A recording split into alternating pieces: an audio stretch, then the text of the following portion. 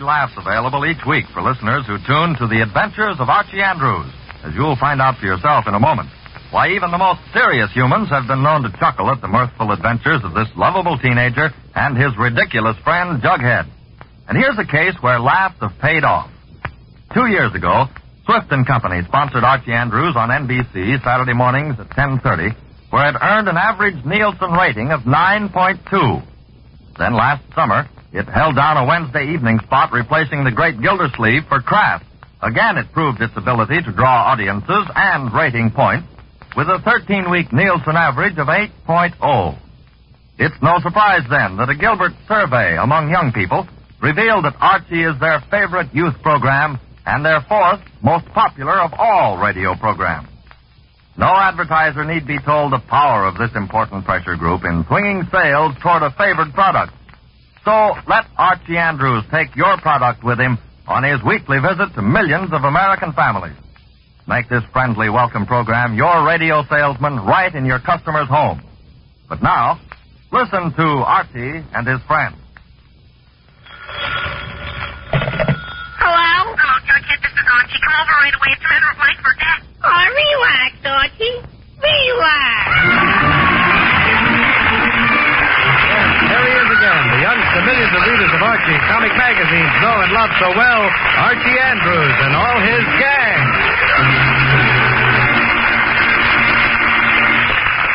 And now for our weekly visit to Riverdale.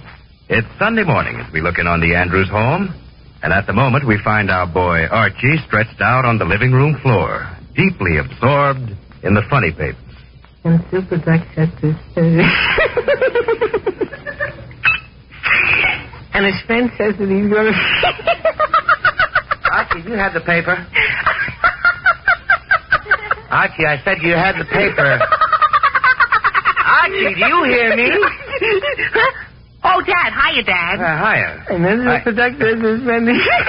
Archie, would you please take your nose out of that funny paper for a minute? Nothing can be that funny. Oh, but it is funny, Dad. You see, Super Duck says to his friend Archie, at that the he's moment, going... I am not interested in Super Duck.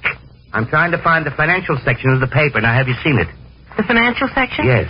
With the real estate news in it? Yes. And all the classified ads? Yes. And the stock market reports? Yes. I haven't seen it. You haven't seen it? Oh, fine. Archie, are you sure you haven't seen it? Well, sure he hasn't seen what, dear? Oh, Mary, I'm looking for the financial section of the paper, dear. You're sitting on it. Mary, I know that as well as I... You're sitting on it. Oh, good grief. I guess I was sitting on it, wasn't I? Yes. But, Fred, what I want to know is, what would you like for dinner? Dinner? We just finished breakfast. Oh, Fred, that was almost 2 hours ago. And if I don't start cooking dinner now, it'll never get done in time. Yeah, I'm hungry already. Archie, be quiet. Mary, I have an idea. Yes? Suppose you don't cook any dinner today. Don't cook any dinner? Huh? On Sunday? But, Dad, I'm hungry. I'm a grown boy. I can't go without... Archie. Yes, Dad. Mary, suppose we go down to Henderson's restaurant on Main Street and have our Sunday dinner out today. Sunday dinner out? Uh-huh. Fred, do you mean it? Yes, Mary, I do.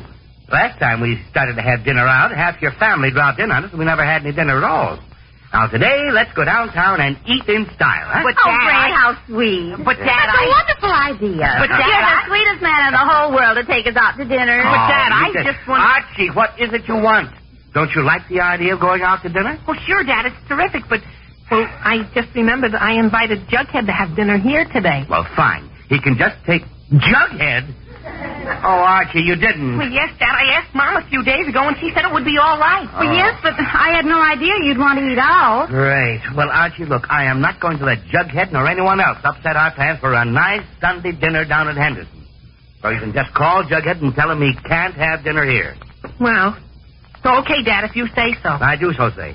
And now, Mary, go put on your best dress and hat and powder your nose. Okay. Today, the Andrews are dining out in style.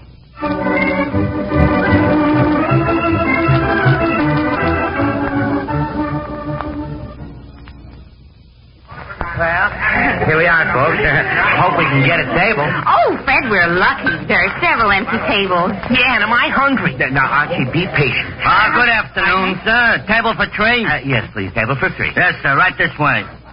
Come on, Archie. Come on, Mary. I am, Dad. Boy, am I starved. Here you are. Nice table for three. That's fine. Fred. Huh? This is a little too near the door. We'll be sitting in a draft. Well, maybe you're right. Waiter, do you have another table? My wife thinks this is too near the door. Too near the door? Okay, mister. There's another table right over here. Come on, Archie. I am, Dad. And boy, am I starved. Yeah. Here you are, son. Nice table for 3, not too near the door. Fine, and thanks. Fred, Huh? that's too near the kitchen. We hear all the noises and smell all the food. Oh, all right, Mary. Waiter, my wife thinks this is too near the kitchen. Oh, she does, huh? Very well, sir. I have another table right this way. Come on, Archie. Come on, Mary. He's giving us another table. Yeah, and am I starved? Here you are, sir. A nice table for 3, not too near the door and away from the kitchen. Yeah, this is fine. Yes, sir. This table's right under that fan. But, Mary, I Fred, do you want your napkins and soup blowing all over the place? Well, I can't. Fred. All right, dear. Waiter. My wife says this table is too near the fan. Too near the fan. Mister, look, do you want to buy this table or just have dinner at it? I'm just going to have dinner at it, and I don't see the need for sarcasm. Fred, don't start any argument. Mary, did you hear what This he table said? is as good as any other. Good as any... But you were the one who's... Oh, me, what's the use? So do you want this table or not? Yes, waiter, yes. We'll take this table. All right. Well, glad you made up your mind. Yes. Glad I made up my mind. Mary, Me too. I'm starved. All right, Archie. You don't have to say it 10 times. But I only Here are said your that menus, sir. Oh, thank you. I'll take your menu, Archie. Oh, thanks, Dad. Here you are, my dear. Thank you, dear. Hey, this looks good. And boy, am I... Archie. Okay, Dad, okay. Ready to order now, sir? I don't see why not. Mary, what would you like? Just a minute, dear. I'm still looking. All right, dear. Archie, see anything you like? Not yet, Dad. Well, waiter, I'll give you my order while my wife and son are deciding. Good. I'll take this porterhouse steak smothered in onions and... huh? That's $4. I know it, dear. I'm sure the roast beef is just as good, and it's much cheaper. Mary, I don't... Fred, for $4, I can feed the whole family. Oh, yeah, all right, dear. Waiter, give me the roast beef, please. I thought you said porterhouse steak. Yes, but my wife changed my... I changed my mind. I want the roast beef. Roast beef? What vegetable you want, peas or carrots? We're all out of carrots. I'll take the... All out of carrots? Well, I'll have to take peas. Right. Peas. Peas. What kind of potato? French fried, boiled, or baked? We're all out of baked and French fried. Oh, great. I'll take the boiled potato. Boiled. Now, what do you want for dessert? Oh, some pie, I suppose. Apple, lemon, or huckleberry? Which one aren't you out of? Well, I'm pretty sure I saw some apple out in the kitchen. All right, make it apple. Or was that a piece of lemon pie? Okay, make it lemon Or maybe pie. it was huckleberry. Mister, make it huckleberry. I don't care. Come to think of it, we're all out of pies. Great. Waiter, perhaps we should have come down here with a picnic lunch. Oh, that'd be silly. You could stay home and been comfortable. Yes, I'm beginning to think that's what we should have done. Look, just bring me a couple of donuts. I don't Couple of donuts. Plain or sugar? Let's not go into that again. Any kind you're not out of. Yes, sir. I'm glad that's settled. Now, Mary, what would you like, dear? Well, I'm still trying to decide, dear. Great. Archie, you made up your mind yet? Oh, sure, Dad. I think I'll have some of these pig's knuckles and sauerkraut. Yes, sir. Pig's knuckles and... Archie! Huh? You'll have no such thing. There's a dozen better dishes on that menu than pig's knuckles and sauerkraut. But I like pig's knuckles and sauerkraut. I always... Never mind whether you like them or not. They'll make you sick. Now, you order something sensible. She was okay. I'll have the cold lobster. All right, one cold... Archie, you do no such thing. But, Mom, I like cold... Archie, it'll make you sick.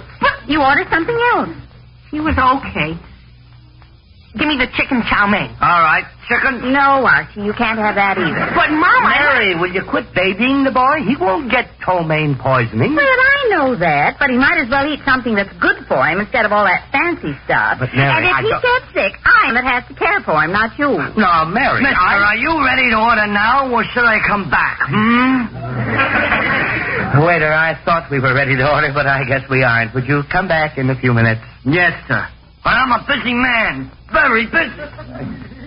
Mary, why do you have to start picking on... Fred, I'm not starting anything. I simply will not have that boy filling himself with pig's knuckles or cold lobster. All right, dear. But we can't spend all day making up our minds. That waiter is a very busy man, he said. And he's getting a little annoyed with us.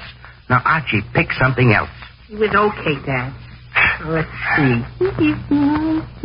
This fried chicken sounds good. All right. Any objections, Mary? No, chicken's fine. All right. What are you having, Mary? I think the lamb chop. All right. Now we're all set. Now, where's that waiter? Over there, Dad. You better call him, dear. Yes, dear, I am. Waiter. Waiter.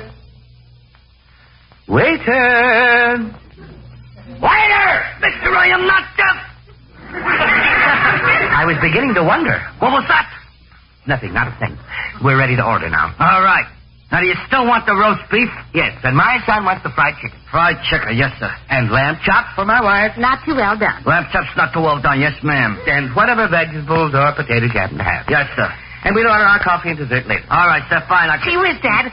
Can I change the fried chicken? Change it to what? To spare ribs. I just saw the spare ribs, and boy, do I love spare ribs. Oh, is that all right with you, Mary? Oh, I suppose so. All right, waiter, make that spare ribs instead of fried chicken. Yes, sir, spare ribs instead of chicken. All right, sir. Oh, gee whiz. Archie, what now? Well, I just noticed they have hamburger steak. Now, Archie, Fred, let him have what he likes. Oh, me.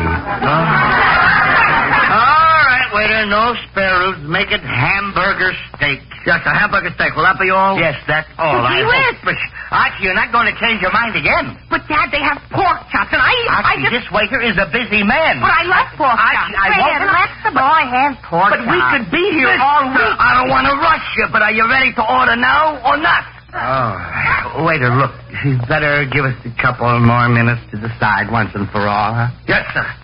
Few more minutes. I don't know why people can't make up their minds. Now, Archie, listen to me. I can see there is something I have to explain to you. Yes, Dad. Now, son, this is a restaurant, not your own dining room. That is a waiter who works for a living, not your mother who rushes out to the kitchen to get you whatever you like. Gee whiz, Dad, I know that. And for Pete's sake, make up your mind what you want and stop all this nonsense. If we keep this up much longer, that waiter will put arsenic in our food, and I won't blame him. Okay, Dad, okay. Okay. Now, in the past 2 minutes, you changed from fried chicken to spare ribs to hamburger steak to pork chops. Now, just what do you want to eat? Pig's knuckles and sauerkraut. Archie, your mother said you can't have that. She was okay. Make it the fried chicken. All right. Now, why didn't you say that 10 minutes ago? Oh, Fred, there's the waiter. Better catch him. Oh, all right. Waiter! Mister, please, not so much noise. But I only wanted to... Are you ready to order now? Yes, waiter. We're ready to order. I want the roast beef. Roast beef. My wife wants the lamb chops. Lamb chops. My son wants some... Hello. Oh, good grief. Jughead. What'd you expect? The fat man? Oh, fine. No, Jughead, I did not expect the fat man, nor the skinny man, nor you either. She was hiya, Jughead. Hi, hello, Jughead. Oh, hello, Mrs. Andrews. Jughead, what are you doing here anyway? I come over to have dinner with you. Oh, good. For a minute, I thought you were... Have dinner with us? Jughead, what are you talking about? About having dinner with you. Archie told me to come down here for dinner. What? Archie, did you tell Jughead that? Well, gee whiz, sure, Dad. You told me to tell him he couldn't have dinner at our house, so I told him to meet us here. Oh, good grief. Archie, I meant you should invite him for dinner some other Sunday, not to come down here. I didn't mean... here now. Don't make a scene. Mary, I'm not making... Are you ready to order now or not? No, waiter, I guess not. Not until we settle something. Please give us just a few minutes more. Yes, sir. Very well, sir. Few minutes more. Why don't some people stay home? Now, Jughead, I want to explain to you. Fred, there's nothing to explain. The boy's here, and you can't send him home. What would his parents say? Why, they just say that we... Oh, me. All right, Mary. Jughead, you may have dinner with us. Thank you, Miss Andrews. Don't mention it, please. Now, pick up that menu and choose something you like, and don't be all day about it. I won't. I want the porterhouse steak. All right. Porterhouse steak? Jughead, that steak costs $4. Fred, don't be rude. Rude? Mary, it's $4. The boy is our guest. But you can't discuss money now. But $4. Fred. All right, Jughead. You may have the porterhouse steak. With onions. All right, with onions. Oh, as soon as I get that waiter back here, maybe we'll finally get to order some food. Oh, by the way, did Veronica get in touch with you? Veronica? She was no. Why? Where the dickens is that guy? I saw her this morning, and she said she was going to call you about something important. He'll be here in a minute. Something important? Maybe she's trying to call me right now. Waiter. I better go call her. Waiter. Archie, where are you going? Waiter. Call Veronica, Mom. I'll be right back. Waiter! Mister, not so much noise. As I told you before, I'm not deaf. Yes, waiter, I know. I happen to be a very busy man. Yes. Very busy. Yes, I understand. And I happen to be getting to be a very hungry man. That's no fault of mine. Now, are you ready to order? Yes, waiter. We certainly most are ready to order. If we wait any longer, we'll all be dead of malnutrition. Now, my son's friend here wants a porterhouse steak. Ain't you Hyman Jones' nephew? That's right. See, you're Mr. Thompson, aren't you? Oh, fine. Look, wait. Whoa. So you're Hyman's nephew. Whoa. You sure have grown. Yes. I'm growing all the time. Oh, me. Waiter, What was it they called you? Pinhead? Slughead? Jughead. Oh, yeah, Jughead. Yeah, I remember now, yeah. My real name is Forsyth P. Jones II. Yeah. Your Uncle Hyman's very proud of you, you know. Hyman says you're the smartest one in the family. Oh, great. Look, waiter, would you mind? And how is your Uncle Hyman? Oh, he's fine, thanks. Is he working yet? No, but he expects to find something any year now. Yeah, same old Hyman. Waiter, How's your father? Fine, thanks. And your mother? Waiter, I'm Fine, starving to... thanks. And your Aunt Sophie? Fine. Waiter, look! How long is this family reunion going on? We want to eat. You want to eat? Yes. You want to eat? Mister, look, I've been waiting to take your order for 20 minutes. Waiter, I've been trying to give you our order. Now, if you're ready, I'll order, and you and Jughead can go through his family album some other time. Okay. Okay. I want the roast beef. My wife wants lamb chops. Jughead wants the porterhouse steak. My son wants, Archie, what did you finally decide you want? Good grief, where is Archie? Oh, Brady went to make a phone call. Phone call. Mary, who's he calling at a time like this? It's Veronica.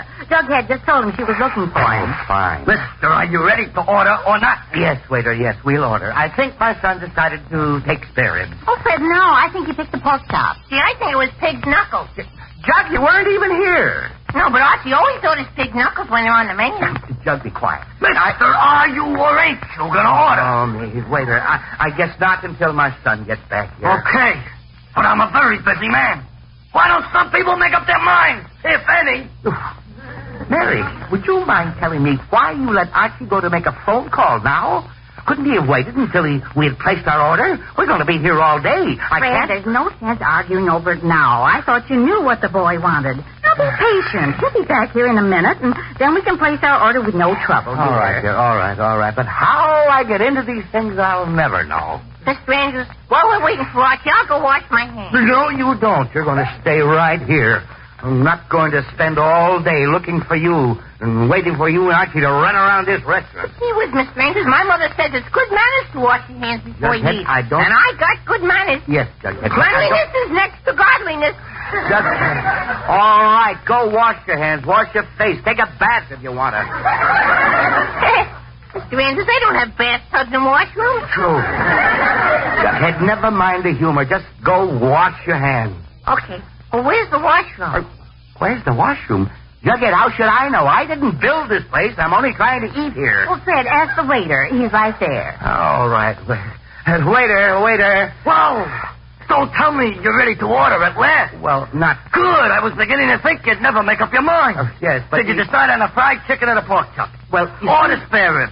I got all the other orders, so just tell me what you like. The washroom. Yeah, with or without gravy? The washroom?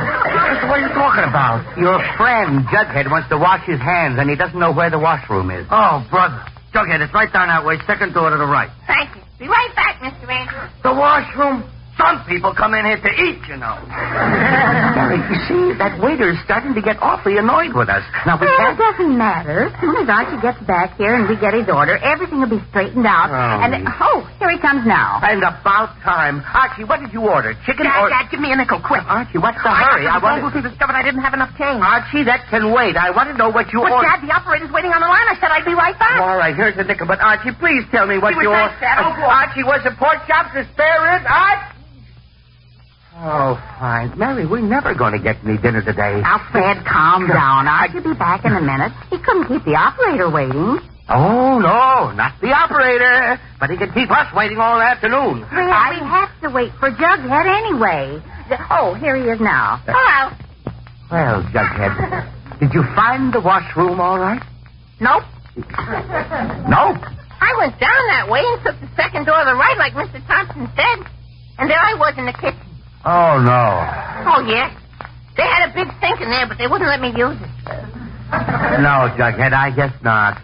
You see, they have other things to do in the kitchen than let you wash your hands. Yes.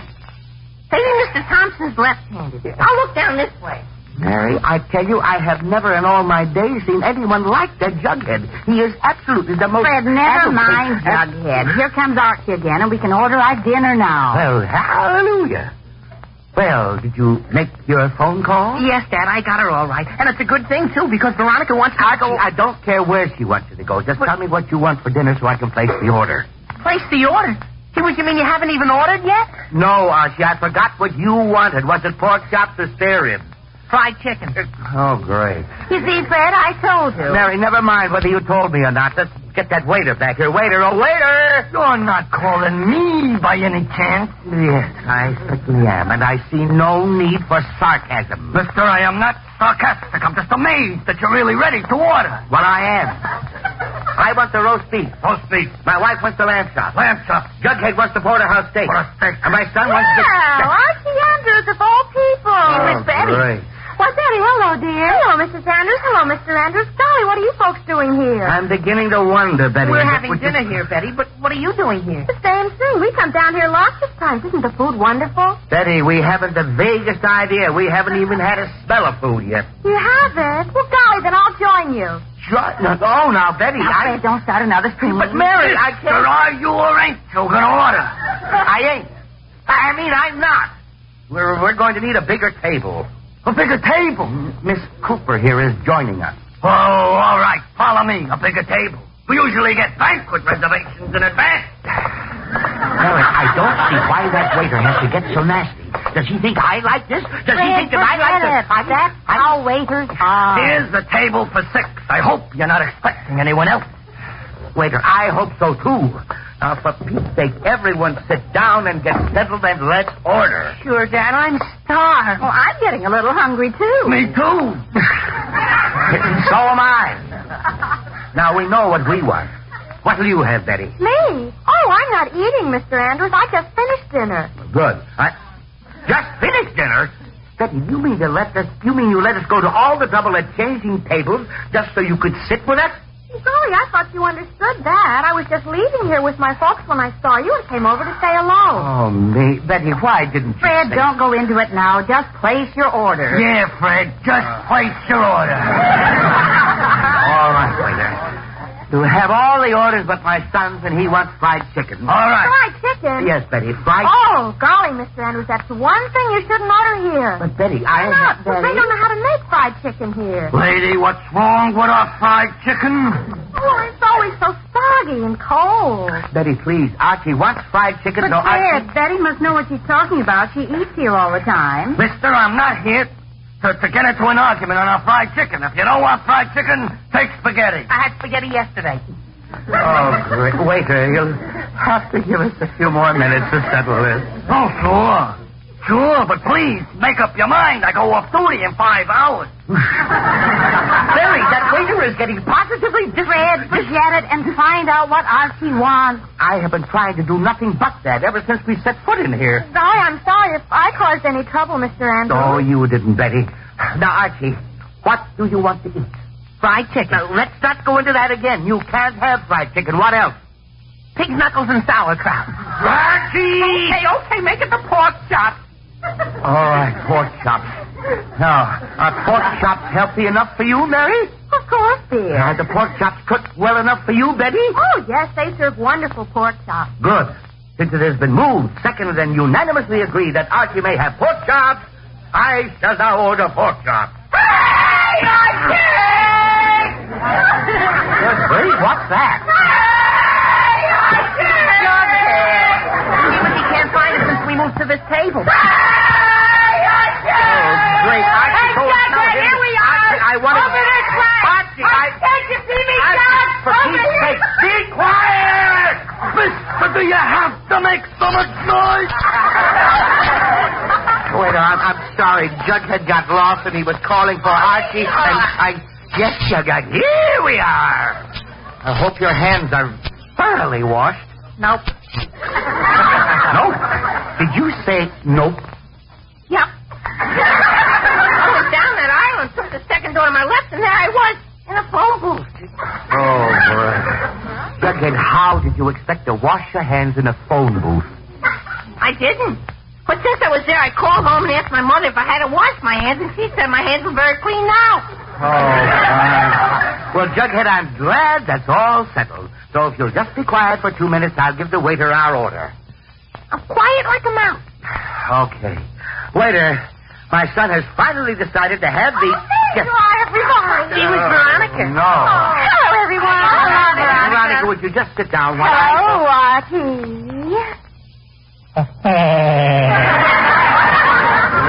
Archie, I want... Hi, y'all, Archie-kin.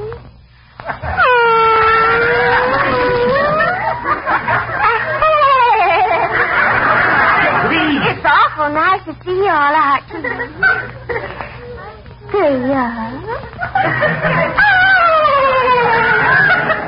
Mister, what the dickens is tickling this kid? Waiter, I've been trying to find that out for years.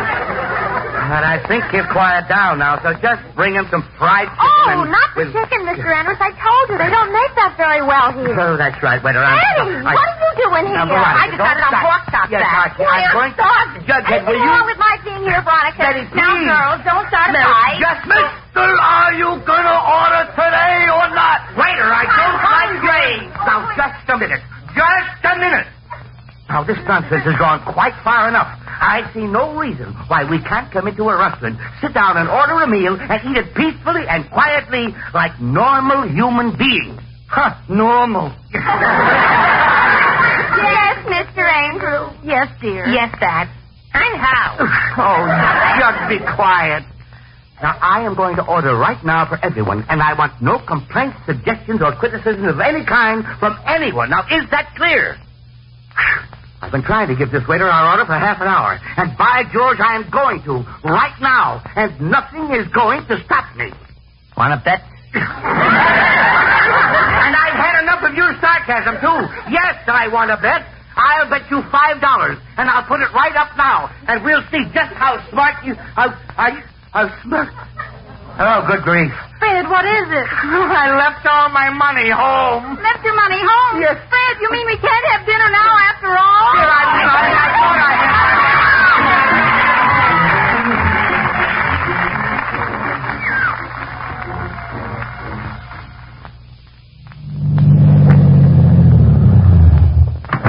Well, we're home again. Yes. And I don't know when I was so glad to be here. Oh, Mary, I feel exactly the same way.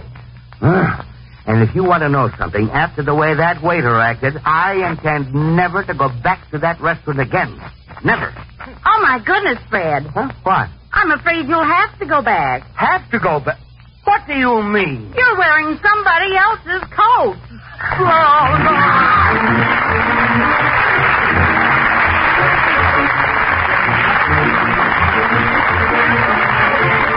You've been listening to another chapter of The Adventures of Archie Andrews, written by Charles Jampel and based on the copyrighted feature appearing in Archie Comics magazine. Archie is played by Bob Hastings, Jughead by Harlan Stone, Mom and Dad Andrews are played by Alice Sherman and Arthur Cole, Veronica and Betty by Gloria Mann and Rosemary Rice. This program is produced and directed by Kenneth McGregor.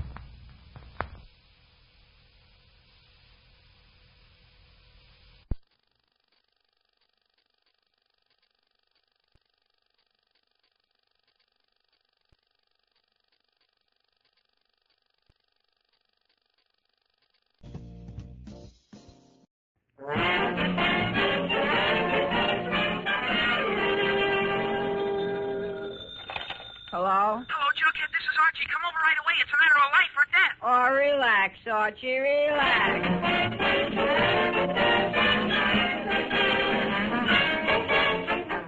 Yes, indeed, it's time for Archie Andrews, his family and his friends. Archie, Jug, Mom, Dad, Betty, Veronica, and all the gang in the little town of Riverdale. They're all familiar to millions of readers of Archie Comics magazine, and now they come to radio. So relax, folks, relax.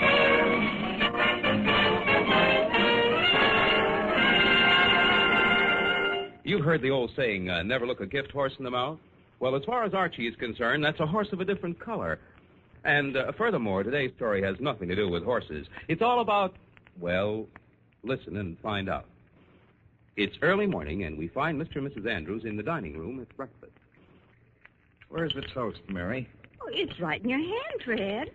Oh, yeah. Oh, I'm all mixed up. Now, dear, you'll just have to relax. Yeah, I know, but I haven't got much time this morning. I have to be in the office in 10 minutes and clean up my work and meet the 11 o'clock train. Well, goodness, you don't have to swallow your toast in one piece. You'll get indigestion Well, again. I can't help it, Mary. Mr. Lodge has appointed me a committee of one to meet Mr. Hotchkiss and show him around the school.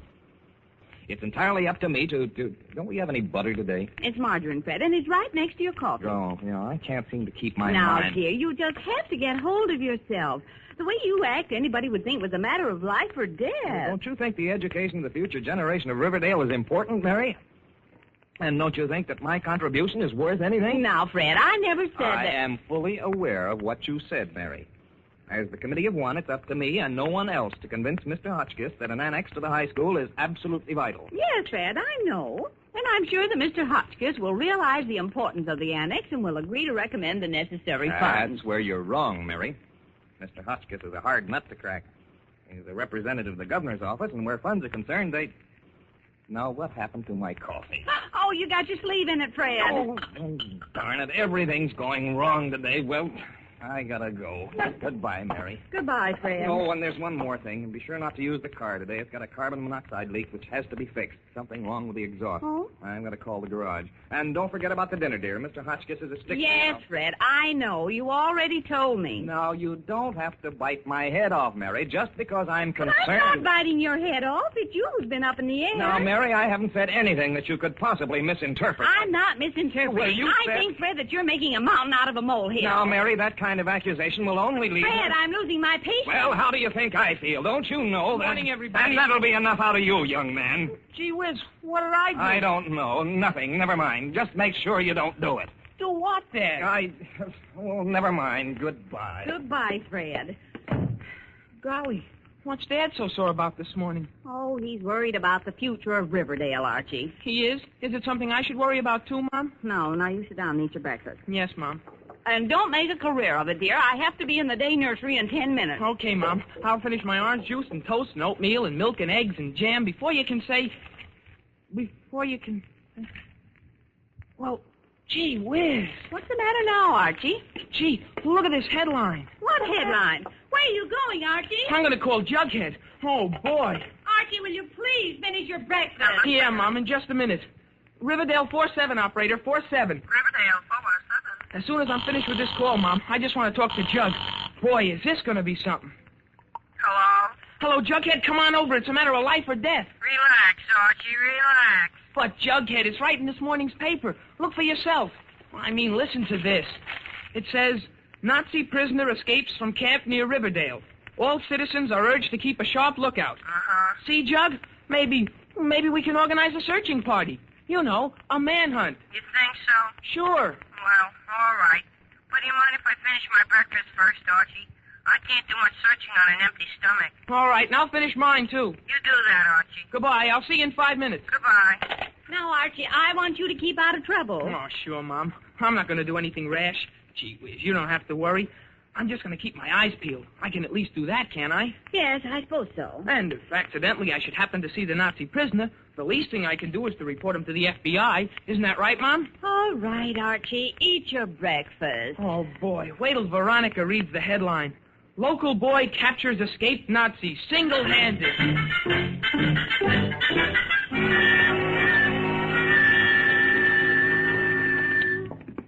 Are you sure the paper said the escaped Nazi prisoner was in Riverdale, Archie? Golly, would I be telling you a thing like that if I wasn't sure? Of course I'm sure. Yeah, but the war with Germany is over. What's that got to do with it, Jug?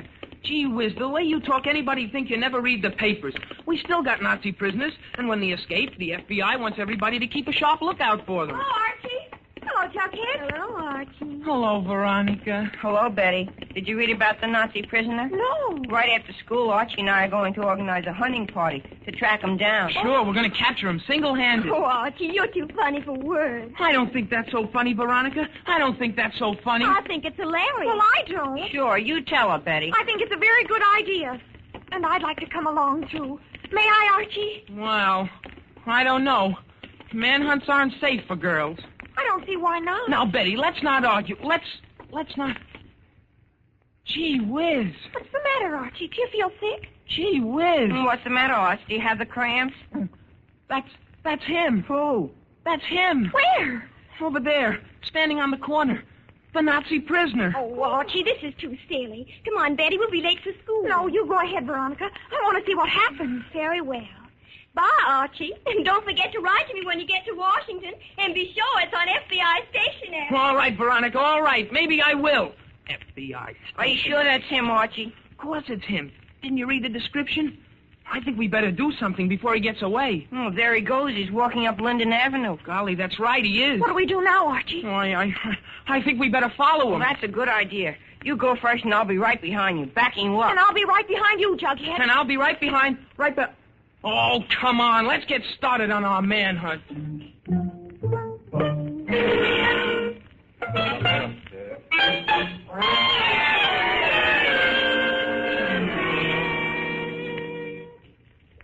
Look at that. I'll bet he's planning to hide in the high school. What's he doing now, Archie? Can you see? He's trying the door to the gym. Oh, boy, maybe he's thinking of blowing up the school. Oh, Jughead. Oh, come on, Archie. We better go in. You know what happened the last time we were late. Mr. Weatherby... Now, listen, Jughead. What's more important at a time like this, Mr. Weatherby or the Nazi prisoner? Gee whiz, if we don't do something right away and let him blow up the school, there won't be a Mr. Weatherby. What are we going to do, Archie? I'm going to capture him. How? How? Yes, how? Don't rush me, Jughead. I'm trying to think. Well, maybe he has a gun. That's right, Archie. Anyway, it's 9:30. All right. If you don't want to help me, then I'll do it alone. Oh, of course we'll help you, Archie. Won't we, Jug? Well, all right, we'll help you, Archie. What do you want us to do? No, I don't know exactly. Well, maybe we better tell Mr. Weatherby and let him do the capturing. And let the Nazi escape in the meanwhile? Besides, what would Veronica think? I mean, gee whiz, I don't want it to think... I want to prove that I'm We know what you mean, Archie. You do? You do? Yeah, we do. Well, I still want to know how you're going to capture him, Archie. I got an idea. Why don't we tie him up? Tie him up? With what? With rope, of course. Hey, that's a good idea. Why didn't I think of it before? Betty, you go in the gym through the back way and get some rope. I think you'll find some underneath the benches on the far end. And get one of the football blankets. What's that for? To throw over his head, of course, so he won't see. Oh. Then all we have to do is sneak up behind him, tie him up, and I'll go and get our car and we'll deliver him to the police. Do you want me to go now, Archie? Sure, and come back as soon as you can. All right.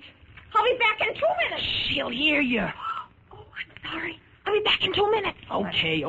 I still think it would be better to tell Mr. Weatherby and let him do the capturing. Gee whiz, Jughead. Sometimes I think you're scared of your own shadow. Who said I'm scared? Who? I did. You take that back, Archie Andrews. I won't. All right, Archie, if that's the way you feel about it, I'll just go inside and leave you here. All right, go ahead. See if I care. Betty and I'll do it alone. All right. All right. All right. All right. I'm going, Archie. Go ahead, I don't care. And don't ever talk to me again, Jughead. Not ever? No. Then give me back my quarter. I haven't got your quarter. I'll give it to you tonight. Archie, I've got the rope and the football blanket. All right, let's sneak up behind him. Well, wait, Archie, I'm going with you. Who said you could come, Jughead? Who said? I did. All right, then come on. Gee, thanks, Archie. Now he's walking to the front entrance. I got an idea. You run in front of him, Betty, and distract his attention. Then Jughead and I'll rush up behind him, throw this blanket over him, and start tying him up. All right. Goodbye, Archie. Remember me if I should get killed. Sure, I will, Betty. Yoo-hoo! I'm Hickers! That's a friend! Okay, I got him. All right, Jughead. Start tying him up. Let him drag him inside the gym. Oh, boy, wait till Veronica hears about this. Will she be surprised?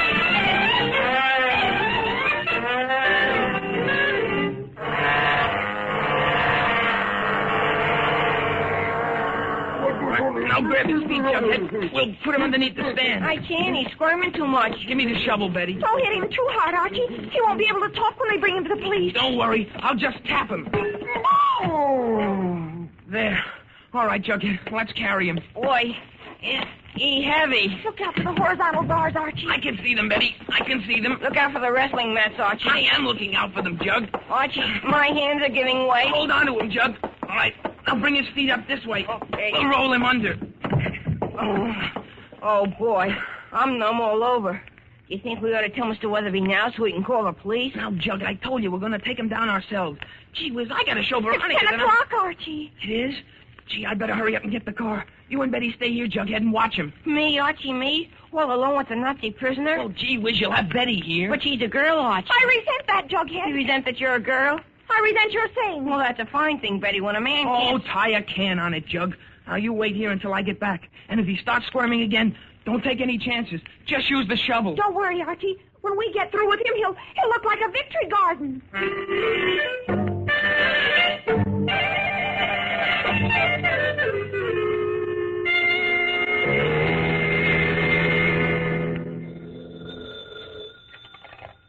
Hello?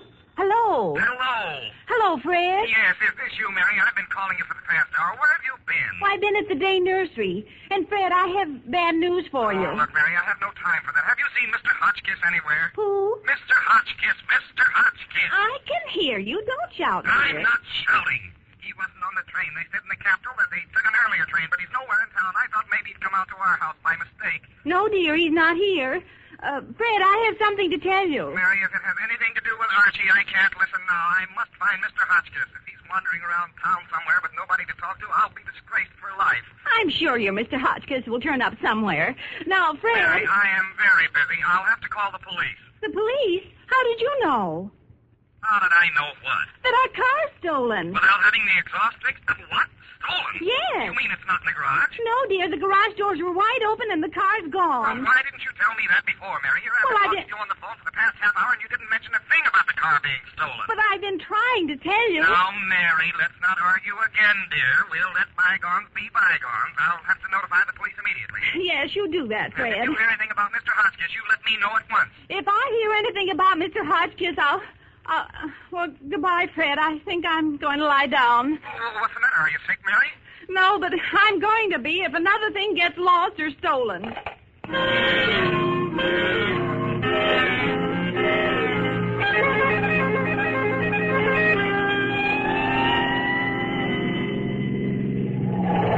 Take it easy, Archie. You nearly hit that car. I saw him. You don't have to tell me how to drive. He's wriggling again, Archie. Oh, gee whiz, keep the tire over him. I am, but he's wriggling anyway. Let's hit him again with the shovel. Now, take it easy, Jug. We got to bring him in good condition. Well, he's not in such good condition anymore.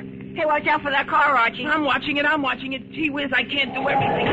Oh, boy. Now you did it, Archie. Now you did it. I told you to watch out. Oh, golly. Here comes the driver of the car you hit. Oh, golly. He's carrying a monkey wrench. You sure fixed it, Archie. It's 12 o'clock and we haven't been to school and you just crashed into a car. We have a Nazi prisoner tied up in the back. Boy, are we going to get it?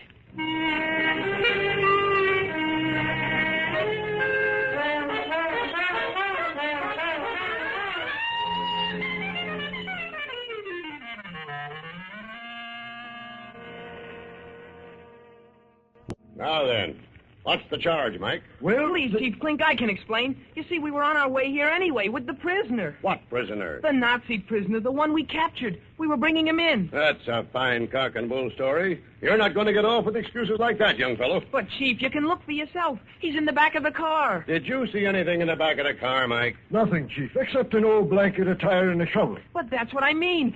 That's him. That's enough out of you. Go ahead, Mike. I demand justice. These kids are deliberately and maliciously demonstrating. And that's enough out of you, too. Now, go ahead, Mike. Well, it was about 11:27 a.m. Or maybe it was a little later, or maybe a little sooner. Go on. Well, I was walking my beat as usual, except that I stopped in the cigar store on the corner of Fountain Avenue to investigate a complaint about a noise that a woman made because she says there was unnecessary disturbance. Get to the point, Mike. Well, the point is, this young fella here smacked his car into this guy here, and he had no driver's license. That's right. And I demand that these kids be prosecuted to the fullest extent of the law. Now, just a minute. Please, Chief Clink, you gotta listen. The Nazi prisoner... Now, just a minute, young man. I demand that these kids be punished. It's getting so it ain't Now, safe. just a minute, Believe it, mister. Mr. Clink. Archie's telling you the truth, and... Now, golly, just a minute, miss. Besides, we're late for school and Mr. Weatherby... Now, just a minute there. You can even call my father and ask... Quiet! Quiet! You too, Mike. Yes, sir. Now, let's get to the bottom of this. If you'll only call my father. I intend to do that. And furthermore, I intend to call the judge and the truant officer and the principal of your school. Mr. Weatherby, will that be necessary, Chief? It will be. Oh. Hello? Chief Clink speaking. Yes? Oh, yes, Mr. Andrews. Oh, boy. What's the serial number? Z2365J. A black sedan with a dent in the front fender. Stolen this morning. Chief, that's the car with these kids. That's the license number. Just a minute. What did you say, Mike? I said that's the car those kids were driving. Are you sure? Look at the registration card. Quite a coincidence, Mr. Andrews. We just caught your car thieves. 3 of them. And your car is right here in front of the police station. Yes, sir, Mr. Andrews. We'll hold them all right. Mr. Clink, Chief, we can explain. I can explain That'll be enough excuses out of you. Mike? Yes, sir. Lock them up. Yes, sir.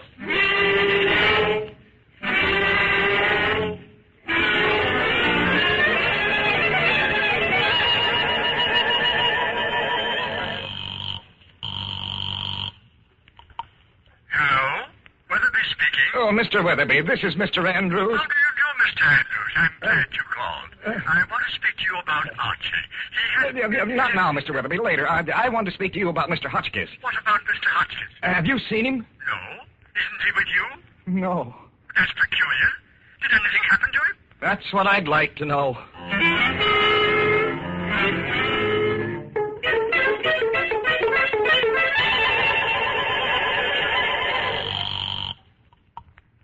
Hello, Lodge speaking. Oh, Mr. Lodge, this is Mr. Andrews. Oh, hello, Andrews. I've been waiting for you and Mr. Hotchkiss. Where are you? Mr. Hotchkiss didn't by any chance come directly to you, did he? Why, no. Isn't he with you? No. Why, what happened to him? That's what I'd like to know.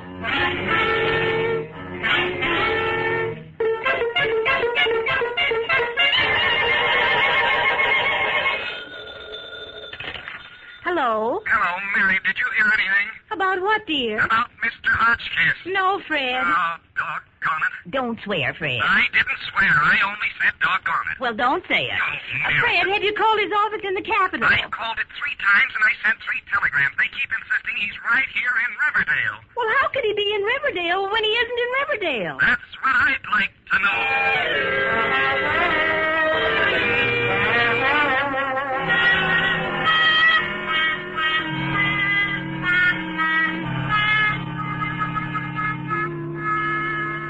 What time is it, Archie?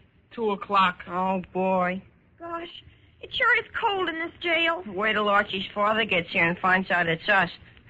It'll be warm enough then. Do you have to remind me, Jug? Do you have to remind me? He's your father, isn't he? Sure. And it's his car, isn't it? Sure. And it was your idea capturing the prisoner, wasn't it? I know it, Jug. I know it. All right, then I'll keep reminding you. Oh. Your father is sure taking his time about getting here, Archie. And that's a fine thing. That's all I have to say. We start out by capturing a Nazi prisoner, we end up prisoners ourselves. That's a fine thing, Archie Andrews.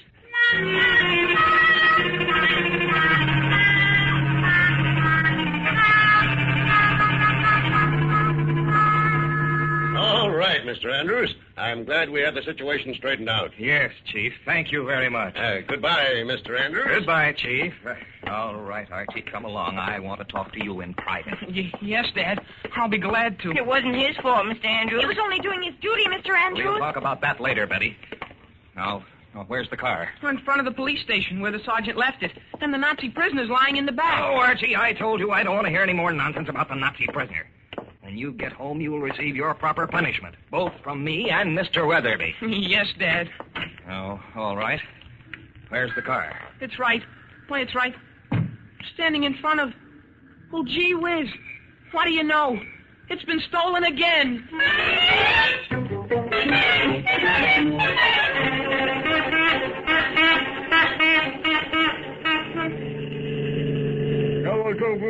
Quiet, you. Or I will put a bullet through your head right now.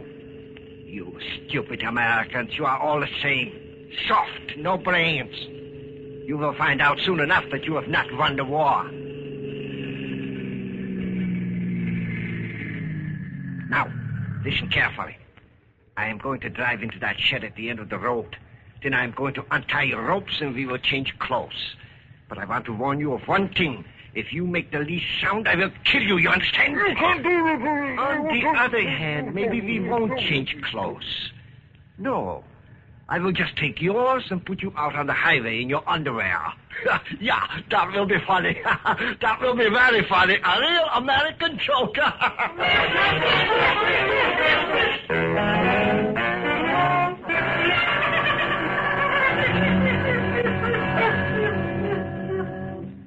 You say your car was right in front of the police station and it was stolen? Sure. Don't you remember?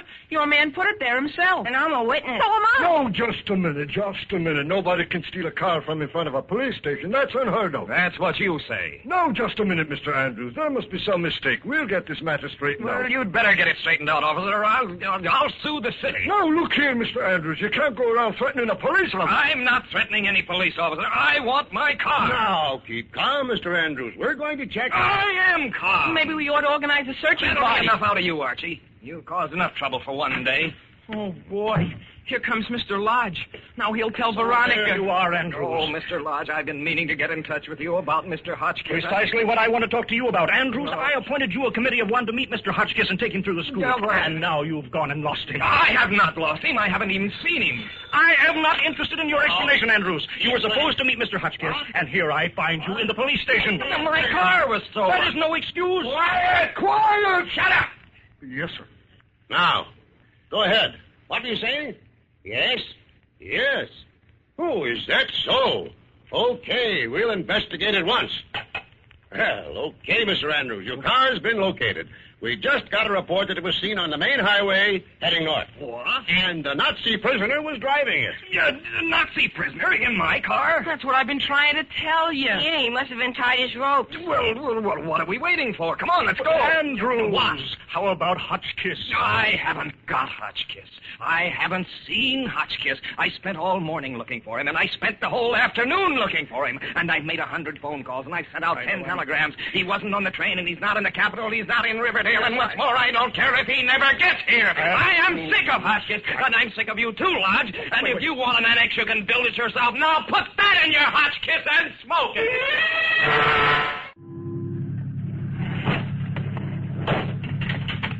Now, you American pig, come out. Come out. So, I will take off your ropes now. Remember what I told you.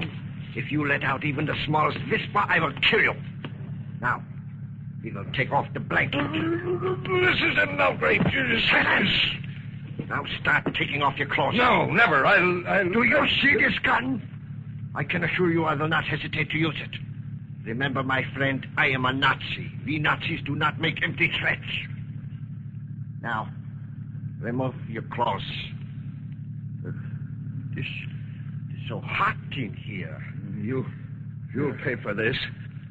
You and everybody in this town, particularly those nasty kids. Don't talk so much. You are wasting time. I feel so sleepy. I guess it is because... Here are the pants. All right. Now start with your other... I think I will sit down. Yeah. So will I. Don't try to run away. I can see you. Well, I can see you. Me too.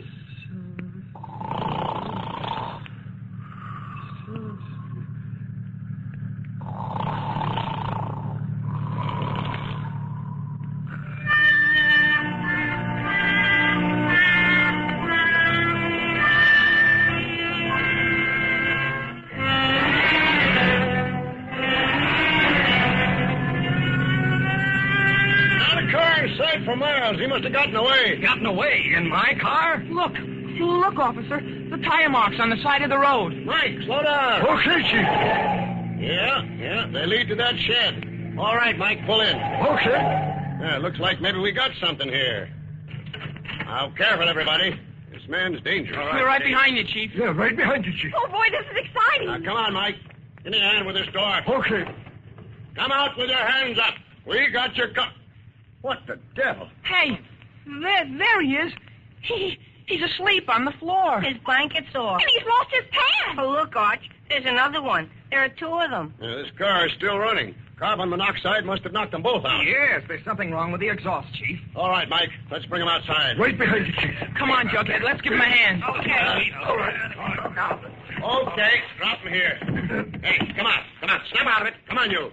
Where am I? Why, Mr. Hotchkiss. Hotchkiss? Who's Hotchkiss? This gentleman. He's the representative from the governor's office. We've been looking for him all day. Oh, boy. Then this other bird must be the escaped Nazi. Oh, my head. Oh, Mr. Hotchkiss, what happened? Those kids. That's them. They kidnapped me. Oh, boy. Archie, I think I'm going home. I just remembered something I had to do right away. I don't understand, Mr. Hotchkiss. I mean, finding you here. We've been looking for you all day about the annex. Andrews, I want you to know that after what these kids have done to me, I'll never consent to an annex. Never. Look at my hair. It's half gone. Oh, boy. Can't we go home, Archie? Mr. Hotchkiss, if you will only tell us what happened. I'll tell you what happened. After I have those kids arrested for assault and battery and kidnapping. Oh, boy. Well, Archie, what do you know about this? Me, Dad? Me? You explain yourself at once. I'll tell you what they did. They kidnapped me from in front of the school. They beat me over the head with a shovel. Mr. Hotchkiss, here are your pants, and let me shake your hand. What? Shake my hand? What for? Is this another trick? Capturing that Nazi prisoner must have been quite a job. But I never... No, no need being modest, Mr. Hotchkiss. You deserve all the credit. I do? Of course. You'll be a national hero. Pictures in all the papers. Well, of course, it was a rather difficult job. You bet. Say, how did you ever do it? Did you know he had a gun? Oh, of course. He threatened me with it.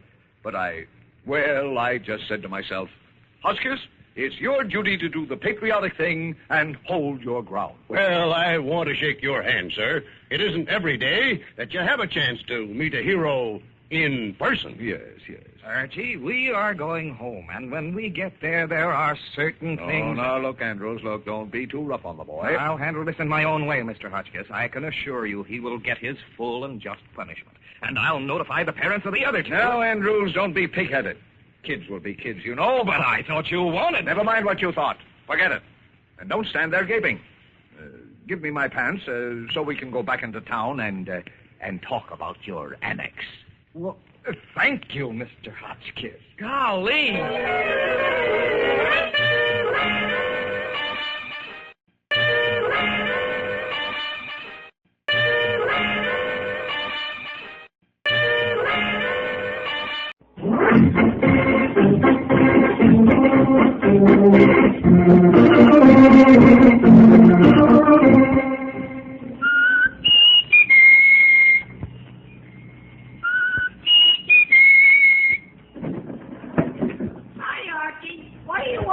Come on out right away, Jughead. It's a matter of life or death. Relax, Archie. Relax. Yes, here he is again. The youngster millions of readers of Archie Comics magazine know and love so well. Brought to you by Swift & Company, makers of Swift Premium Franks and Swift Brookfield Sausage. Archie Andrews and all his gang.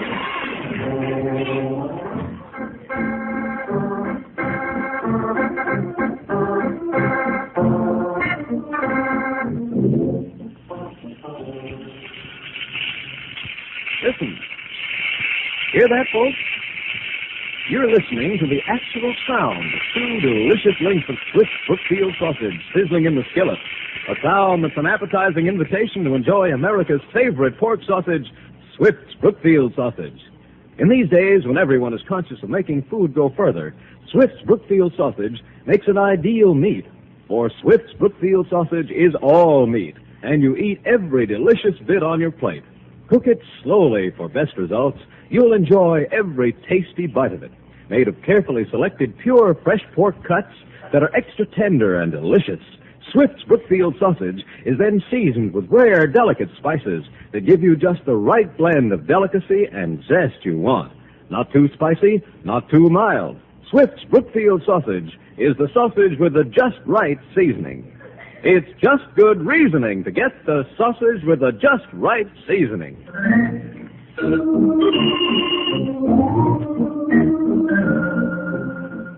And now for our weekly visit to Riverdale. It's Saturday afternoon as we look in on the Andrews home, and at the moment we find Mr. Andrews alone in the living room, sitting in his favorite armchair, reading the newspaper. I'm scolding my little son for his the cake. I said he would have to be more mannerly if he asked if someone to pass the cake to him. He replied, "Oh, Mommy, what does manners get you?" Every time Daddy gets polite in the train or bus, it costs him his seat. Yes, dear. Telephone's ringing. Yeah, I hear it. Well, answer it. Well, Mary, I'm reading my... Yes, dear, I'll answer it. Oh, mumble fine singer. Hello? Hello, Mr. Andrews? Yes. This is Veronica. Is Archie home? Oh, hello, Veronica. Yes, Archie's home. Did you want to talk to him? No, I don't. No, all right, I'll call it. Oh, you don't? That's right. I thought you just gave him a message for me. Oh, of course, Veronica. What is it? Well, Archie was supposed to come over here this afternoon at 3 o'clock. Yes? But ask him to make it 4 o'clock instead. 4 o'clock instead. I'm going down to Stacy's department store to do some Christmas shopping this afternoon. And this is about the last chance I'll have. All right, Veronica, I'll tell him. Thank you, Miss Andrews. Oh, but don't tell him I'm going shopping. You see, it's for his present.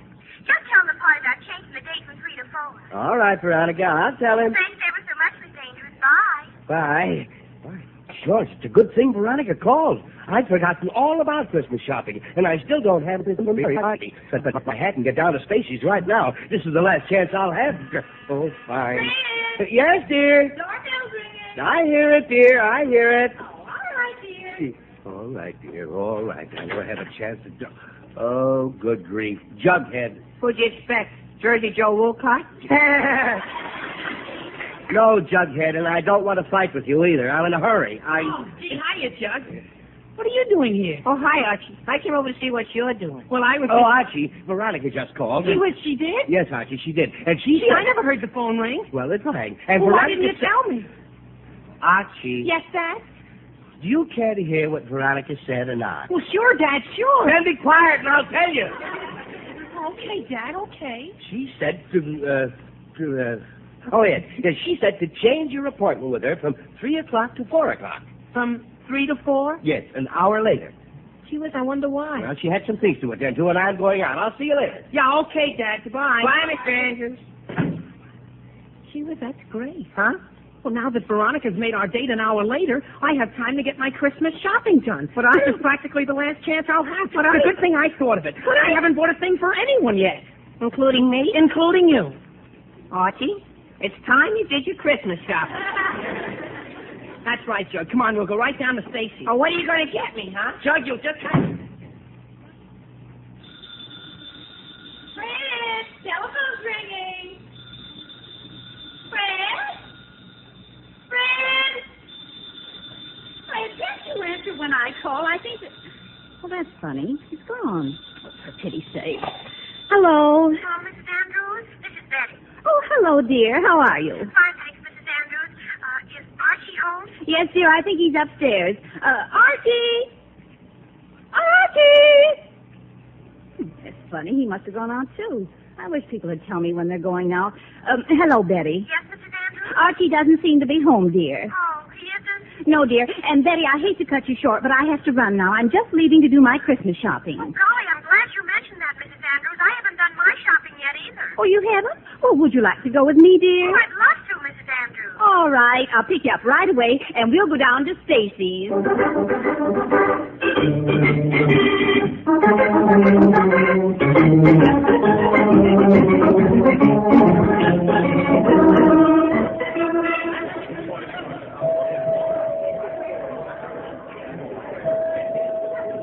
Gee whiz, Archie, I never saw such crowd. Yes, Jughead, but when we got in that elevator and everyone started pushing, did you have to push back? Listen, Archie, in that crowd, even a sardine would have pushed back. Well, never mind. We're here now, and the first thing I want to buy is a compact for Veronica. I wonder where the cosmetic department is. Cosmetic department? Yeah. Gee whiz, Archie, let's go up to the toy department first. Jug, I told you we'll go up to the toy department later. Now, come on. I'll ask that floor walker where the cosmetic department is.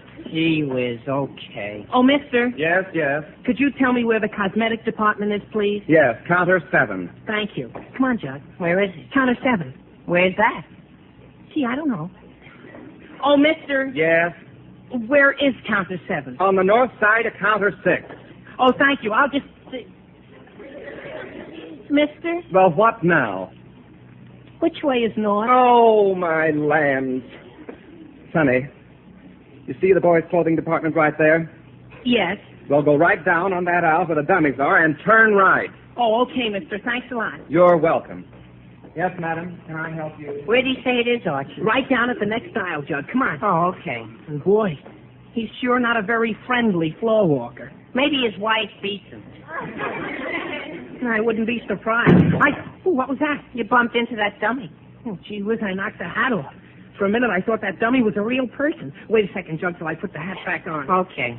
If that floor walker ever saw me fooling around this dummy, he'd probably throw us out of the store or something. Gee whiz. What's the matter? There's Veronica. Veronica? Oh, gee whiz, I don't want her to see me here. She's coming right towards us. Oh, boy.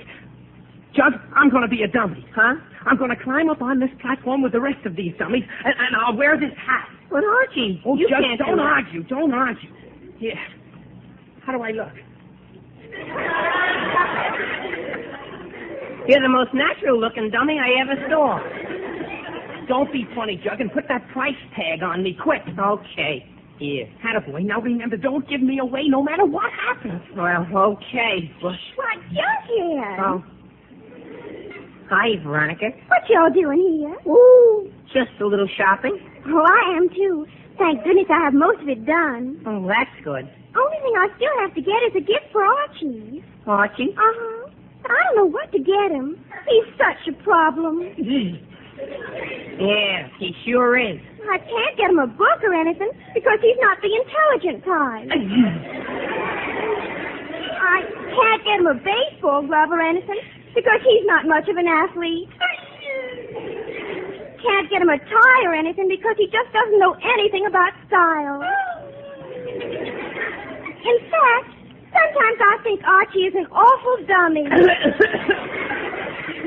But then again, with prices being what they are, there isn't very much you can get for $1. Did you say something, Jughead? Me? Not a word, Veronica, not a word. Oh, well, I better go get some more shopping done. Would you like to come along? Oh, no, Veronica, I can't. I'm meeting someone here in a minute. Oh, well, I'll run along then. Bye now, Jughead. Bye, Veronica. Bye. Okay, dummy, you can relax now. A fine thing. Jughead, help me down off this platform. I've got... She was not now. Huh? Here comes a floor walker. Oh, boy. I better be a dummy some more. Yes, madam. That was good. You can return at any time. Yes, ma'am. Oh, me. Never have I seen such a rush. Never in all my... Land sakes. Who put that dummy here? Oh, boy. Oh, if that isn't the silliest looking dummy I've ever seen. I don't know why that stockroom can't send one that looks at least half alive. I have never seen one with such an insipid expression and such a ridiculous posture. Mister. Yes?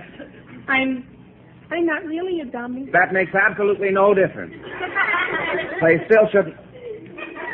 Oh, good heavens, you're alive. Uh-huh. Oh, for pity's sake. Young man, come down off there. Yes, sir. Well, just what were you doing on that platform looking like a dummy? Well, that's a long story, sir. You see, Oh, I was... good heavens, young man. Will you do me a favor? Yes, sir? As soon as you've paid for that jacket, leave the store. Huh? I said as soon as you've finished buying that jacket... This jacket? Yes, that jacket with the price tag on it. You're buying it, aren't you? But this is my jacket. Your jacket. Do you have the sales slip? Well, no, I bought it here last year. And you haven't removed the price tag yet? Remove the... Oh, mister, you don't understand. Young man, I understand perfectly. The price is $14.95, and I want it right now. Oh, but mister... Now, I said. But you don't understand. This is my own jacket. No fooling. Jughead, tell the man this is my jacket, and... Jughead? Young man, are you calling me names? Oh. No, sir. I was talking to my friend. What friend? Well, that's just it. He was here a minute ago. I bet he went up to the toy department. Mister, if you just come up to the toy department, we can find my friend and he'll tell you Young man, I am not going up to the toy department or anywhere else until I have the $14.95 for that jacket. But that's all the money I have, and I just... Oh, wait a minute. Beg pardon? I know. Mister, if I paid you for this jacket, you'd give me a sales slip, and then I could take it over to the exchange department and get my money back, couldn't I? Yes, you like. Oh, Well, in that case, it's all right. I haven't anything to worry about. Here's the money. Thank you. And here's your sales slip. Thank you. You're quite welcome. Good day, sir. Good day. Guess I fooled him. Yes, sir. It's a good thing I think fast. For a minute there, it looked like I wouldn't have any Christmas money. But now all I have to do is take this coat and go to the exchange counter and give them this jacket, and then I'll... Gee whiz. If I do, I won't have any jacket left. Oh, boy, how do I get into these things?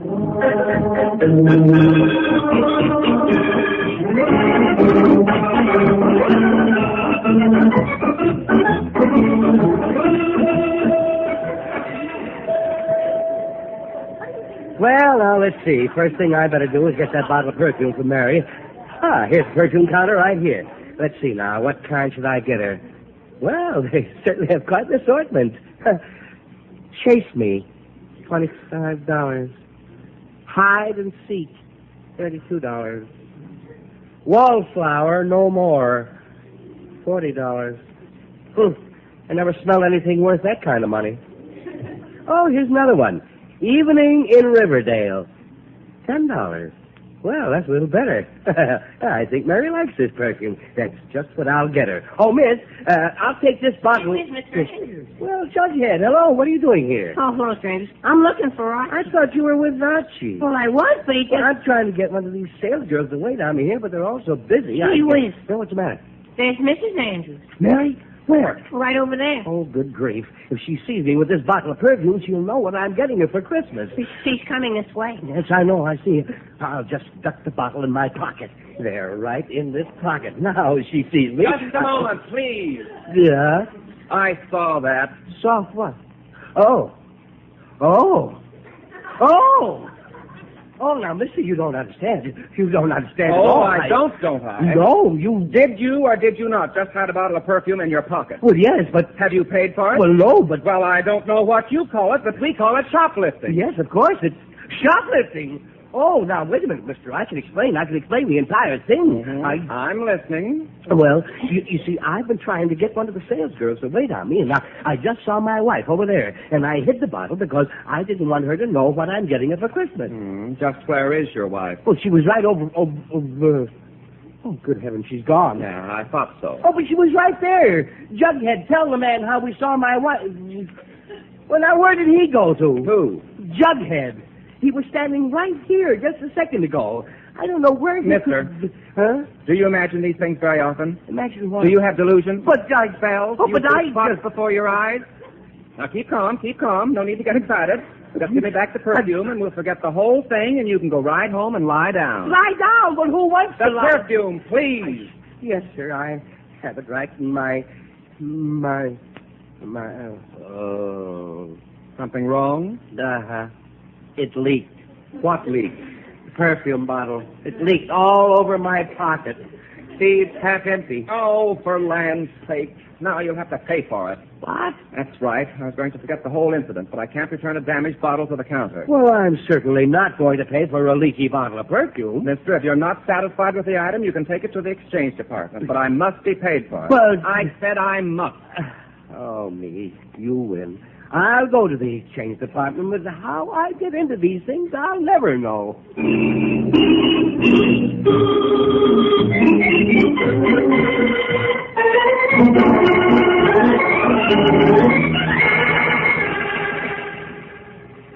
Which bathrobe do you like best, Betty? The dark blue one, I think. I do, too. Blue is Aunt Hattie's favorite color. Oh, but is it her size, Mrs. Andrews? Well, there's only one way to tell, Betty. I'll have to try it on. Try it on? Uh-huh. I wear the same size that Aunt Hattie does, and if it fits me, it'll fit her.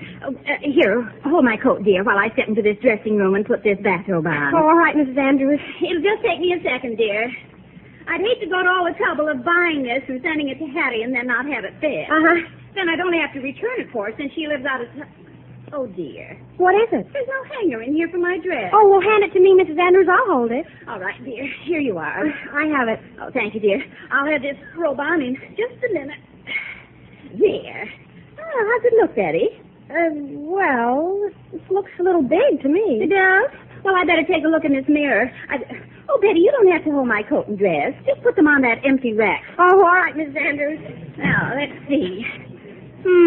Yes, it is a little big. Yes, it is. I'll have to ask the sales girl if she has a smaller size. You wait here, Betty. Oh, what, Miss? Miss, do you have... Gee whiz, Betty. Jughead, what are you doing here? Looking for Archie. Archie, is he here? Well, I think so. We came here together, but we got separated. Oh, well, where'd you see him last? On the dummy platform. What?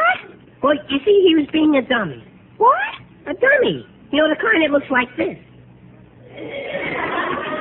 Jug, what are you talking about? Excuse me, miss. I gotta move this rack. What? Oh, I'm sorry. Okay, Mo, get the other in there. Got it. Easy now. Hold on. Jughead, what are you trying to tell me about Archie? Betty, it's an awful long story. All I want to know is, have you seen him? No, I haven't. Well, then I better keep looking. He may be in trouble. What kind of trouble? I can't tell you now, Betty. See you later. Bye. But Jug, wait, Jug. Oh, golly, that Jughead. He's a strangest person. How do you like this bathrobe? Oh, that's fine, Mrs. Andrews, but I just... This size does fit much better, doesn't it, Yes, dear? Mrs. Andrews, but I just... Betty! What happened to it? What happened to what? The rack. What rack? The rack you put my dress on. Oh, golly, I don't know. And my dress and coat were on it. Oh, golly, it was here a minute ago. My dress. But, Betty, what'll I do? Something wrong, madam? Yes, I lost my dress. I beg your pardon? My dress. We put it down here for a minute while I tried on this bathrobe, and now it's gone. The bathrobe? No, the dress. But it couldn't be. But it is, isn't it, Betty? Oh, yes, indeed, Mrs. Andrews. Oh, my land, I have never seen such a day. Living dummies, men hiding from their wives, and now this woman loses her dress. But I tell you, it was right under my nose. I should hope so.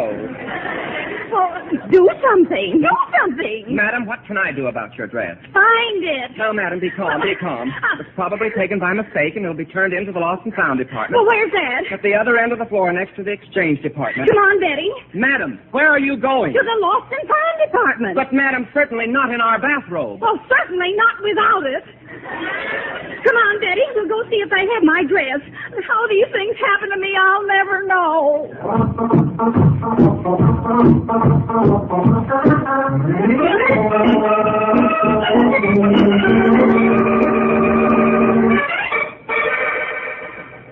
Archie. Yes, Judge. Now can I tell you who I met? Yes, Judge. Well, first I ran into... Archie, what in tarnation are you doing here? She was Dad. Where'd you come from? Never mind where I came from. Archie, what are you doing standing here in your shirt sleeves? Well, Dad, I can explain. You see, I came over... What are you doing here? Mary, what are you doing in your bathrobe? Oh, it's not my bathrobe. It's... Fred Andrews, you smell. What? You positively reek of perfume. Oh. No. Yes, I do, don't I? You see, dear, Andrews, what are you doing here? Veronica. Jughead, why didn't you tell me Archie was here? Oh, Veronica, What seems to be the trouble here? Oh, the floor walker. Mister, I'm trying to find out why my son is standing here in his shirt sleeves. Please, there's no need to get... And I want to know why you smell of perfume. Lady, and what are you doing in that bathroom? Mister, please I don't... would change my own coat. Please, Why just did you keep- get here, Archie? Somebody- Shirley, Why wait, not wait. excited?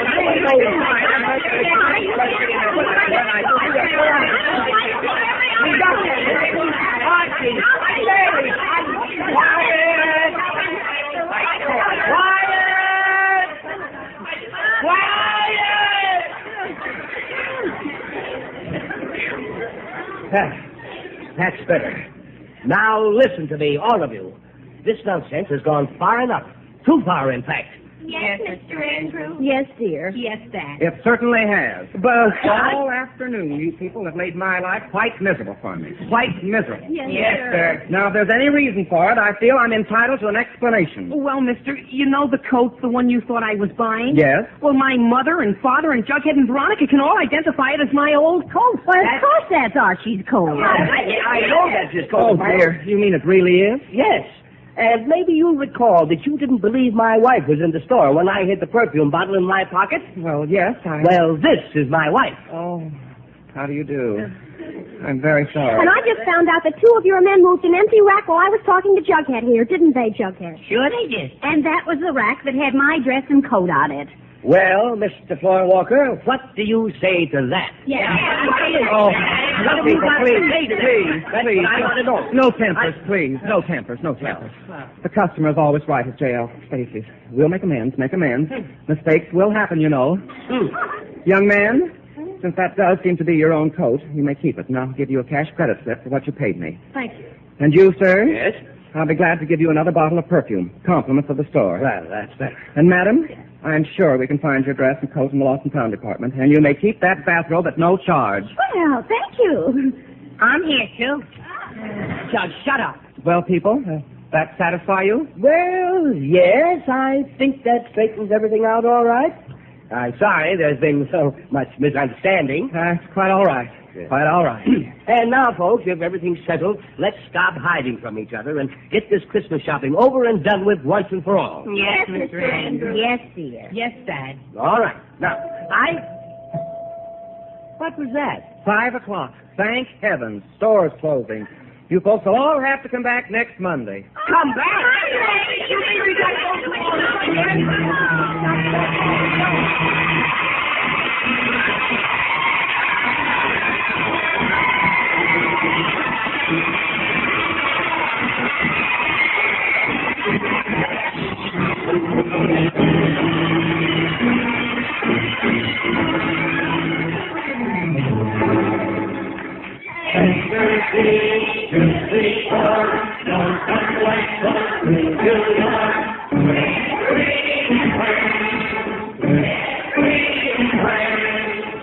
Made fresh daily in Swift kitchens from coast to coast, Swift's premium franks are then wrapped in cellophane for extra protection.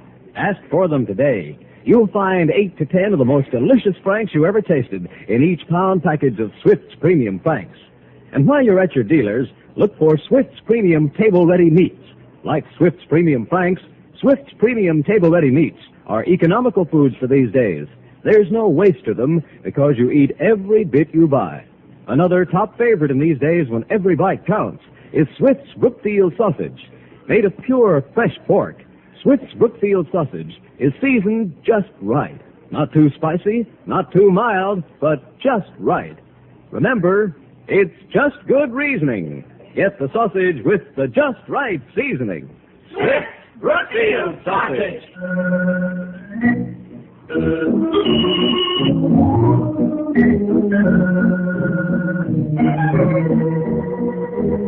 And now, back to the Andrews. It's Monday night as we look in on the Andrews home, and the family has just come home from Stacy's department store. Oh, Mary, it certainly is good to be home. Oh, it certainly is. And how? I'm dead. Oh, I am too, dear. I've never seen such a mob. Me too. But at least we got all our shopping done. And you know, Mary, if I never set foot in a crowded store again, it'll be too soon. Well, gee whiz.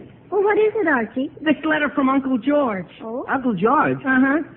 He sent us a $50 gift certificate from J.L. Stacy's department store. Oh, no.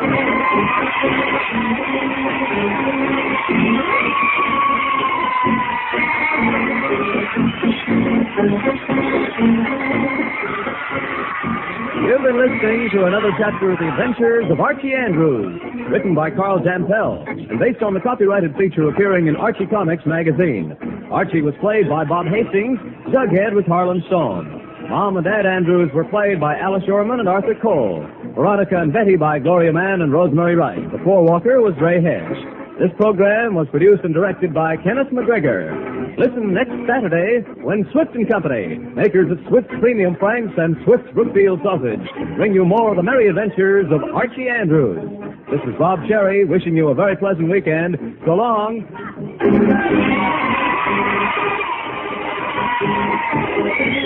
Swift & Company invite you to stay tuned for Meet the Meeks, which follows immediately over most of these stations.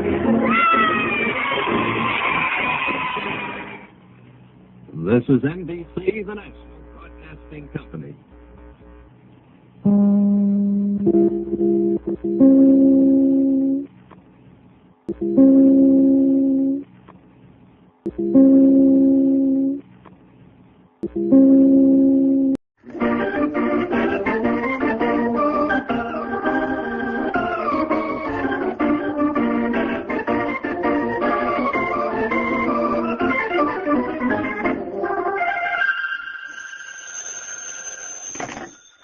Hello, Jughead. Fred, this is Archie. Come over right away. It's a matter of life or death.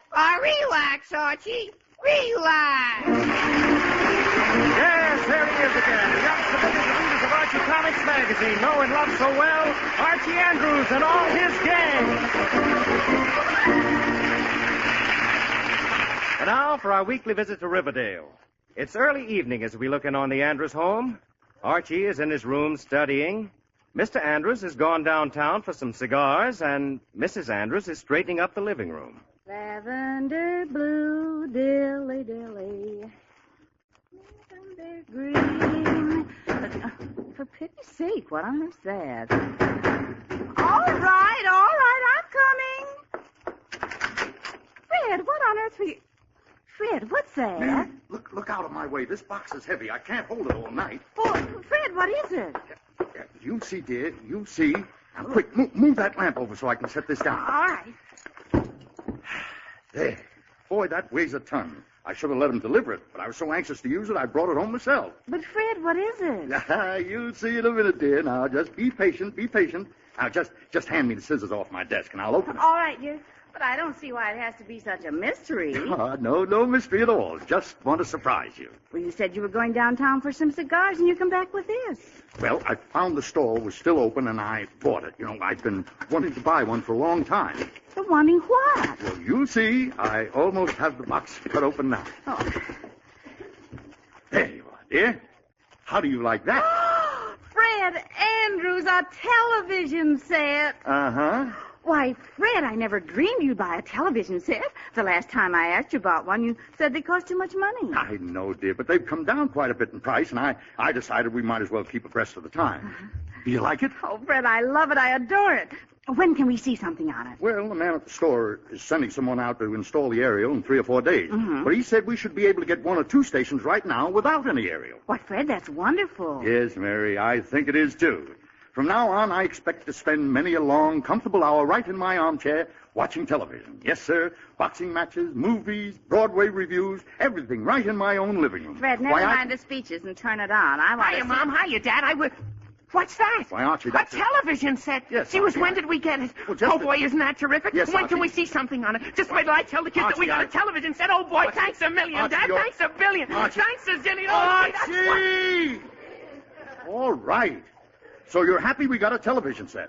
Now, will you please calm down? I carried this set all the way home so I could see something on it tonight. She was okay, Dad, but will it work without an aerial, Well, the man said we might be able to get 1 or 2 stations before they install the aerial. Oh, boy, that's swell. Turn it on, Dad. Turn it on. Now, in a minute, Archie, in a minute. But first take this cotton and put it in the trash can. Now, I'll lift the set up and you pull the cotton out. Okay, Dad. Go ahead, Archie. Got it, Dad. There. I'll be right back. Oh, boy, a television set. Now, Mary, all I have to do is plug it in and we'll see Fred, Yes, dear. before you plug it in, we've got to put it in a better place than that. Well, what's wrong with where it is? Fred, you can't leave it in the center of the room like this. It ought to be off in the corner so everyone in the room can see it. But the only place to put it is on your desk over there. On my desk. But, Mary, it'll cover the whole desk. Fred, it will not cover the whole desk. Do you want to see something on this set, or do you just want to put it where it's out of the way? Oh, me. All right, Mary. On the desk it goes. There. Now, how's that? Fred, that's fine. See, it only takes up about half your desk. Half the desk. Oh, sure. That's great. Fred, that's the perfect location for it. Just the right height, and you can see it from every part of the room. Yes, Mary, I suppose you're right. But for Pete's sake, let's hook it up. I want to see something for my money. All right, dear. Go ahead. Plug it away, in. Dad. Yes. Gee whiz, you're not going to keep the set over there, are you? Well, yes, Archie. What's wrong with keeping it there? Well, gee whiz, Dad, you're supposed to face the set away from the light. And that way it faces right toward the window, and you won't be able to see a thing on it in the daytime. Oh, good grief, it does face the window, doesn't it? I never thought of that. Fred, you'll just have to put it on the coffee table. Yeah, on the coffee table? Mary, that's where I had it in the first place. Well, it's the only place for it, I guess. Oh, fine. All right, Mary. I'll put it on the coffee table. But I warn you, this is the last time I'm going to move this set. I want to turn it on, not lug it around the room all night. Yes, dear. You won't have to move it again. Well, all right. There.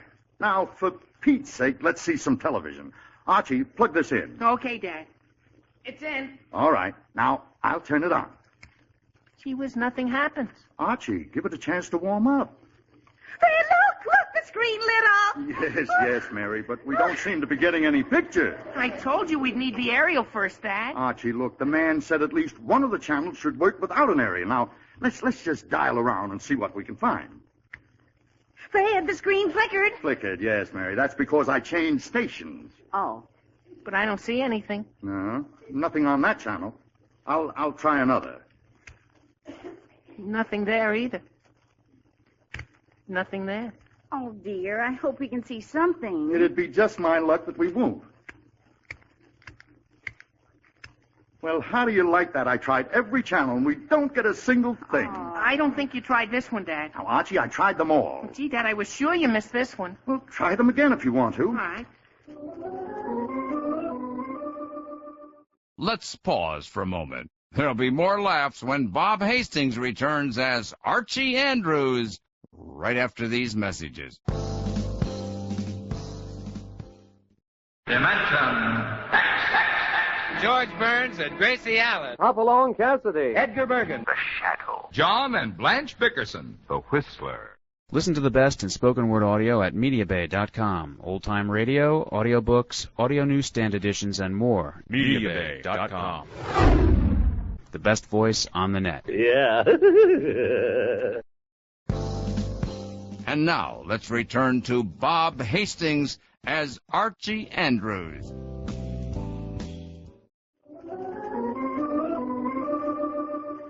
How do you like that? Here I was looking forward to a nice evening, sitting in my armchair and watching television. With us to beautiful India. What was that? I got it. Fred, it's on. Good grief, it is on. Archie, how did you do it? I tried this channel, Dad, the one you missed. Archie, that's wonderful. And it's the travelogue. Oh, yeah. About India. Yes, India. Land of the Mohammedan and Hindu. Oh, sweet. Land of the elephant and the tiger. Land of gold and spices. India, land of mystery. Well, how do you like that? We're going to see television tonight after all, and a travelogue. I love travelogues. Me too. Gee, I wonder what that building is they're showing. The Taj Mahal. Oh, thank you. Yes, the beautiful Taj Mahal. Most famous mausoleum in the world. Well, come on, pull up some chairs, folks. Turn off the lights. We're all set to watch this travelogue. Here's a chair, Dad. Thanks, Archie. I'll sit on the couch here. And I'll sit in the armchair. Fine. Now, turn off the lights, Archie, and we'll be able to see it nice and clearly. Okay, Dad. Oh, my, that makes quite a difference. Isn't that wonderful? Oh, boy, it sure is. Oh, this television is terrific. Yes, it is. The Taj Mahal was built in the 17th century by Shah Jahan for himself and his wife. Boy, that Taj Mahal is a regular palace. It sure is. It is built of gold and precious jewels of every description. Historians tell us it took the labor of 20,000 Yes, dear. men Was that the doorbell? working for 22 I didn't hear any doorbell. Neither did I. this beautiful edifice. Fred, I'm sure I heard the doorbell ring. Turn the set off so we can tell. But, Mary, Turn it off for just 1 second. Oh, all right. There, it's off. Now, where's your... Oh, There, I told you I heard it ring. Oh, great. I guess you did hear it at that. Of course I did. Archie, turn the light on and go see who it is, dear. She was okay, Mom. But I don't know why somebody had to come here just when we were watching our first television program. Hello. She was Jughead. What'd you expect? A ghost rider in the sky? No, Jughead, I did not expect a ghost rider in the sky, and I didn't expect you either. Come on in. I'm watching television. Television? Archie, did you say television? Yeah, we just got a new set, Jug. Gee whiz. Oh, hello, Mr. Andrews. Hello, Mrs. Jughead. Andrews. Hello, Jughead. Gee whiz, you got a new television set, huh? Yes, Jug, and Why don't you turn it on? we turn it off. You can see because- all kinds of swell programs on television. Yes, Jug. I always watch it over at Pinky Schultz's house. Yes, You Jug, can but see I- Howdy Doody. It's Howdy Doody time. It's Howdy Doody time. Jughead, You can I- see Milton Berle. I'll give you a shot in the head. What the head? What the head? Jughead, Kukla, Fran, and Ollie. I'm Kukla. I'm Ollie. I'm Fran. Toy. Jughead, all right! So you're Howdy Doody, Milton Berle, and Kukla, Fran, and Ollie. Not to mention Toy. But I was watching a travelogue on India, and I want to watch it some more, if you don't mind. I don't mind. Thank you. You're welcome.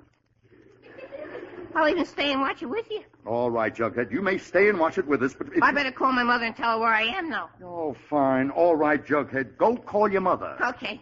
Boy, I'm sure glad you folks got a television set. Mary, I can see a television set has certain disadvantages. Riverdale 689, please. Gee whiz, Dad, turn the set on before we miss the whole thing. I am, Archie, I am.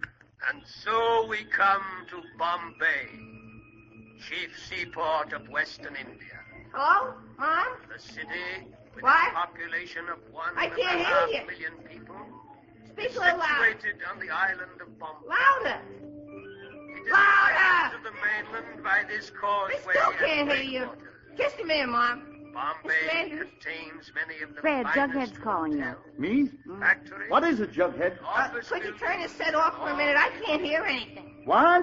Turn the set off? Yeah, but Jughead, I'm Fred, watching... turn it off for 1 minute.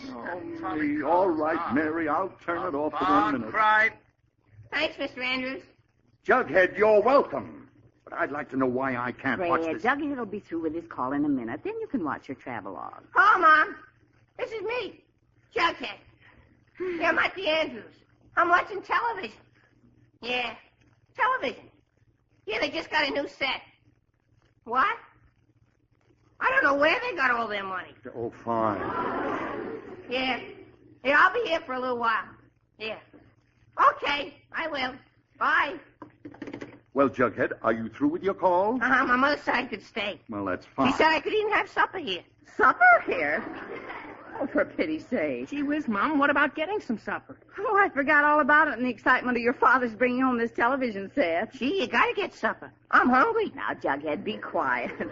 Fred, I'll have to go get supper. All right, Mary, get supper, but I want to turn this set on. Gee, Mom, I got a good idea. Why don't you have a light supper, just a sandwich and some milk, and then we can eat right here and watch the television. Well, Archie, that's a fine idea. Yes, it is. Just make us some ham sandwiches or something. All right, I'll bring them in when they're ready. All right, now, for Pete's sake, let's have no more interruptions. I want to watch this travelogue. Okay, Dad, turn the set back on. All right, I'll turn the lights out. Okay.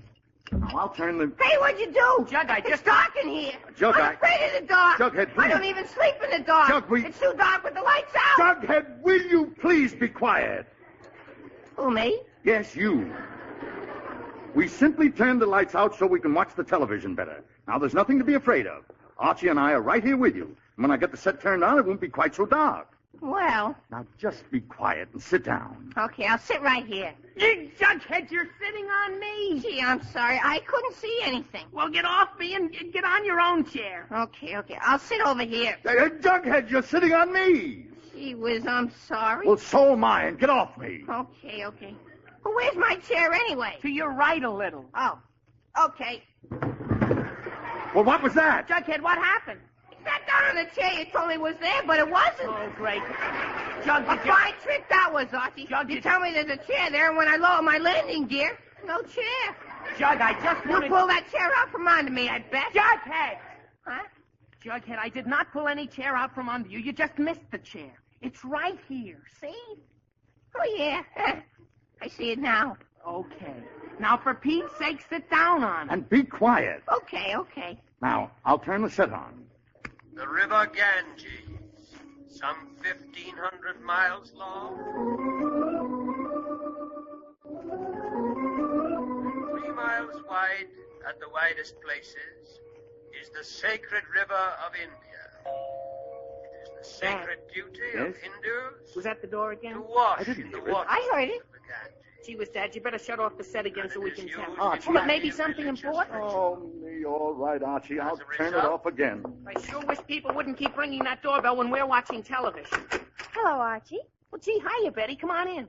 Well, thanks, Archie. Mother sent me over to return this salad bowl she borrowed from your mother. Oh, okay, Betty. I'll give it to her.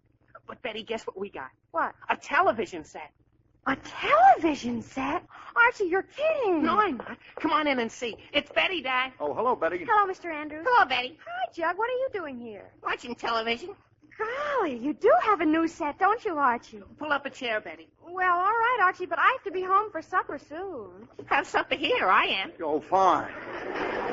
Jughead, who asked you to... Golly, may I have supper here? Well, gee, I guess so, Betty. We're just having some sandwiches right here so we can watch the television at the same time. Oh, great. Archie, will you please be quiet? I want to turn the set on. Okay, Dad, okay, but I better tell Mom to make enough for Betty, too. Gee. All right. Now, do you kids mind if I turn the set on? Well, go ahead, Dad. All right. Now, turn the lights out. Okay, Dad.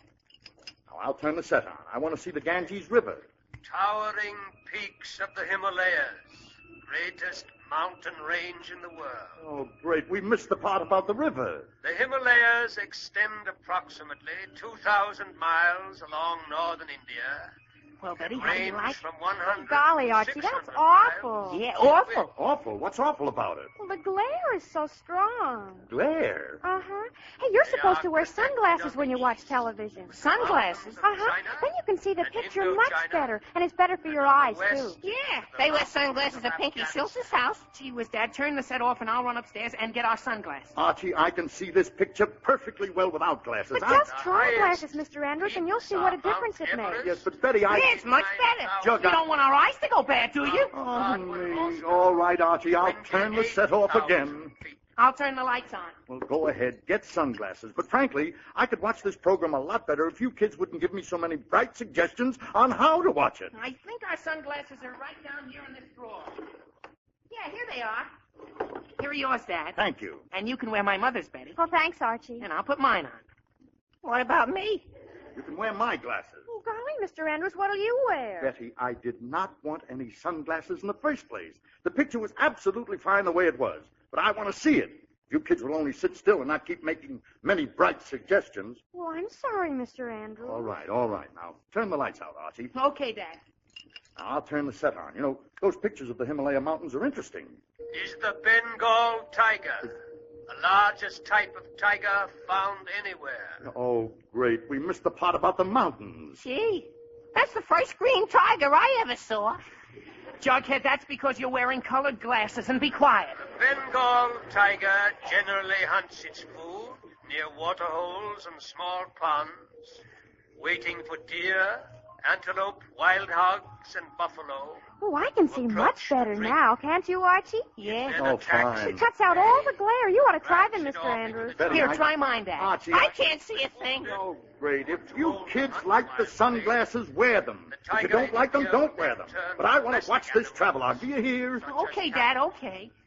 Tigers have been known to kill 32,000 cattle in India in a single year. Here you see the natives. Gee whiz. Now what? Trap a The tiger. door again. What? I didn't hear it. Oh, I did, Mr. Andrews. I did, too. Turn the set off, Dad. You'll see. Oh, me. All right, Archie, I'll turn it off. But so help me, if that bell doesn't stop ringing, I'm going to disconnect it and nail the door shut. There, it's off. And... See, Dad, it is the bell. Oh, me. Well, go answer it, Archie, and hurry up. Okay, Dad, I'll turn the light on. I sure wish we could watch that travelogue for just 1 minute. Boy. Hello, Archie. Oh, fine. What on earth are you doing wearing sunglasses in the house? Oh, these? Well, I'm wearing them to watch television, Veronica. Television? Uh-huh. My goodness, do you have a television set? Yeah. Come on in and see it. All right, I'd love to. Oh, hello, Mr. Andrews. Hello, Veronica. Hello, Betty. Hello, Jughead. Hi, Veronica. My goodness, are you all watching television? Uh-huh. And we're all having supper here, too. You want some, Veronica? Oh, great. Jughead, would you please quit Well, I'd fighting? love to. I don't have anything special to do anyway. Oh, me. Order another sandwich, Archie. Now, Veronica, will you please pull up a chair and sit down? This set has been off and on 10 times in 10 minutes, and I'm getting... My goodness, that's not a very large screen, is it? No, Veronica, I guess it isn't. The screen on our set's about twice that size. Yes, Veronica. We get I a know good large picture on our set. Veronica, I don't know how you can see anything on this set. Veronica, all right. I can't see anything on this set when it's turned off. Will you please sit down? All right, Mr. Andrews, I won't say another word. All right. Now, I'll just turn this... Oh, fine. Yes, Mom? I have so many sandwiches and so many glasses of milk now. I need someone to help me carry this tray in. Okay, Mom. Jughead, you go help Mom. Me? Yes, Jug, you. I've been hopping up and down to answer the door every 2 minutes, and I want to see some of this travelogue. Gee whiz, okay. I'll go, but I don't know what. Well, now, if you have that settled, may I turn on this set? I want to see them capture that tiger. Oh, sure, Dad. I'll turn the lights out. All right. Now, I'll turn the set on. known as the island of Ceylon. Oh, fine. We missed the tigers. Gee, I guess this is about how they grow tea. Ceylon is in the Indian Ocean, 60 miles southeast of Hindustan. Here comes the food. With an Oh, great. Turn the lights on. Oh, no, you don't, Jug. You can pass the sandwiches out with the lights off. It's not that dark Ceylon in is here. famous Well, okay. Wait till I set this tray down someplace. What happened? Oh, I don't know, but I'm all wet. Gee whiz, I spilled a glass of milk. Right down my back. Oh, gee whiz. I'm all wet. Jughead spilled a glass of milk down Veronica's back. Oh, Fred, turn the set on. I am. Archie, turn the lights on. I'm trying to, Dad. Oh, here it is. There. Oh, dear. Veronica's dress is sopping wet. I asked somebody to turn the lights on. Jughead, never mind whether you ask somebody to turn the light on or not. And Veronica, please stop that crying. Veronica, please, My dress is ruined. Veronica, Veronica, I'm going to go home in a wet dress, and it's a brand new dress. Veronica, look, I'll buy you a new dress. You will? Oh, fine.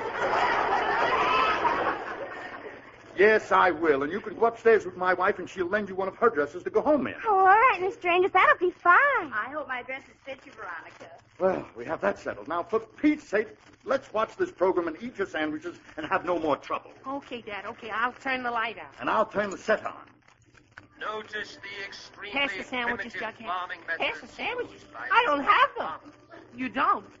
Betty, do you have them?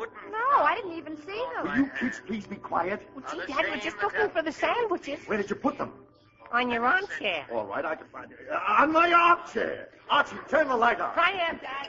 Fred, why on earth did you sit on a sandwich? Mary, I'm hungry. Just And we're missing the whole program. Archie, Those never mind. sandwiches are ruined. Betty, They didn't do your suit any good either. Now, just a minute. Just 1 minute. This nonsense has gone far enough. Now, I have stood all I'm going to stand. You kids can watch television if you want to. But from now on, I want you all to be absolutely stock still. I don't want to hear a word out of any of you. Not a peep. You understand? Yes, Mr. Andrews. And I, by George, am going to spend the rest of the evening enjoying this television set, starting right here and now. And so we conclude our telecasting for today. What? We'll be back on this same channel tomorrow afternoon at 4 o'clock.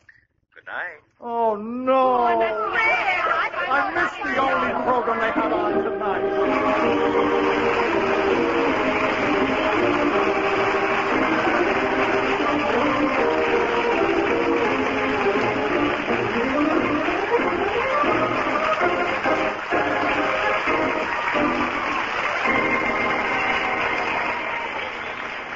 The Andrews will be back in just a moment. But first, you know, folks, you're lucky you live in America, the land of opportunity, because where else would you have the opportunity to make $75 grow into $100 in only 10 years? Yes, I'm referring to savings bonds. United States savings bonds. Invest in United States savings bonds now and often. And now, back to the Andrews. It's later that evening. Archie's friends have all gone home, and peace and quiet have returned to the household. Fred, I'm terribly sorry we had all that trouble and you missed the only program we could see tonight. Now, Mary, look, it doesn't matter. In a few days, they'll hook up our aerial, and we'll be able to watch a lot of channels and see all the television we want. But right now, if you don't mind, I'd rather forget the entire episode. I don't want to hear any more about television tonight. I don't blame you, dear. But, Fred, you better hurry and get dressed. Dress? Dress for what? We promised the Hendersons we'd come over tonight. The Hendersons?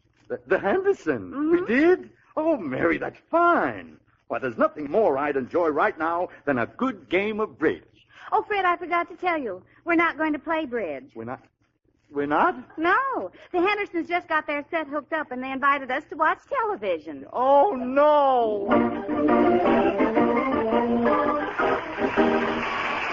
You've been listening to another chapter of The Adventures of Archie Andrews, written by Charles Jantel and based on the copyrighted feature appearing in Archie Comics magazine. Archie was played by Bob Hastings, Jughead by Harlan Stone, Mom and Dad Andrews are played by Alice Sherman and Cliff Hall, Veronica and Betty by Gloria Mann and Rosemary Rice. The television voice was John McGovern. This program is produced and directed by Kenneth McGregor. This is Dick Dudley wishing you all a very pleasant weekend. So long!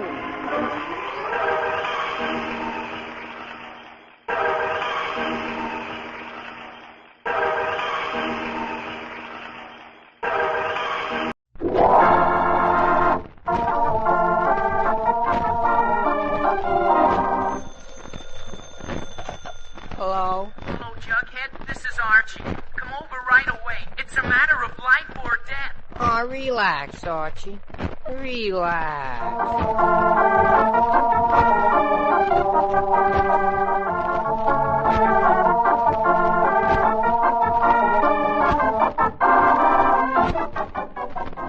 Yes, indeed, and you relax too, folks, while you visit Archie Andrews, his family, and his friends. Millions of readers of Archie Comics magazine know Archie, and millions more have learned to know him since he's come to radio with all his gang, Archie Andrews.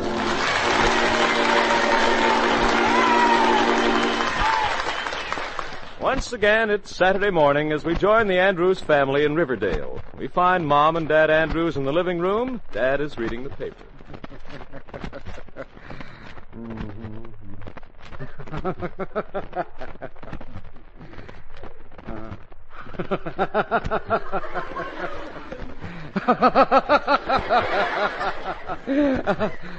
I don't get it. All right, Fred. All right. Yes. Anything interesting in the paper today, dear? Well, Mary, I was wondering when you'd ask that. Yes, now that you mention it, here's a story about a man who was staying on the 6th floor of the Eagle Hotel. He got seriously hurt going down in the elevator. How did he get hurt going down in the elevator? No elevator. Fred. That's what it says, yes, it says. Oh, here's one. Here's a story about a man who hasn't taken a haircut in 20 years. Why, how can that be? He's bald. Really, Fred? And, I see here where Secretary Burns recently was introduced to the Egyptian ambassador. Really? Mm-hmm. Mr. Burns told him he didn't remember his name, but his fez was familiar. Oh. And, look here. It says that. That isn't important anyway, no. Oh, what does it say, Fred? What does it say? That story you started to read to me. Story, dear? What story was that? Fred, for pity's sake, are you trying to hide something? Now, why should I Now, try Fred to... Andrews, let me see that paper. Now, Mary, I tell you, there's nothing in the paper Quiet. that you... There is something in this paper that you... Oh, so there's nothing you were trying to hide, Yeah, well, no. Not even this item about Hepzibah Pringle returning to Riverdale for a visit this weekend? Oh, is that so, Hepzibah? Now, why would I want to hide that? Well, I don't know. Unless it's that Hepzibah Pringle at one time was your great passion, the love of your life. Hepzibah Pringle? Why, Mary, that was before we were married. You don't think she means anything to me anymore, do you? Well, I don't know. You were terribly fond of her. Oh. Nothing more than a crush. Crush? That was a squeeze play if I ever saw one. The way you used to buy presents for her.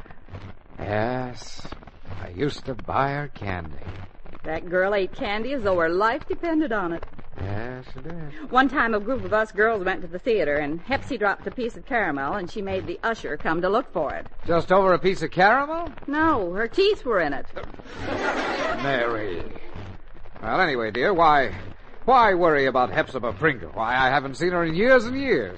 Well, I couldn't help being a little suspicious the way you hid that paper, dear. Oh, well, Mary, you know how it is. I was a little surprised to see the item and all, and I yes, just dear. thought that... I understand. Yeah, that's good. Oh, I'll get it. Hello? Oh, hello, Tom. What? Yeah, I should, Yes, I'm all set to go, Tom. What? Yeah, I bet they are biting today, yeah. Oh, I have my tackle hidden in the hall closet, and as soon as I get a chance, I'll duck out. Yeah, you wait for me, and I'll... Well, Tom, old boy, glad you called. Yes, mighty glad you called. Yes, indeed. Yeah, call again sometime. Well, bye now. That was, Tom Pettigrew, dear. Really? And was there any reason for whispering? Reason for... why, yes, dear. There's a very good reason for whispering. Very good. Well, I'd like to hear it. Yes. Well, Well, you know how Mrs. Pettigrew shouts at poor Tom all the time. Yes. Well, the poor fellow's ears have gotten so sensitive he can't stand a thing above a whisper.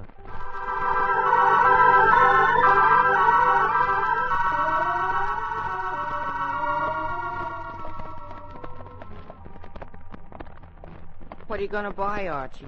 A gift, Jughead, a gift. What gift? Tomorrow's Mother's Day, remember? Oh, yeah. I've been saving my money for weeks and weeks and weeks. I know. I've scrimped, I saved, I ran errands, I did everything. And finally, Dad gave me a little money, too, and now I have $5.10. How much did your dad give you? $5. Oh, fine. And now I'm going to get my mom a great big box of candy. Candy? $5 worth of candy? Sure, one of those big fancy lace boxes. Oh, here's the store. Let's go in. I'd like a nice gift box of candy, mister. Oh, these look good. Mind if I taste one? Oh, thanks. Not bad. Not bad at all. But I don't think Mom would like these. Oh, gosh, these look good. Can I taste one of those? Oh, thanks. Very good. Very good. But Mom doesn't care for these, no. Maybe these over here. Boy, these are really swell. But Mom never eats those. Archie, don't you think maybe I should help you decide? Quiet, Jug. Let's see now. Oh, that's what I want, mister. That box there marked $5. Yeah, and when you wrap it up, put one of those gold-lettered signs on it, huh? Well, let's see. Better give me that one, the one that says, "To my first love." Yeah, that's the one. Okay, thanks. Well, don't you think you ought to taste it first? Quiet, Jug. Come, Fido. Come, boy. Come, Fido. Oh, gee. Here's Veronica. Hello, Veronica. Why, Archie, hello. Hello, Joe. Hi, Veronica. What are you doing here in the candy store, Archie? He's having his lunch. I just bought a Mother's Day gift. Oh, really? Well, I'm doing the same thing. Down, Fido. Oh, hi there, Fido. Let me have one of those boxes, please. The one marked $5. And would you put one of those slogans on it? Oh, let's see. The one that says, "To my darling mother." That's fine. Oh, and you better let me have a small box for Fido. Fido? Candy for Fido? Of course. Woof, woof. Buying candy for a dog. That's like what they used to do in the old days, Veronica. What's that? Test everything for poison by giving the dog some first. I'm not testing for poison, silly. Fido loves sweets, candy and figs. And... That reminds me, Veronica. How about a date this afternoon? I'd love it. Oh, swell. As soon as I go home and hide this present from Mom, I'll call for you, and we'll take a walk through the park. A walk?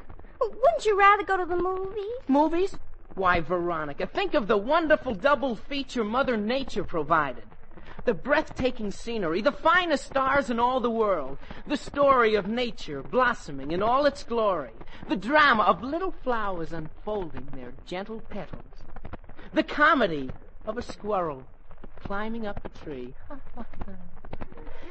Always a continuous performance. That's the kind of show I like. Yes, sir. And besides, Veronica. Yes? I like the price of admission, too.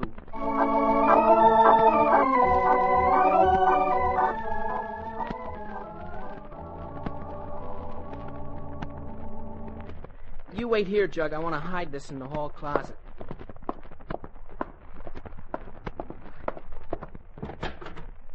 Let's see now. Boy, there's a lot of junk in here. Well, I'll just take this fishing stuff out and put it in the umbrella stand. There. Now I can hide the candy back in this corner. Oh, Mom will never find it there. Yeah, that's fine. All set, Jug. Let's go. Oh, hello, son. What are you doing? Just on my way to call for Veronica, Dad. Well, all right. See you later, Dad. Bye. Yes, bye. Bye. Now to get that fishing rod and get out of here.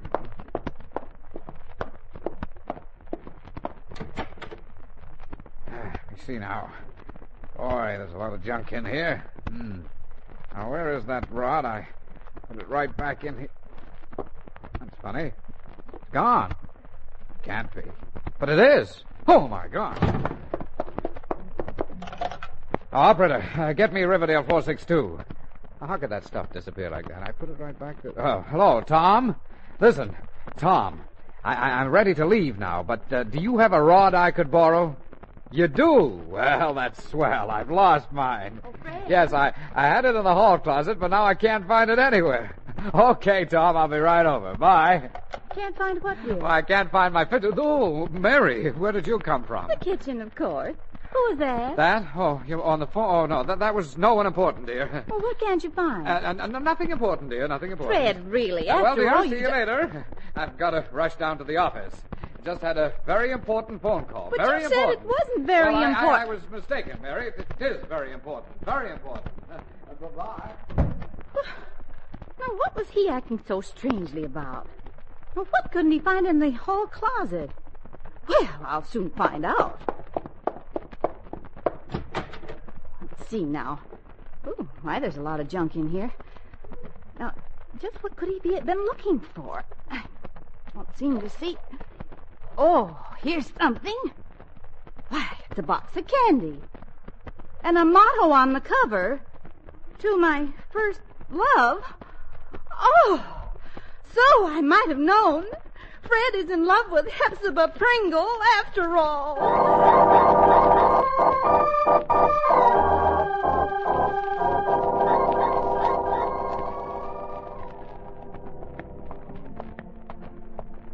I don't know what I'm coming along for. Well, you can just walk me to Veronica's house, can't you? We're almost there. Oh, I suppose so. Maybe Fido will give you a piece of his candy. Very fun. Come on, I'll ring the bell. Ah, good morning, Mr. Archie, Mr. Forsyth. Hello, Edward. Hello, Edward. Lovely day, is it not? Oh, yes, it is. Would you tell Veronica I'm here? Oh, yes, Mr. Archie, I certainly would. What do you mean you would? If I could. If you could? But I can't. You can't? That's right. Why not? Miss Veronica is not at home. But she has a date with me. I'm supposed to call for her. Yes, Mr. Archie, but the fact remains is she's not at home. In fact, she left in quite a hurry. Where'd she go? To the dog and cat hospital. Dog and cat hospital? Do you mean with Fido? Yes, Mr. Andrews, and I must say the poor animal was nearly dead. Well, lovely day, Mr. Archie. Jughead, did you hear that? Fido. Sick. The candy. Jug, that candy must have been poisoned after all. So what? It serves the dog right for being such a pig. But, Jug, don't you realize? I bought the same candy for my mother. Gee whiz. And you just don't go around poisoning your mother. Not for Mother's Day.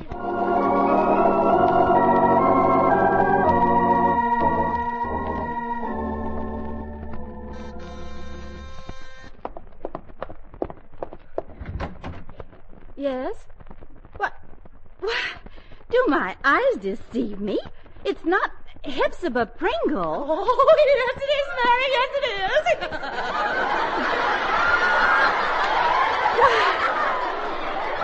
Why, Hepzibah. Please come in. Come in. My husband and I were talking about you just this morning. Oh, dear little Fredsy Wedsy.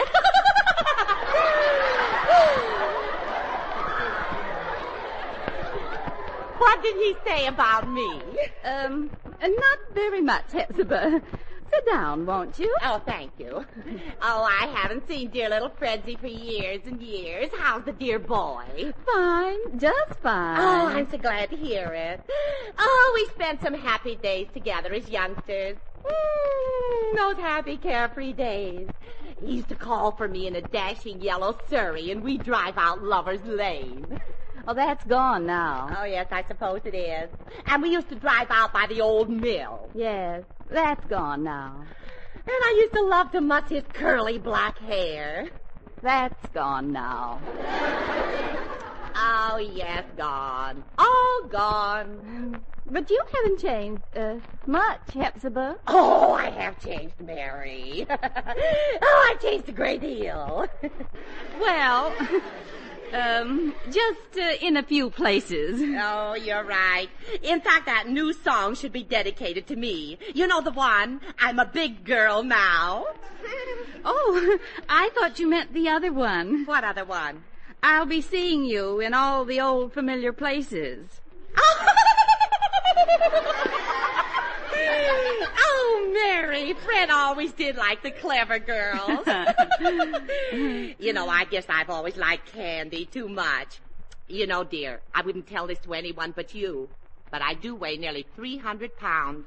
Really? Mm-hmm. You don't look an ounce over 250. Oh, you're sweet. Well, dear, it was so good to see you again, even if I didn't get to see dear Fredsy Wedsy. Oh, are you leaving so soon? Oh, yes, dear, I simply must. So much to do, and I'm leaving tonight. Tonight? Oh, well, I'm sorry you can't stay longer. I certainly wish Fred could have seen you. Oh, and I'd love to have seen him. But, before you go, Hepsy, let me give you a little gift. A gift? Oh, but I couldn't really. I just want to remove the wrapping on it. Oh, but really, dear, I just couldn't think of it. It's just a box of candy, a sort of farewell gift. Oh, no, I couldn't think of taking a gift. I mean, after all, I just dropped in to say hello for old time's sake, and there's no reason for you to go, candy? Did you say candy? Oh, I thank you, dear. Oh, thank you. Oh, you know, there's nothing I love as much as candy. Oh, thank you, dear. Thank you ever so much. Not at all, Hepzibah. I really want you to have it. Oh, you're sweet. Well, goodbye, dear. Remember me to Fredsy Wedsy. I will. Goodbye. So that is Hepzibah. Before and after. Oh, I wish Fred could have seen her.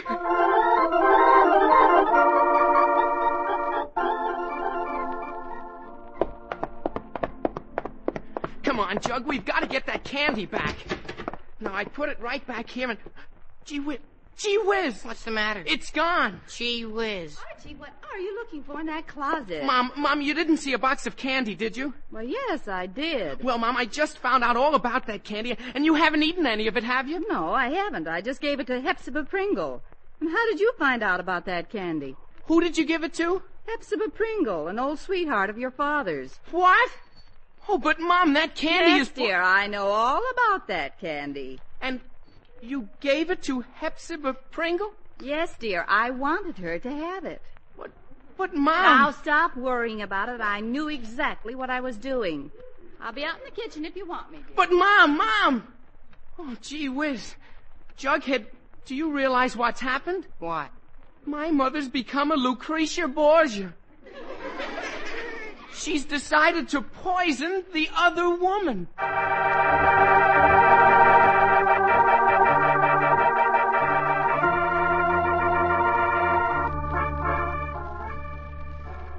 Archie, I still don't understand what we're doing here at the hotel. Jug, for the last time, I've got to get that box of candy back. I gotta. Why? Because it's poison. My mother could get electrocuted for that. Do you think I want to start the summer being an orphan? Yeah. Well, what's this camera for? That's how we'll get the candy back, Jug. I'll say I'm a photographer from the Gazette, and I want to take Hepzibah's picture. Then, while I keep her busy, you steal that box of poison candy. Now, listen, Archie, I don't Quiet, Jug, be quiet. Here's her room. Come in. Yes? Miss Pringle? Yes? I'm from the Gazette. May I take your picture? My picture? Yes, we take pictures of all prominent visitors to Riverdale. Oh, but I'm really not a prominent person. Lady, you're the most prominent person I've seen in months. Oh, thank you. Now, if you'll just stand right there near the window. Jug, give me the camera. Here, Archie. Here, over here? That's right. Yes, that's right. Go ahead, Jug. Now, just turn the other way a little more. Like this? All right. Is there enough light in this room? Too much. That's fine. Now, hold it. Yeah. Okay, that's fine. Got it, Jug? Yep. Okay, Miss Pringle, I guess that does it. Thanks a lot. Oh, not at all, thank you. Would you send me a copy of the picture? Oh, sure, Miss Pringle. Sure. Well, bye. Bye. Boy, that was easy. Did you get the candy jug? Well, Archie, yes and no. Yes and no? Yeah. She had an awful lot of candy there. So? I couldn't tell which was your box. So? So I had to take all 10 boxes.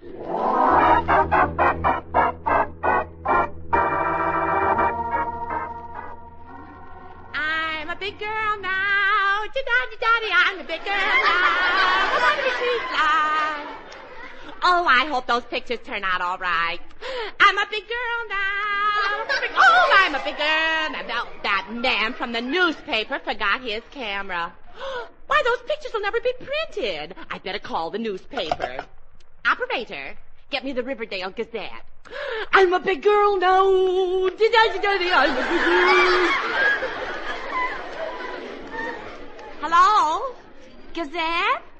Oh, this is Hepzibah Pringle. Hepzibah Pringle.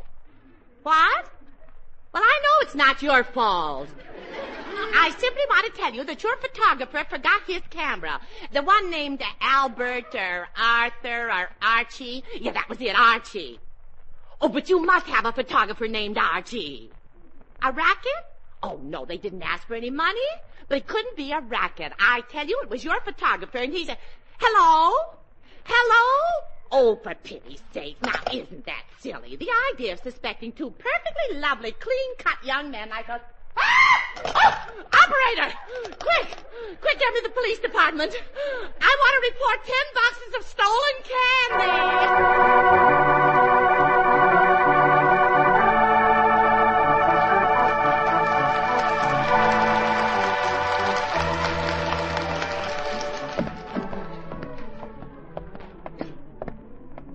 No fooling, Jug. This is a pretty kettle of fish. And a pretty 10 boxes of candy, too.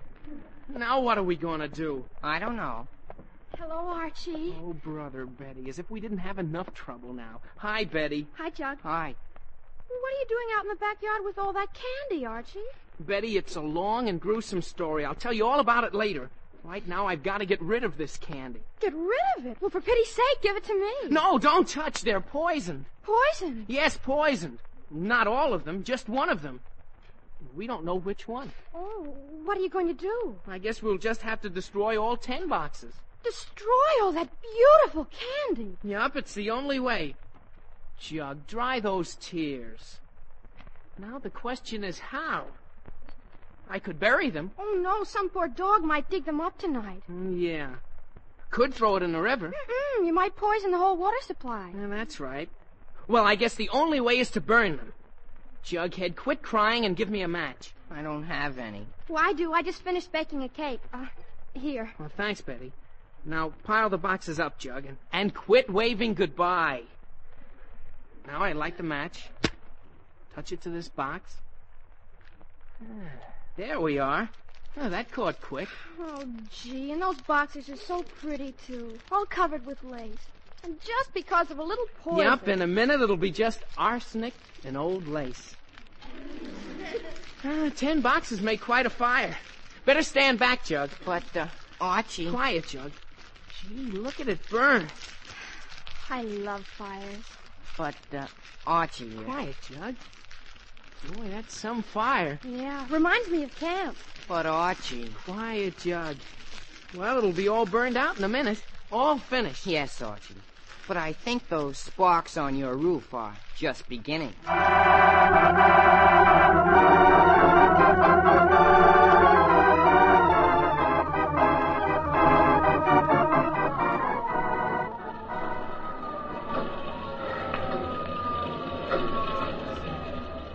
Well, lady, I guess everything's under control now. Yeah. The firemen say your roof wasn't hurt too bad. Oh, thank you, officer. I'm so glad everything's all right. Yes, I guess so. But for a while there, I never did think we'd get it straightened out. Oh. Yes, it was a little complicated. Them poor reporters didn't know if it was a 3-alarm fire or a murder or a robbery or a love story or what. Yes, they were a little confused. And when you started explaining things, then I got confused. But you understand now? I'm not sure, but I think I do. Well, Try to stay out of trouble now. So long. Goodbye. Bye. Thanks, officer. Well, Archie, that's been quite a day.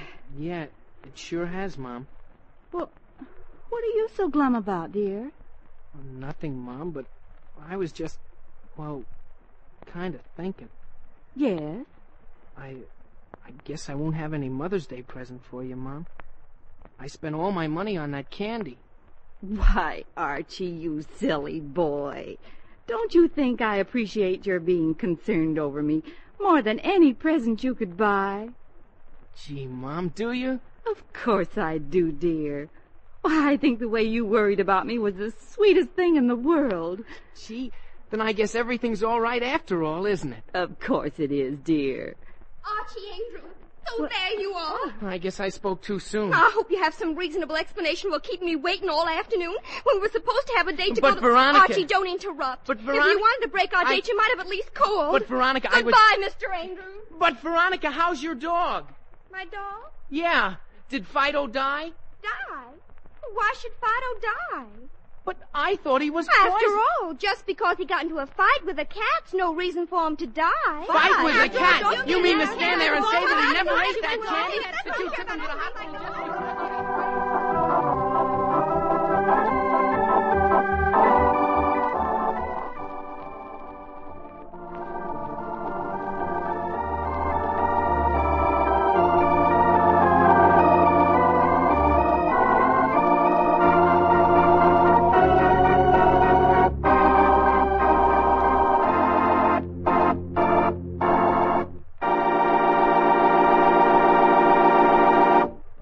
And so we conclude another visit to Riverdale with Archie Andrews and all the gang. Well, did everything go all right today? Oh, yes, dear. Everything was fine. Yes, fine, Dad. Well, that's good. This armchair feels good. Good grief, what in tarnation is that? It's raining, I guess. Yes, and it's nothing to get excited about. I know that, Mary, but why is it raining in our living room? Oh, we forgot to mention, Dad, while you were gone, we sort of burned a little hole in the roof.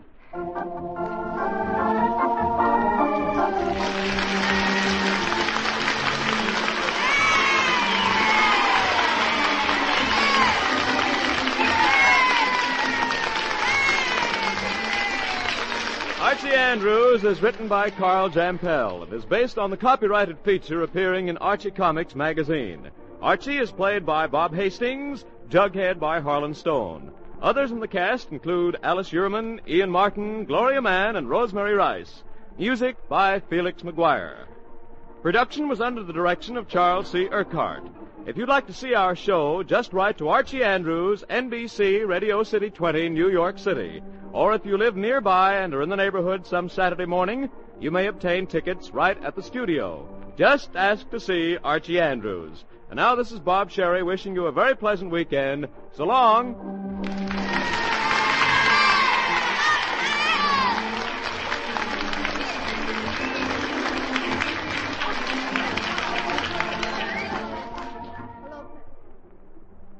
America's hospitals need student nurses. Today, 1 year after the end of the war in Europe, 2 out of 3 hospitals throughout the country are suffering from an acute shortage of nursing personnel.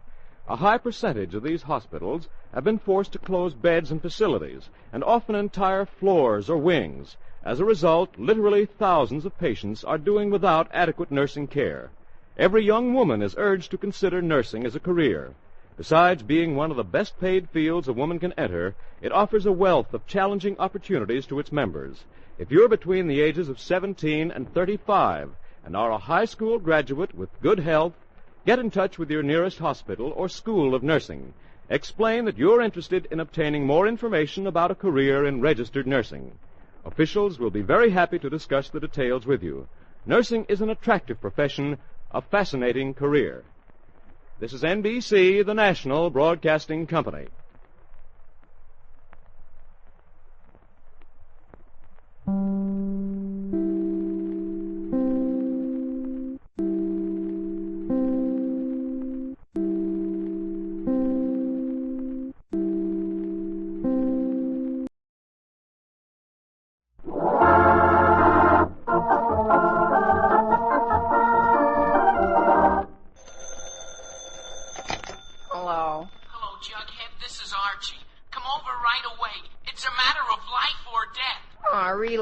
Relax, Archie.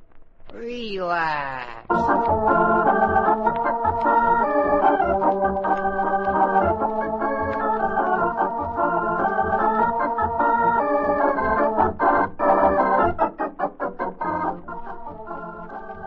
Yes, indeed, and you relax too, folks, while you visit Archie Andrews, his family, and his friends. Millions of readers of Archie Comic Magazine know Archie, and now he comes to radio with all his gang, Archie Andrews.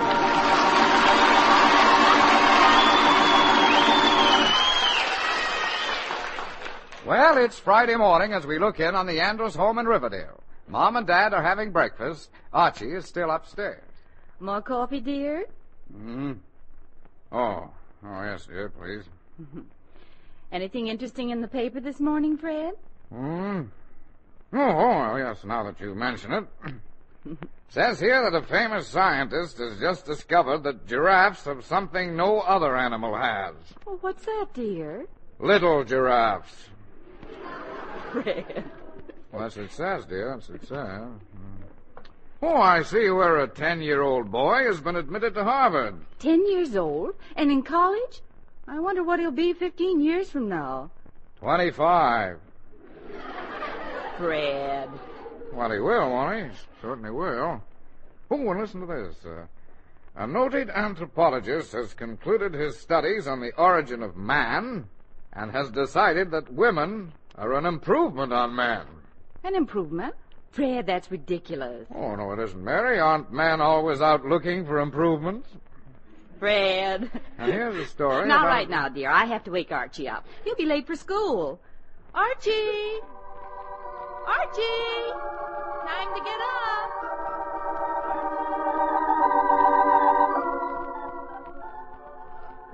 Oh, my darling Hetty. I promise I'll never go out with Lauren again, Hetty.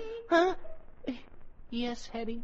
Archie, are you awake? Well, Oh, gosh. Archie, I said, are you awake? Oh, gee whiz, Mom, did you have to wake me right now? We've been waiting for you for an hour. I know, but I've been waiting for that date with Hetty all my life. Archie, what are you talking about? Oh, nothing, Mom. I'll be right down. Oh, me, I gotta get washed.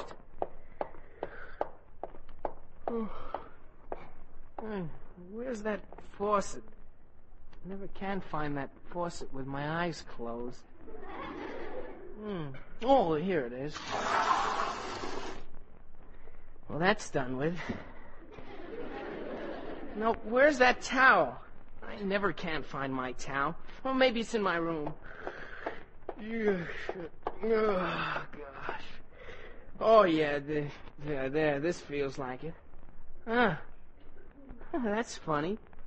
When did they start putting buttons on towels? Oh, gee whiz, it's my shirt. Here's my towel. Now to get dressed. Oh, cement mixer. Putty, cement mixer. Putty, cement... there we are. All set. Oh, shucks, I forgot to brush my hair.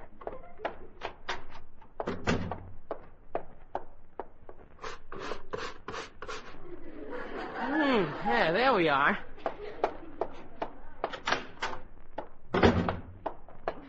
Oh, shucks, I forgot a clean handkerchief.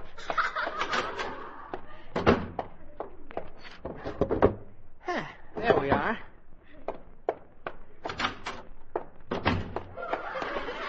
Shucks, I forgot my bow tie.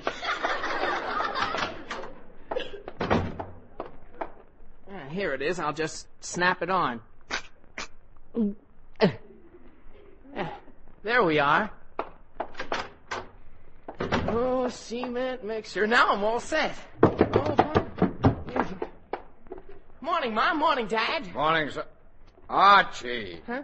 For pity's sakes, you forgot your pants.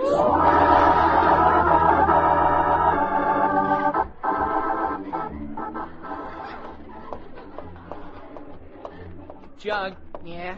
Got a date tonight? Yep. With who? Greer. Greer? Greer Schultz? Yeah. What's the matter with Greer Schultz? Oh, nothing. Not a thing. But her mouth is so big. Big. Her mouth is not big. Not big. Listen, Jughead, the other day she was standing on the corner of Main and Spruce, and she yawned. And what happened? 6 people mailed letters. Archie, that's not true. It is, too. Greer is still a slick chick. A what? A slick chick. A thrill-frill. Does that mean a cute girl? Well, Natch. Natch? Cert. Cert? Listen, Jug, what kind of talk is that? Archie, aren't you hep? Aren't I what? Hep. That's jive talk. That's in the groove. It should be in the grave. Don't be silly.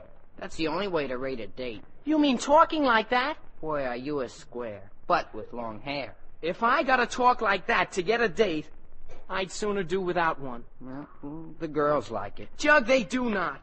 And I'll prove it. How? Here comes Betty. I'll try it on her. Okay. And I bet you $50 it doesn't work. It's a bet. Betty! Oh, Betty! Hello, Archie. Hi, Jug. Hi, Betty. Hi, Betty. How's the chick? Oh, I'm just... What did you say, Archie? I said you're a real thrill today. Oh, why, Archie Andrews, do you mean that? But Natch. Really? Cross my heart and cut a rug, I do. Honest to goodness? But, Cert, in fact, you're all right. You're groovy. You're there. Oh, Archie, how sweet. I could kiss you. In fact, I will.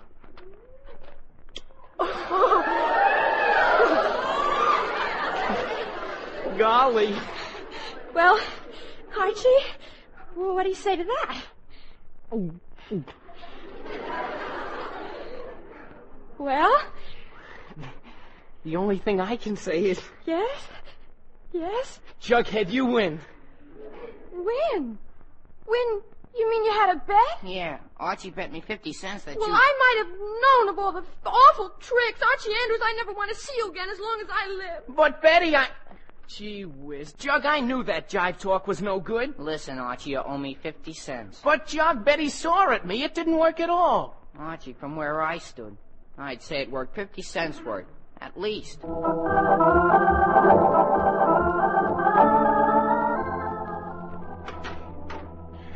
Hello? Fred, is that you, dear? Yes, dear, it is. Well, you're home early, aren't you? Why, have you forgotten, Mary? Forgotten what? Tonight's the regular meeting of my lodge. Your lodge?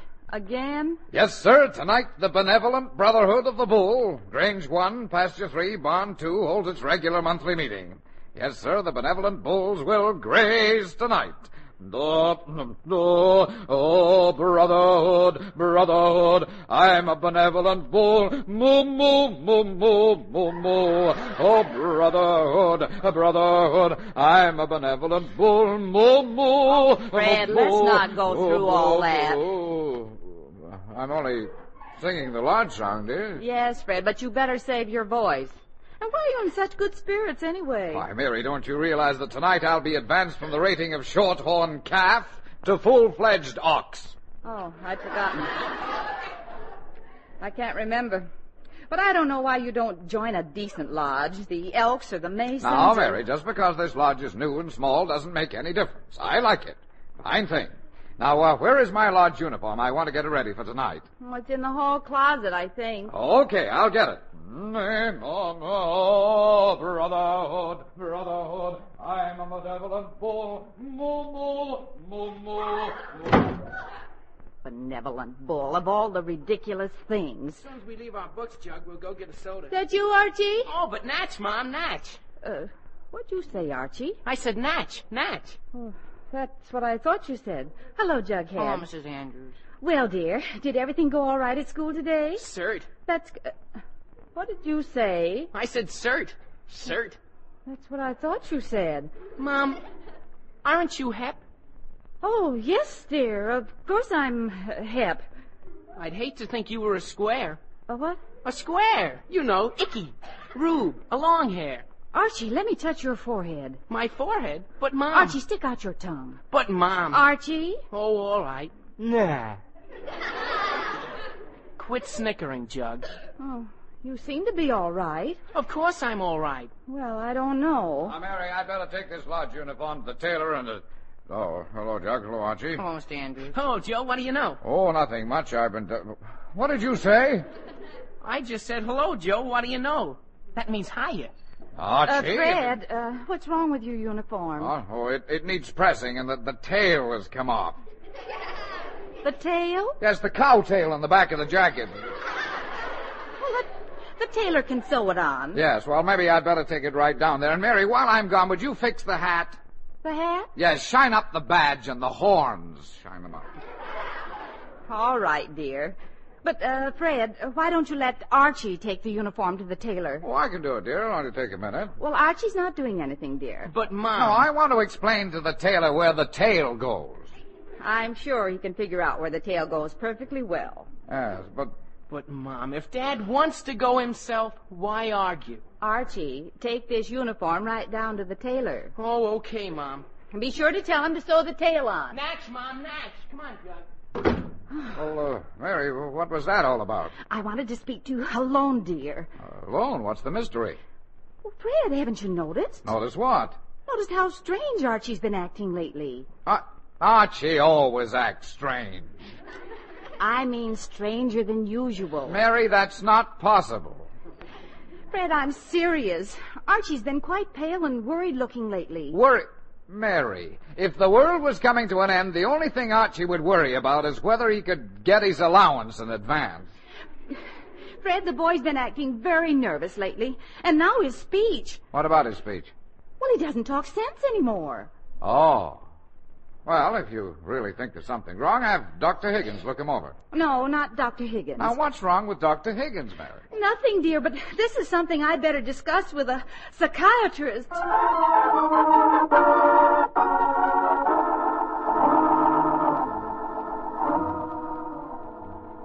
You may go in now.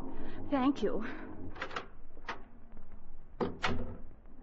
Good morning. Did you wish to see me? Yes, Doctor. What did you wish to see me about? My son. I see. Name? Archie Andrews. No, your name. Oh, Mary Andrews. Now tell me, do you ever dream or scream? Do you have any fears or tears? Depressions or obsessions? Neurosis or psychosis? Well, do you have inhibitions or intuitions? Do you ever have delirium? Have you ever tried irium? Answer yes or no. Well, I thought so. Afraid to reveal your hidden self. But, Doctor, Did you have a happy childhood? Ever dream you made of wood? Ever have a coma or a trauma or a soma? Do you come from a good homer? Did you like your mother, wish you were your brother? Answer yes or no. Well, I thought so. Inhibited. But I want to... Why do you hate your husband? But I see. You like to sleep? Yes. When? When I'm tired. I see. Well, Mrs. Andrews, that gives me all the information I need. Good day. But I wanted to tell you about my son. Mrs. Andrews, why do you persist in imagining that you have a son? But I do have a son. You don't think I was just imagining it? All right, madam, you may come in now. What? I said I'll see you now. Who's that? Oh, that's the doctor. The doctor? Then who are you? That's what the doctor is trying to find out. Well, bye now. Well... Did you wish to see me, madam? Yes, if you're sure you're the doctor. Well, of course I'm the doctor. Now, just what's troubling you? Well, Doctor, it's about my son, Archie. Yes? I'm afraid he's not quite well. Does he show any symptoms? Well, I don't know if they're symptoms or not, but he's always in trouble, especially in school. Mm-hmm. And he's terribly infatuated with a girl named Veronica. Nothing wrong about that. Well, I know, but he thinks of no one else. I see. And now his speech. Speech? Yes, he's taken to speaking some kind of gibberish. At times he doesn't even make sense. Oh, tell me, Doctor, what do you advise? I'm terribly worried. Advise, madam? There's only one thing to advise. Send the boy in to see me. Oh, does he have to come here? Well, yes, indeed. After all, we can't examine people long distance, you know.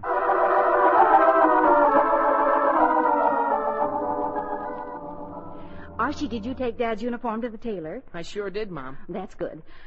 Now, dear, I want you to run down to this address and see Dr. Adequate. A doctor?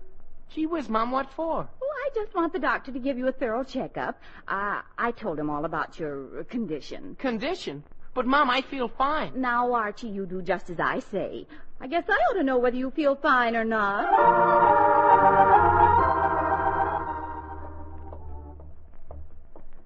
Gee whiz, I never in all my life seen anyone like mothers. But Nat. Cert, I tell you, parents are getting to be bigger problems all the time. But deaf. I don't know what this generation of parents is coming to. But good. Jug, I asked you, do I look sick to you? I refuse to commit myself.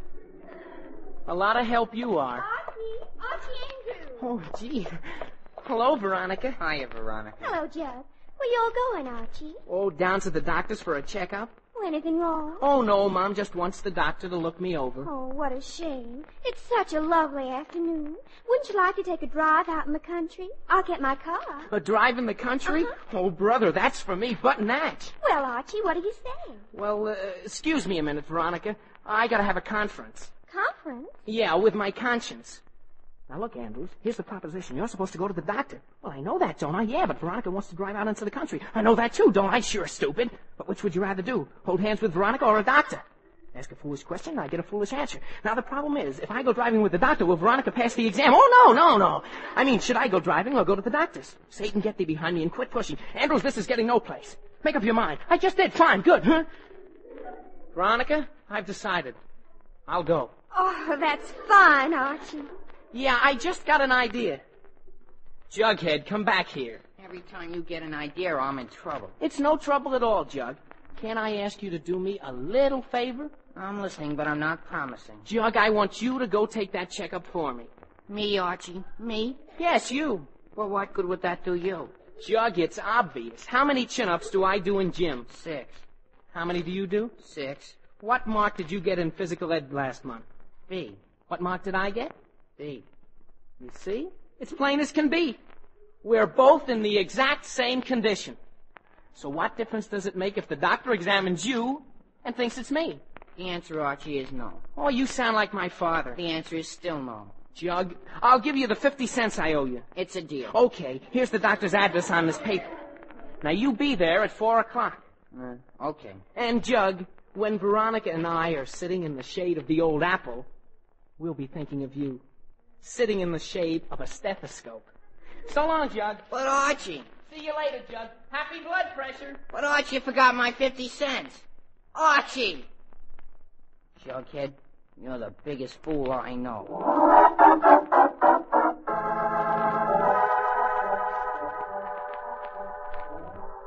Young man, are you next? Natch. What? I said Natch. Natch? Oh, you must be the Andrews boy. Come in. Sit right there. Now, tell me. Name? Jughead. What? I mean, Archie. I see. Now, why do you have trouble in school? I don't. Never? Well, sometimes. I see. Why do you like this girl? What's her name? Oh, yes, Veronica. I can't stand her. Uh-huh. Never? Well, sometimes. I see. Well, you lie down on this couch. But I'm not tired. Never mind, lie down anyway. Now listen, Doctor, for 50 cents I'm not going to have an operation. No, my boy, this is no operation. I just want you to close your eyes and tell me whatever comes into your mind. Well, okay. Now, what are you thinking of? Bubble gum.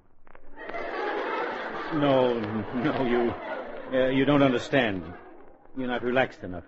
Now, just close your eyes. That's right. Put your hands at your sides. That's right. Just relax. That's right. Now, what are you thinking? What are you thinking? What are you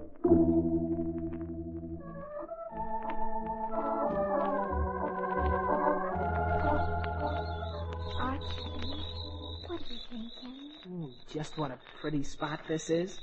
What else? Huh?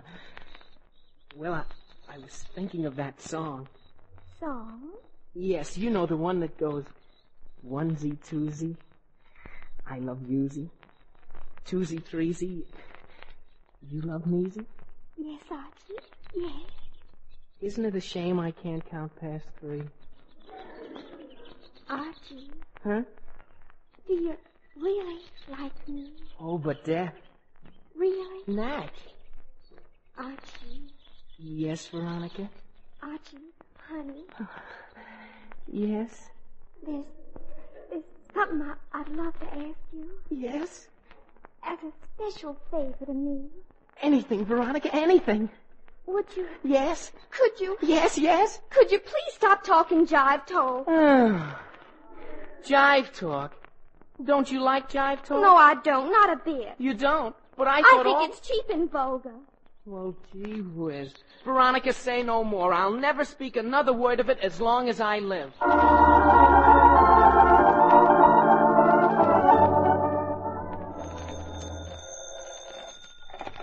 Hello? Mrs. Andrews, this is Dr. Adequate. Oh, yes, Dr. Adequate. Did my son get there? Yes, Mrs. Andrews, he just left here. Well, Doctor, what do you think? It's difficult to discuss matters of this kind on the phone. I'd better come over to your house. Oh, all right, Doctor. But can't you tell me anything right now?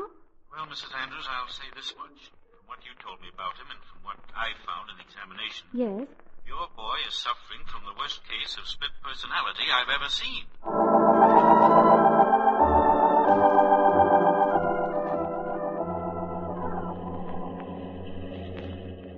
Oh, that was a very nice drive, Veronica. Oh, yes. I enjoyed it too, Archie. Are you doing anything tonight? No, Archie, nothing special. How about a movie? I'd love to go to a movie. Swell, I'll call for you at 8 o'clock. That'll be fine. Oh, hey, look. What? Some guy is stuck up ahead. We ought to stop and see if we can help him. All right. Hey there, having trouble? Yes, my motor just stopped. Can I help? Yes, I'm on a very important call. Well, maybe I can find out what's wrong. I'll be right there. Let's take a look. I don't see anything. I'm in a great hurry. Well, that's funny. There's nothing. Oh, yes, here it is. What is it? This distributor wire's come loose. I'll put it back on for you. There. Is that all there is to it? Yes, sir. She'll work like new. Well, thank you, my boy. Don't know what I'd have done if you hadn't come along. Oh, it's okay, mister. See you again sometime. Yes, goodbye. Okay, Veronica, let's go. Say, Veronica, we better stop by the tailor's on the way home. I have to pick up something for my father. All right. But, Archie, I think it's wonderful the way you fixed that man's car. Oh. Simply wonderful. Oh, shucks, Veronica. You just say that because it's true.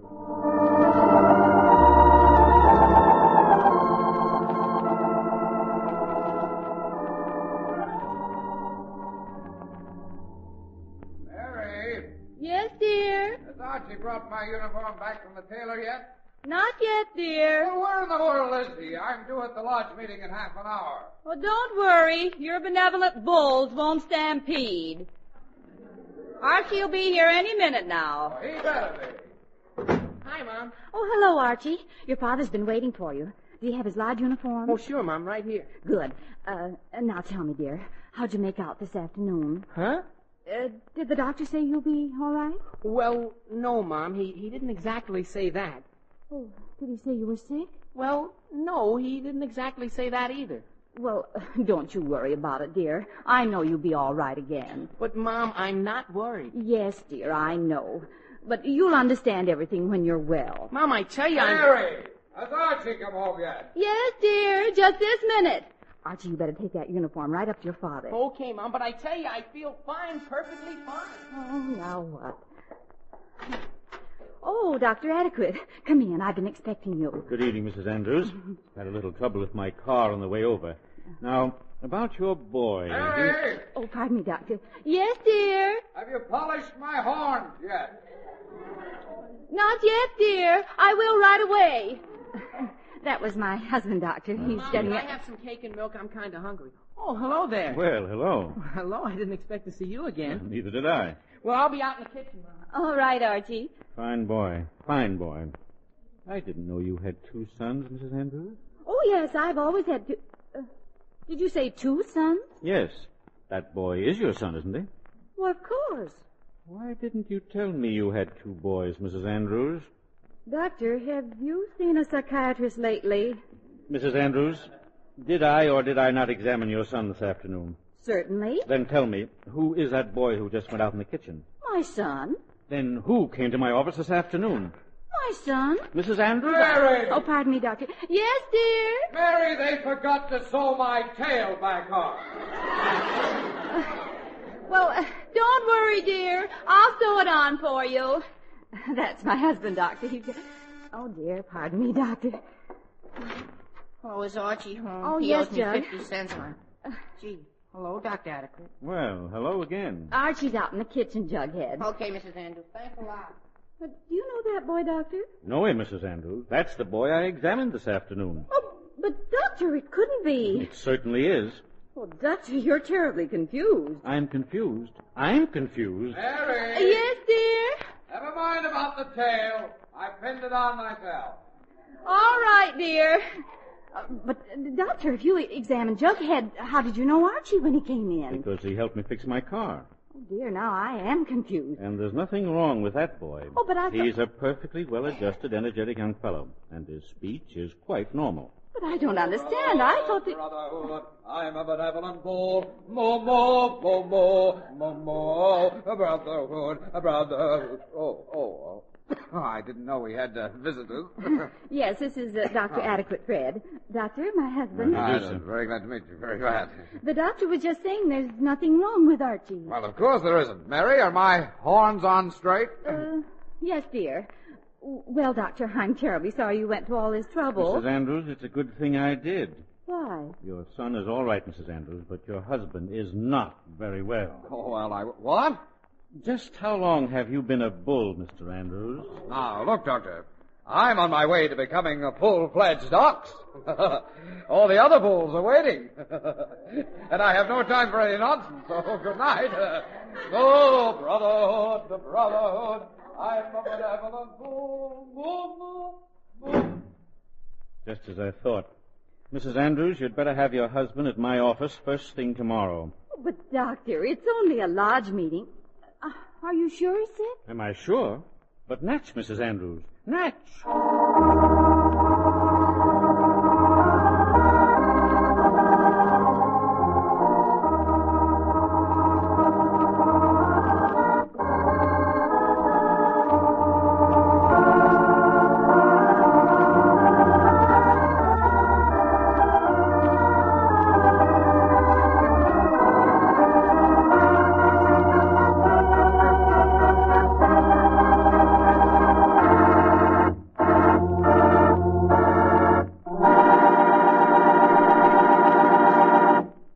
And so we conclude another visit to Riverdale with Archie Andrews and all the gang.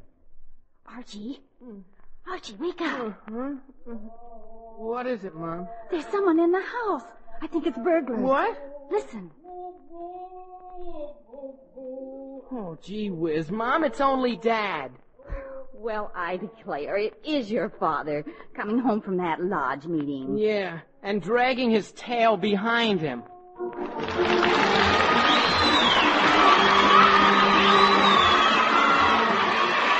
Archie Andrews is written by Carl Jampel and is based on the copyrighted feature appearing in Archie Comic magazine. Archie is played by Bob Hastings, Jughead by Harlan Stone. Others in the cast include Alice Yorman, Ian Martin, Gloria Mann, and Rosemary Rice. Music by Felix McGuire. Production is under the direction of Charles Urquhart. If you'd like to see our show, just write to Archie Andrews, NBC, Radio City 20, New York City. Or if you live nearby or in the neighborhood some Saturday morning, you may obtain tickets right here at the studio. Just ask to see Archie Andrews. This is Tex Antoine wishing you a very pleasant weekend, and so long.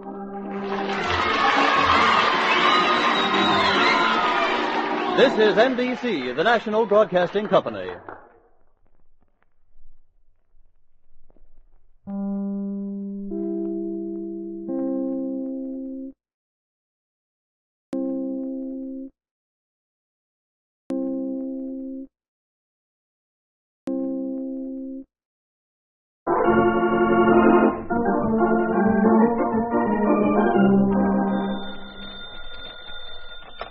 Hello? Hello, Jughead. This is Archie. Come over right away. It's a matter of life or death. Oh, relax, Archie. Relax.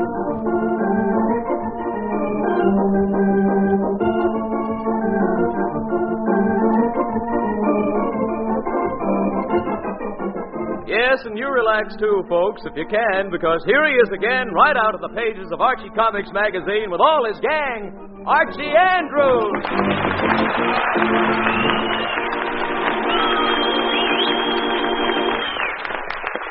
Well, as we pay our weekly visit to the friendly little town of Riverdale, we find Archie and his bosom companion Jughead walking down the street on a very, very important mission.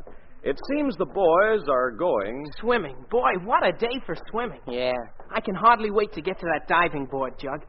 I can see me now, sailing high into the air as I perform a graceful swan dive.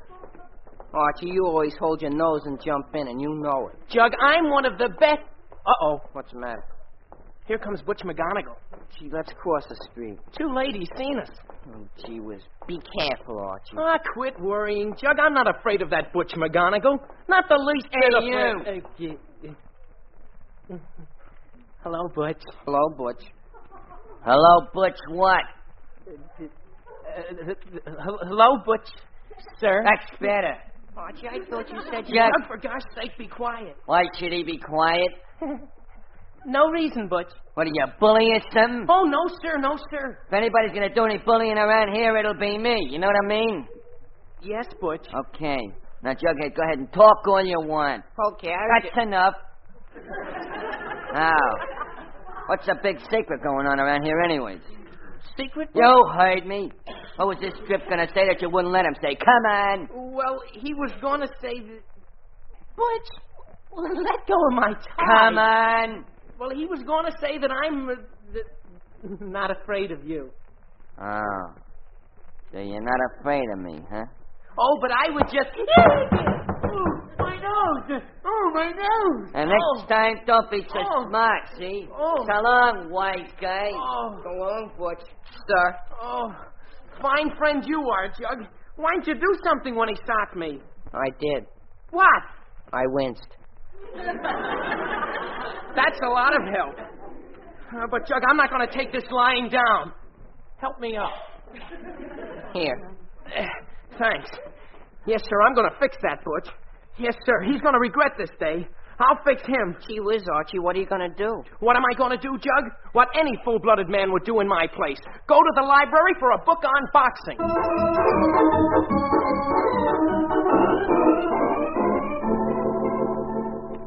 Jug, just listen to this. It says, a good boxer knows how to defend himself at all times. The best offense in the world is useless without a good defense. Mm-hmm. Well, that makes sense.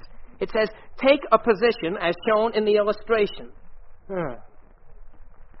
That's like this, I guess. Yeah. In that position, you are invulnerable. See, Jug, already I'm invulnerable. Is that good? Of course it's good. Boy, oh boy. Wait till I meet that Butch again. Archie.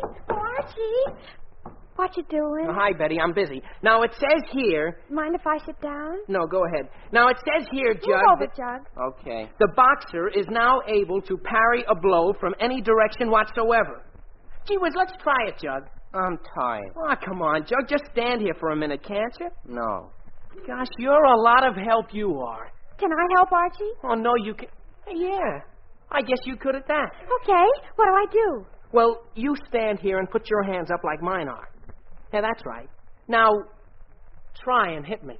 Oh, but I don't want to fight. Oh, I'm not going to fight with you, Betty. I just want you to try and hit me. But I might hurt you. Oh, Betty, don't be silly. You won't even come near me. I'm invulnerable. Now, go ahead. Swing hard. Well, okay. Ooh.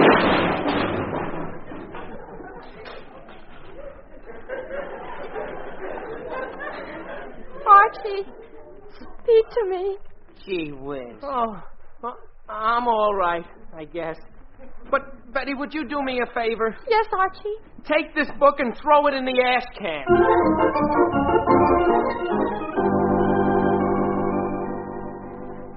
Miss Simmons, take a letter. Hobart Manufacturing Company. Gentlemen, in re-yours of the... Oh, good grief. It's all right. I'll get it. Hello? Fred? Oh, hello, dear. Fred, you better be home early tonight. Why? What's up? Mrs. Lodge is coming over. Mrs. Lodge, that old bat... Oh, you mean about our joining the country club? Yes, dear. Gosh, are we accepted? Well, not yet, dear. This is an interview tonight. Oh, interview? Yes, you know how fussy they are. Mrs. Ludge has to get all the facts. Facts? But that old witch knows more about us than I do. Yes, but Mrs. Ludge says we still must have a formal interview. All right, Mary, if she wants to be fancy about this, we'll be fancier. We'll put on the Ritz for her till she thinks she's interviewing Mrs. Astor's pet horse.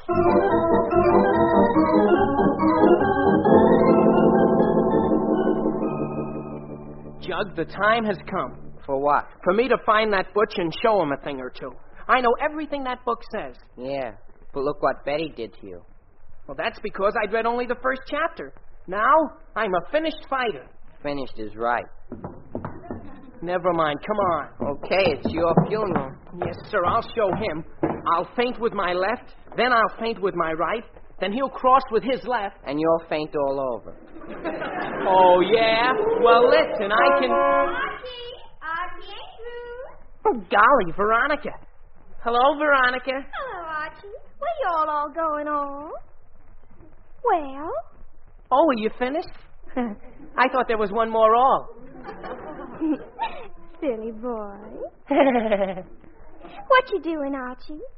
I'm looking for Butch McGonagall. For Butch? Why? To settle a score, Veronica, the way real he-men do. My goodness, you mean a fight? That's right. A fight to the end.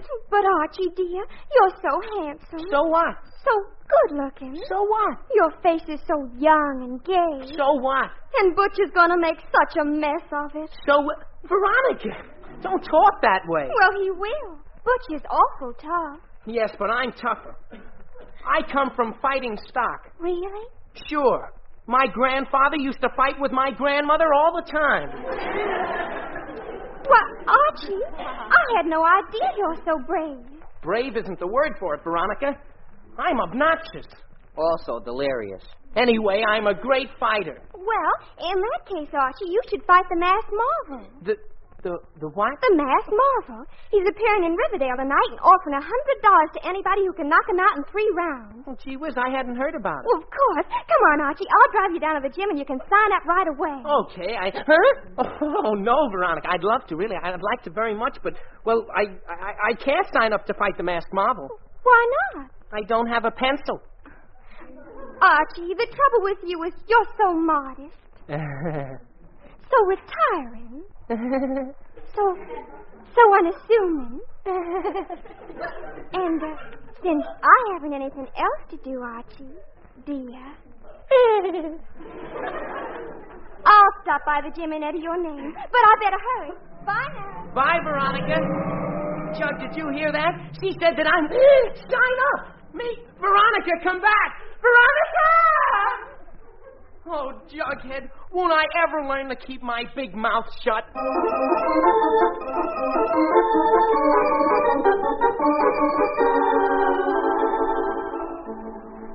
Oh, why did I ever get mixed up with fighting the Masked Marvel? Oh. Joe, give me another chocolate soda. Me too, Joe. Jughead, what'll I do? Why don't you tell them you don't want to fight? I can't do that, Judge. Not after I told Veronica what a great fighter I am and she entered my name to fight the Masked Marvel. Well, if I try to get out of it now, Veronica will never talk to me again. Yeah. And if I go through with the fight, nobody will ever talk to me again. Yeah. And I'm too young to die. Yeah. I got everything to live for. Yeah. I haven't done a thing to deserve this fate. Yeah. Jug, what'll I do? Bet a lot of money on the Masked Marvel. Why? You might as well die rich. Jughead, you're no help at all. In fact, you're just Pardon me. Is here they're serving chocolate sodas? Yeah, right here. Jug, I love chocolate sodas. Well, that's fine. Jug, I gotta tell You're you living in this city? Yes, I do. Jug, now... I'm a stranger here. Well, that's fine. Now, Jug, what All I want... morning I'm looking for a place that they sell chocolate sodas. Look, mister, I don't know who you are, but Permit me to make introduction of myself. They are called me the Masked Marvel. Well, that's fine. My friend and I are very busy, and we just... What? The Masked Marvel. But did you say your name was the Masked Marvel? That's right. Only without the mask. This is my real face. How can you tell? Well, gee whiz. Jug, did you hear that? This is the masked marvel. Gee whiz. I hope I'm not intruding. Intruding? Oh, no, not at all, Mr. Marvel. Not at all. In fact, fate sent you to me. Yes, sir. Sit right down, Marvel. Sit right down. Andrews is my name, Archie Andrews. How do you do? We'll shake hands, yes? Oh, yes, by all means. Yo! Marvel, don't do that. Oh. I'm sorry. I'm not know my own strength. That's all right. You say you like chocolate sodas? That's right. I love chocolate sodas. Archie, we better get out of here. Not on your life, Jug. This is my big chance. Well, they have fine sodas here, Marvel. Best in town, don't they, Jug? I said, don't they, Jug? Ouch. Yes, they have fine sodas. See, Marvel? Sit down. Oh, Joe, 2 chocolate sodas. Make it a double chocolate for my friend. What is double chocolate? Oh, that means an extra shot of chocolate syrup. I love chocolate syrup. Joe, make it a triple chocolate soda. What is triple? That means 3 shots of chocolate. I love chocolate syrup. Joe, make it a glass of chocolate syrup. Straight. What is straight? Oh, that means without any seltzer. You don't want them putting any water in that delicious chocolate syrup. I love chocolate syrup. Archie, are you quiet, Jug? Here we are, Marvel. A soda for me, and a glass of lovely chocolate syrup for you. Drink up.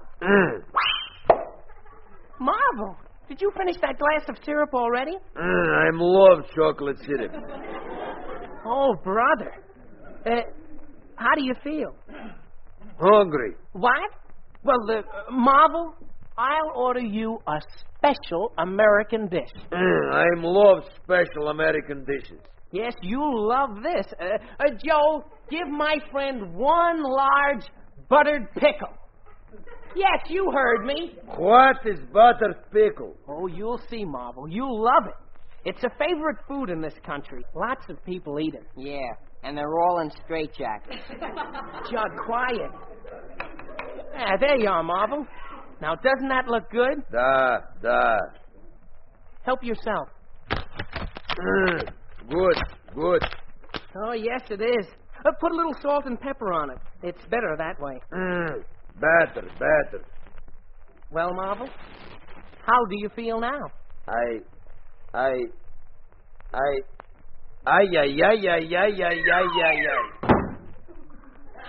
Well, it finally worked, Jug. Archie, where's your handlebar mustache? Oh, it was a dirty trick, Jug, but it's a case of survival of the fittest. And I don't think the masked marvel is very fit anymore.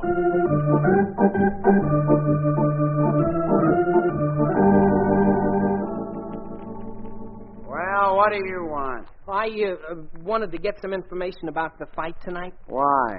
Well, I'm Archie Andrews. I understand my name is entered to fight the Marvel. Archie Andrews. Why, yeah, he... What? You're Archie Andrews? That's right. What's so funny? And you expect to stay 3 rounds with the Marvel? That's right. Well, all right. The fans like to see a little bloodshed, and I guess you've got some. Some what? Blood. Oh, fine. Pardon me. Hello? Who? Marvel? What? Sick? But Marvel, you gotta fight some... What? But Marvel, listen. Hello? Oh, for God's sake. That stupid ape. Do you know what he's done? What? Gone and got sick, that's what. Oh, is that so? And the tickets all sold out. And the fight was going to be broadcast. Oh, gee, that's too bad. I'll have to call the whole thing off. Oh, what wouldn't I give for another fighter? Well, Archie, we might as well... Wait a minute. I got an idea, Jug. Jug, come back here. Archie, you've had enough ideas for one day. But this one is colossal. Mister, just what would you give for another fighter? What would I give? Anything. Name it and it's yours. My life. My fortune. $20. It's a deal. I got just the guy for you. He can wear the same outfit the masked Marvel wears, and nobody will ever know the difference. Yeah, but can he fight? Can he fight? He's a wildcat, isn't he, Jug? Yeah. He's a killer, isn't he, Jug? Yeah. He's a madman in the ring, isn't he, Jug? Yeah. Great. What's his name? Jughead Jones, isn't it, Jug? Yeah. What? But Archie... Okay, it's a deal. Here's the 20. Sold. Your fighter will be here at 8 o'clock. So long. Archie, I am positively not... Jug, don't be silly. There's nothing to be afraid of. You'll be in the ring with me. Gee, that's right. I get a chance to impress Veronica, and you get $20. Well, okay. Attaboy. But let me see the money. Oh, here you are. Archie, that's only 10. Well, naturally, as your manager, I get half, don't I? Archie, somehow the odds are always against me.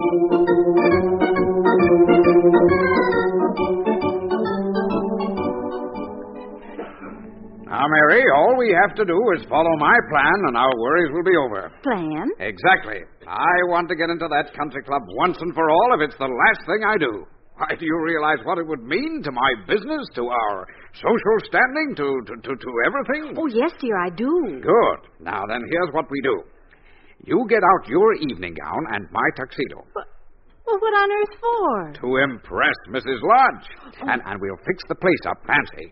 Candles on the dining room table. Good books lying all around the room, casually. Everything soft and refined. Oh, I see. Mrs. Lodge will think she's on Park Avenue. Of course, there is just one hitch. Yes? Where is Archie? Oh, he just phoned to say he won't be home for dinner. Why, Mary, that's fine. In fact, that makes everything just perfect.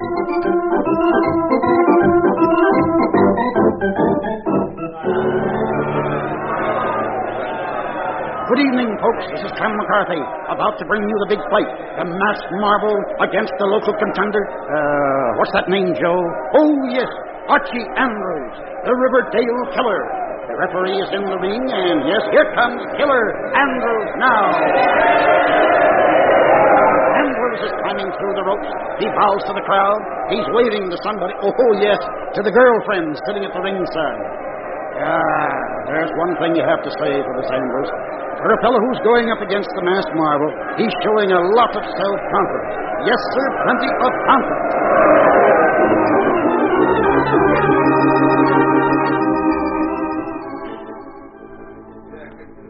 Well, Jones, all set? Yes, sir. Okay, now put on this mask and hood the Marvel wears, and whatever you do, don't take it off. Yes, sir.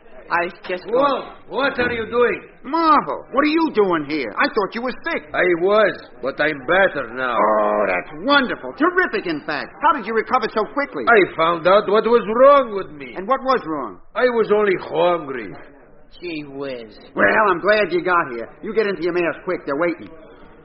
Well, Jones, what are you looking so scared about? You don't have to fight now. I know, but I'm thinking about a guy who does.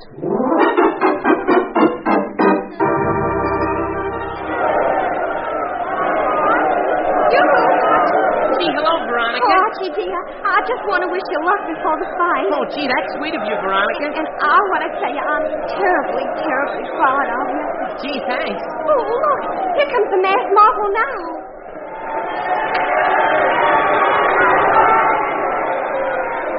Just look at those muscles and those shoulders and those legs. I'm still looking at those muscles. He's terribly husky. Yeah, he does seem to have gained weight. Who? I mean, the marble. Oh, the referee's calling me, Veronica. I gotta get out there. Okay, Archie, good luck. Andrews and the marble are in the center of the ring. They shake hands. The referee is giving them final instructions. Now, as I look at the two men, this fight sizes up as a contest of age, weight, and experience against youth, ambition, and ignorance. Well, the fight is on. They look at each other, powerful openings, just feeling each other out. The marble feints with the left and throws a savage right to Andrews' chin. And Andrews staggers back on his heels. The crowd goes wild. Jug, for God's sake, take it easy. You want to hurt me or something? Isn't this exciting, Veronica? Oh, yes, it is, Betty. Hi, Betty. Hi, Veronica. Oh, hello, Jug. Can I sit here with you? Of course, Jug. But shouldn't you be in Archie's corner? Betty, I don't think Archie would be glad to see me now.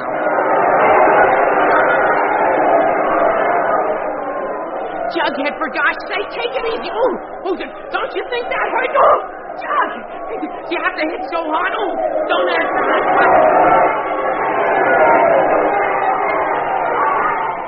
boxing fans, so far the Andrews boy is being cautious. Just feeling out the masked marble. The marble throws a left at Andrews' nose, a right to Andrews' stomach. Andrews is cautious. The marble crosses with a right to Andrews' head, a left to Andrews' eye. Andrews is cautious. The marble jabs with his left, then throws a right. Andrews is cautious. The marble sends a stiff right to Andrews' chin. Andrews is cautious. Another stiff right. Andrews is wobbly. He's going down. No, he's staying up. No, he's going down. He's weaving like a pendulum. The masked marble is moving in for the kill. Andrews is backing away and fires the bell, ending round one.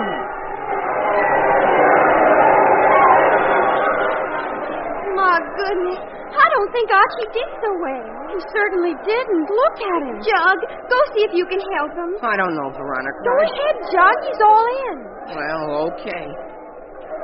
Hey, Archie, how you doing? Hi, Jug. Doing okay, I guess. I can't see him. I don't understand it. I didn't know Jug could hit so hard. Jughead, what are you doing here? I mean, who is that over there? Oh, Jug, tell me it isn't so. It is. Oh, you mean I'm fighting the real masked marble? You're sure not fighting me? Oh, but I can't, Jug. I mean the marble. Out there, Archie. Yeah, but Jug. Yeah? Tell my folks I died bravely, will you?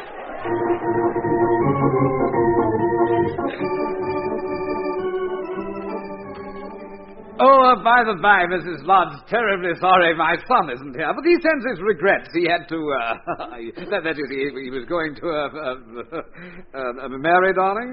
Yes, darling. Just where did the boy say he was going? To a lecture, I believe. Ah, yes, a lecture. A very intellectual boy, Archie, but then why shouldn't he be? Yes, why? Yes. How am I doing? Fine, darling. Oh, darling, why don't you turn on some music? I believe the opera is on. Father, conversation is always so charming with music. Don't you agree, Mrs. Lodge? Oh, yes, Mrs. Lodge. We always listen to the opera. Now, about your charming country club, Mrs. Lodge, I was wondering if we had... Now, Mary, you've got some prize fights. See if you can get some music. Oh. I do detest prize fights, Mrs. Lodge, don't you? There's something crude and cheap about Andrews? Did he say Andrews? Oh, no, Mary. It must be some other Andrews. One thing you can't deny, though. Mary. Is mighty popular. Mary, for God's sake, turn that confounded thing off. I mean, darling, stop the radio, will you, please?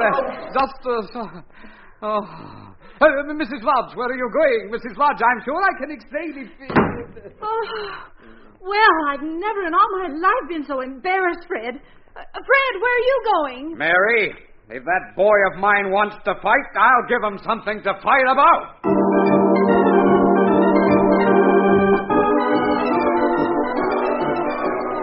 They're in a clinch now in Andrews' corner. Andrews is hanging on for dear life. He won't let go. Not yet, Judge. I got an idea. For God's sake, Archie, no more ideas. This one'll work, Judge. Andrews, let me go and fight. What's the rush, Marvel?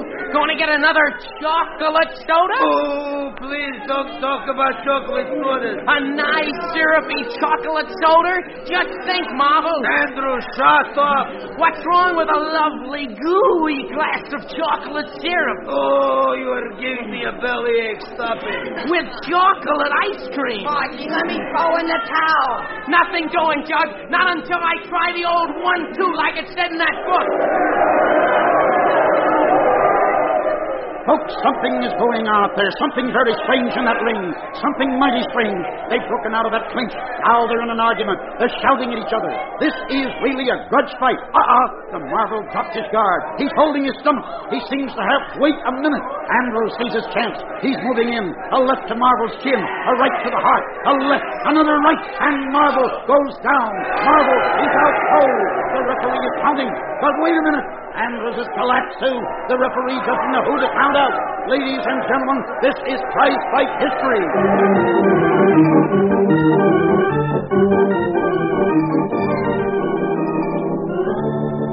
Pour another bucket of water on him, Jug. Okay, stand back. What happened? Where is he? Wait. You're in your dressing room, Archie. How do you feel? I don't. Is the fight over? Where is he? It sure is. Oh, there you are, young man. But the next round is just beginning. Hello, Mr. Andrews. Hello, Jughead, Veronica. I would like to see Archie alone, if you don't mind. We were just leaving, Mr. Andrews. Bye, Archie. Good luck, Archie. Hello, Dad. What are you doing here? Young man, at the moment I am much more interested in what you were doing here. Well, Dad, you Young see, I man, happened to you've get... been through some pretty fantastic and asinine escapades. Yes, but Dad, none of them has ever been more embarrassing to your mother and myself than this. Yes, but I Dad, have you don't never understand. in all my life heard of such ridiculous and stupid behavior. Yes, but Dad, if I you have just... talked to you and warned you and tried to advise you, but all to no avail. So this time, Archie, I intend to take steps. Feel okay? Well, yes, I guess Good. so. Well, I just wanted to tell you that in all my years in the fight game, I've never seen anything like that waltz tonight. Well, yes, I know. Do me a favor, will you? Yes? Don't ever show your face around here again. Here's your money. Goodbye. Now, you see, Archie, just what I was telling you. When that man came in here and Archie, did he say money? Uh-huh. What money? The money for knocking out that guy, the masked marvel, Dad. See? $100. $100? Yeah, that's right, Dad. But what was that you were about to say? Me? Oh, well, Archie, I was about to say that $100 just for one evening's work, eh?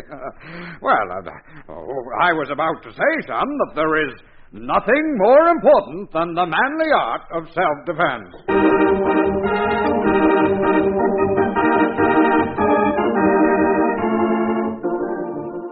Archie is played by Bob Hastings, Jughead by Harlan Stone. The part of Clem McCarthy was played by Clem McCarthy. Others in the cast include Alice Yearman, Ian Martin, Gloria Mann, and Rosemary Rice, Felix McGuire at the organ. And now back to Archie.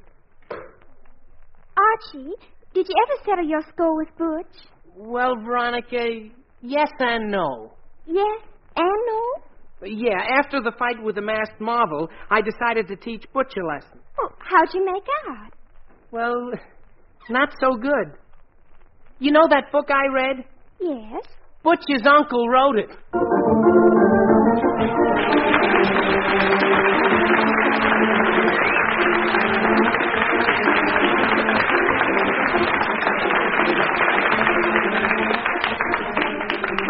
Listen next week for more of the merry adventures of Archie Andrews. And now this is Bob Sherry, wishing you a very pleasant weekend.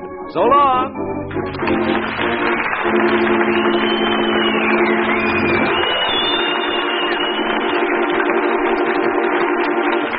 This is NBC, the National Broadcasting Company. Your Broadcasting Company. Your Broadcasting Company. Your Broadcasting Company. Your Broadcasting Company. Your Broadcasting Company. Your Broadcasting Company.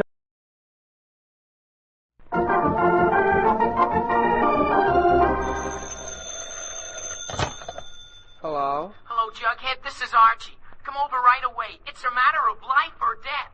Oh, relax, Archie. Relax.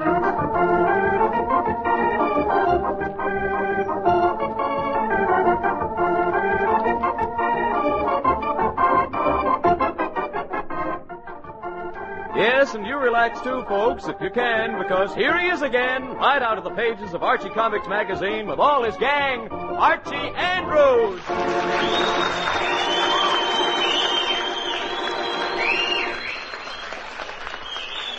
Our story today begins with, well, where does any story begin? A difficult question to answer, but perhaps this story begins with a fly. Yes, an ordinary, pesky, buzzing fly. It seems Mr. Andrews was taking a nap on the front porch one sunny afternoon. And there was this fly, circling around and around and around, until finally it landed right on Mr. Andrews' nose. So, Dad slowly raised his hand and slapped himself right on the nose. At which point, it was the misfortune of another friend of ours to enter the scene, a fellow by the name of Archie. Oh, you gotta love me in the morning. Yes, yes, and love me every night. 'Cause a good man nowadays is hard to... Hiya, Dad! Archie, for gosh sakes. Gee, Dad, did I do something wrong? Archie, can't you see that I'm trying to sleep? Oh, I didn't know that. I just And wanted if to... there's anything I hate, it's being awakened from a nap. Oh, but Dad, Do you care that I work hard all week and now on Saturday want to rest for just a little while? But, Dad, you I only stomp come in to all say- over the place, screaming at the top of your lungs. Archie, it's high time you were taught some manners. But gosh, Dad, all I did I was want you come to in go and out try- into the backyard and stay there. What? You But, heard Dad, me. I want you to spend the rest of the day in the backyard, alone. Then maybe you'll be considerate of other people. Oh, but Dad, Archie, Yes, Dad. go ahead. Gee whiz, okay. What chance has a fella got? Oh, Fred. What now? Fred, I couldn't help overhearing that. Don't you think you're being a little severe with the boy? I most certainly do not. But, Fred, Now, all he Mary, did don't you realize that what I need is peace and quiet? I'm tired, I'm weary, worn out. But why take it out on Archie? I am not taking anything out on Archie. Why, boys leave home for less reason than that. Leave... Archie? Well, he might. Now, Mary, stop dreaming. You know we'd never be that fortunate. Me? Oh, I'm going to sleep.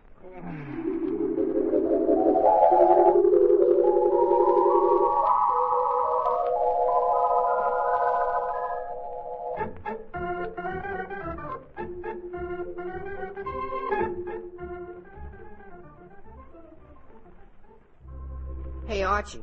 Hi, Jug. What's the matter? Jughead, I'm despondent, that's what. What did you do now, Archie? Jug, all I did was walk up to my father and say hello. And you know what he said? Scram. Exactly. He said... Jug, how did you know? That's what my father always says. Well, this time, Jug, I've had enough. Yes, sir, I've made up my mind. Gee whiz, what are you gonna do? Exactly what my father said. I'm gonna go away, that's what. I'm gonna go far away. In fact, I may never come back. Well, Jug, what do you say to that? Goodbye. Jughead, I want you to come with me. Who, me? Yes, you. We'll go to some island and live like Robinson Crusoe. Oh, but Archie, I can't. Archie. Hi, Jug. What you doing, Archie? I'm making some plans, Betty. Plans to go away. Go away. Yes, Betty, and before I go, Betty, there's something I want to ask you. Yes, Archie. Betty, would you... Yes, Archie? Well, that is, could you... Yes? Yes? Gosh, I don't know how to say it. Oh, go on, Archie, go on. Well, Betty? Yes? Would you lend me your thermos bottle? Archie Andrews, you're hopeless. But all I want is your Yes, you can borrow the thermos bottle, but if you want it, come around to the delivery entrance. Goodbye. Well, gee whiz, now what did I say?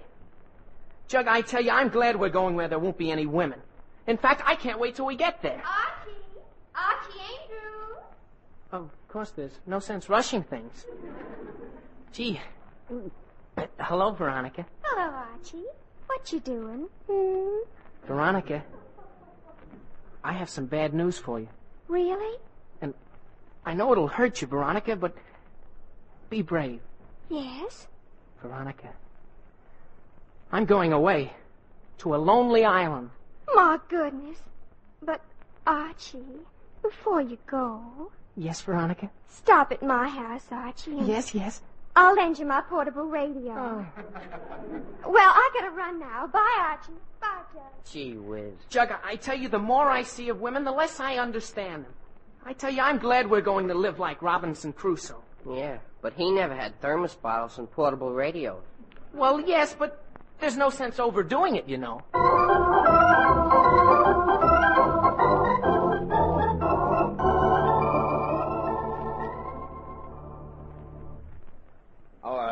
Did you want to see me? Yes, Andrews, I did.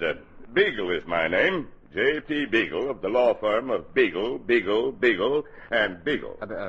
Glad.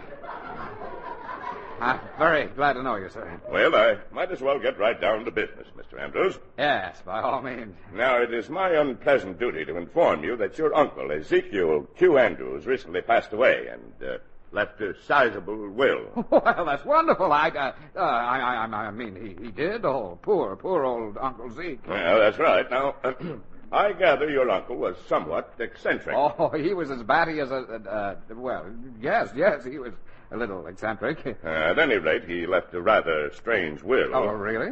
Yes, very strange. In fact, nobody gets anything. What?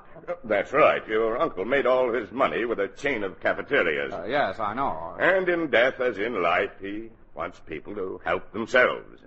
I don't understand. It's simple. Your uncle left a list of eligible heirs. These heirs can have whatever they want of his property. They have one choice each. All they have to do is turn up on his property and claim what they want. The money, the mansion, the jewels, or whatever. Oh. I see. First come, first served, but all claims must be made by 10 o'clock tonight. Tonight? Now, that's the deadline. After that, all unclaimed property goes to the Australian Foundation to provide pogo sticks for tired kangaroos. Is that clear? Clear? Oh, yes, it's clear. Yeah. Very well. Good day. Oh, just a minute, Mr. Beagle. I might as well go along with you and make my claim right now. Oh, that reminds me. There's one thing I forgot to tell you. Oh, yes? Your uncle disinherited you. Well, that was nice of the old fella to disinherited me. But he couldn't. I mean, he wouldn't. I mean, he has no right. However, he did include your son in the list of eligible heirs. Archie? That's right. So if your son appears on the Andrews estate by 10 o'clock tonight, he may claim whatever he wants. Oh, well, in that case, everything's all right. I'll call my son and be down there in 5 minutes.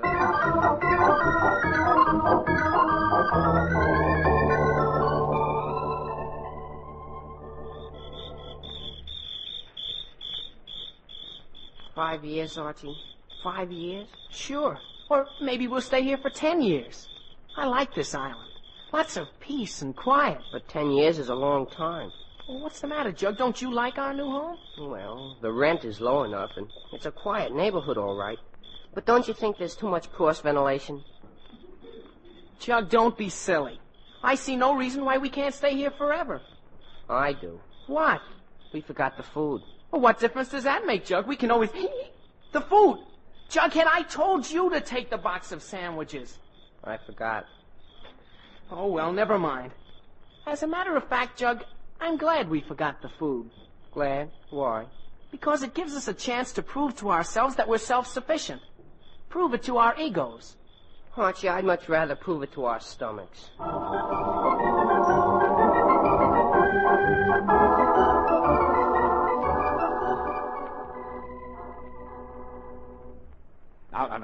Now, Mary, the main thing is not to let this thing upset us. Not to let it upset us. After all, people inherit things all the time. Yes, dear.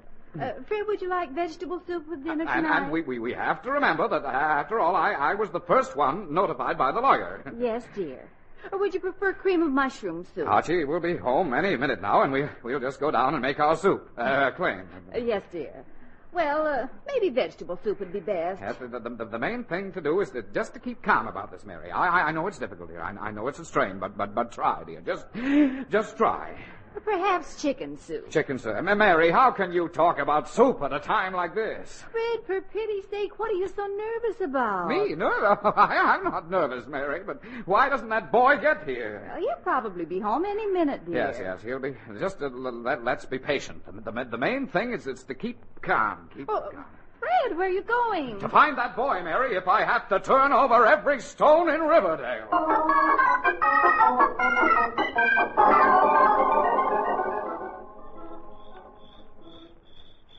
Any luck yet, Archie? Be patient, Jug. I'll catch a fish any minute now.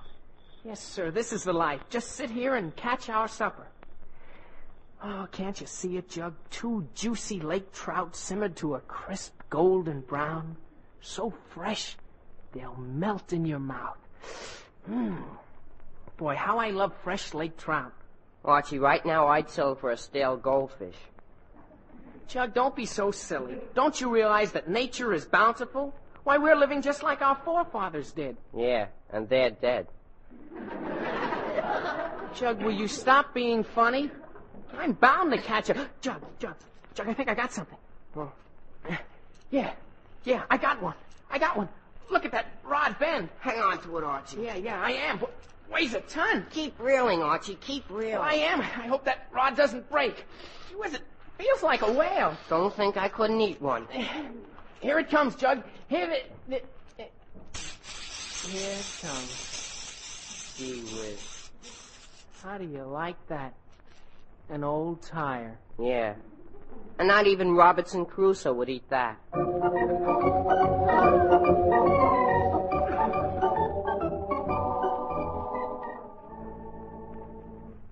Why, Betty, what brings you over here?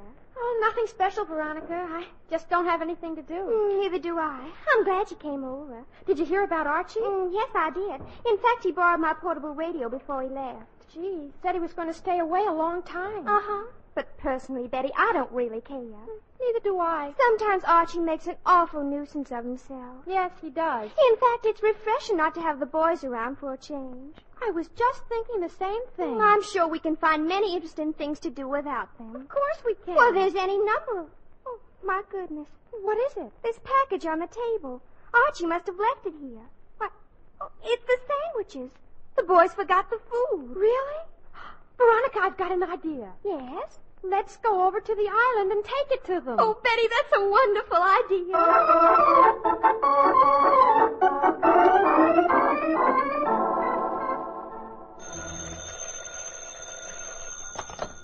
Hello? Mary, this is Brad. Oh, where are you, dear? Downtown. Has Archie come home yet? No, haven't you found him? Found him. Mary, I think that boy has vanished from the face of the earth. Well, Fred, go over to some of his friends' houses. Jughead or Betty or Veronica, and ask them. They're bound to know where he is. Mary, I already tried that. I can't even find his friend. Really?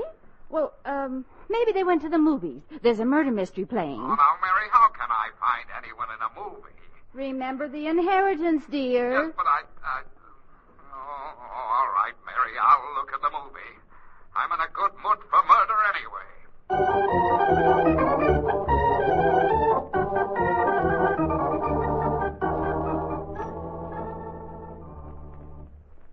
Archie, let's go home. Yeah, maybe you're right, Jug. We can start our outdoor life tomorrow.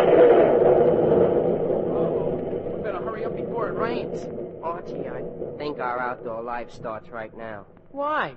Well, while you were catching old tires, our rowboat sort of drifted off. Sort of.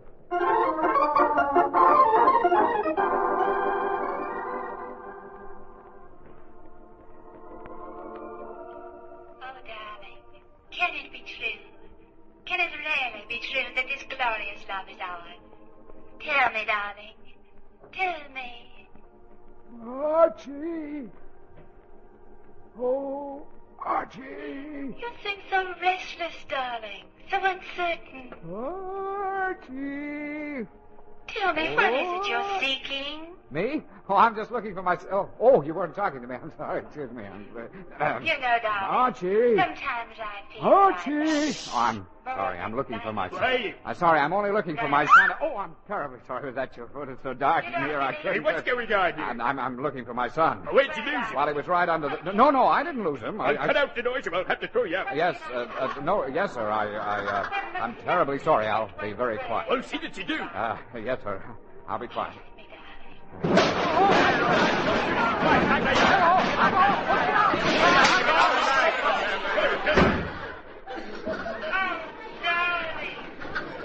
Darling, must you leave so soon?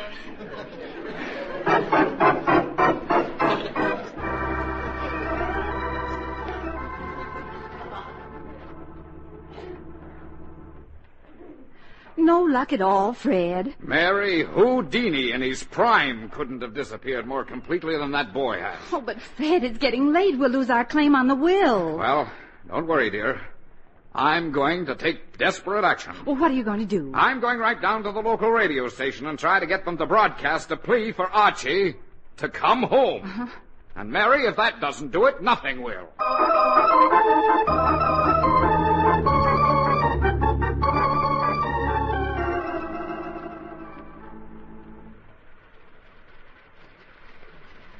Archie. Yeah? Raining, isn't it? Jughead, For gosh sake, kid, snap out of it. But I just Take it easy, old man. I only said I know how the jungle gets under your skin. I know how the sound of the tom-toms drives men mad. But Jughead, old man. Remember, England. Remember it? I've never even been there. Don't cast civilization aside, Jug. The rainy season will soon end. The tropical suns will shine again. Archie, do you have malaria? It's not easy. I know it's not easy. Spending all this time on this island, never seeing another white man, never. What do I look like? I mean someone from the outside world. Well, you wanted peace and quiet. Yeah, but this is going too far. Well, we could turn on the radio. Gee whiz, that's a good idea, Jug. Yeah, turn the radio on. Okay. Boy, I'm sure glad you thought of that, Jug. That's just the thing to cheer us up. Yes, sir, a radio is sure a wonderful invention. No matter where you are, it brings entertainment and relaxation right to your side. We interrupt our regular schedule to bring you a special broadcast. This afternoon, a boy by the name of Archie Andrews disappeared from this city. And all the latest news. What? Gee whiz. A complete search has failed to disclose his whereabouts. Well, gee whiz, they're looking for me. May we urge any listeners who know the whereabouts of Archie Andrews to communicate with this station. When last seen, he was wearing gray trousers, a green sweater, and a silly grin. That's you, all right. But gee whiz, I'm not missing. I'm right here, right and here. Now, in the event that the boy himself may be listening to a radio somewhere, we present his father, Fred Andrews, with a special stirring message to his son.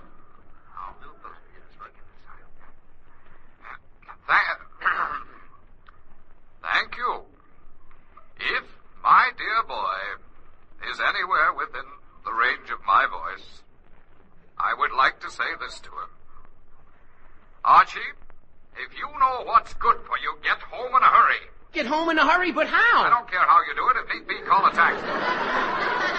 Oh, sure. Jug, see if there's a taxi out on the lake, huh? But, I repeat, Archie, it is urgent you return home at once. I think you understand. Thank you, Fred Andrews. We return now to... Understand? I'll say I understand. There ought to be a law against radios on desert islands.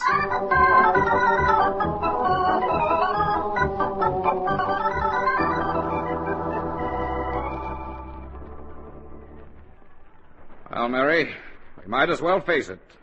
The inheritance is gone. And Archie will be home whenever he gets good and ready. Wherever he is. Oh, dear. What a shame. Yes, it is a shame. Money, riches, luxury. Who knows what we might have had? Gone. All gone. Oh, now what? Andrews, we want to see you. Hello, Lodge. Mr. Cooper, Mr. Jones. It was nice of you to drop in, but I'm in a little trouble, and I'll say you're in trouble, Andrews. We just heard your broadcast. Oh, did you? Well, I've been on the air before, you know, so naturally Andrews, I didn't have any... where is my daughter? Your daughter? Why, she's probably... What? Your daughter? Yes, and Jughead and Betty. Oh, Jughead. Betty. Oh, now, Luke, how should I know? I have trouble enough finding Archie. I don't know where Jughead Oh, and is Betty... that so, Andrews? Well, you listen to me. That boy of yours is a menace to this town. Oh, yes, I was a little worried about where those kids were, but since I heard your broadcast, I know Archie is at the bottom of all this. Oh, no, just a minute. I mean, what can I do about and let me tell you this. If you don't get these kids back home quickly and safely, I'll have the law on you. The law? Yes, there is a law against kidnapping, you know. No. Wait. Look, Lodge, and the rest of you can take my word for it. Jug may be with Archie, but I'm positive they haven't even seen Betty and Veronica.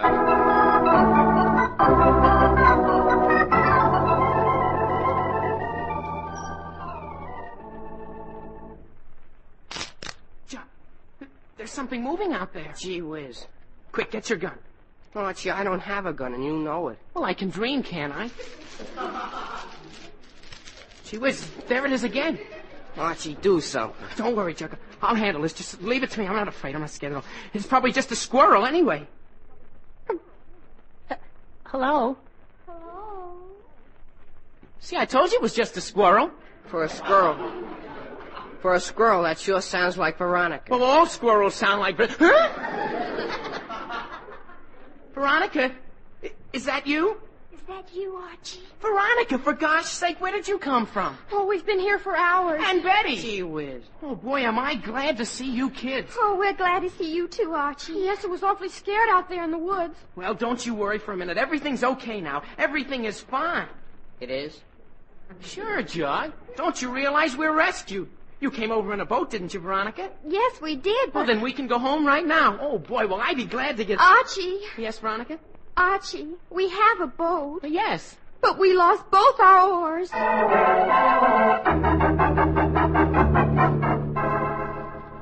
right, Andrews, what are you going to do? No, people, please. I'm sure we can settle all this peaceably. Go ahead, Andrews. We're listening. You're listening, yes. Well, now, all we have to do is, Yes? well, what we could do is we could, no, that wouldn't be so good, would it? Now, just a minute, Lodge. I'll have it in just a minute. What we should do is we should all organize, and we could all go out and, that wouldn't be so good either. Andrews, in just 30 seconds, I'm going down to the police station. Oh, no, the police... pardon me. Hello? What? The Row Your Boat Company? Now, look, no, I don't want any boats. What's that? He did. My son rented a boat. When? And he hasn't returned it. Well, look, yes, don't worry, I'll pay for it, but just tell me one thing. Did he say where he was going? Mister, that's all I wanted to know. I'll be right there. Has anything happened, Archie? Lodge, that I don't know, but I can say this. Something is certainly going to. We better think of something, Archie. Yeah, we can't stay here. My father's going to be awful angry. Young man, that is an understatement if I ever heard one. Gee whiz, Dad, is that you? Gee whiz. Well, what are you doing here? Archie, before you go any further, I want to tell you that I intend asking all the questions. I thought of some nice ones while I rowed across here in the rain. But, Dad, we were just coming home in Veronica's boat and... Veronica? Oh, Veronica and Betty here? Oh, yes, Mr. Andrews, we're here. Archie, I'm going to have something... Who was that? Hello there. Gee whiz, more company. For a deserted island, this sure resembles Grand Central Station. Do you people know you're trespassing? Oh, Mr. Beagle, is that you? Andrews, well, I see you made it. Made what? Don't you know? Now, Beagle, this is no time for riddles. You mean to say you don't know that this island is the property of the late Ezekiel Andrews? What? You mean we're on Uncle Zeke's property? You certainly are. Oh, my gosh. Mr. Beagle, what time is it? 9:59, Mr. Andrews. In just 1 minute, all this property will belong to the Australian Foundation. Oh, no, it won't, Beagle. Oh, this is my son, Archie. Hello. And since he's one of the eligible claimants, he claims this island as his property. Don't you, Archie? Dad, if I never see this island again, Archie, it'll be... for gosh sake, say yes. We haven't got time now. Yes, I claim this island. There. Well, Andrews, I mean, this is a little irregular. Oh, no, the will says the claimants must appear on the estate before 10 o'clock and make their claim in person, and we did, didn't we? Well, yes, I guess you did. Yeah. All right, Andrews, you now own Green Island as your share of your uncle's will. Green Island, yes, sir. Well, it's not what I had in mind, but it's better than nothing. Make a wonderful summer place, for one thing. Yes, sir, fine summer place. Eh, Archie? Then you're not angry, Dad? Angry, son? Why? What is there to be angry about? By the way, Mr. Beagle. Yes? Just how did you get over here anyway? I thought I took the last boat at the dock. Boat? Boat? Why, don't be silly, Andrews. I walked across the bridge on the other side of the island. What's that? What's that? What's that? What's that? Fred, I said wake up, dear. Wake up. You've been asleep for 2 hours. Yeah? No, sleeping? Oh. You mean that it was all oh. Yes, dear, you got a wonderful nap. Oh, Mary. The next time I fall asleep and take a wonderful nap, will you do me a favor? Yes? Wake me up.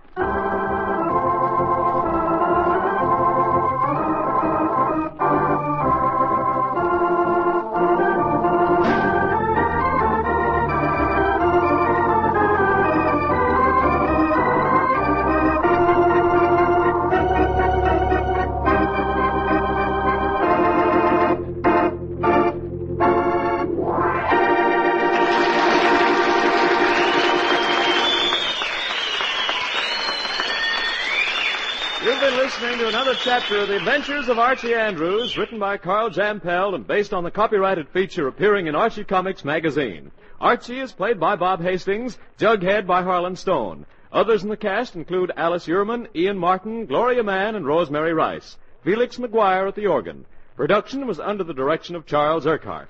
And now back to Archie. You know, Dad, it was a peculiar coincidence you're dreaming about Uncle Zeke this afternoon. Oh, was it? Well, yeah, we just got a letter from Uncle Zeke today. Oh, really? What does he say? Oh, just that he's broke again and wants you to send him $10.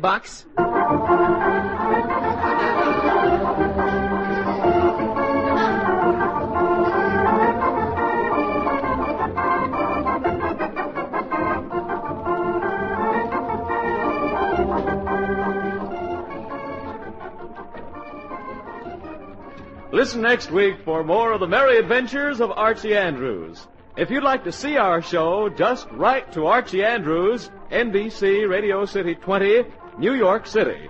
Let me give you that address again. Write to Archie Andrews, NBC, Radio City 20, New York City. Or if you live nearby and are in the neighborhood some Saturday morning, you may obtain tickets right at the studio. Just ask to see Archie Andrews. And now this is Bob Sherry wishing you a very pleasant weekend. So long!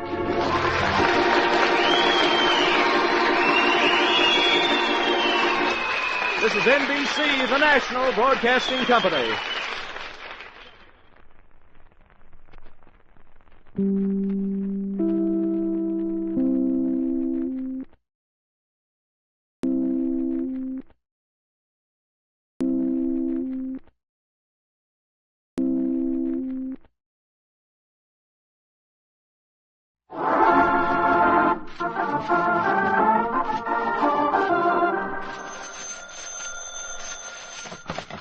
Hello? Hello, Jughead. This is Archie. Come over right away. It's a matter of life or death. Oh, relax, Archie.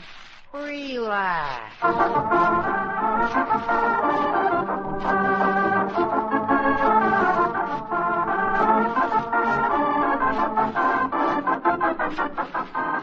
Yes, and you relax too, folks, if you can, because here he is again, right out of the pages of Archie Comics magazine with all his gang, Archie Andrews.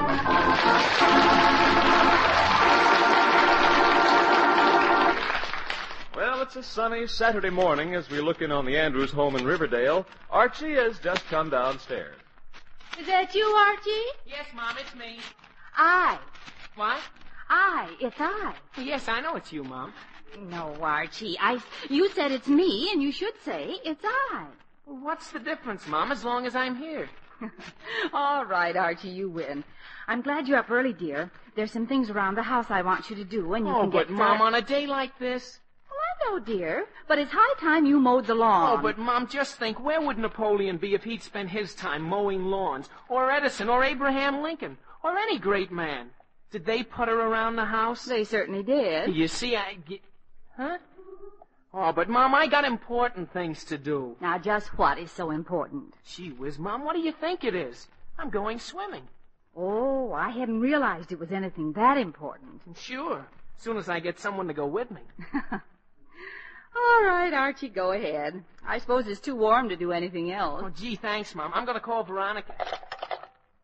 Operator, get me Riverdale 318, please. Lazy bones lying in the sun, never get a day's work done. Are you on the phone? Yes, Dad. Oh, well, hurry up. I have a call to make. Yes, Dad. Hello? That you, Archie? Uh-huh. Is that you, Veronica? Uh-huh. Hiya, Veronica. Hello, Archie. Veronica, would you like to go swimming today? Oh, I'd love to go swimming with you, Archie. But I have an appointment at the beauty parlor in 5 minutes, and I have to hurry. Bye now. Huh? Hello? Hello? Hello? Gee whiz. Archie, are you through with that phone? Not yet, Dad. Well, hurry up. I'll just be a minute, Dad. Hello, operator. Get me Riverdale 426, please. Lazy bones lying in the sun, never get a day's work done. Ah. Betty, this is Archie. Oh, hiya, Archie. Hiya. Betty. Yes, Archie? Betty, would you like to go swimming today? Oh, I'd love to go swimming, Archie. But I have to go shopping with Mother. Oh, but Betty, couldn't you... Mother's calling me right now. Bye now, Archie. Gee whiz. Archie, are you through yet? Not yet, Dad. I just gotta make one more call. Oh, Archie, for God's sake. This'll just take a second, Dad. Operator, Riverdale 783, in a hurry, please. Lazy bones lying in the sun, never get a day's work done. That way. Hello, Jug. Yeah, Archie. Jug, come over right away. Why? We're going swimming. Not me. I'm not. Gee whiz, Jug, why not? I got a bad sunburn. Gee whiz, on a swell day like this. My sunburn doesn't know what kind of day this is. But, Jug, you just gotta come swimming. We'll go down to the... Nothing doing. I'd look like an embarrassed lobster now. Oh, gee whiz. I guess I don't go swimming today. Well, come on over anyway, Jug. We'll do something. Okay, bye. Archie, are you through with that phone yet? Yes, Dad. Yeah. Oh, well, good. Well, now, what nonsense are you up to today, son? Nonsense? Why, Dad, you know I'm never up to any nonsense. No? Of course not, Dad. As a matter of fact, I plan to spend the entire day working around the house. See you later, Dad. Goodbye, son. Working around the house. Working around the house? What, Mary? Oh, Mary! Yes, dear? Is there anything wrong with Archie?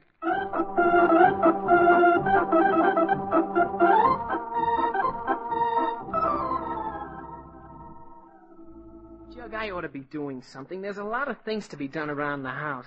Well, you could cut the grass. What for? It only grows up again. You could paint the front fence. Well, what for? It'll only get dirty again. You could fix that broken screen door. What for? It'll only break again. Give me a piece of that candy, Jug. What for? You'd only get hungry again. Don't be funny, Jug. Thanks. Yes, I ought to do something around the house. Archie, why don't you just put up a hammock and lie there quietly? Jug, now you've got something. That's exactly what I intend to do.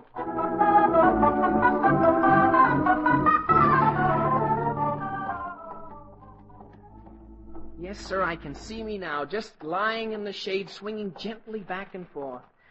Ah, that's the life. You haven't even got the hammock up yet. Oh, it won't take a minute, Jug. Soon as we buy one, I'll string it between those two shady trees on the left side of the house. Come on, here's the hardware store. Well, hello, Archie.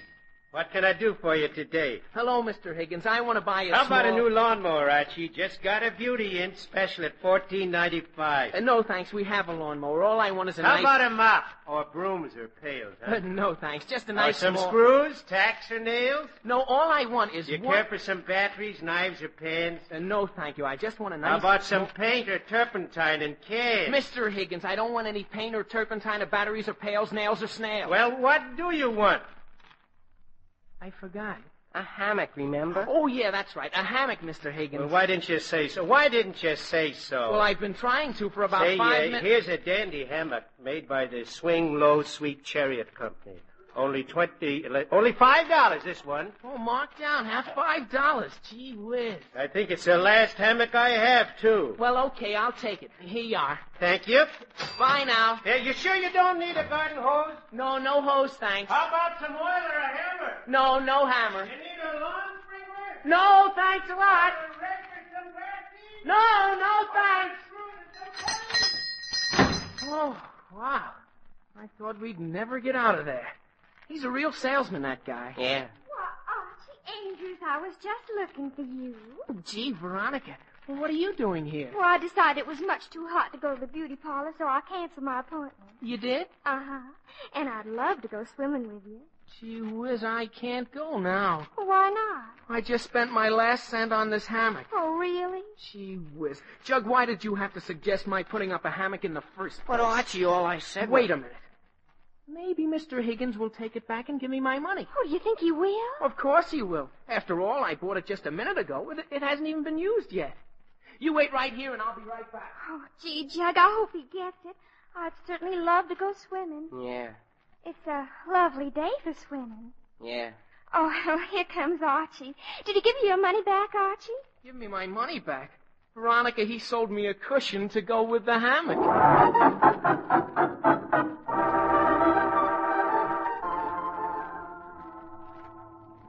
Oh, Father. Hello, Veronica. I was just going for a walk. You want to see me? Yes, I did. Father, isn't it awfully warm today? Yes, it certainly is. Father, you know what I've been thinking? No, what? That it would be wonderful to have a hammock on our lawn. Well, would be kind of nice. Why don't you put one up, Father? I know where you can get a lovely hammock and very reasonable Veronica, Yes, Father. let's hear no more about my putting up a hammock. Only a fool would put up a hammock on a day like this.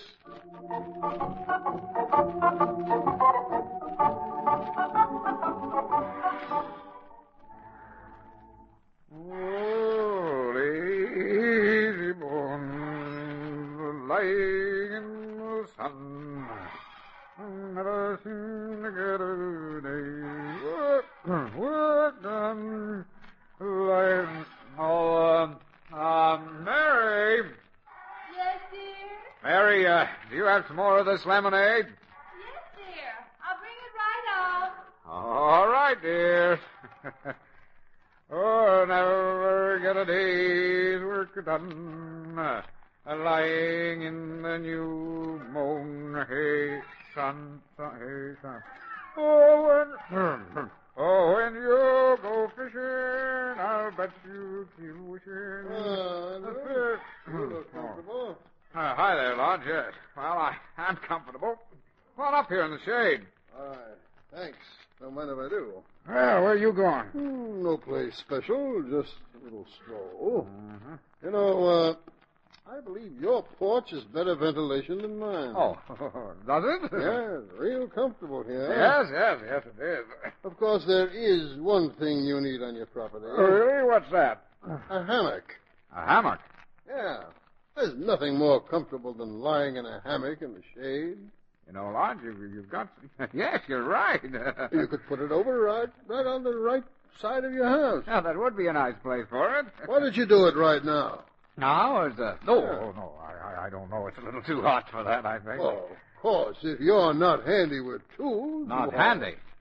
Lodge, I'll have you know I can do anything around this house, anything. In fact, I tell you what. Yes? If you will give me a hand, I'll go right down and get a hammock at Higgins' hardware store.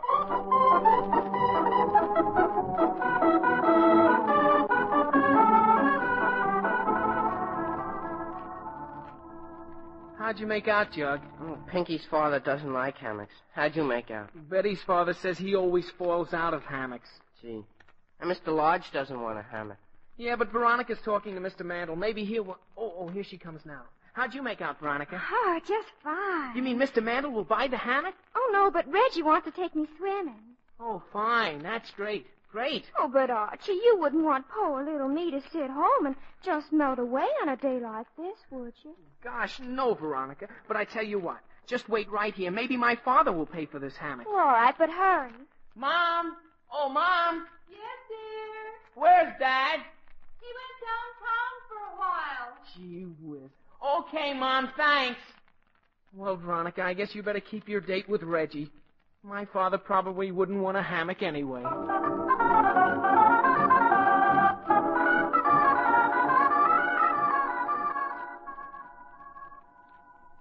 A hammock? You want to buy a hammock, Mr. Andrews? That's right. I want to buy a... Well, what's so strange about that? Nothing. Not a thing at all. I have a dandy hammock right here, Mr. Andrews, one of the last ones in stock, and only $5. Well, fine. I'll take it. All right, I'll carry it out to your car. Thank you. You know, Lodge, I like doing business here. Mighty fine fellow, that Higgins.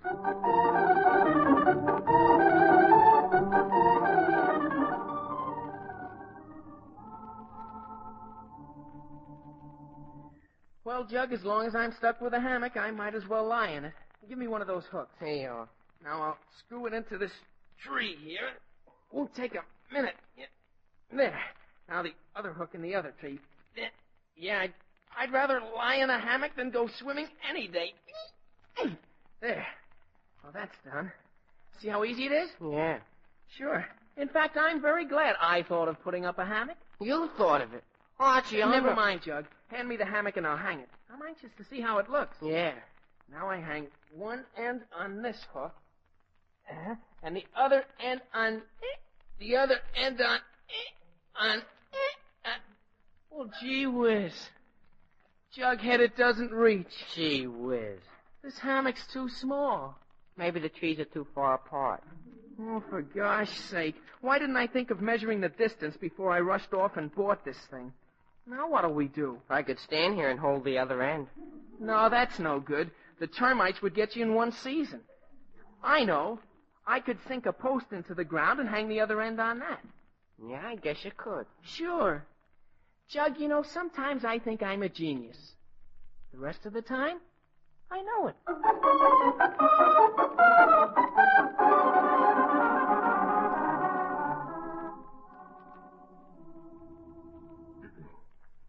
You see, Andrews, that's all there is to it. Now that you got the two hooks in, you just hang the hammock on it. Yes, Lodge, I sort of figured that out for myself. Hand me that hammock, will you? Yeah. Thanks. Now I hang one end on this hook, and the other on this hook. There.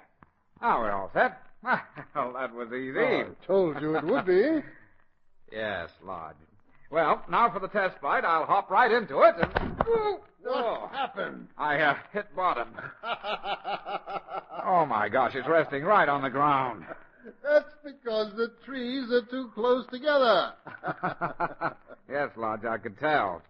Fine thing. Now what'll I do? Why, you could plant another tree. Please, Lodge, don't be funny. I know. I'll just sink a post into the ground and hang the hammock on that. Andrews, if you study hard, you're going to be a genius. Never mind, Lodge. Oh, Mary. Mary! Yes, dear. Mary, would you bring up my saw? Your what? My saw! But Archie's using it, dear. Oh, well, tell him I need it for a few minutes. All right. Archie! Archie! Yes, Mom? Archie, your father wants the saw. Gee whiz, Mom, I'm using it. Archie, your father needs it. Okay, where is he? On the other side of the house. Okay, I'll send Jug over with it. All right. Fred, Yes? Jughead's bringing the saw. Okay. Now let's see. I had some 2x4s right here. They should make fine posts. And wait a minute. That's funny. They're gone. What? Mary! Yes? Have you seen those old 2x4s that were alongside the house? Yes, dear. Where are they? Archie has them. Arch, now what in the world is he doing with them? I haven't any idea. Well, tell him I need a couple of them. All right. Here's the saw, Mr. Andrews. Huh? Oh, thank you, Jug. You're welcome. And Archie says let him know when you're finished with it. Yes, I will. Archie! Yes, Mom? Your father wants some of those 2x4s. Gee whiz, what for? I have no idea. Well, tell him to send Jug back here for the 2x4s. All right. Fred? Yes? Archie says to send Jug back. Well, Jug's already gone back, and tell him to hurry. All right. Archie! Did Jug get there? Yes, Mom!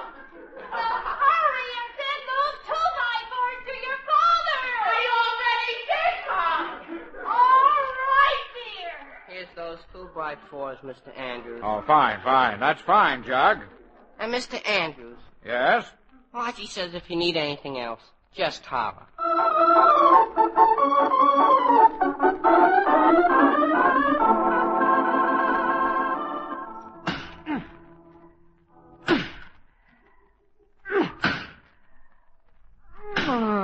There. Well, I guess that post is quite solid now. Well, I don't know. Got to be real strong, you know. Lodge, I said that post is solid now. All right, Andrews. If you think it's solid, I won't contradict you. Okay. After all, it doesn't matter to me if your hammock falls down. Lodge, for God's sakes, it's too hot to argue. Hot? That's funny. I don't feel hot.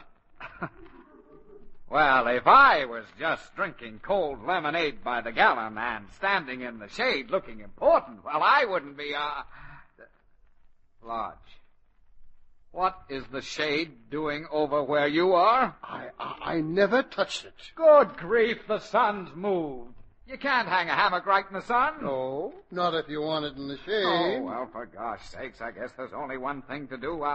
I'll have to move the hammock to the front lawn. It's always shady there. Good idea. Well, I'm certainly glad you approve. Yes, I guess it's the only thing to do. And as for these few holes I made in the lawn, why, they won't matter. They won't matter at all. Will they?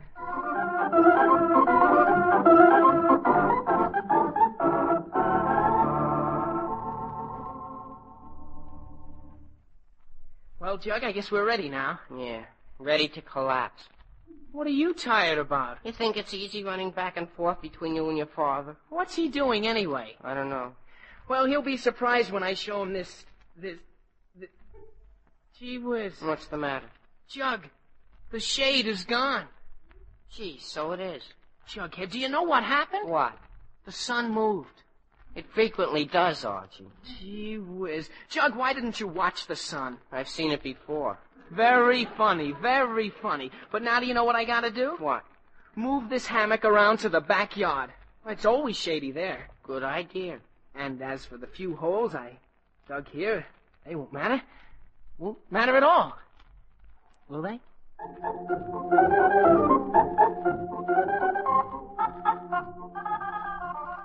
Bring that shovel, Lodge. I am. Bring that saw, Jug. I am. Well, hello, son. Still working? Yes, Dad. You too? Yes, but I'm almost finished. Me too. Well, see you later, Dad. Yeah, see you later, son.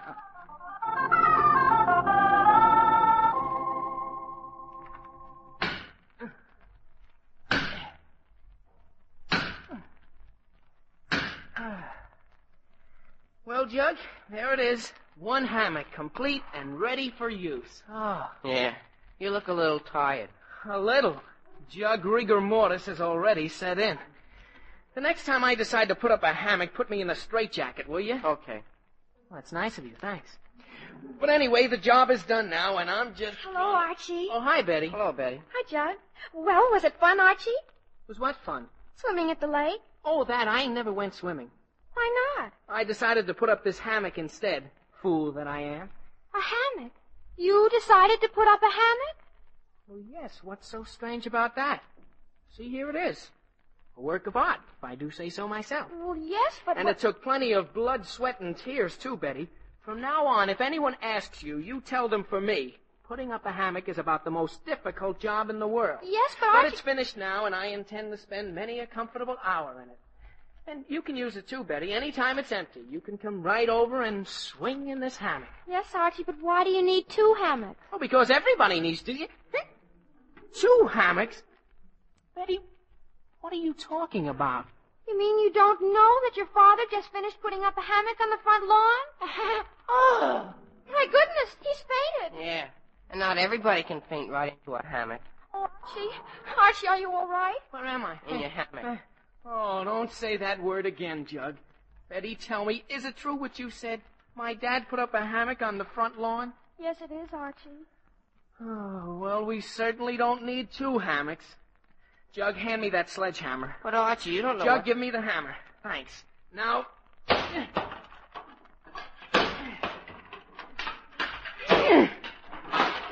That's the end of that post. Oh, but Archie, what will you hang the hammock on now? Betty, I'm going to make you a present of this hammock. Here, take it. Oh, but Archie, your new hammock, I couldn't take that. You've got to, Betty, as a favor to me. If my father sees it, I'd never hear the end of it. Well, all right, Archie, if you insist. I do. And remember, you kids, don't ever breathe a word of this to anyone.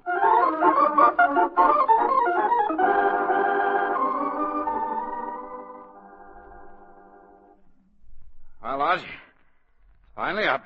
There it is. A hammock. Yes, we did a good job. Even if I do have to say so myself. We? Lodge, how did you get into this? Well, now, you will admit, Andrews, that it was all my idea. Now, listen, Lodge, if you think you can claim all the credit, why, you've got another... Hello, Mr. Andrews. Oh, hello, Veronica. Hello, dear. What are you doing here, Father? Oh, just showing Mr. Andrews how to put up a hammock, dear. A hammock? Lodge, for the last time, quit trying to take all the credit. Did you say a hammock? Andrews, I still insist. Without my help, you couldn't have put it up in a million years. But I thought Archie was going to put up the hammock. He was. Lodge, you didn't do a darn thing to help me, and you... Veronica, what did you say? I said Archie was putting up a hammock, wasn't he? Was he? Oh, my gosh, I'll bet that's why I couldn't get the... oh, my gosh, did he? Oh, I'm sure he did. Oh, no. Oh, yeah. Well, Andrews, I guess you now have 2 hammocks. 2 hammocks? Who needs 2 hammocks? Well, Lodge, there's only one thing to do. Hand me that axe. This one? Yes, that one. Thank you.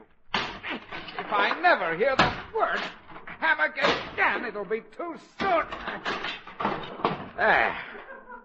That settles that. Andrews, you've chopped the post down. Now what are you going to hang the hammock on? Lodge, I am making you a present of this hammock for your invaluable assistance. But I don't want to... Take it, Lodge, with my blessing. Oh, yes, Father. I'd love to have a hammock on our lawn. Well, all right.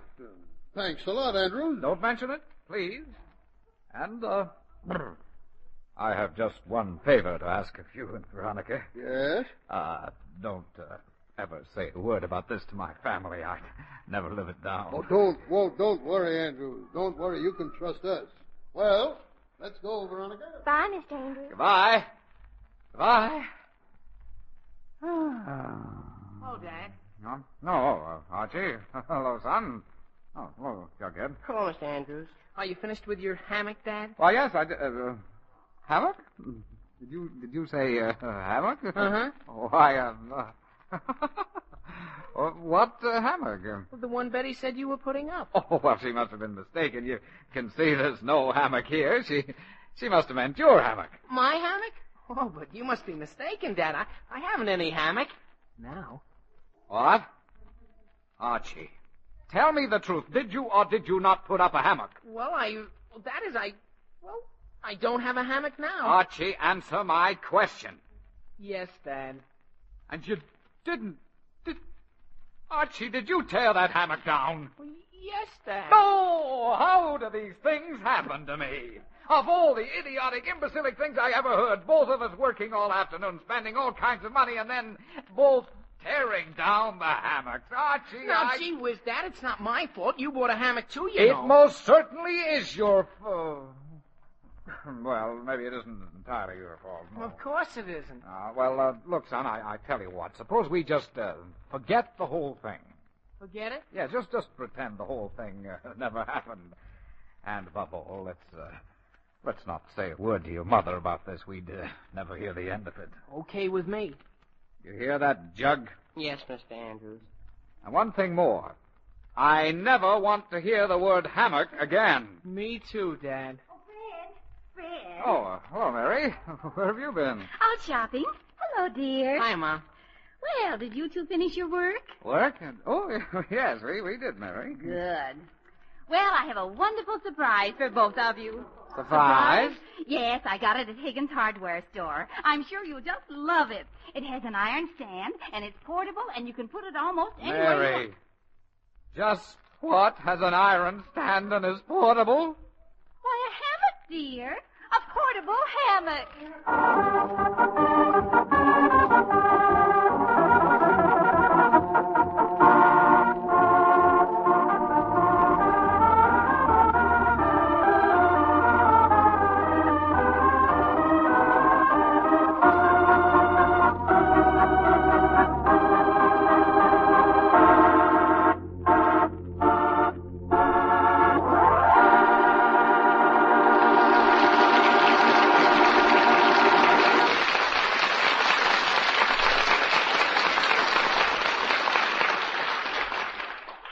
been listening to another chapter of The Adventures of Archie Andrews, written by Carl Jampel and based on the copyrighted feature appearing in Archie Comics magazine.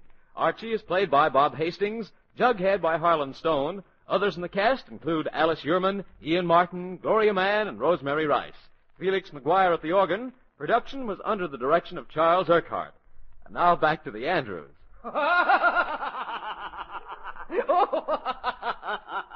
Fred, for Pete's sake, what's so funny?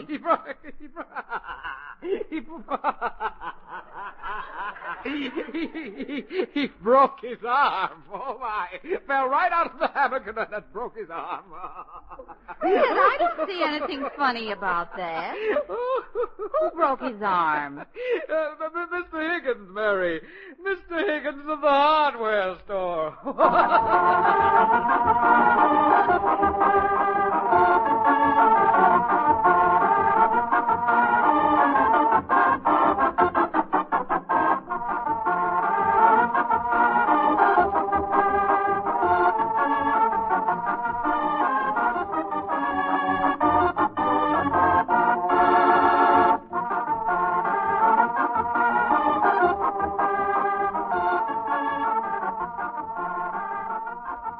Listen next week for more of the merry adventures of Archie Andrews and his friends. And now this is Bob Sherry wishing you a very pleasant weekend. So long!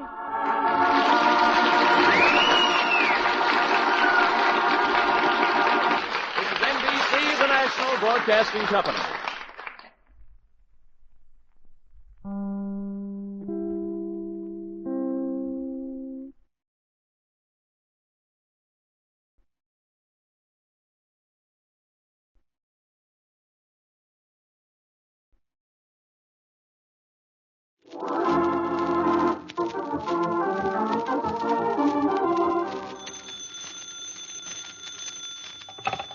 Hello? Hello, Jughead. This is Archie. Come over right away. It's a matter of life or death. Oh, relax, Archie. Relax.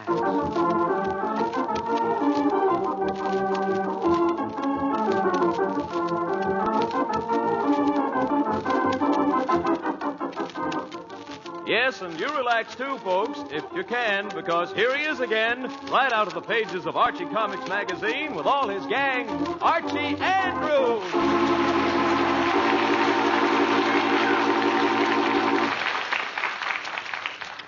Well, it's Friday evening as we look in on the Andrews home in Riverdale. We find Archie has just come home with Jughead and is a little unhappy about something. I tell you, Jug, I gotta figure out a way to get that bottle of bubble bath soap. You don't look dirty to me. It's not for me, it's for Veronica. She's having a coming out party tonight, and I gotta buy her a present. What's she coming out of?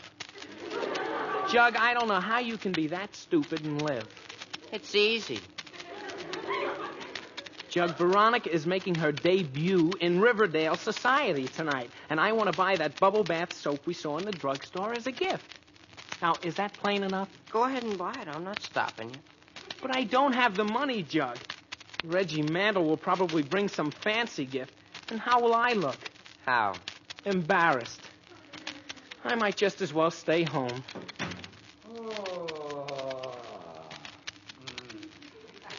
Archie. Hello, Jughead. Hello, Mr. Andrews. Hi, Dad. Oh, Dad, I was wondering... What a day. Certainly good to be home. Dad, would you be kind Archie, enough to let do you know me... where my slippers are? In the hall closet, I think. Dad, I was wondering... It's going to be good to sit down and have a little peace and quiet. Dad, I wonder if you'd let me... what is it? Dad, could you let me have some money? No. Now, where's your mother? But, Dad, I just gotta have $2.98. Archie, I said no. Where is your mother? But, Dad, I just gotta have it because Archie, I want to for buy... pity's sake, I said... All right, here is $3. Gee whiz, Dad, thanks a lot. Don't mention it. Keep the change. Oh, boy, Jug, I got it. Well, let me at that phone. Operator, Riverdale 411, please. Yes. Oh, boy, Jug, won't Veronica be happy when she sees that bubble bath? She likes all that fancy stuff. Hello, Mr. Pringle? This is Archie Andrews. You know that bottle of liquid bubble bath soap you have on display? Yes, the pink stuff in the fancy bottles with the sign, float on air with the scintillating essence of rare hors d'oeuvres, and be carried to dreamy wonderland in your bath, reduced to $2.98. Yes. Well, send a bottle of that right over, would you? Okay, thanks. Bye-bye. Archie, wouldn't it have been cheaper to buy Veronica a piece of soap? Don't be silly, Jug. She'll love this. I guess I'll show that Reggie Mantle that he's not the only one who can buy fancy gifts. Yeah. Gee whiz, Jug. Do you think Reggie will buy her something fancier than that? Probably. Oh, fine. Hello, Archie. Hello, Jughead. Hello, Mrs. Andrews. Hi, Mom. Well, what are you doing, dear? Nothing. Archie, what are you so glum about? Me? I'm not glum. Archie, do you feel all right? No, Mom, let's not go through that. Archie, stick out your tongue. But, Mom, I feel... Archie, stick out your tongue. No, I'm all right. Yeah. Well, you didn't have to stick it that far out. Uh-huh. Archie, just as I thought. You're run down. But, Mom, I feel fine. All the same, you go right upstairs and bring down the tonic. The tonic? Oh, gosh, Mom, not that. That tonic is the best thing in the world for you. Yes, I know, but... But what? It smells. Archie. Well, it does, Mom, just like rotten eggs. Archie, Mr. Pringle made that tonic from a special prescription, and it always does a world of good for you. But, Mom, Jughead, doesn't your mother make you take tonic when you're run down? Yes, ma'am. Well, doesn't it do you a world of good? No, ma'am. It doesn't? Why not? I give it to my little sister when Mom's not looking.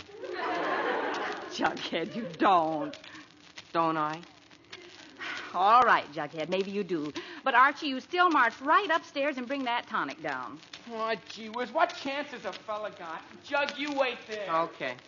And, Jughead, would you take your feet off the couch, please? I'm sorry. Oh, now who can that be? Hello? Oh, Mrs. Lodge. How are you? Oh, fine, thanks. Have I forgotten what? The party? What part? Oh, the party. Why, no, Mrs. Lodge. Of course I haven't forgotten the party. Why, I couldn't forget your party tonight. Of course not. Why, just today I remarked to Fred how I was looking forward to your party. Yes, we'll be there. Goodbye. Oh, dear, I'd forgotten all about that party. Oh, Mom, I can't find that tonic anywhere. But, Archie, I know there's practically a full bottle in the medicine cabinet. Did you look there? Oh, yes, Mom. Well, did you look in the storage closet? Gee whiz, Mom, don't you think I know how to look for something? Not for tonic, you don't. Are you sure it's upstairs? Positive that it's not there, Mom, and besides, I feel much better now. Mom, let's forget the whole thing. Oh, no, you don't. I'll order some more right now. Operator, give me Riverdale 411, please. But, Mom, why go to all that trouble just for a little Archie, time? you need that tonic. Yeah, like a headache. Hello? Mr. Pringle, this is Mrs. Andrews. Uh-huh. You know that tonic you made up last spring for Archie? Uh-huh. Well, would you make up another bottle and send it over right away? All right, Mr. Pringle. Thanks a lot. Bye. Now, Archie, Oh, dear, now what? Pringle's Drugstore. Already? Got a package here for Betty Cooper. Oh, well, they live next door. I know, but they're not home, and they left a note saying all packages should be left here. Oh, all right. Just put it right there on the hall table where I won't forget it. Okay, thank you. Thank you. Now, Archie, you better start dressing, dear. Dressing? Yes, dear, for the party. But can't I go the way I am? Archie, you can't go to a party in a polo shirt and saddle shoes. You left out my pants, Mom. I'm wearing pants, you know. Yes, I know, dear. But you better go put on your tropical worsted. Oh, okay. Oh, wait there, Jug. I'll be right down. And wash first. Okay, I will. All right. Now, what's all the shouting about? Can't we ever have any quiet around here? Fred, when did you get home, dear? Oh, about 5 minutes ago, Mary, and I'm Well, for certainly pity's as sake, tired go as and I- get dressed. Dressed? What for? The Lodges are having their party tonight. Oh, good grief. I'm in no mood for parties tonight, Mary. I want to just sit here and read my paper. Fred, Mrs. Lodge called specially to remind us about it. But I... Oh, all right. I suppose we have to go. We certainly do. Jughead, be careful of that lamp. I'll be upstairs if you want me, Fred. All right, Mary. You'll be upstairs. Parties. Why don't people leave people alone? Nobody enjoys giving a party. Nobody enjoys going to a party. I don't know why. What are you grinning at? I'm not invited to the party. Well, you're lucky. Let's see, do I need a shave? I suppose so. No, I'm all out of hairdressing. You better order some. Operator, 411, please. No, hello, Pringle. Fred Andrews. What? Tired. How are you? Good. Listen, Pringle, send me a bottle of that hairdressing, will you? And don't send me that greasy stuff you sent last time. All right, right away. Mm-hmm. Bye. Aren't you dressed yet? Dressed? Why, Mary, it's only 5 seconds. Well, stop wasting time and get started. All right, Mary. I don't know what this world is coming to when a man can't even go home anymore. Oh, that must be the tonic for Archie. Package from Pringle's drugstore. Yes, I've been waiting for it. Tell Mr. Pringle to put it on the bill, please. Yes, ma'am. Thank you. Jughead, I wish you wouldn't sit on the arm of that chair. I'm sorry. Archie! Yes, Mom? Come on down here. Gee whiz, Mom, how can I get dressed if you keep calling me? Archie, your tonic just arrived. I want you to take it, dear. The tonic? Now? Yes, now. Jughead, would you get a spoon out of the kitchen, please? Yes, Mrs. Ann. But, Mom, this is no time to take tonic. And why not? Well, because, there's a time and place for everything, and, this just isn't the time and place. It certainly is. But, Mom, you have no idea how much better I feel.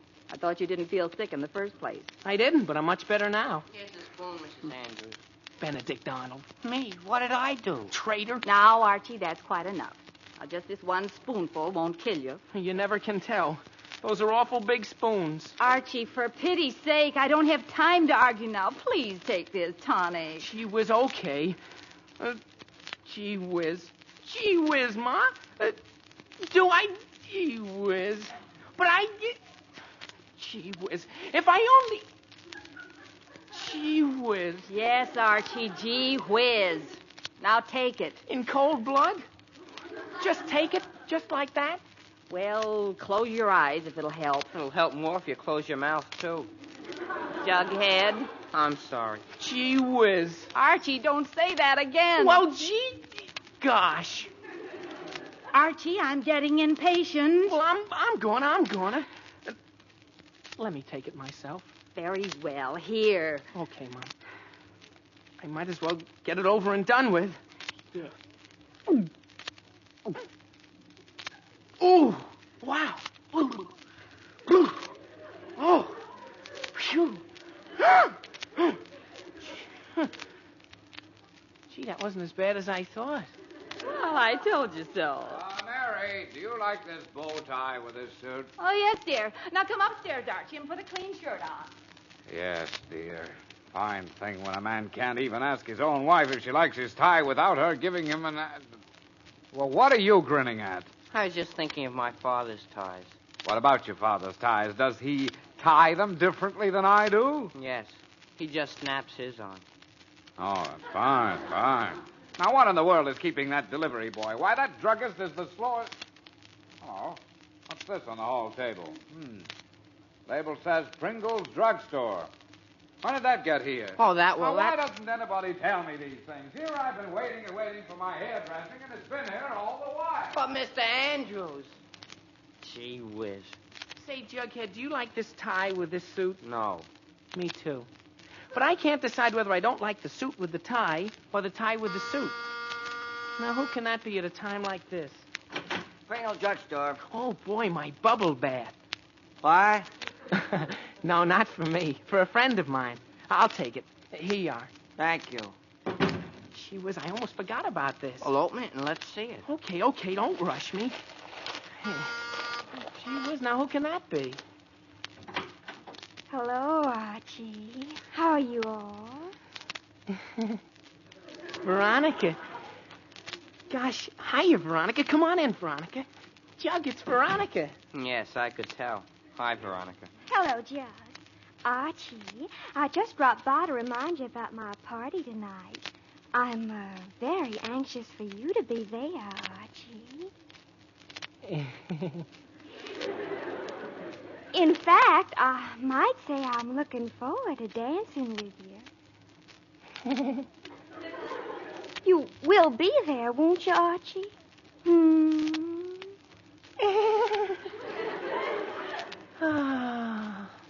Archie? Uh-huh. Oh, sure, Veronica. I'll be there. I haven't forgotten at all. In fact, I bought you a little remembrance for the occasion. Oh, did you, Archie? Is that it, that package? Well, yes, but I was going to give it to you later. Oh, what is it, Archie? Tell me, Archie, please. Well, I wanted it to be a surprise, Veronica, but since you put it that way, I suppose you might as well know now. Oh, yes, I can't stand the suspense. Well, it's, well, that is, well, it's bubble bath. Jug, be quiet. Here, Veronica. Oh, Archie, for me? How sweet. Thank you. Gee whiz. I'll go home and use it right now. Thanks ever so much, Archie. Bye, Jug. So long. Gee, she kissed me. Yeah, and snap out of it. She was what a girl. Oh, brother. And did you hear what she said, Jug? Did you hear? What? She's gonna take a bath. Archie, people do that all the time. Well, yeah, Jug, but not with my bubble bath. Gee, I can hardly wait to see how Veronica smells tonight. Oh, fine. Gee whiz, what a girl. What a girl. She's so glamorous. She makes my head buzz. Archie, that's the front door. Huh? Oh, yeah, I'll get it. Hello, Archie. Oh, hi, Betty. Archie, I wondered... Oh, hiya, Jug. Hi, Betty. Archie, was a package left here for me? Gee, what a girl. What did you say, Archie? Oh, nothing, Betty. Not a thing. Oh, I thought you said... Oh, well, doesn't matter. Say, Archie, was a package left here for... Archie, is that lipstick on your face? Well, lipstick? Yes. On my face? Yes, on your face. Right now? Yes, Archie, right now. Are you sure? Archie Andrews, I thought I saw Veronica leave here. It was Veronica, wasn't it? Veronica? Veronica Lodge? Archie, I'm not going through all that again. Oh, I might have known you'd let that old Veronica kiss you. Well, I don't care who kisses you, Mr. Andrews. Oh, but Betty, gee whiz, I mean, wait, I mean, what was in that package you were expecting? Oh, glue, if it makes any difference. Goodbye. Gee whiz, Jug. Now what did I do, huh? I don't know. Did Veronica really leave lipstick on my face? Yep. Here? Yep. Gee whiz. Yes, Fred, your hair looks fine. Now get your hat or we'll be late. Archie, you ready to leave?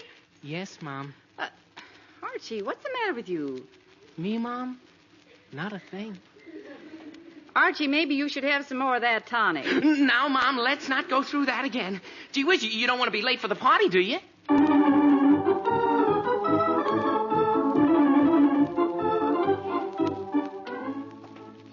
Now, Archie, remember your manners. Yes, Mom. And please don't spend all evening with Veronica. Yes, ma'am. And say the food is good. Gee whiz, Mom, I'm not a kid. I know it, but when we had dinner at the Hendersons, you didn't have to say the chicken died of old age. Well, I thought Your mother is right, son. And Fred, you mind your manners, too. Yes, I certainly will do. Manners? What's wrong with my manners? I mean, after all, dear, Yes, talking Fred, to me in I front of the know. boys. Now ring the bell, dear. I know, but, Mary, you think I was a child. It's very bad in front of you. Good evening, Mr. and Mrs. Andrews and Master Andrews. Good evening. Hello, Edwards. Archie? Hi, Eddie. What's cooking? Archie. Huh? May I take your hat, Mr. Andrews? Oh, Mr. and Mrs. Andrews and Archie. How are you, Veronica? My, you're looking lovely tonight, dear. May I take your hat, Mr. Andrews? Hello, Veronica. Hello, Archie. My, what a lovely tie. Do you like it? May I take your hat, sir? Oh, yes, lovely. Archie, do you have a cold? No, Veronica. It's just that I smell rotten eggs. Why? Archie, for pity's sake. Well, I do, Mom. It smells just like that. Gee whiz, Veronica, you don't smell like I thought you would. Archie, really? I mean, after all...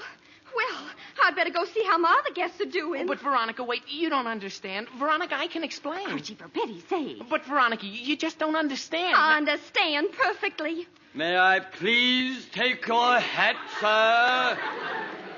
Fred, sakes alive, give Edwards your hat. Mary, don't you think I would if I could? Honest, Veronica, what I meant is... Excuse me. My goodness, Fred, why are you tugging at your hat? Because it is stuck to the top of my head. That's why. Oh, but Fred... Archie, for pity's sake, stop hiccuping. Fred, how could your hat possibly be stuck to... Fred, where are you going? Home, that's where. I can't go to a party with my hat glued to my head. You see, Veronica, what I... Archie, please. Fred, you can't leave. Mary, I certainly can. And besides, if you ask me, Veronica does smell of rotten eggs. Fred! Wait, I'll go with you. Oh, Mrs. Andrews, maybe you'd better stay and see what's wrong with Archie. Archie? Gee whiz, there's nothing wrong with me. Veronica, it's only the hiccups, you know. People get hiccups practically every day. Yes, I know. But this is the first time I ever saw anyone hiccup and blow bubbles at the same time.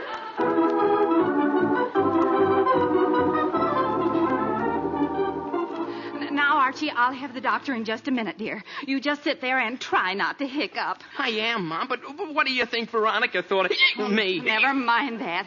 Hello, Dr. Higgins? This is Mrs. Andrews. Yes, Doctor, the strangest thing, Archie's hiccuping. I know, but he's blowing bubbles at the same time. No, I feel fine, Doctor. Yeah, but Archie's hiccuping soap bubbles. Yes, really. What? You will? All right, fine. Goodbye. What did he say, Mom? The doctor's calling Mr. Pringle to make up a special prescription for you, and you're to go right down there and get it, dear. Okay, Mom, I better hurry. This is killing me. I never in all my born Mary, days. is that you? Oh, yes, dear, we just got home. For pity's sake, are you still wearing that hat? Mary, not by choice, I assure you. I've been looking in the mirror trying to cut it off with the scissors. But I keep snipping my ear. Fred, I know exactly what the trouble is. Yes? That hat is glued to your head. Mary, that's a brilliant deduction. Brilliant! Gee whiz, Archie, what are you doing downtown? I thought you were at the party. Boy, am I glad I ran into you, Jucky. Gee whiz, Archie, you're blowing bubbles. I know it, Jug, I know it. Mr. Pringle is making something to stop this right away. Stop it? Gee whiz, I know a lot of people who wish they could do that. Jug, don't argue. I bet a circus would pay you a lot of money. Jug, for gosh sake, go on into the drugstore and get that medicine. Why me? Because I can't go in there blowing bubbles. Well, okay. I'll wait here, and for gosh sake, hurry! Hi, Tommy. Is Mr. Pringle in? Hi, Jug. Yeah, Mr. Pringle's in a back room making up a special prescription for those Andrews. Gee, that's what I came in for. Oh, swell. You'll save me a trip out there. They've been calling all night. Yeah. Should be ready in a minute. I'll go look. Okay. Hey, you mind if I look through this movie magazine? Oh, go right ahead. Thanks.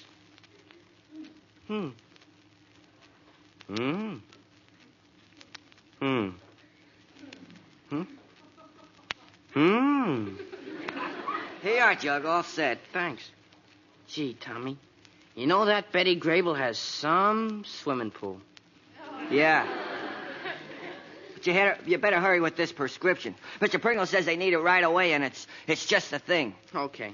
Should I put it on the Andrews bill? Yeah, and put this movie magazine on their bill, too. Bye. Okay, bye. Gee whiz, Archie, what's all the crowd? Never mind. Did you get the stuff? Yeah. He said it's just what you need. Okay, then let's get out of here. But I want to see what the crowd is looking at. Jughead, the crowd is watching me. Gee whiz, haven't they ever seen anyone blow bubbles before? Yes, Jug, but not without a bubble pipe. Now, come on.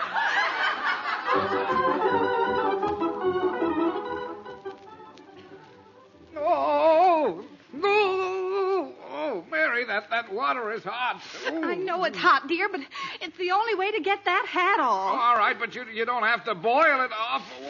Oh, Mary, for gosh sake. Well, I think the glue's all dissolved now, dear. So's my head. Well, try to pull the hat again. All right.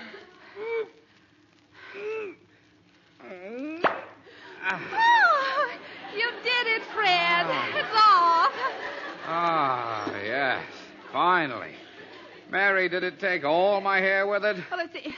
Oh, no, dear. But your hair's a little messy. Well, I'm not worried about that. At least I don't have to wear that hat the rest of my life. Well, I still don't understand how it happened. Yes, Mary, there are a lot of things that happen around here tonight that I'll never understand. You see, Jug, it worked already. I'm all better. Gee, I guess so. Archie, is that you? Yes, Dad. Gee, what happened to your hair? Well, my hat got stuck... Never mind that now. Just what happened to you at the party? Gee, I don't know, Dad. I started hiccuping, and every time I hicced, I blew bubbles. Bubbles? Bubbles? Oh, good grief. Now, look. There are just a few things around here that need explaining. The glue in my hair, the bubbles, Veronica smelling like rotten eggs, and, well, there's only one way we'll ever get to the bottom of this. Now, everyone say exactly what they ordered from Pringle's drugstore. Archie?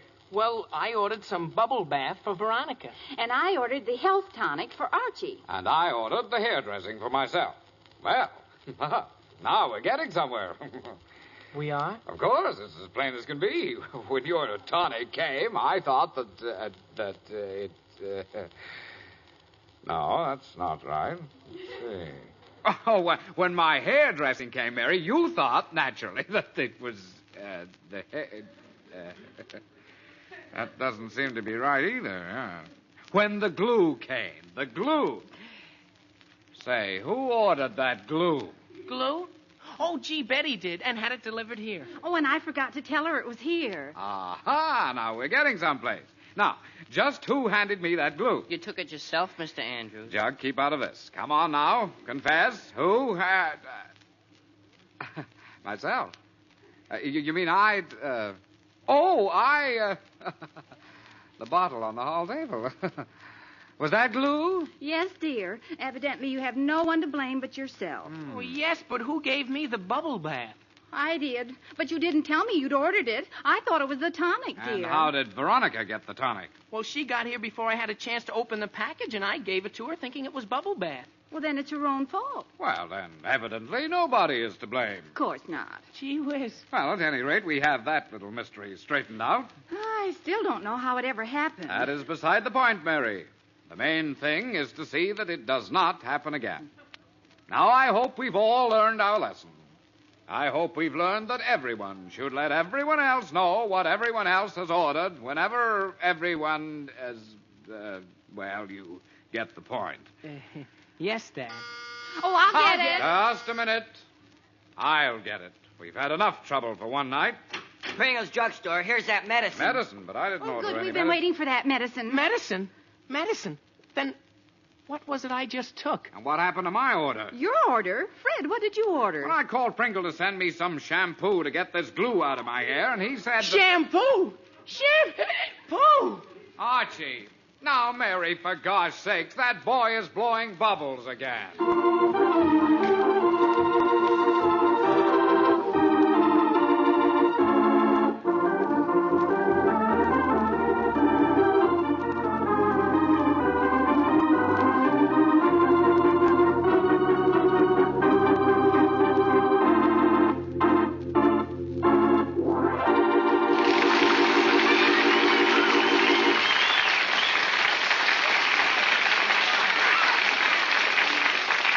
Listening to another chapter of The Adventures of Archie Andrews, written by Carl Jampel and based on the copyrighted feature appearing in Archie Comics magazine.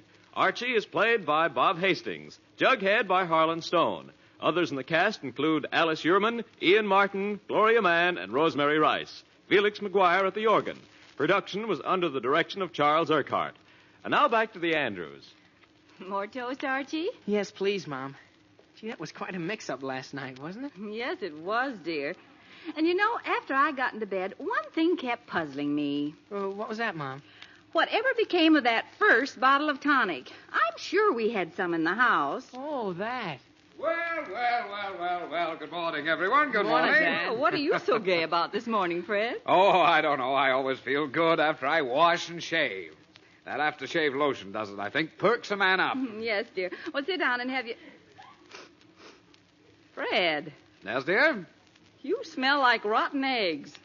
Rotten eggs? Oh, now don't be silly, dear. How could I possibly smell of... I do, don't I? Archie, come back here.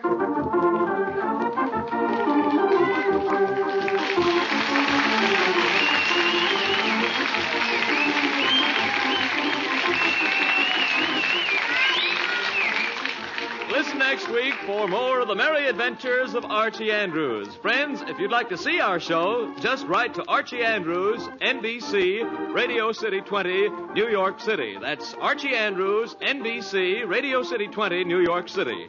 Or if you live nearby and are in the neighborhood some Saturday morning, you may obtain tickets right at the studio. Just ask to see Archie Andrews.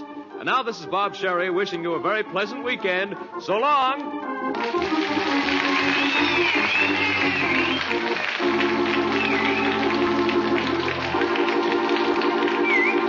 This is NBC, the national broadcasting company.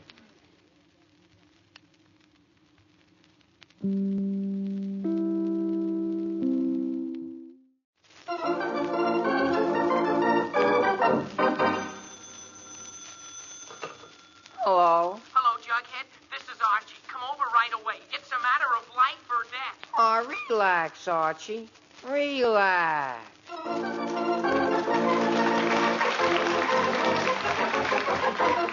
Yes, and you relax too, folks, if you can, because here he is again, right out of the pages of Archie Comics magazine, with all his gang, Archie Andrews.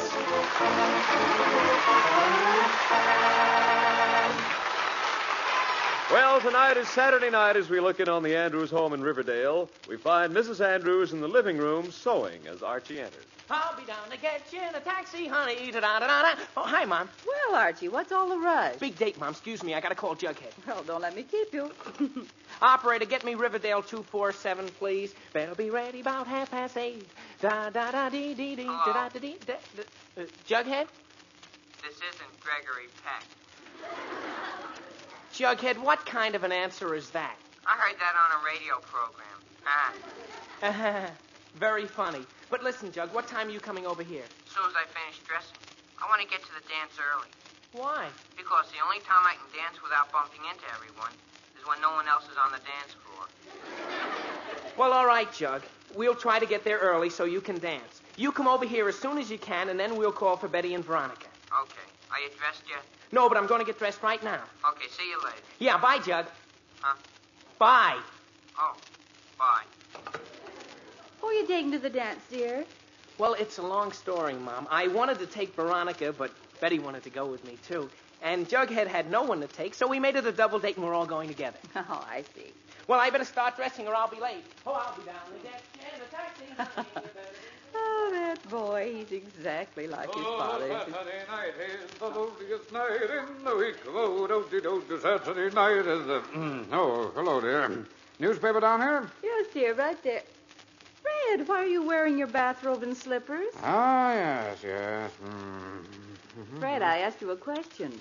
Yes, dear, yes, well. Fred Andrews, just what is so interesting in that paper?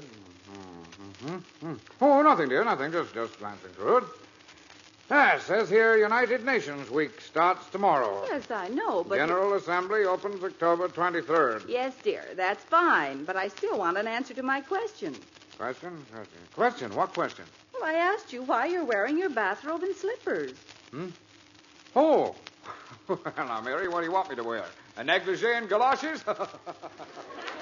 Fred, don't be funny. And tell me why you're wearing your bathrobe at 7:30. Well, Mary, if you have no violent objections, I am going to take a bath. A bath? Oh, but Fred, I thought we might go to a movie tonight. Oh, not tonight, dear, not tonight. No, sir, I'm just in the mood for a nice hot bath. Yes, sir, I'd like nothing better than to relax for about half an hour and just soap and soak. Yes, sir. That's my motto tonight, soap and soak. Or, if you prefer, soak and soap. I bet you can say that 3 times fast. No, dear, I probably can't. No, just try it, Mary. Soap and soap, soak and soap, soap and soak and soap. You see, it can't be done. Oh, honestly, Fred, won't you ever grow up? Now go on, take your bath. All right, Mary. That's exactly what I intend to do right this minute. Oh, I'm forever blowing bubbles, pretty bubbles in the air.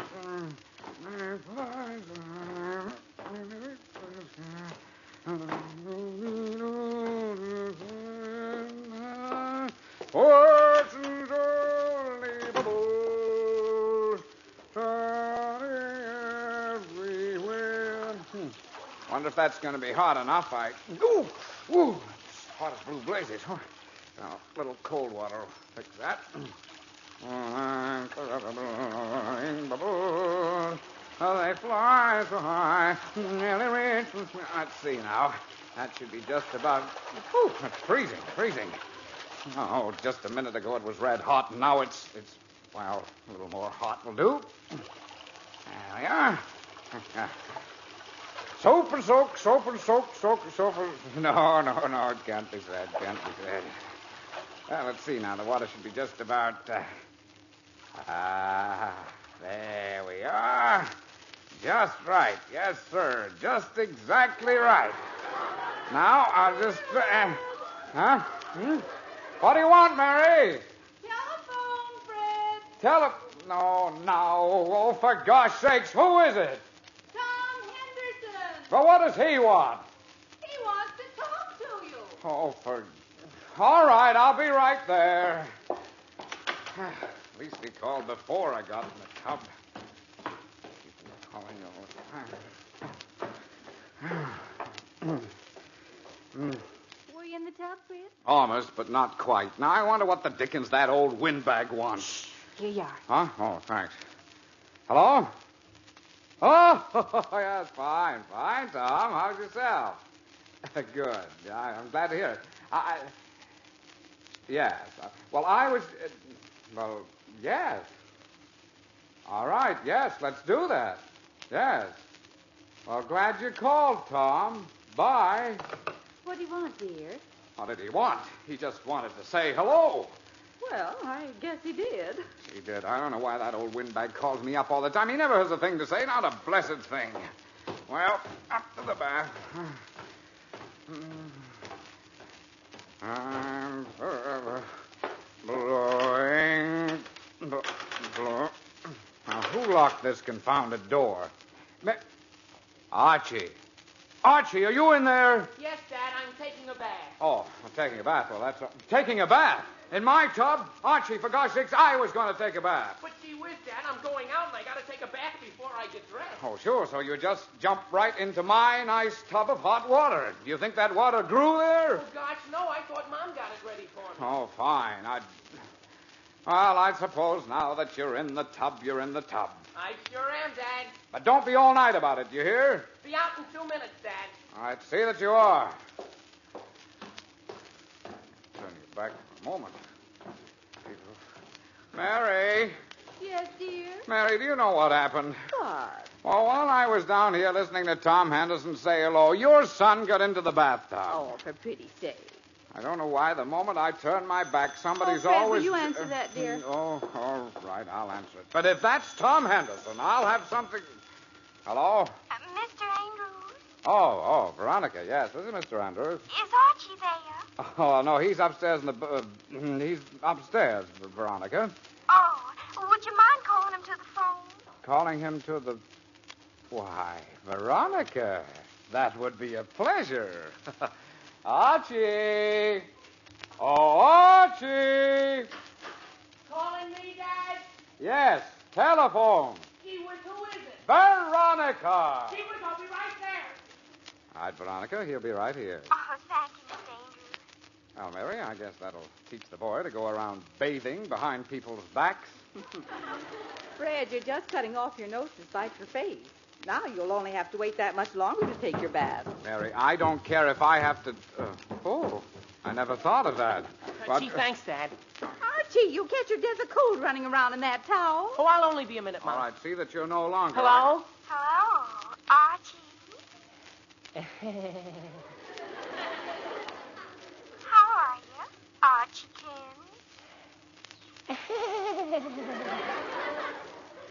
I'm anxious to see you later, Archie. Archie, for goodness sake, just what is tickling you? Fred. Gee whiz, Dad, this is important. Well, important or not, either say something or get back upstairs and finish that bath. Okay, Dad, okay. Hello, Veronica. Yes?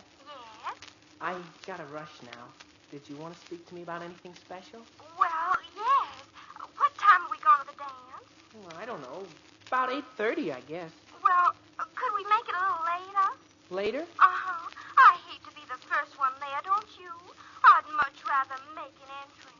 Oh, well, sure, if you want, Veronica. Is that all? Uh-huh. See you later, Archie. Bye. Bye, Veronica. Well, what was so important? Well, you see, Veronica wanted Never me to mind, come... never mind. Just get upstairs and finish that bath. will you? Dad, I'll be finished before you can say Jack Robinson. Archie, I do not want to say Jack Robinson. I want to take a bath. Fred, really, I think you're making too much fuss about this whole thing. You can take a bath 5 minutes from now. Now, Mary, that is not the point. I like to take a bath when I'm in the mood for taking a bath, not just any time. Oh, you have to be inspired. No, Mary, I don't. The point is that the boy had no right to go in that tub when I was all ready to use it. Fred, he didn't know. He knew I was waiting when he was on the phone, didn't he? Well, yes. And did you hear him? Does he care that I'm waiting to take a bath? No, he sits there giggling. Mary, it's time that boy learned to think of other people. Fred, you're making a big fuss over nothing. He's probably through by now. Mary, I am not making any fuss over... Through? You think he is? Archie! Archie! Yes, Dad? Archie, are you out of the bathtub yet? Well, no, Dad. I'm waiting for it to fill up. Oh, fill up? Yeah, it was ice cold when I got back here, and I had to fill it up all over again. Mary, you see... Now, Fred, remember your blood pressure. Blood pressure? Mary, in a minute, I won't need a hot bath. I'm boiling right now.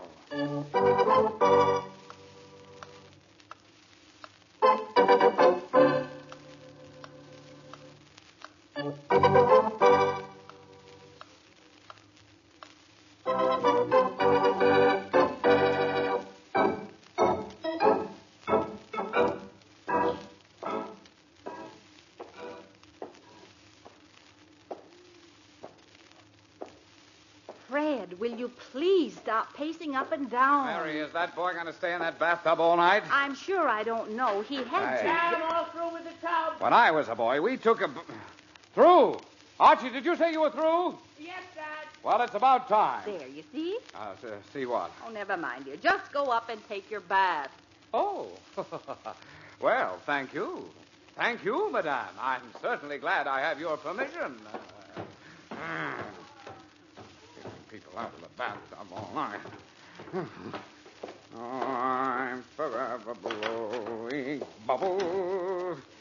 Da-da-da-da-da-da. Let's see now. I don't want to get it too hot again. Oh, for gosh sakes. Mary! Yes? This water is ice cold. It is? Well, Archie must have used all the hot water. Oh, fine. Well, what do I do now? Just let it run.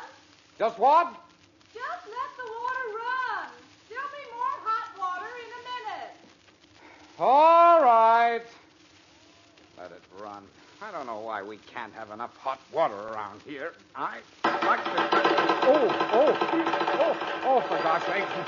gee whiz, Dad, what was all the noise? Just the water pipe. It was knocking. Oh, gosh, I thought the house was falling in. Archie, the house was not falling in. The water... was that noise? Mary, I was running the hot water faucet and the pipe started to clatter. But it never happened before. I know it, Mary, but it was just an ordinary pipe rattle. Evidently the washer is gone. Washer? Yes, the washer. The rubber washer that keeps the faucet from leaking. It must be worn out and the air's getting in there and making the pipe knock. It's just as simple as that. Oh, I see. Well, you better forget about your bath, and I'll call the plumber first thing in the morning. Mary, tomorrow is Sunday, and you cannot get a plumber on Sunday, and I can fix a thing myself in half a minute. Mary, it's perfectly simple.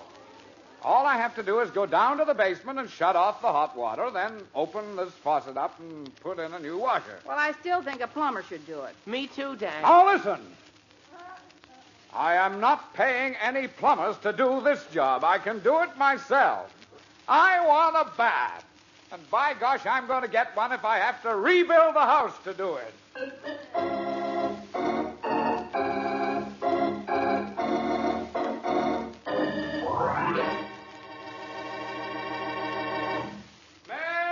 Mary! Yes, Fred? Is Archie up there in the bathroom? Yes. Where are you? I'm down in the cellar. I think I have the water shut off down here. Ask Archie to try the hot water and see if it's off. But, Fred, won't those pipes start knocking again? Mary, just do as I asked you. All right, dear. Archie! Yes, Mom? Are you up in the bathroom? Yes, Mom. Well, try the hot water and see if it's off. Gee whiz, won't those pipes start knocking again? Archie, just do as I asked you. All right, Mom.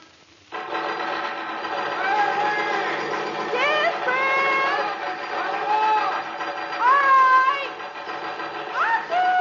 Yes? Shut it off. Okay, Mom. Fred, maybe you ought to forget about it.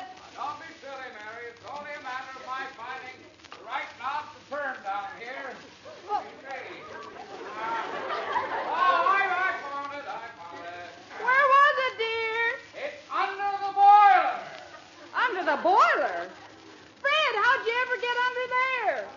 Never mind how I got under here, Mary. Just tell Archie to try the water again. All right. And Mary, tell him to hurry.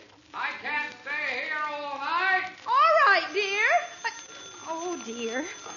Hello? Hello, Mrs. Andrews. This is Betty. Oh, hello, Betty. Is Archie there? Well, yes, dear, but he can't come to the phone right now. He's up in the... he's very busy. Gosh, I wanted to ask him something very important. Well, maybe I can ask him for you, Betty. All right. Ask him what time he plans on getting to the dance. All right, dear. Hold on. Mary. Archie! Yes, Mom? Betty's on the phone. Betty? Gee whiz, what does she want? She wants to know what time you're going to the dance, dear. 8:35. All right, I'll tell her. Hello, Betty. Mary! Yes, Mrs. Andrews? Archie says 8:35, dear. Oh, so late? Oh, gosh. Ask him if he couldn't make it a little earlier. We always get to dances late and miss half of it. I'd like to get there right on time this once. Well, Mary! all right, Betty, I'll ask him. Hold on. Archie! Yes, Mom. Betty wants to leave a little earlier, dear. She wants to get there on time for once. Okay, Mom. Hello, Betty. Yes? Archie said all right, dear. Okay, swell, Mrs. Andrews. Thanks a lot. Bye. Goodbye, dear. What did she say, Mom? She said all right, dear. Okay, swell, thanks. Fred, is that you? Well, for pity's sake, what are you shouting about? Shouting? Mary, I can barely talk anymore. Why? Because, oh, Mary, never mind. Is that water off or not? Oh, I don't know. I'll ask Archie. You don't know? What have you been doing? Taking a gallop home? Fred, there's no need to be sarcastic. Archie! Yes, Mom. Is the water off up there? Sure, it's been off for an hour. Fred!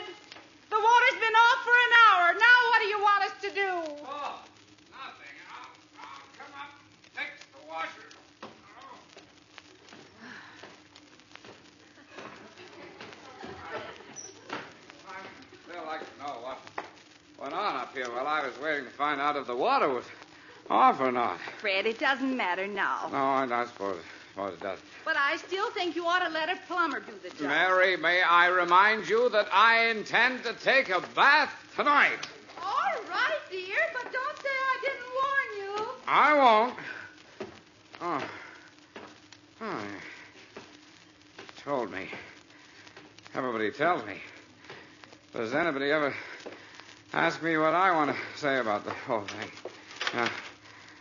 Now what?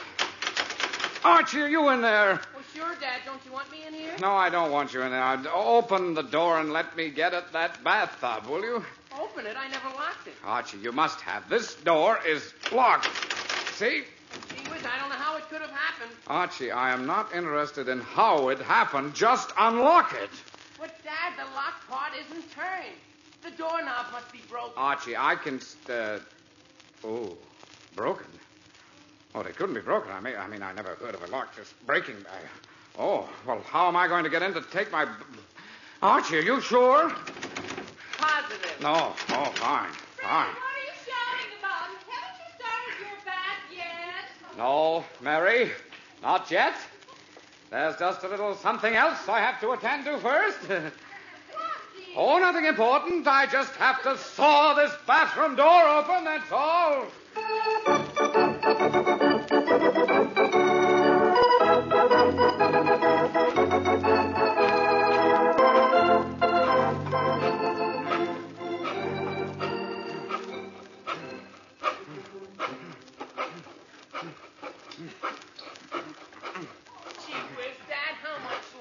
Archie, just be quiet.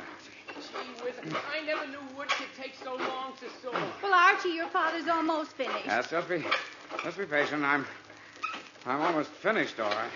Well, hurry up or I'll be late. Archie, I want to get in there just as much as you want to get out. Archie, just be quiet. There. There, it's finished. Dad, I think it's finished. Yes, Archie, I know. Now, just see if you can knock that piece out, will you? What piece? The piece of wood around the doorknob that I just sawed. Oh, okay. Look out. There. Yeah, that did it. It fell out. Yes, sir, there we are. At last. Hello. Hello. Archie, get your head out of that hole and open the door. Boy, I bet not many houses have a hole in the bathroom door. Archie, I said to take your head out of that hole. Okay, I will. That's funny. Come on, hurry up, Archie, hurry up. Gee whiz, Dad, don't you think I would if I could? I want to take a... What do you mean, if you could? Archie, what do you mean? Oh, for pity's sake, his head is stuck in there. Oh, boy, I'm sure stuck. Oh, now, how can his head be stuck? He got it in, didn't he? Yeah, but it sure won't come out. Listen, if it went in, it's got to come out. Whatever... Look, I'll see that... Oh, Fred, don't push the boy's head that way. Well, it's the only way to get him out. Oh, hey, quit it, Dad, don't. Oh, hey. Well, I guess that won't work. Well, now, let me see. There must be some way to do this. Well, maybe you should take the hinges off, The Fred. hinge... Oh, no, I can't. They're on the inside. Archie, can't you open that door? How? It opens out and my shoulders are jammed against the wall. Jammed again. Oh, yes, that's right. Well... Gee whiz, I'll sure look silly wearing a bathroom door around my neck the rest of my life. Fred, do something. Well, do you have any ideas? What'll people think when they see me wearing a door? Especially a bathroom door. Archie, people won't think anything. They Fred, I think the boy's turning blue. Blue? Now, Mary, don't get hysterical. He's not turning blue. Just a little green. Archie, be quiet. Wait a minute. I know. Archie, you must have put your head in sideways. The hole is wider that way. Oh, gee, maybe I did. Yeah, so just try to take it out that way. Go on, just turn your head sideways. That's it. And I just a little more. If I turn it any more, I won't know if I'm coming or going. Oh, Archie. Archie, come on now. Just turn your head a little bit more. Here, I'll help. Ouch! Hey! Fred, you're wringing his neck. That's the best thought of the evening. No. Come on, Archie. Oh. Turn. Ouch! Oh, I'm out. There. That did it. Now, Archie, open that door and come out here. Thank goodness. Wow. Am I still in one piece? Of course you're still in one piece. Thank goodness that's over. Yes, now if you'll just let me get to that faucet, I'll put in a new washer and everything. Fred, why don't you give up the idea? Mary, I am not quitting now. But, Dad, why don't you Quiet. call a Now, I'll just open this faucet and... Gee whiz. Gee. Oh, dear. Oh, Archie, I thought you said the water was turned off. Gee, it was off, Dad. Archie, are you sure? Positive.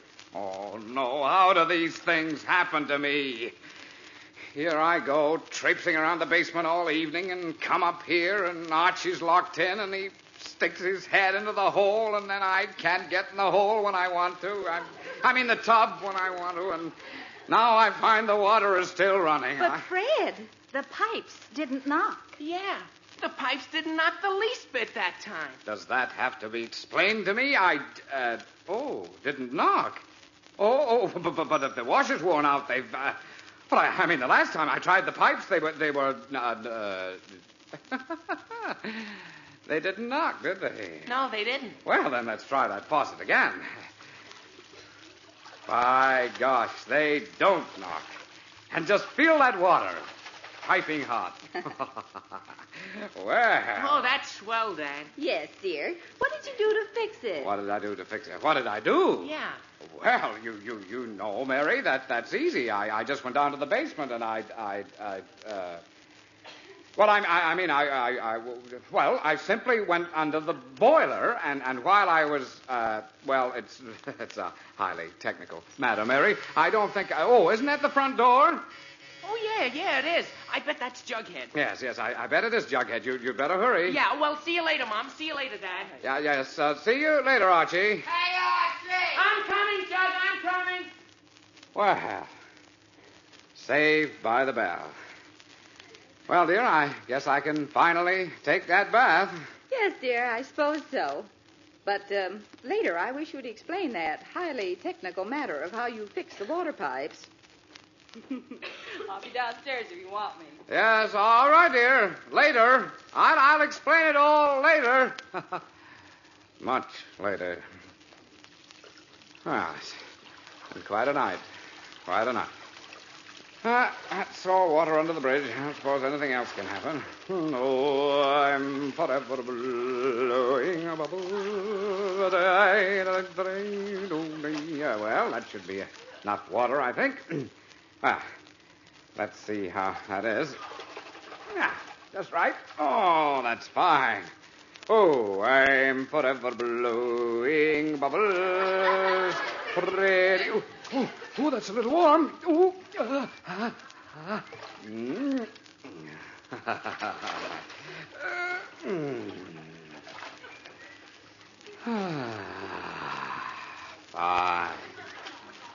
Fine. Oh, this is just what the doctor ordered, Soap and soak. Soap and soak, soap and soap, soak and soap and soap and soap. I can't say it. Soap. Now, where is the soap? Oh, Mary! Oh, Mary! Fred, what now? Would you bring me a piece of soap, please? It's in the soap tray. No, it isn't.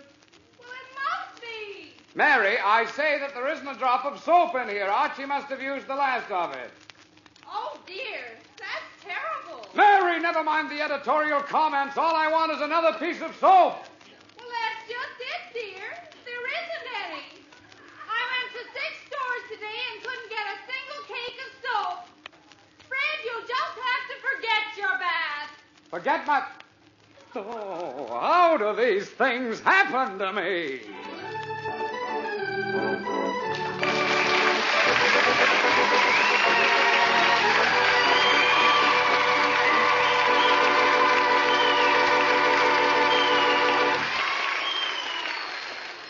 Yes, when it comes to things being peaceful and quiet around the Andrews home, it's always no soap.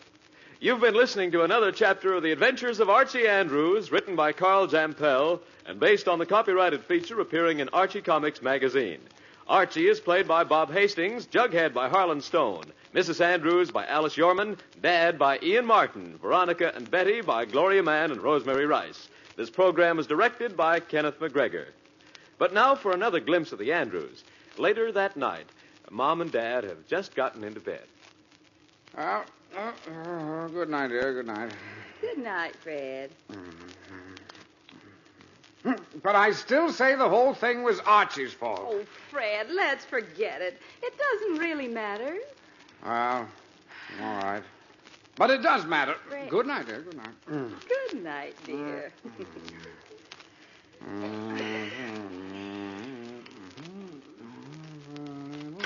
Mom, Dad. Oh, Archie, for pity's sake, don't make so much noise. Are you home already? Yup, and boy, did I have a swell time. Really? And how Veronica and I won the jitterbug contest.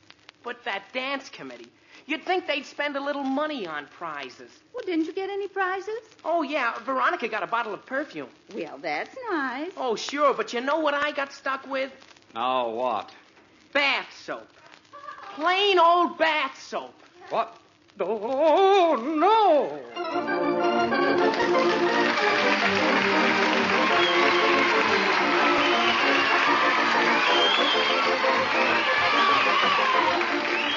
Listen next week for more of the merry adventures of Archie Andrews. This is Bob Sherry wishing you a very pleasant weekend. So long. This is NBC, the National Broadcasting Company.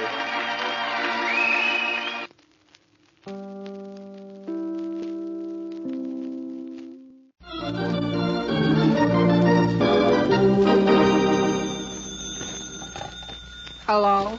Hello, Jughead. This is Archie. Come over right away. It's a matter of life or death. Oh, relax, Archie. Relax.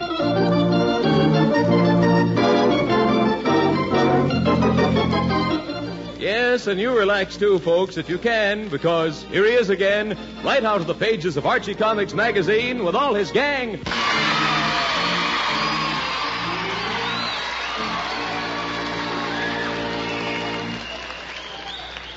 Well, it's Saturday afternoon as we look in on the Andrews home in Riverdale. We find Mr. Andrews seated in the living room, happily reading his paper. As you came to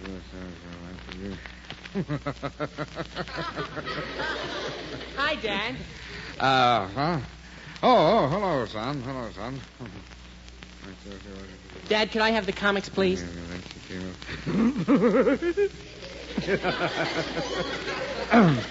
The what?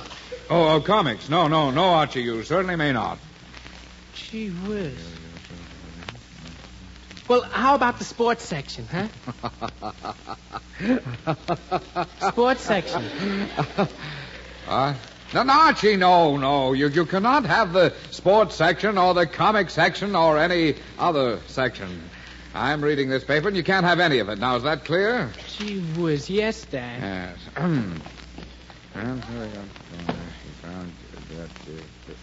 Archie, for Pete's sakes, what are you doing down there on the floor? I thought I might be able to see the front page from down here. Oh, good grief, Archie, get up off the floor.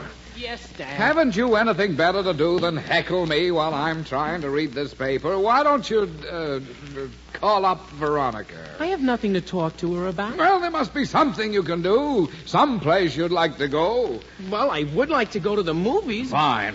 Here's $1. Go ahead. Go to the movies. Stay and see it twice. Oh, gee whiz, thanks, Dad. I will. Thanks a million. See you later, Dad. Yes. Oh, boy, can really annoy. Are you busy right now? Oh, me. What is it, dear? Run next door and borrow 2 onions. I need them for dinner. But Mary, it's a long time until dinner. I know it, but just do what I say. I want to go and get... all right, Mary. All right, I'll go. But I don't know why you have to borrow things all the time. Yes, 2 onions for dinner. That man can really be... Oh, now, who can that be? Hello? Mrs. Andrews? Yes? This is Genevieve Lodge. Well, Mrs. Lodge, hello. Yes. Miss Andrews, I wanted to talk to you about the Red Cross. As you know, the Red Cross Fund is conducting its drive all this month. Yes? And they do such wonderful work. Their service to veterans, to the armed forces, and to communities in time of disaster, and so on. Oh, of course, Mrs. Lodge. Everyone knows the wonderful work of the Red Cross. Well, tonight I'm giving a big party for the benefit of the Red Cross. A party? Yes, with refreshments and hors d'oeuvre and everything, and I'm charging admission with all the money to go to the Red Cross. Well, that's a wonderful idea, Mrs. Lodge. Yes, isn't it? But I do so want it to be a glorious success, and I was wondering whether your husband would perform tonight. Perform? Yes, he tells such wonderfully funny stories, and I'd love it to tell them tonight. Oh, I see. Why, of course, Fred'll be glad to. Oh, wonderful, my dear, simply wonderful. Thank you so much.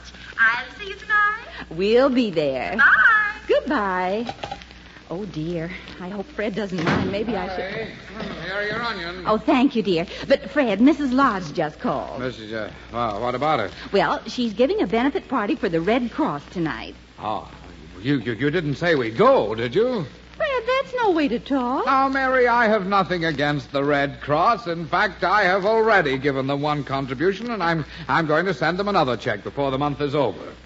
But those parties of Mrs. Lodge's, now, a Fred, bunch of stuffy people and stale hors d'oeuvre that no one can eat. Yes, but dear, and that Mrs. Lodge just fawning all over everybody. Oh, my dear. Yes, my dear. How are you, my darling? Mary, I am not going to that party. But, Fred, she asked if you would tell your joke. I don't care what she... Tell my jokes? Me? Mm-hmm. Oh. Well, Mary, there's nothing I'd rather do than go to Mrs. Lodge's party tonight.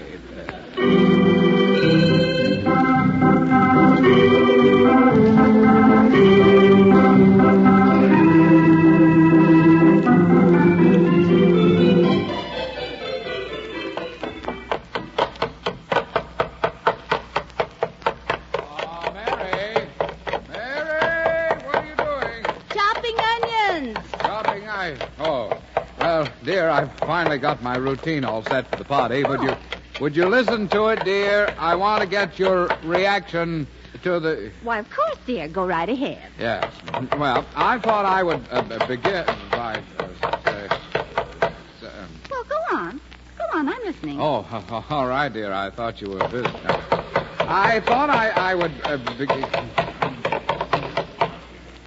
Well... Go ahead. Mary, I would go ahead if you would stop chopping those confounded onions for just 1 minute. Oh, I'm sorry, dear. Go ahead. You have my undivided attention. All right, dear. All right. Now, tonight at that party, I'll make a few introductory remarks, and then I'll lead into my first joke. Yes? I'll say, that reminds me of a funny story. Oh, what reminds you of a funny story? Something I will have said in the introduction, Mary. Well, go ahead, dear. All right. Now, I'll say, that reminds me of a funny story. A story of an old maid who finally married an X-ray specialist because he was the only one who ever saw anything in her. Anything in her. Mary, what did you say? I said because he was the only one who ever saw anything in her. But I was going to say that, Mary. That's my... Mary, don't ever do that when someone's trying to tell a joke. It upsets people. It frustrates them, confuses them. Oh, I'm sorry, dear. Bet half the nervous people in this country got that way just from not being allowed to tell the last lines of jokes. I said I'm sorry, dear. I won't interrupt again. Terrible thing. All right, dear, all right. So just see that you don't. Not nice.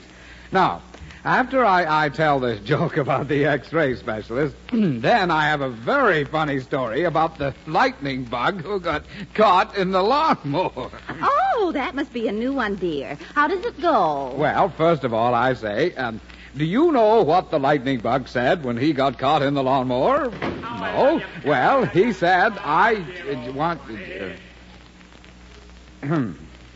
He's the lightning bug said. No. Well, Fred, go ahead. What did the lightning bug say? Well, the lightning bug said when he got... Oh, great. I can't tell jokes with that going on. Is that Archie back from that movie already? Well, he must be. Archie! Archie! Calling me, Dad? Yes, come in here. Okay, Dad. No. Well, see me no more. When I go to that Stop one... that infernal singing. Well, gee, Dad, that's just how the guy did it in the picture. He said, Swanee, how I love you, I do not care how the guy did it in the picture. Be quiet. Well, gee, I'm sorry, Dad. Fred, the boy was only singing. I know that, and I have no objections to singing as such. But, Archie, you never think of anyone but yourself. You come in here singing at the top of your lungs with no thought of whether somebody might be busy or sick or dying, for that matter. Gee, I love you, how I love you, my dear. Oh, just terrible. I'm sorry, Dad. Well, hereafter, show a little consideration for others. Yes, Dad. You are not a child anymore. Yes, Dad, I know. So if you expect to... Archie, are you crying? Well, yes, Dad, but it doesn't matter. It's only... Fred, you see? I told you you're too harsh with a boy. Mary, I didn't. What did I say to make him cry? But Well, he's crying, isn't he? But, Mom, Fred, I think you should absolutely apologize to the boy. Apologize? Well, all right, Mary, I will. Archie, son, I'm sorry. Well, will you accept your poor old dad's apology? I accept your apology, Dad. Fine. Then what in tarnation are you still crying about? I said I'm sorry. Well, that's just it, Dad.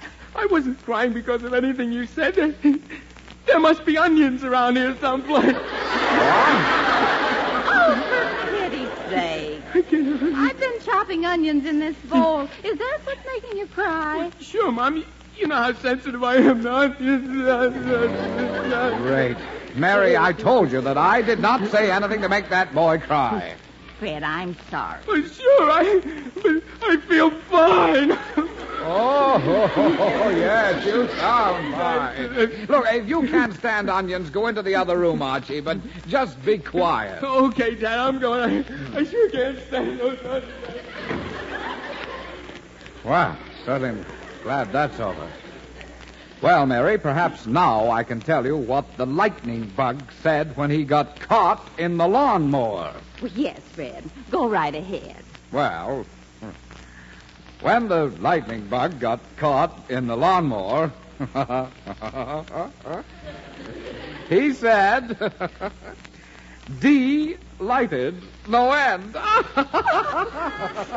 Fred, that's very funny.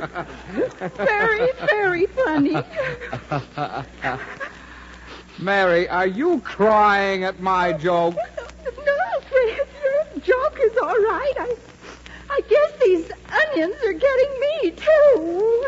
Oh, fine. Well, I guess I'll go someplace else and rehearse. Even Jack Benny couldn't be funny around here.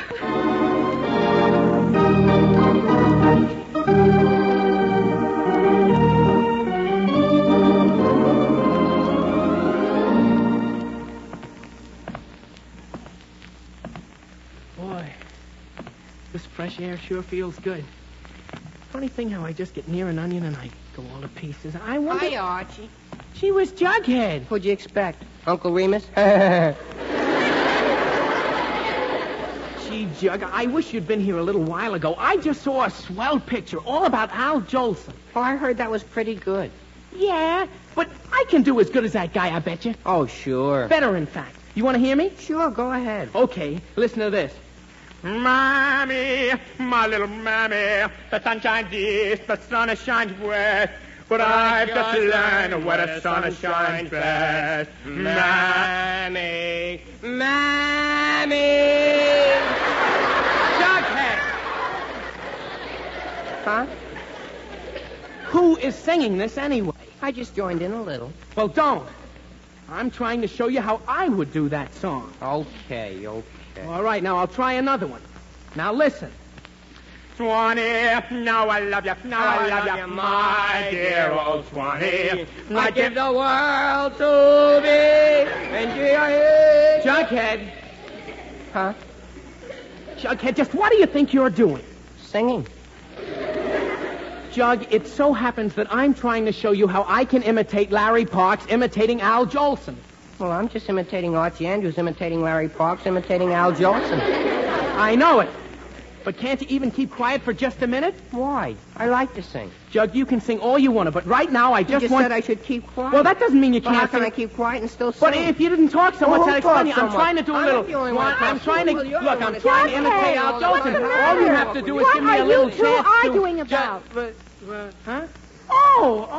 Oh, hello, Betty. Where did you come from? I saw you from my house, so I came out. What's the big argument? Archie told me I couldn't sing. I did not, Jug. I just asked you to listen to me sing. Since when can you sing? I can sing a lot better than you. Oh, yeah? Yes, I certainly can. Wait a minute. Since when can either of you sing? Well, that's just the point, Betty. I just wanted to show Jughead I can imitate Al Jolson as good as anyone. You, Archie? Sure, you want to hear me? Well, I should know better, but go ahead. Okay, listen. There's a rainbow round my shoulder, and a sky of blue above. Now the sun shines bright, the world's all right, 'cause I'm in love. There, Betty, how did you like that? Oh, golly, Archie, that was awfully nice. Did you mean it? Mean what? The song. The part about your being in love. Oh, never mind what the song said. What about my imitation of Al Jolson? Did you... Oh, boy, there's Veronica. Hi, Jug. Hi, Betty. Hi, Veronica. Hi. Hello, Archie. Hi, y'all. Archiekin. I'm looking forward to our date tonight, Archie. Dear. Well... Even if you are wasting your time with Betty right now. Wasting his time. Wasting it. Well, if you're so smart, Miss Lodge, it just happens that Archie has been serenading me. What? Archie? Yes, he just sang me a love song. But I was just... Didn't he, Jughead? Oh, sure. Archie, is this true? Oh, well, I was... Of course it's true. It sure is. Well, I like that. Oh, Veronica, you don't understand. I He can sang, explain... the sun shines bright, the world's all right, 'cause I'm in love. Right to me, so there. Archie, did you? He sure did. Jug, be quiet. Veronica, I can I'm explain. not the least bit interested in your explanations, Archie Andrews. If you're going to stand around on the street serenading every girl you meet, you can just go out with someone else tonight. But Veronica... But Veronica... Goodbye, Mr. Ray. But Veronica, wait, Veronica! Oh, Veronica! Gee whiz. Gee, she was pretty sore. Oh, golly, Archie, I'm awfully sorry. I didn't mean to spoil your whole evening for you. Oh, no, Betty, you didn't spoil my evening. Not at all. I've been looking forward to playing gin rummy with Jughead for a long time.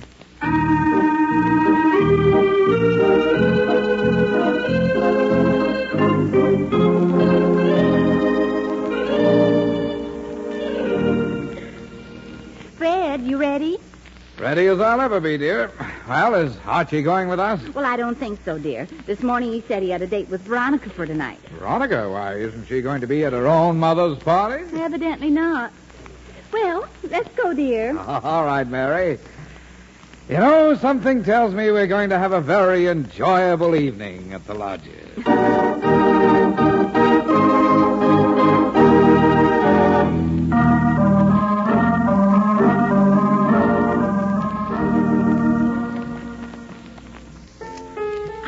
Mr. and Mrs. Andrews, so glad you got here. Hello, Mrs. Lodge. Are we terribly late? Oh, no, not at all. Dear Mrs. Hastings is playing. Come in and sit down.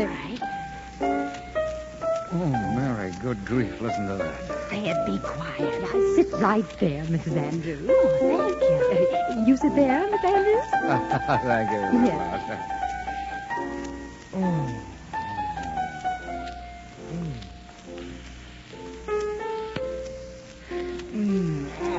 Fred.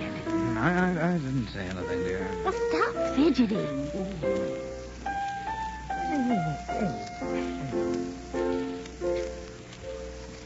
Thank heaven for that. Oh, I'm terribly sorry. I thought that you... I thought it was... Well, I am, dear.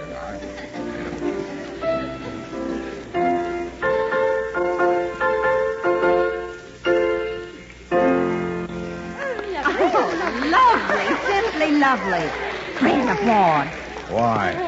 Lovely. It was wonderful. Mary, don't overdo it. She's liable to play an encore. Oh, Miss Hastings, dear girl, that was delightful. Simply delightful. Yes, indeed. Now, everyone. Now, on behalf of the Red Cross, for whom this gathering is being held, I thank you. And now, pardon me a moment. I see what our next bit of entertainment will be. Fred, she's coming over here. Oh, yes. Oh, and Mr. Andrews. Mrs. Lodge, that was a very lovely number. Very lovely, yes, lovely. Oh, Lovely. I've heard better. Mother. Oh, hello, Mr. and Mrs. Andrews. Hello, dear. Hello, Veronica. Mother, some of the guests are leaving. What? Oh, my goodness, I was afraid of that. Mr. Andrews, do something before this party dies on its feet. Yes, of course. My goodness, if any more people leave, we won't get any money at all for the Red Cross. Please tell your jokes. All right, Mrs. Lodge, I'll do my best. Oh, fine. Well, I'll introduce you before it's too late. Thank you. Quiet, everyone, quiet. Now, dear friends, our next bit of entertainment will come from a man you all know well. A man who has deservedly won a reputation for his quick wit and sense of humor. And who will now tell us some of his amusing stories. Mr. Fred Andrews. Good luck, dear. Thank you, dear.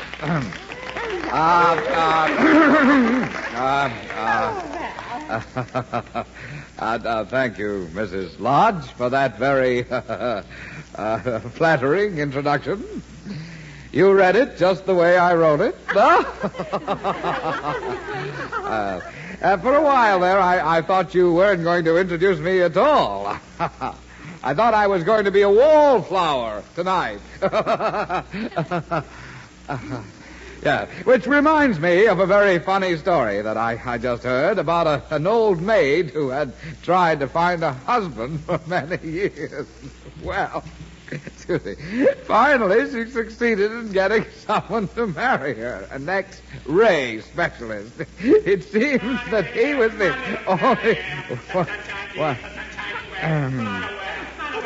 It seems that this X-ray specialist was the only one who could see... Mr. Andrews, forgive me for interrupting you, but we can't hear you very well with that horrible noise. I'm not surprised. I can't hear myself. What on earth can it be? Well, I've no idea. Well, it seems to have stopped now. Yes, it has stopped. Continue, Mr. Andrews. I'm terribly sorry. Oh, that's quite all right. Well, this X-ray... Oh, good heavens, there it goes again. Mary, can that be... It's out in the garden. Fred, I don't know. I never heard anything like that. Well, I did, just today. Fred, where are you going? To put a stop to that racket. Archie! Archie! Huh? Somebody called me? I certainly did. Archie, you come in here. Gee whiz, is that you, Dad? Yes, it certainly is, young man. Gee, Dad, what are you doing here? I was... Oh, gee. Hello, everybody. Hello, young man. Hello, everybody. Oh, for Pete's sakes, Jughead. Who'd you expect? Enrico Caruso? Forsyth, be quiet. Archie, just what were you doing out in the garden? Well, gee, Mrs. Lodge, I didn't know you were having a party. Well, we were, till you started that noise. Gee, I'm sorry, I Mother, only... dear, that wasn't noise. That was singing. What? Oh, yes, Mother. Archie is quite a singer. In fact, you ought to have him sing for the party. Yeah, the one? Oh, but I couldn't... Say, Archie, do you sing? Who, me? Oh, no, Mrs. Archie, I insist. Mother, you've never heard anything like it. Oh, but I was just telling my Veronica, story. dear, that's a wonderful idea. A little popular music is just what we need to liven things up. But, Mrs. Lodge, what about my jokes? A little later, Mr. Andrews. Not right now. Mrs. Hastings. Mrs. Hastings, dear girl, would you... Archie, you and I are going to have a long, long talk. Gee, Dad, how did I know this would happen? Now, what are you going to sing, Archie? Well, since this is for the Red Cross, I think an appropriate tune would be Sonny Boy. Oh. It wasn't in the picture, Mrs. Lodge, but it's Al Jolson's greatest song. Oh, well, now that's fine. Now, Mrs. Hastings, do you... Archie, you are going to make a fool of yourself? Fred, it's too late now. Now, everyone. Archie Andrews will now sing Sonny Boy. Archie, just stand right near that table there. All right, Mrs. Lodge. Ready when you are, Mrs. Hastings.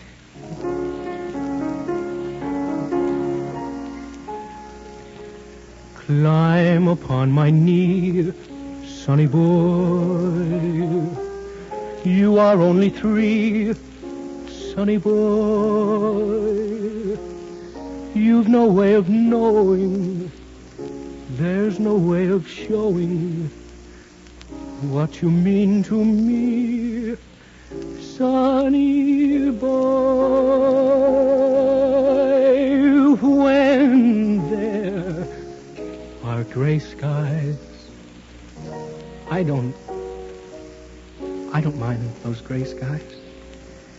You make them blue, sonny boy.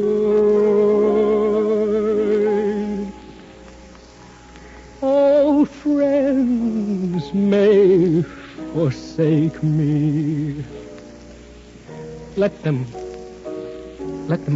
all forsake me. You'll pull me through, sonny boy. You're sent from heaven, and I know your worth. You've made a heaven for me right here on earth. And then the angels grew lonely. They took you 'cause they were so lonely. Now I'm lonely too, sonny boy.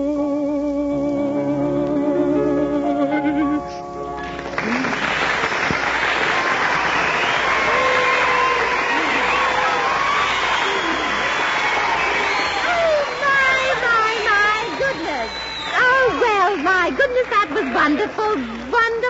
Now, Archie, you were superb. Such emotion. Archie, you were sensational.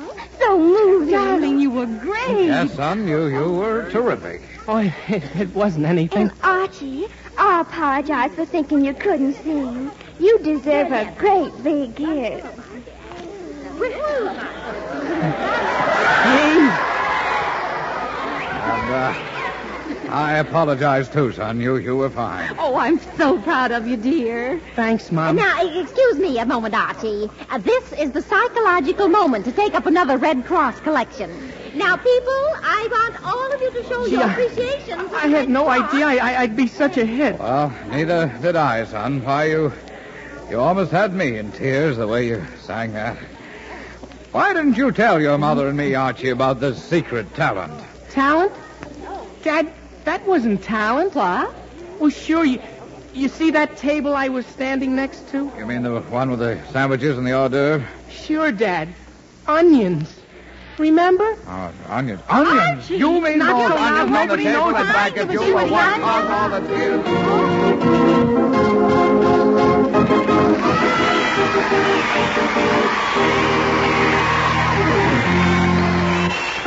So we conclude another chapter of the adventures of Archie Andrews, written by Carl Jampel and based on the copyrighted feature appearing in Archie Comics magazine.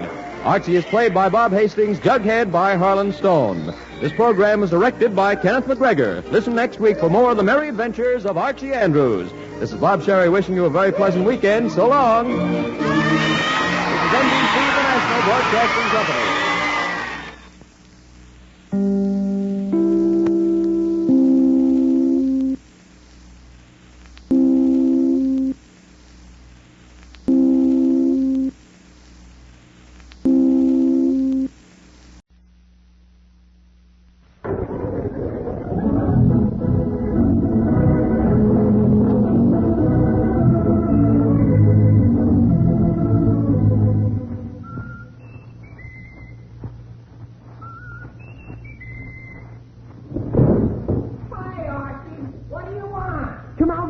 Jughead. It's a matter of life or death. Relax, Archie. Relax.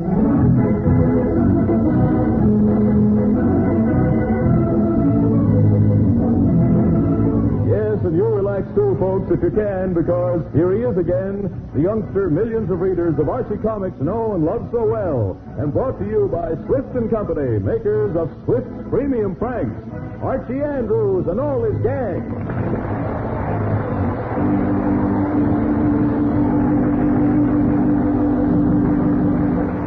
Tender beef, juicy pork, known from the West Coast to New York. Swift Premium Franks, Swift Premium Franks, in a new handy 1-pound pack. Yes, for your guarantee of protection, Swift's Premium Franks now come to you cellophane wrapped in handy 1-pound packages. Made right here in your own vicinity or in a nearby city, Swift's Premium Franks are wrapped in the new handy sanitary Flavor Saver pack and brought to you at the very peak of their tantalizing flavor with all their natural goodness sealed in.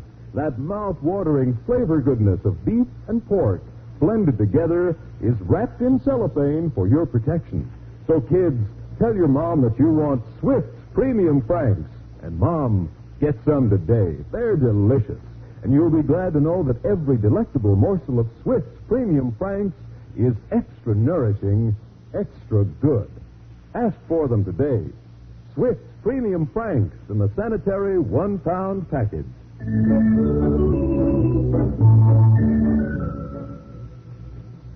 And now suppose you join me in a visit to the town where I live. Riverdale is its name, and it's pretty much a typical American city.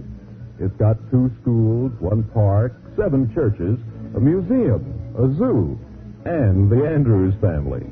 Suppose we make the Andrews home our first stop. It's Saturday evening, and we find Mrs. Andrews in the living room sewing as Archie Andrews enters. I'll be down to get you in a taxi, honey. Da-da-da-da-da. Oh, hi, Ma. Well, Archie, what are you so happy about? Me? Oh, I don't know, Mom.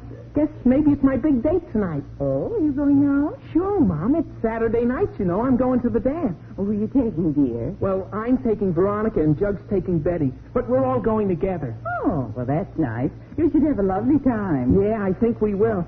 Well, I better start dressing or I'll... Oh, no, who can that be? I'll get it, Mom. Oh, all right, dear. She was Jughead. Who'd you expect? Coffee head? Jughead, I expected you, but not so soon. I'm not even dressed yet. Oh, hurry up. I want to get to the dance early. Why the rush? The only time I can dance without bumping into everyone is when no one else is on the dance floor. Yeah, I know what you mean. Hello, Jughead. Oh, hello, Mrs. Andrews. What you doing? Just darning some socks. Oh, you are? Gee, I had a big hole in my sock when I was dressing tonight. Is that so? Yeah, but it's okay now. Well, did you sew it yourself? No. I decided not to wear any socks. Oh, fine. Jughead, you mean you're going to the dance without any socks? Sure. These pants are too long anyway. Oh, for pity's sake. Well, listen, Jug, if we want to get there early, I better get started. Come on upstairs while I get dressed. Okay, Art. Hello, dear. Hello, Fred. I wonder... Fred, why are you wearing your bathrobe and slippers? What do you want me to wear, negligee and galoshes? Fred, never mind being funny and tell me why you're in your bathrobe at 7:30. Well, my dear, it so happens that unless you have some violent objections, I am going to take a bath. A bath? Bob. Oh, but Fred, I thought we might go to a movie tonight, dear. Tonight, dear, I'm just in the mood for a nice hot bath. Yes, sir, I'd like nothing better than to relax for about half an hour and just soap and soak. Ah, yes, sir, that's my motto tonight. Soap and soap. Or soak and soap. Bet you can't say that 3 times fast. No, dear, I probably can't. Oh, go ahead, try it. Soap and soak, soap and soap, soap and... You see, it can't be done. Oh, honestly, Fred, won't you ever grow up? Now, go on, take your bath. Mary, that's exactly what I'm going to do right this minute.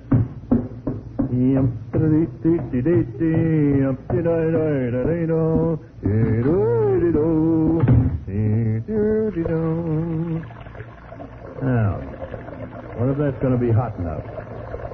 Let's try it. Oh, it sure is hot.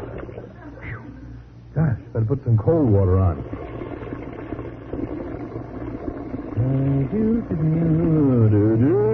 Well, that ought to be about right now. Let's see. Ooh, it's freezing. A minute ago it was too hot, now it's too... Oh, well, some more hot will do it.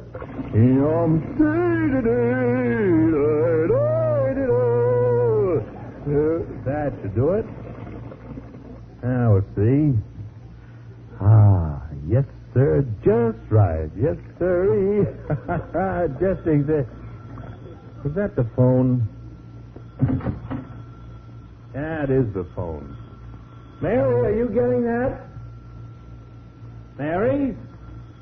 Oh, fine. Now, where'd she disappear to? Well, I suppose I'll have to answer it myself. I don't know why that phone always rings at the wrong time. Always. All right, I'm coming. Hello? Hello, Mr. Andrews. This is Betty. Oh, hello, Betty. Is Archie there? I don't think so, Betty. I haven't seen him since dinner. Oh. Well, I just wanted to talk to him about the dance we're all going to tonight. Would you give him a message for me, Mr. Andrews? Yes, Betty, what is it? Well, would you tell him to try real hard not to be late? Not to be late. Because somehow he always is late, especially to dance. Especially to dances. And we always miss half the dance. Always miss half the dance. And this once I'd like to get there right at the start of the dance. Start of the dance. Can you remember all that, Mr. Andrews? Yes, Betty, but would it be all right with you if I just told Archie you want him to get there on time? Well, yes, I guess that's the same thing. All right, I'll tell him. Thanks a lot, Mr. Andrews. Well, not at all, Betty. Bye. Bye. Thanks a lot. the phone? Oh, now you get here. Mary, where were you when that phone was ringing? Fred, I was out in the kitchen and my hands were wet and I couldn't come to the phone. All right. But it so happens I was about to take a bath and had to come all the way down here just because Betty wants Archie to be on time at some dance. Oh, is that all? Yes, that's all. And if the phone rings again, you answer it. Yes, dear, I will. All right. Fine thing. Have to do everything around here. Now, who locked this confounded door?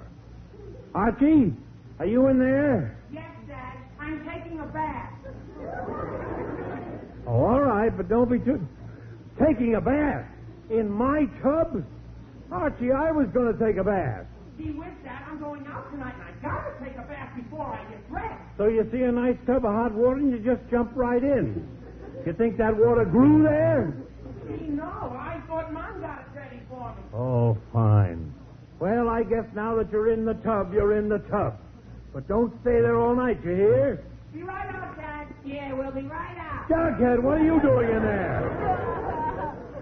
I'm scrubbing Archie's back. Oh, great. Well, scrub a little faster and get out of there. Okay. Mary! Yes, dear? Mary, do you know what happened? What, dear? While I was down here taking a message for Archie, Archie was upstairs taking a bath for me. What?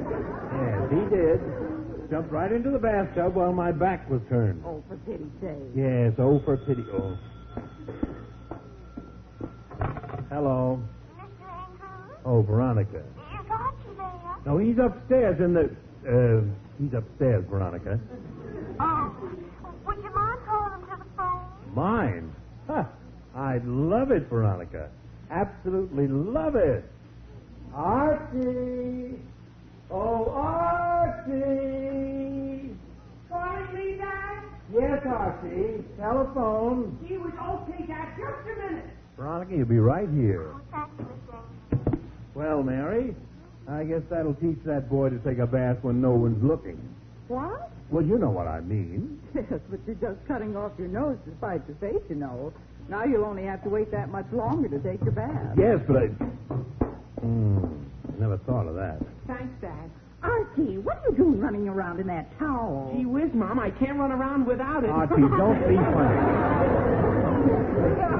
Okay, Dad. Answer the phone. Hi. Hello? Hello, Archie.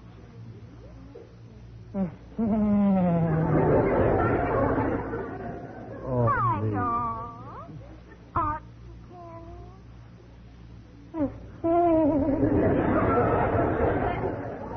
I'm anxious to see you later. Archie,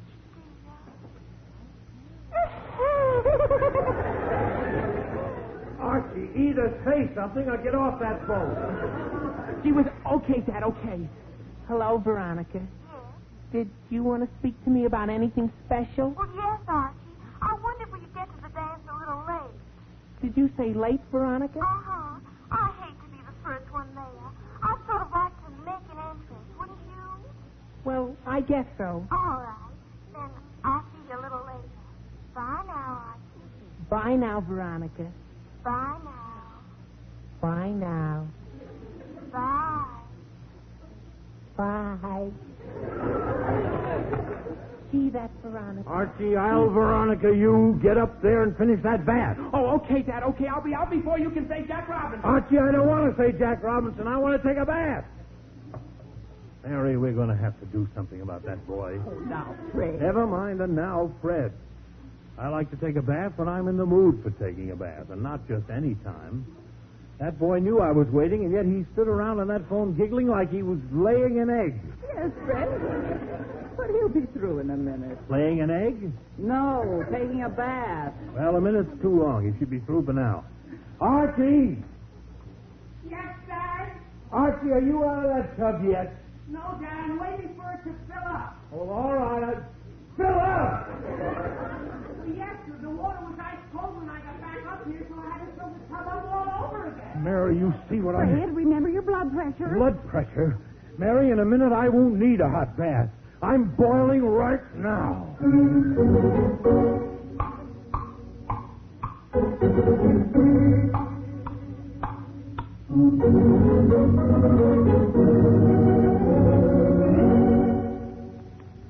Mary, if that boy isn't... Dad, I'm through with the tub. Well, it's about time. There, dear, you see? See what? Oh, never mind. Just go take your bath. Well, thank you, madame. Thank you. I'm so glad I have your permission. Just go take your bath, she says. Huh. What does she think I've been trying to do all evening? Play ping pong? Fine thing. Well, anyway, he's finally out of here. Now, maybe I can take a nice... Oh, no. Mary! Yes? This water's ice cold. It is. Oh, Archie must have used all the hot water. Oh, fine. Well, what do I do now? Just let it run. What? Just let the water run. There'll be more hot water in a minute. All right.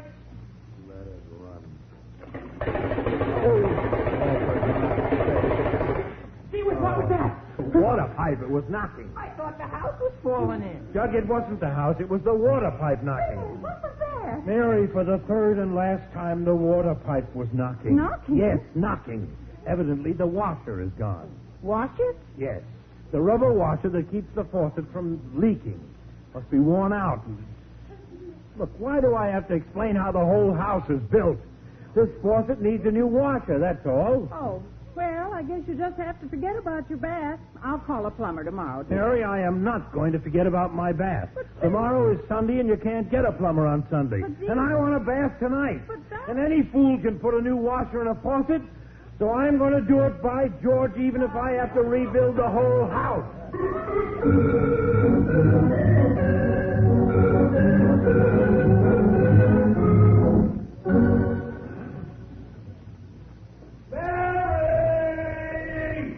Yes, Fred. Is Archie up and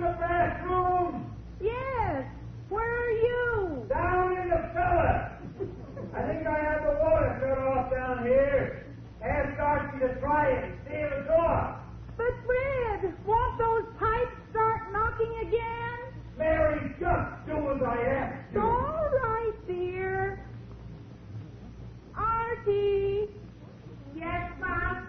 Are you up in the bathroom? Yes, Mom. Well, try the hot water, dear, and see if it's off. You wish won't those pipes start knocking again? Archie, just do as I asked you. All right, Mom.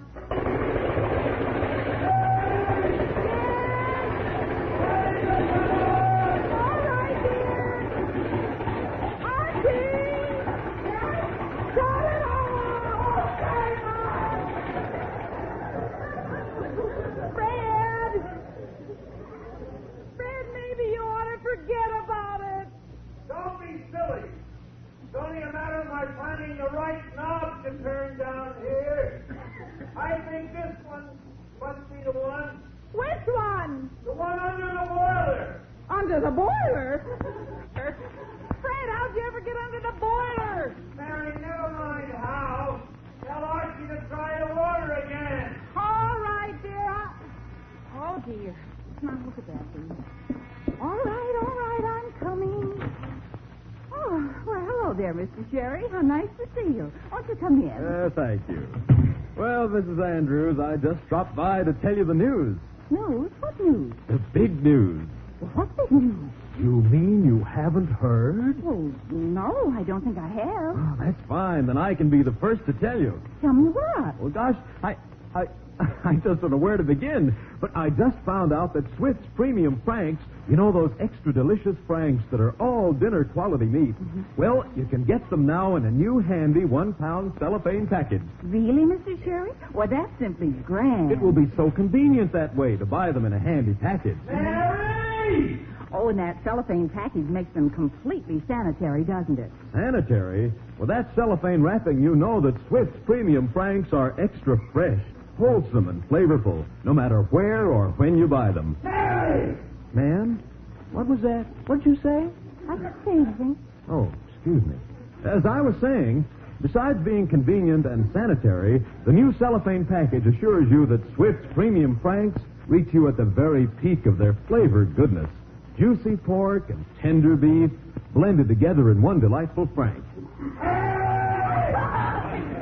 My land, what'll they think of next? Well, I'm sure glad you told me about Swift Premium Franks, Mr. Sherry. You know, my mother told me about the wonderful products Swift makes before I was married, and her mother told her about them years ago. So we're really a Swift family from way back. Oh, Mrs. Andrews, what a real pleasure it is to talk to you. Oh, Mr. Sherry. And you know, Mrs. Andrews, to make sure that Swift's Premium Franks reach you as fresh can be, Swift makes them close to where they're sold, makes them in the vicinity or in a nearby city. Well, Mr. Sherry, I'm certainly glad you took all the trouble to come down here and tell me these things. Oh, no trouble at all. And I do hope I haven't taken up too much of your time. But when I heard about the new Flavor Saver pack, I rushed right over here because I knew you'd be interested. Well, I'm certainly glad you did. In fact, I think I'll go down and get some Swiss Premium Franks right now. Well, Mrs. Andrews, I'll drive you down. All right, just as soon as I get my things. Let's see now. Here's my purse. Cat and keys. I'm sure Mr. Andrews will be wild about those Franks. Yes, I am. Mr. Andrews? Oh, dear. I forgot. He's under the boiler. Under the what? I can't explain just now, but I'll just have to drive down myself later. But thank you so much for dropping by. It was a pleasure, Mrs. Andrews. Goodbye. Goodbye, Mr. Sherry.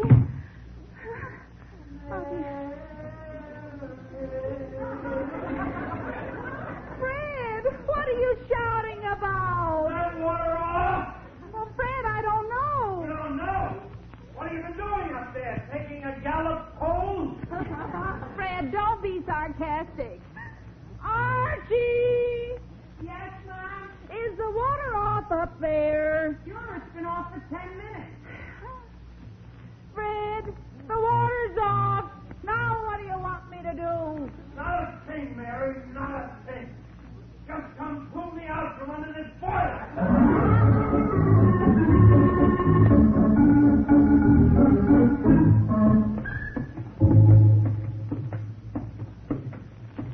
Fred, I still say you ought to let a plumber do the job. Now, Mary, let's not go through that again.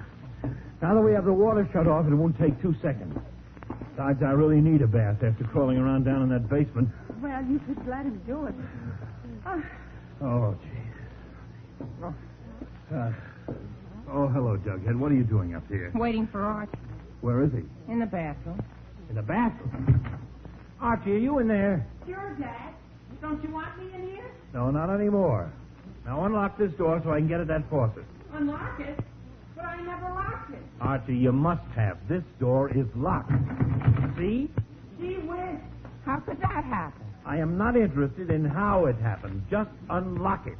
But, Dad, the lock part isn't turned. It's the door knob. The knob? Yeah, it fell off. Fell off. Oh, no. Fred, is that serious? Oh, no, dear, not at all. I'll just have to saw this door open now, that's all.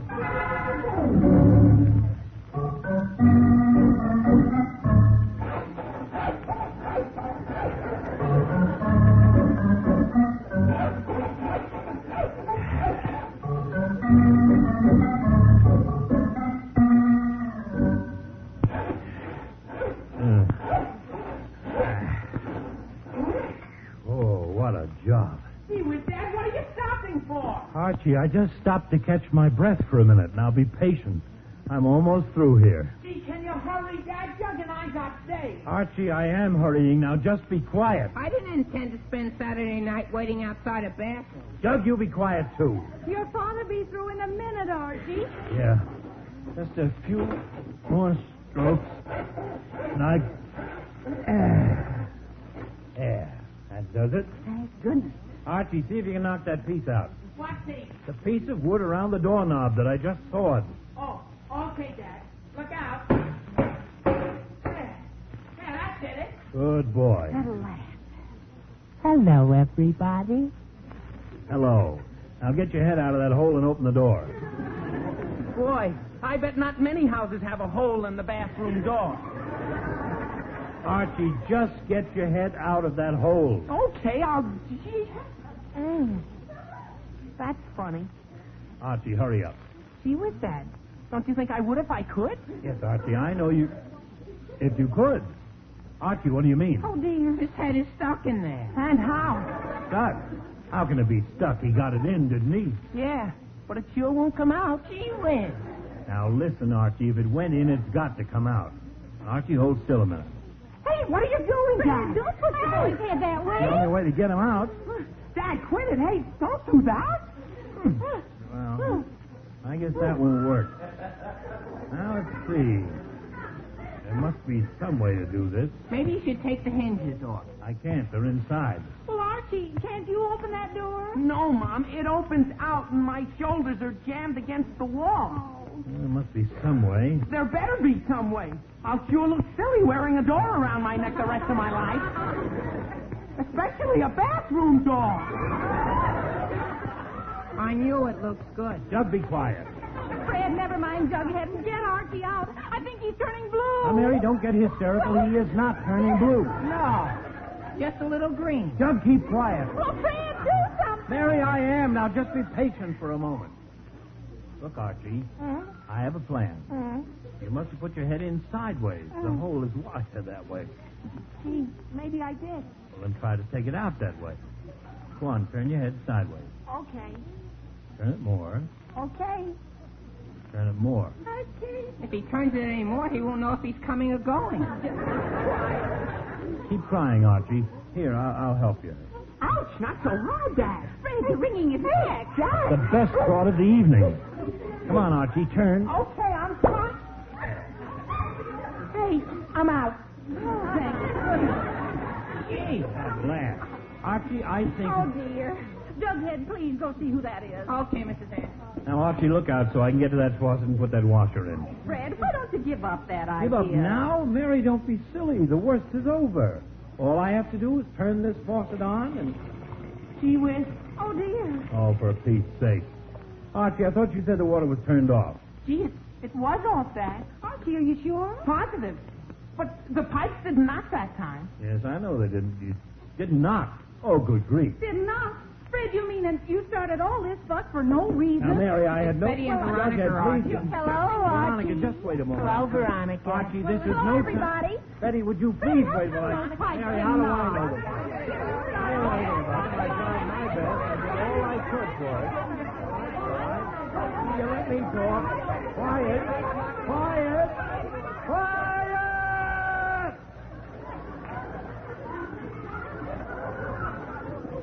Well, that's better.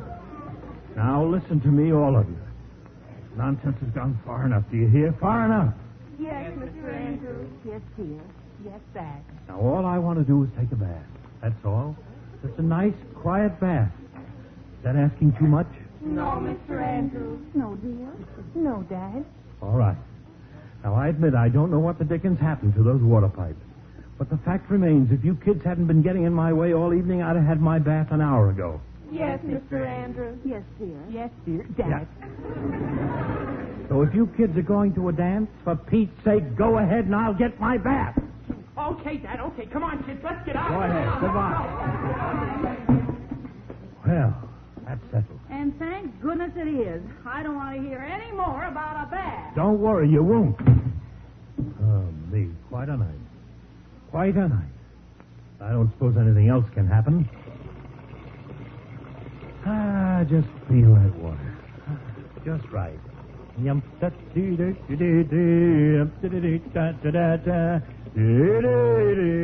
that ought to be enough water. Fine.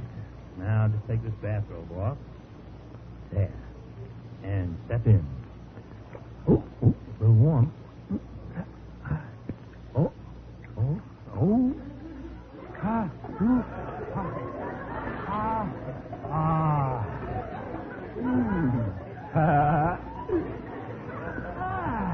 There we are. Oh, it's fine. Fine. That's what the doctor ordered. Now, all I need is... Oh, fine. Mary! Oh, Mary! What now? Bring me a piece of soap, please. Is there any in the soap tray? No, there isn't. Archie must have used the last of it. Oh, dear, that's terrible. Mary, all I want's a piece of soap. Fred, that's just it. There isn't another piece of soap in the house. You'll just have to forget your bath. Forget my... Oh, how do these things happen to me?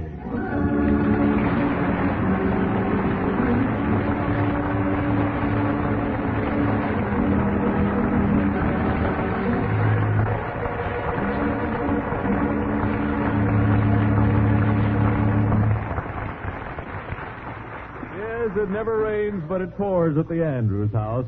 But we'll see how the storm ended in just a moment. Meanwhile... Tender beef, juicy pork, known from the West Coast to New York. Swift's Premium Franks. Swift's Premium Franks. Friends, you really know what you're getting when you ask for Swift's Premium Franks. Made right here in your own vicinity or in a nearby city, so you know they're fresh. Cellophane wrapped, so you know they're sanitary. Made by Swift, so you know they're top quality. So ask for them today. Swift's Premium Franks in the new handy 1-pound cellophane packages. And while you're at your dealers, be sure to ask for Swift's Brookfield Sausage. Wonderful for breakfast, ideal for a quick, easy-to-fix dinner, Swift's Brookfield Sausage is just right. Yes, just right. Not too mild, not too spicy, but seasoned to just right perfection. Ask for Swift's Brookfield Sausage, the sausage with the just right seasoning. And don't forget that your dealer has a tempting variety of Swift's Premium table-ready meats. Swift's Premium Salami is being featured this month, and you'll find it perfect for hot weather suppers, snacks, lunches, and picnics.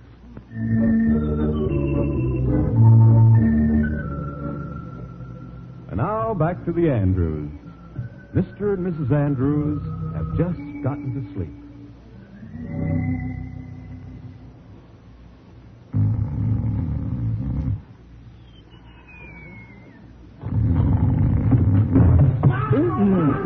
Oh, no. Oh, Archie. Is that you?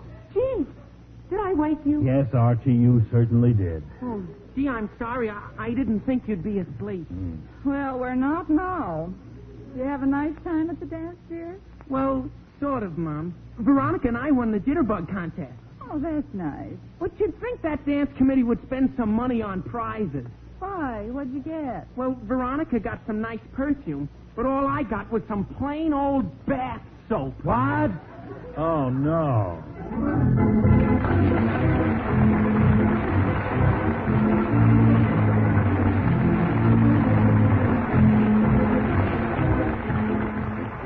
You've been listening to another chapter of The Adventures of Archie Andrews, written by Carl Jampel and based on the copyrighted feature appearing in Archie Comics magazine.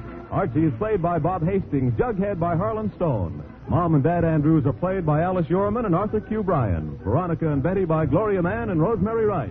This program was produced and directed by Kenneth McGregor. Listen again next Saturday when Swift & Company, makers of Swift's Premium Franks, bring you more of the merry adventures of Archie Andrews. This is Bob Sherry wishing you a very pleasant weekend. So long.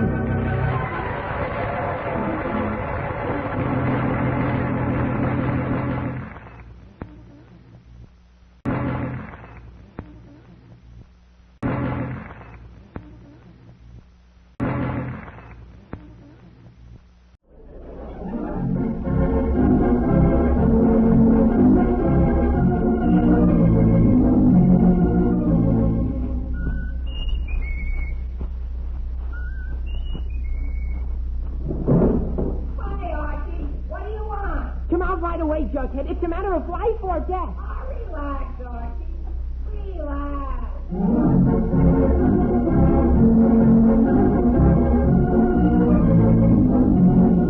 Yes, and you relax too, folks, if you can, because here he is again, the youngster millions of readers of Archie Comics know and love so well, and brought to you by Swift & Company, makers of Swift Premium Franks, Archie Andrews and all his gang.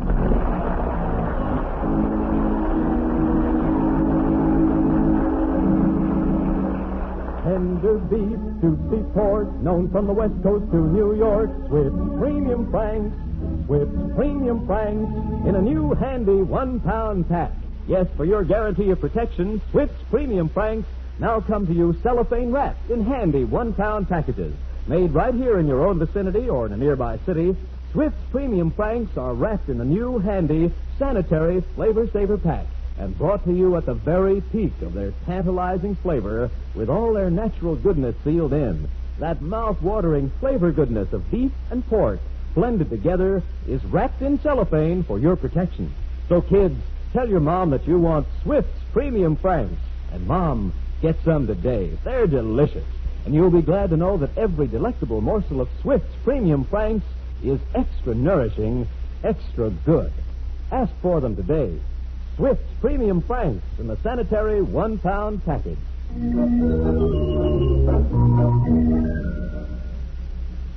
And now suppose you join me in a visit to the town where I live. Riverdale is its name, and it's pretty much a typical American city. It's got 2 schools, 1 park, 7 churches, a museum, a zoo, and the Andrews family.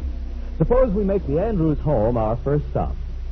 It's Saturday evening, and we find Mrs. Andrews in the living room sewing as Archie Andrews enters.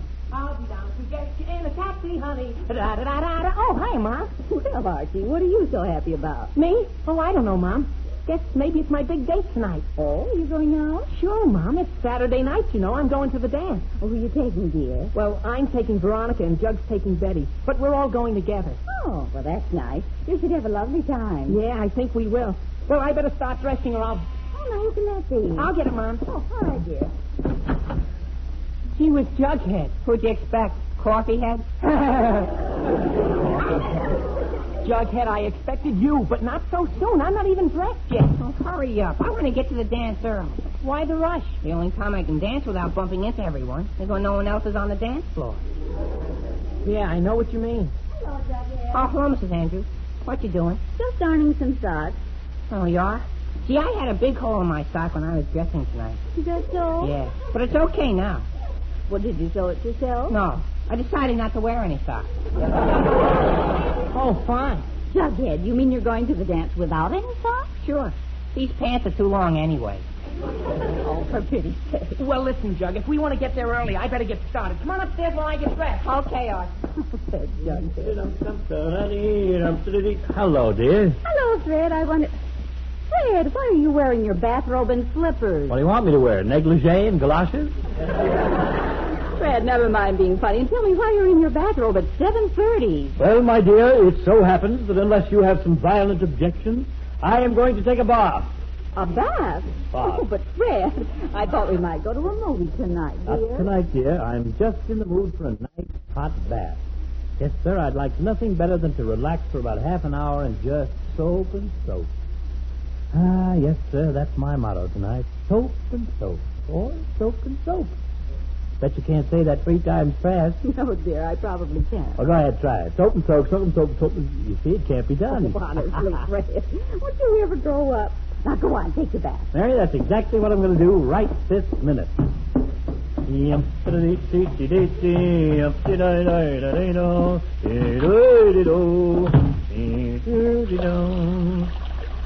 Now, what if that's going to be hot enough? Let's try it.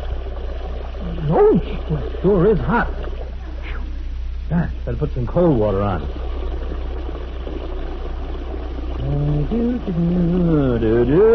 Well, that ought to be about right now. Let's see.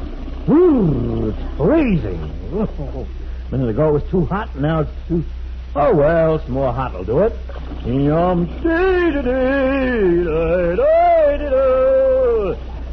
That should do it. Now, let's see. Ah, yes, sir, just right. Yes, sir. Just exact. Is that the phone? That is the phone. Mary, are you getting that? Mary? Oh, fine. Now, where'd she disappear to? Well, I suppose I'll have to answer it myself. I don't know why that phone always rings at the wrong time. Always. All right, I'm coming. Hello? Hello, Mr. Andrews. This is Betty. Oh, hello, Betty. Is Archie there? I don't think so, Betty. I haven't seen him since dinner. Oh. Well, I just wanted to talk to him about the dance we're all going to tonight. Would you give him a message for me, Mr. Andrews? Yes, Betty. What is it? Well, would you tell him to try real hard not to be late? Not to be late. Because somehow he always is late, especially to dance. Especially to dances. And we always miss half the dance. Always miss half the dance. And this once I'd like to get there right at the start of the dance. Start of the dance. Can you remember all that, Mr. Andrews? Yes, Betty, but would it be all right with you if I just told Archie you want him to get there on time? Well, yes, I guess that's the same thing. All right, I'll tell him. Thanks a lot, Mr. Andrews. Well, not at all, Betty. Bye. Bye. Thanks a lot. The phone? Oh, now you get here. Mary, where were you when that phone was ringing? I was out in the kitchen and my hands were wet and I couldn't come to the phone. All right. But it so happens I was about to take a bath and had to come all the way down here just because Betty wants Archie to be on time at some dance. Oh, is that all? Yes, that's all. And if the phone rings again, you answer it. Yes, dear, I will. All right. Fine thing. Have to do everything around here. Now, who locked this confounded door? Archie, are you in there? Yes, Dad. I'm taking a bath. Oh, all right, but don't be too... Taking a bath? In my tub? Archie, I was going to take a bath. Gee whiz, Dad, I'm going out tonight and I gotta take a bath before I get dressed. So you see a nice tub of hot water and you just jump right in. You think that water grew there? Gee, no, I thought Mom got it ready for me. Oh, fine. Well, I guess now that you're in the tub, you're in the tub. But don't stay there all night, you hear? Be right out, Dad. Yeah, we'll be right out. Jughead, what are you doing in there? I'm scrubbing Archie's back. Oh, great. Well, scrub a little faster and get out of there. Okay. Mary! Yes, dear? Mary, do you know what happened? Yes, dear. While I was down here taking a message for Archie, Archie was upstairs taking a bath for me. What? Yes, he did. Jumped right into the bathtub while my back was turned. Oh, for pity's sake. Yes, oh, for pity. Oh. Hello. Mr. Andrews? Oh, Veronica. Is Archie there? No, he's upstairs in the... he's upstairs, Veronica. Oh, would you mind calling to the phone? Mine? Huh. I'd love it, Veronica. Absolutely love it. Archie! Oh, Archie! Find me, Dad? Yes, Archie. Telephone. He was okay, Dad. Just a minute. Veronica, you'll be right here. Well, Mary, I guess that'll teach that boy to take a bath when no one's looking. What? Well, you know what I mean. Yes, but you're just cutting off your nose to spite your face, you know. Now you'll only have to wait that much longer to take your bath. Yes, but I... never thought of that. Thanks, Dad. Archie, what are you doing running around in that towel? Gee whiz, Mom, I can't run around without it. Archie, don't be funny. Okay, Dad. Answer the phone. Hi. Hello? Hello,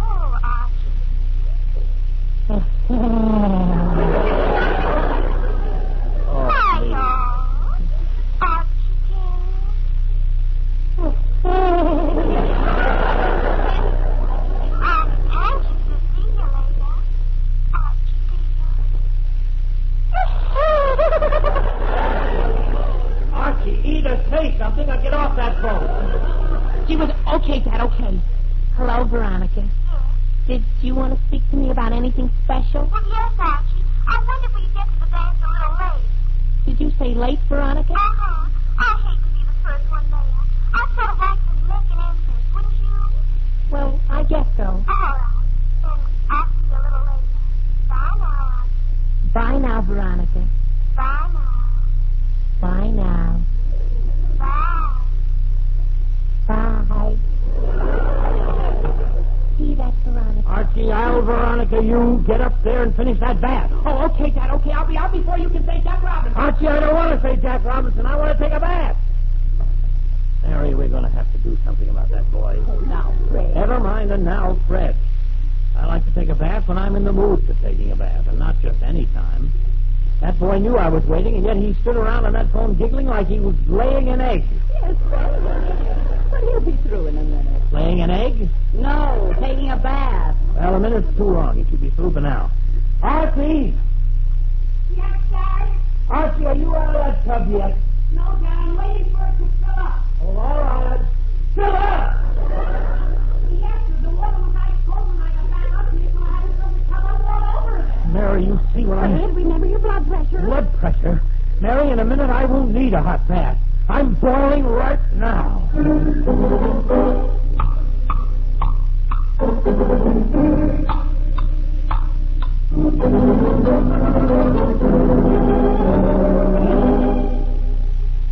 Mary, if that boy isn't... Dad, I'm through with the tub. Well, it's about time. There, dear, you see? See what? Oh, never mind. Just go take your bath. Well, thank you, madame. Thank you. I'm so glad I have your permission. Let's go take your bath, she said. What does she think I've been trying to do all evening? Play ping pong? Fine thing. Well, anyway, he's finally out of here. Now, maybe I can take a night. Oh, no. Mary! This water's ice cold. Oh, fine. Well, what do I do now? Just let it run. What? Just let the water run. There'll be more hot water in a minute. All right.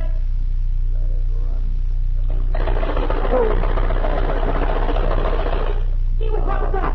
The water pipe, it was knocking. I thought the house was falling in. Jug, it wasn't the house, it was the water pipe knocking. What was that? Mary, for the third and last time, the water pipe was knocking. Knocking? Yes, knocking. Evidently, the washer is gone. Washer? Yes. The rubber washer that keeps the faucet from leaking. Must be worn out. Look, why do I have to explain how the whole house is built? This faucet needs a new washer, that's all. Oh, well, I guess you just have to forget about your bath. I'll call a plumber tomorrow. Mary, I am not going to forget about my bath. Tomorrow is Sunday, and you can't get a plumber on Sunday. And I want a bath tonight. And any fool can put a new washer in a faucet. So I'm going to do it, by George, even if I have to rebuild the whole house.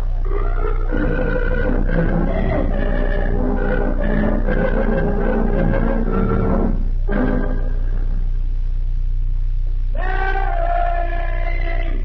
Yes, Fred? Is Archie up in the bathroom? Yes. Where are you? Down in the cellar.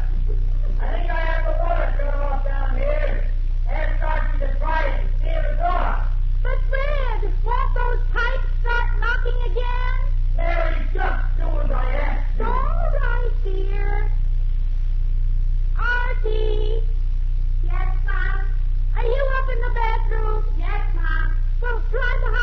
on, dear, and see if it's off. Won't those pipes start knocking again? Archie, just do as I asked you. All right, Mom.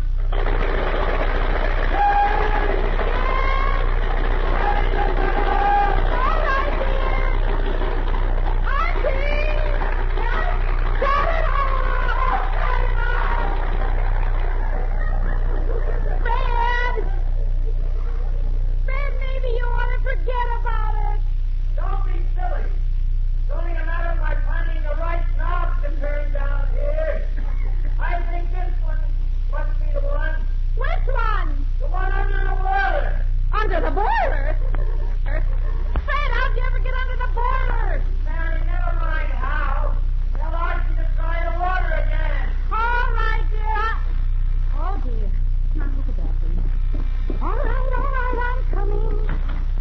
Oh, well, hello there, Mr. Sherry. How nice to see you. Won't you come in? Thank you. Well, Mrs. Andrews, I just stopped by to tell you the news. News? What news? The big news. What's the news?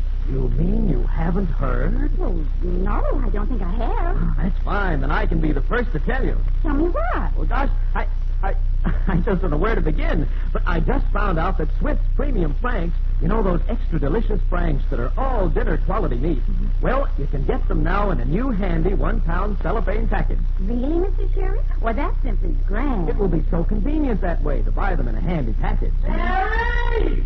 Oh, and that cellophane package makes them completely sanitary, doesn't it? Sanitary? Well, that cellophane wrapping, you know that Swift's Premium Franks are extra fresh, wholesome, and flavorful, no matter where or when you buy them. Mary! Ma'am?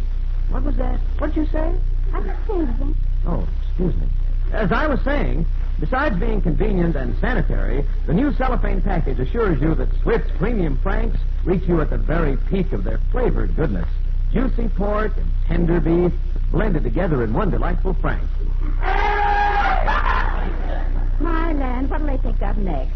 Well, I'm sure glad you told me about Swift's Premium Franks, Mr. Sherry. You know, my mother told me about the wonderful products Swift makes before I was married, and her mother told her about them years ago. So we're really a Swift family from way back. Oh, Mrs. Andrews, what a real pleasure it is to talk to you. Oh, Mr. Sherry. And, you know, Mrs. Andrews, to make sure that Swift's Premium Franks reach you as fresh can be, Swift makes them close to where they're sold. Makes them in the vicinity or in a nearby city. Well, Mr. Sherry, I'm certainly glad you took all the trouble to come down here and tell me these things. Oh, no trouble at all. And I do hope I haven't taken up too much of your time. But when I heard about the new Flavor Saver pack, I rushed right over here because I knew you'd be interested. Well, I'm certainly glad you did. In fact, I think I'll go down and get some Swift Premium Franks right now. Well, Mrs. Andrews, I'll drive you down. All right, just as soon as I get my things. Let's see now. Here's my purse. My hat and keys. I'm sure Mr. Andrews will be wild about those Franks. Yes, Mr. Andrews? Oh, dear. I forgot. He's under the boiler. Under the what? I can't explain just now, but I'll just have to drive down myself later. But thank you so much for dropping by. It was a pleasure, Mrs. Andrews. Goodbye. Goodbye, Mr. Sherry.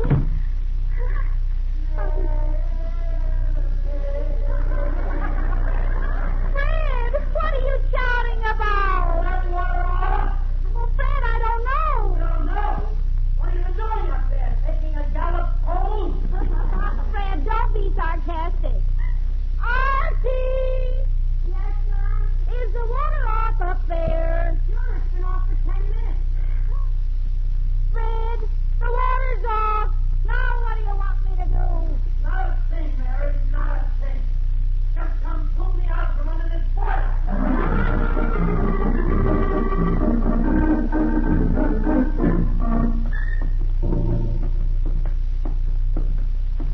Fred, I still say you ought to let a plumber do the job. Now, Mary, let's not go through that again.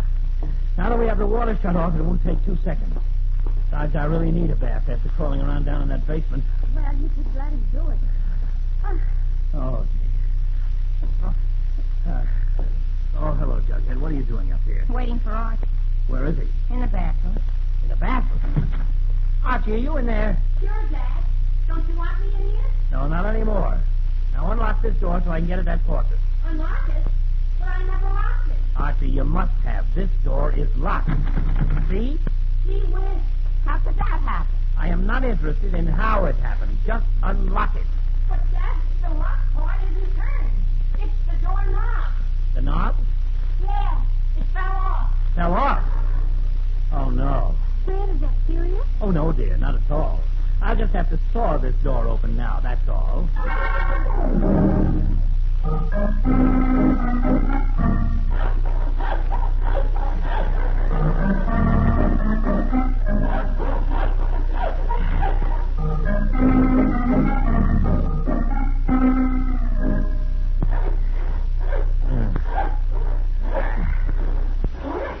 Oh, what a job. Gee whiz, Dad, what are you stopping for? Archie, I just stopped to catch my breath for a minute. Now be patient. I'm almost through here. Gee, can you hurry, Dad? Doug and I got days. Archie, I am hurrying. Now just be quiet. I didn't intend to spend Saturday night waiting outside a bathroom. Doug, you be quiet, too. Your father be through in a minute, Archie. Yeah. Just a few more strokes. And I... There. That does it. Thank goodness. Archie, see if you can knock that piece out. What piece? The piece of wood around the doorknob that I just sawed. Oh, okay, Dad. Look out. There, that did it. Good boy. Hello, everybody. Hello. Now get your head out of that hole and open the door. Boy, I bet not many houses have a hole in the bathroom door. Archie, just get your head out of that hole. Okay, I'll... That's funny. Archie, hurry up. Gee whiz, Dad. Don't you think I would if I could? Yes, Archie, I know you... If you could. Archie, what do you mean? Oh, dear, his head is stuck in there. And how? Stuck? How can it be stuck? He got it in, didn't he? Yeah, but it sure won't come out. Gee whiz. Now, listen, Archie. If it went in, it's got to come out. Archie, hold still a minute. Hey, what are you doing, Dad? Don't put his head that way. The only way to get him out. Dad, quit it. Hey, don't do that. Well, I guess that won't work. Now, let's see.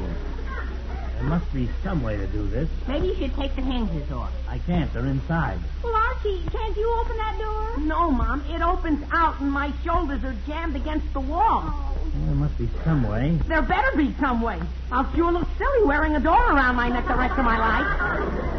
Especially a bathroom door. I knew it looked good. Just be quiet. Fred, never mind Jughead. Get Archie out. I think he's turning blue. Now, Mary, don't get hysterical. He is not turning blue. No, just a little green. Jug, keep quiet. Well, Fred, do something. Mary, I am. Now, just be patient for a moment. Look, Archie, I have a plan. You must have put your head in sideways. The hole is wider that way. Gee, maybe I did. Well, then try to take it out that way. Go on, turn your head sideways. Okay. Turn it more. Okay. Turn it more. If he turns it any more, he won't know if he's coming or going. Keep trying, Archie. Here, I'll help you. Ouch, not so hard, Dad. Fred, you're wringing his neck. The best thought of the evening. Come on, Archie, turn. Okay, I'm trying. Hey, I'm out. Oh, thank goodness. Gee, at last. Archie, I think... Oh, dear. Jughead, please go see who that is. Okay, Mr. Fish. Now, Archie, look out so I can get to that faucet and put that washer in. Fred, why don't you give up that idea? Give up now? Mary, don't be silly. The worst is over. All I have to do is turn this faucet on and... Gee whiz. Oh, dear. Oh, for Pete's sake. Archie, I thought you said the water was turned off. Gee, it was off, Dad. Archie, are you sure? Positive. But the pipes didn't knock that time. Yes, I know they didn't. You didn't knock. Oh, good grief. Did not. Fred, you mean that you started all this fuss for no reason? Now, Mary, I had no... Betty and Veronica are on you. Hello, Archie. Veronica, just wait a moment. Hello, Veronica. Archie, this is Hello, no... everybody. Betty, would you please wait while I... Mary, how do I know this? I don't know anything about it. I tried my best. I did all I could for it. Will you let me talk? Quiet. Quiet. Quiet! Well, that's better. Now listen to me, all of you. Nonsense has gone far enough. Do you hear? Far enough. Yes, Mr. Andrews. Yes, dear. Yes, Dad. Now all I want to do is take a bath. That's all. Just a nice, quiet bath. Is that asking too much? No, Mr. Andrews. No, dear. No, Dad. All right. Now I admit I don't know what the dickens happened to those water pipes. But the fact remains, if you kids hadn't been getting in my way all evening, I'd have had my bath an hour ago. Yes, Mr. Andrews. Yes, dear. Yes, dear. Dad. So if you kids are going to a dance, for Pete's sake, go ahead and I'll get my bath. Okay, Dad, okay. Come on, kids, let's get out. Go ahead. Goodbye. Well, that's settled. And thank goodness it is. I don't want to hear any more about a bath. Don't worry, you won't. Oh, me. Quite a night. Quite a night. I don't suppose anything else can happen. Just feel that water. Just right. Well,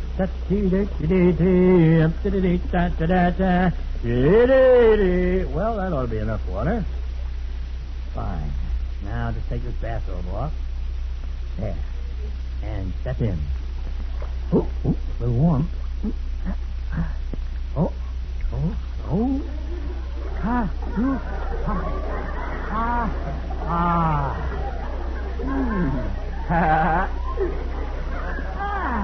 There we are. Oh, that's fine. Fine. Just what the doctor ordered. Now, all I need is... Oh, fine. Mary! Oh, Mary! Bring me a piece of soap, please. No, there isn't. Archie must have used the last of it. Oh, dear, that's terrible. Mary, all I want is a piece of soap. There is another piece of soap in the house. You'll just have to forget your bath. Forget my... Oh, how do these things happen to me?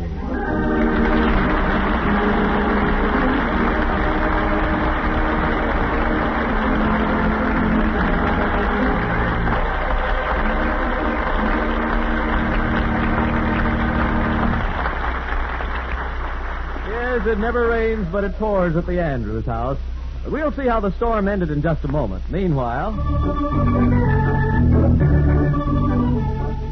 Tender beef to Seaport, known from the West Coast to New York. Swift's Premium Franks. Swift's Premium Franks. Friends, you really know what you're getting when you ask for Swift's Premium Franks. Made right here in your own vicinity or in a nearby city, so you know they're fresh. Cellophane wrapped, so you know they're sanitary. Made by Swift, so you know they're top quality. So ask for them today. Swift's Premium Franks in the new handy 1-pound cellophane packages. And while you're at your dealers, be sure to ask for Swift's Brookfield Sausage. Wonderful for breakfast, ideal for a quick, easy-to-fix dinner, Swift's Brookfield Sausage is just right. Yes, just right. Not too mild, not too spicy, but seasoned to just right perfection. Ask for Swift's Brookfield Sausage, the sausage with the just right seasoning. And don't forget that your dealer has a tempting variety of Swift's Premium table-ready meats. Swift's Premium Salami is being featured this month, and you'll find it perfect for hot weather suppers, snacks, lunches, and picnics.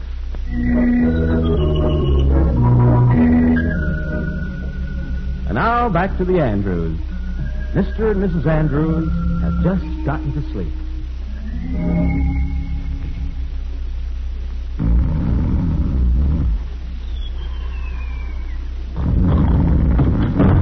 Oh, no. Oh, Archie. Is that you? Gee, did I wake you? Yes, Archie, you certainly did. Oh, gee, I'm sorry. I didn't think you'd be asleep. Well, we're not now. Did you have a nice time at the dance, dear? Well, sort of, Mom. Veronica and I won the jitterbug contest. Oh, that's nice. But you'd think that dance committee would spend some money on prizes. Why? What'd you get? Well, Veronica got some nice perfume, but all I got was some plain old bath soap. What? Oh, no.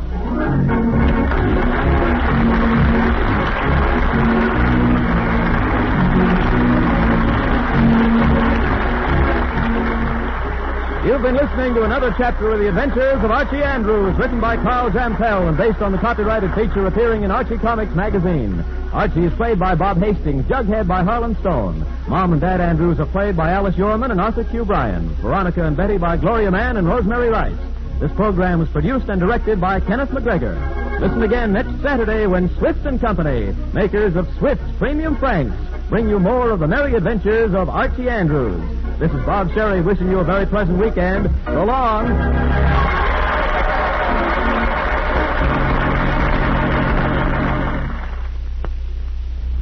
This is NBC, the national broadcasting company.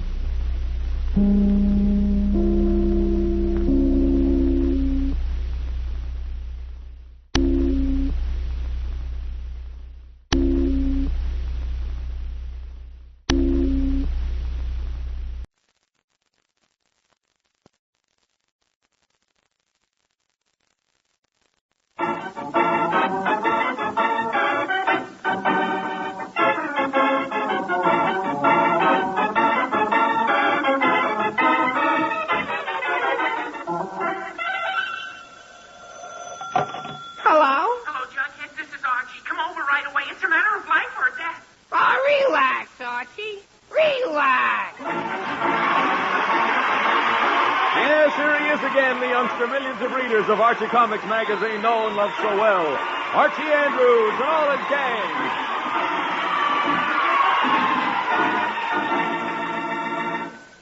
Well, it's evening as we look in on the Andrews home, an especially quiet and peaceful evening. We find the entire family sitting in the living room. Mr. Andrews is reading his newspapers. Mrs. Andrews is doing some sewing. And the pride and joy of the Andrews family, our boy Archie, is reading a comic book. Yes, all is indeed peaceful and quiet in Riverdale tonight. But for how long? Well? Fred. Fred? Yes, dear. What time is it? Time? Oh, it's exactly... It's exactly...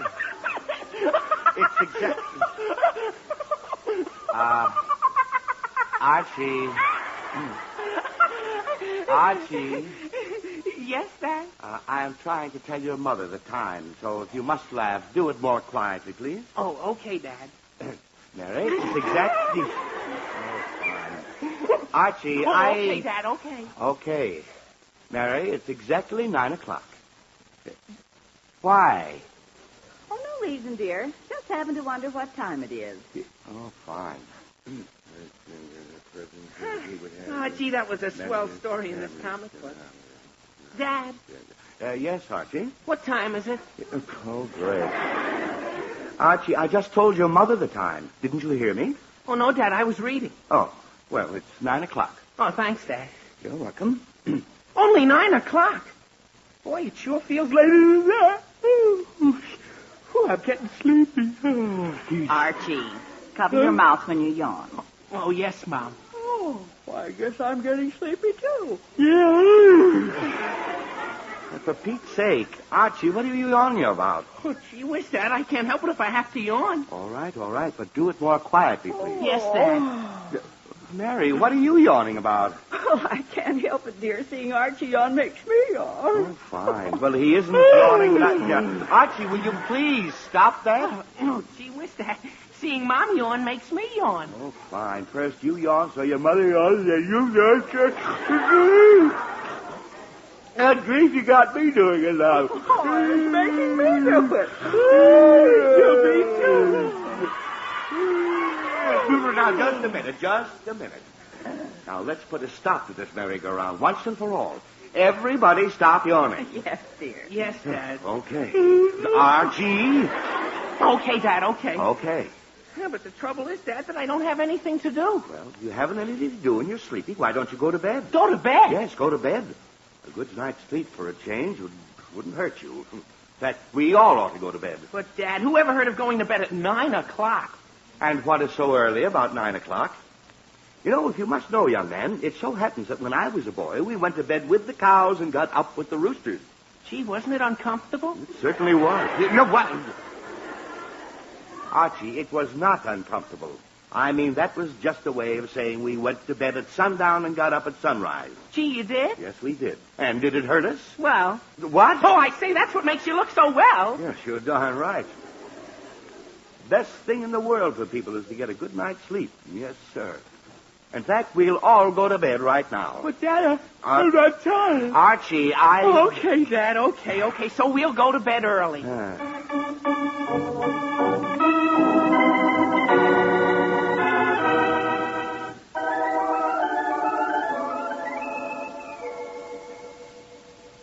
Shall I turn out the light, Fred? Just a moment, dear. Just a moment. As soon as I get my slippers off and get into bed.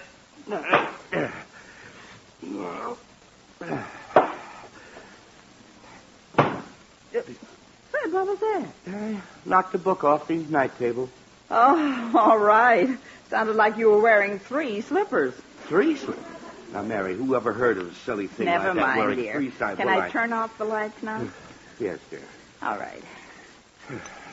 Good night, dear. Good night, dear. Good night, Mom. Good night, Dad. Good night, son. Good night, dear. Yes, sir. This was a great idea. Yes. Nothing like going to bed early. Yes, dear. Good night's rest does a man a world of good. Yes, Wake dear. up feeling fresh and chipper. Fred. Huh? If we're going to sleep, let's go to sleep instead of talking about it all night. Oh, yes, dear. Yes, you're right. Good night, dear. Good night. Gee whiz. Oh, great. Archie, what's the matter? I can't sleep. Archie, of course you can't sleep. You've only been in bed for half a minute. I know, but I'm uncomfortable in there. The room is so hot. Well, for pity's sake, open the window if it's too hot in your room. Gee whiz, I never thought of that. Oh, great. I'll go open the window right now. I never thought of that, though. Mary, sometimes that boy acts like he Never was about mind, half... dear. Good night. Good night, dear. Oh, good grief. What was that? Archie opening his window. Oh. For a minute, I thought he fell out of bed and broke his... He didn't fall out of bed. He just opened the window like we told him to. Okay. But does he have to slam it open like he was trying to tear the house apart? Fred, Our windows are built so they slide open gently, you know. Fred, He's going to break the windows one of these days if he keeps that up. Fred, all right. You can talk to him about it in the morning, but let's get to sleep. All right, dear. All right. Good night. Good night. Gee whiz. Oh, fine. Archie, what now? I still can't sleep. Well, Archie, is it still hot in that room with the window wide open? No, it's too cold. 1, 2, 3, 4. Archie. Yes, Dad? Archie, I have a great idea of how to solve the problem of your cold room. Well, yes, Dad. Of course, I admit that it's a rather difficult, unusual, and highly original plan, but I think you're capable of executing it. Yes, Dad. Close the window. Gee whiz, Dad, I thought of that, but then it'll get too hot again. Archie, look. Huh? The room was hot. But now that you've opened that window wide, you've cooled off the entire house. Besides, I lowered the heat for the night when we came upstairs, so it won't get hot again and your room should be comfortable. Oh, okay, Dad. I'll go close the window now. Oh. Good night, Dad. Good night, Mom. Mary, that boy, he can be the most Fred, exasperating. let's not spend all night arguing about Archie. Boys are boys. Now go to sleep. All right, dear. All right. Oh, good night. Good night. Oh, good grief. Mary, did you hear that? Fred, What is that boy trying to do? Rip the window right out of the frame? Fred, Why doesn't he just take a hammer and smash it? That's what he wants to do. All right, Fred. You should have told him about opening and closing the window gently. Should have told? Besides, he's been slamming the window that way for years, and he hasn't broken it yet. Oh, me, all right, Mary, all right. Let's forget the whole thing before my blood pressure boils over. Good night. Good night. Gee whiz. Now what's the matter? Is your room too lukewarm? Gee whiz, no, Dad. My room's just fine. Then why don't you stay there? Because this darn old alarm clock is keeping me awake. Oh, fine. Archie, you have had that alarm clock for 10 years. Why does it suddenly bother you tonight? I don't know. It seems louder tonight. Just listen to that. Archie, if the clock's bothering you, leave it in here, and I'll wake you in the morning. Oh, okay, Mom. Thanks, Mom. Put it on the dressing table. Okay. There. All right, dear. Thanks, Mom. I think I can sleep. Good night, Mom. Good night, Dad. Good night, dear. Good night. Oh, Mary, Mom. I don't... Oh, no. Yes, dear? Don't forget to wake me. I Oh, won't. Mary, I don't... Archie, will you please go to sleep? Okay, Dad, okay. Okay. Oh, Mary, I don't... Good night. Good night. Oh. Mary, I don't Fred, know I what... absolutely refuse to hear a word. Yes, but the boy that- isn't trying to be difficult. Yes, but he's just too wide awake at this hour. Yeah, but and he's- going to bed so early was your idea. But and getting I- all upset over Archie isn't helping anything. Now, for pity's sake, let's get to sleep. All right, Mary, all right. I promise not to say another word. Good night. Good night. Good. Mary, Yes, dear? you know, that clock is loud. Fred, ignore it. Mary, how can you ignore that? Just listen to that thing. Well, Fred, if it bothers you that much, do something with it. All right, I will. I'll take it back to Archie's room. Oh, Fred, no, then he won't be able to sleep. But what else could I do with this frustrated time bomb? Well, put it in a drawer. Drawer? Yes, then we won't hear it. Put it in the bottom drawer of the bureau. That's empty. Oh, all right, dear. That's a good idea.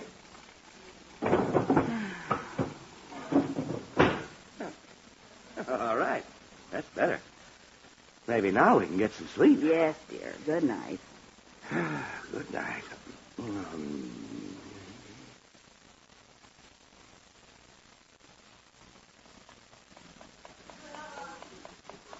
Oh, good grief. What's that? Oh, dear, the clock. It's making more noise than it did before. Oh, great, Mary. That noise will drive me out of my mind in no time. I take it out of that drawer. There. That's better than that tom-tom effect. Sure. Well, now what'll I do with it? Well, Fred, just put it in the clothes closet and close the door. That should muffle it. Yeah, good idea. I'll try it. Well, it worked. And that settles the problem of the noisy alarm clock. Now maybe we can get to sleep. Yes, dear. Ah, Good night. Good night, dear.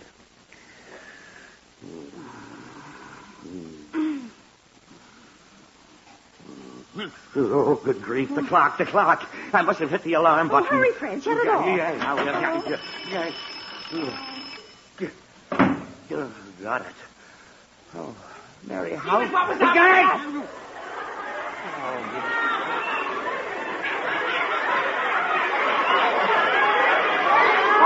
Archie, that was just the alarm on your clock. It happened to go off. Oh, gee, I started to doze off there for a minute, and when I heard the alarm, I thought it was morning already. Archie, it isn't morning, so go back to bed, and believe me, I'm very sorry it woke you. Oh, that's okay, Dad. Good night. Good night. Oh, Mary, I tell you, I've never seen anything like this. One thing after Fred, another. please stop grumbling and let's get to sleep. Mary, that's exactly what I would like nothing better than. What? Nothing, dear, nothing. Good night. Good night. Dad. Oh, no, I don't believe it. I absolutely don't believe it. Fred, if you hadn't set that alarm off, he'd be sound asleep by this time. Oh, me. What is it now, Archie? Well, nothing, Dad, but I just remembered I forgot to brush my teeth before I went to bed. Oh, good heavens. Archie, what do you want me to do? Brush them for you? Gee whiz, no, Dad. I only thought I should Archie, I don't care what you thought. Go brush your teeth. Comb them, too, for all I care. Gee whiz, Dad, that's silly. Who ever heard of combing your teeth? Archie, Okay, Dad, okay. It'll just take me a minute, that's all. Oh, Mary, have you ever in all your life heard of anything like this? Fred, you can't blame the boy. All his life we've taught him to brush his teeth morning and night. Now, what else do you expect? Some sleep, Mary. I expect some sleep. You'll get some, dear. This can't go on all night. How do you know? Oh, Fred, stop being silly and get to sleep. Yes, dear. Good night. Good night. Oh, good grief. Archie, what was that? I dropped the bathroom glass. Oh, great. Archie, do you have to get in all the trouble in the world at this time of the night? Well, gee whiz, Dad, I didn't mean to, but my hands were wet, and when I went to reach Archie, out, I don't had care. to I don't care for the gruesome details of the rise and the fall of our bathroom glass. Just go pick up the pieces and go to sleep. And don't cut yourself, dear. Okay, Mom, I won't. His hands were wet, and it's Fred, forget it. But, Mary, you act as if staying awake was my idea. I came up here to go to sleep, not to... Fred, I said forget it. All right, dear. It's forgotten. Okay, Mom, I got all the glass picked up, and I wiped the floor with a rag to be sure to get all the little pieces. All right, dear. That's fine. Good night. Good night, Mom. Good night, Dad. Good night. Good night. Good night, dear. Good night.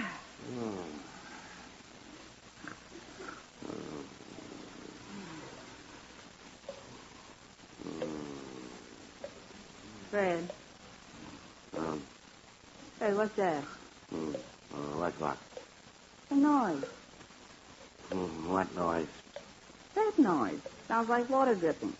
Mary, I don't hear it.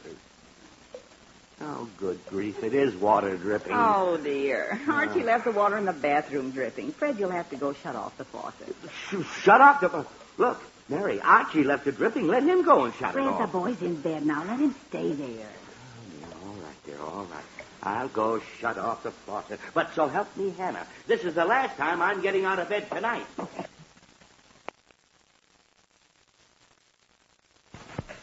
That man, I don't know what... Ow! Oh, Fred, what is it? Oh, my foot! Oh, my Fred, foot! what's the matter? What happened? I don't know. I cut my foot. What happened? Cut your foot. Mary, must have been a piece of glass left on the floor. Gee whiz, I thought I got it all picked up. Serves you right for walking around barefooted. Mary, is this any time for lectures when I'm wounded and dying? You're not wounded and dying. Here, let me see your foot. Here. Oh, it's just a little tiny scratch.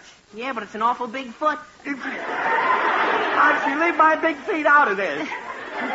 Mary, is the glass still in it? Yes, dear. Just a tiny sliver. I'll keep it right out. There. How's that? Well, that's better. Is it bleeding, Mary? No, dear, but I suppose we'd better put some iodine on it anyway. Aren't you get the iodine out of the medicine cabinet? Yes, ma'am. Look out, Dad, so I can get at the cabinet. Oh, never mind, Archie. I'll get it myself.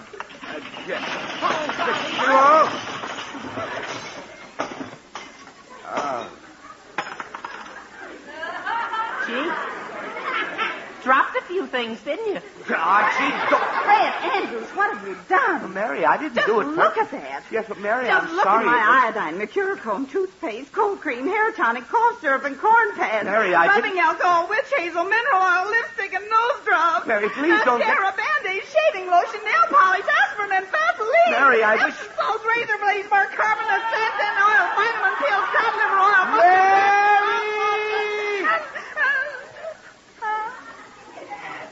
Would you mind telling me just what you hope to gain by reciting a whole catalog of drug supplies? Well, I know it's an awful mess, dear, but it was an accident, and I couldn't help it, and I apologize. And tomorrow I'll personally go down and buy out another drugstore for you. Oh, yes, dear. But I suppose it's silly to get so upset. It's just that some of those jars and bottles have been in the family for years. Yes, dear, and just like some of our relatives, they're not worth a thing. For Pete's sake, let's forget about it and get me out of this. Get you out of this? Yes, Mary. I'm standing here barefooted, remember? I don't dare move until they clean up all this broken glass. Oh, dear. Well, gee whiz, that's right. You better not move an inch, Dad. You'll chop yourself to pieces. I know that. But quit standing there crying over spilled iodine. Yes, dear. Just stay right there, Fred. Archie, come with me. Okay, Mom. You get a broom out of the broom closet and then go up and sweep up all that broken glass. I'm going down to the basement and get a bucket of hot water and soap to mop up all that stuff before it stains the floor up there. Yeah, you better, Mom. And you better take a dustpan up, too, Archie. Okay, Mom, I will. Now, let's see now. Vacuum, carpets. Here's the broom and the dustpan. Archie, hurry. I can't stand here all night. Oh, I'm coming, Dad. I'll be there. Oh, gee whiz, now who can that be at a time like this? Hello. Hello, Archie.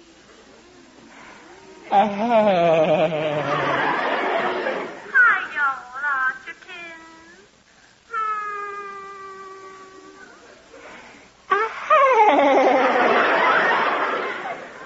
It's awful good to hear your voice, Archie.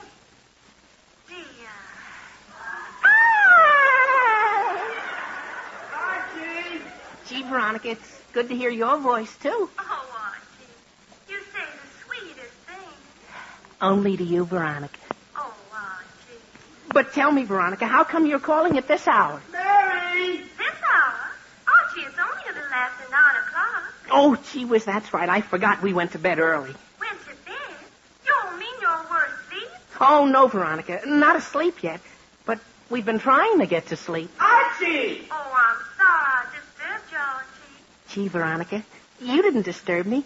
I'm always glad to hear from you. Well, the reason I called, Archie... Yes? Well, I don't have anything to do tonight, and I thought we might go for a walk or something. Mary! Gee whiz, you did? Uh-huh. Oh, gee, I wish I'd known that. I'd never have gone to bed so early. Archie! But you can't get out now. Gee whiz, no, Veronica. I'm in my pajamas. Mary! Oh, that's a shame, Archie. I was looking forward to seeing you. Yeah, me too. But how about tomorrow night? We'll go to a movie or something. Oh, I'd love to do that, Archie. Archie! Okay, it's a date. Fine. Well, you better get back to bed, Archie. Okay, Veronica, and thanks for calling. Mary! Oh, that's all right. Sweet dreams. Sweet dreams to you, Veronica.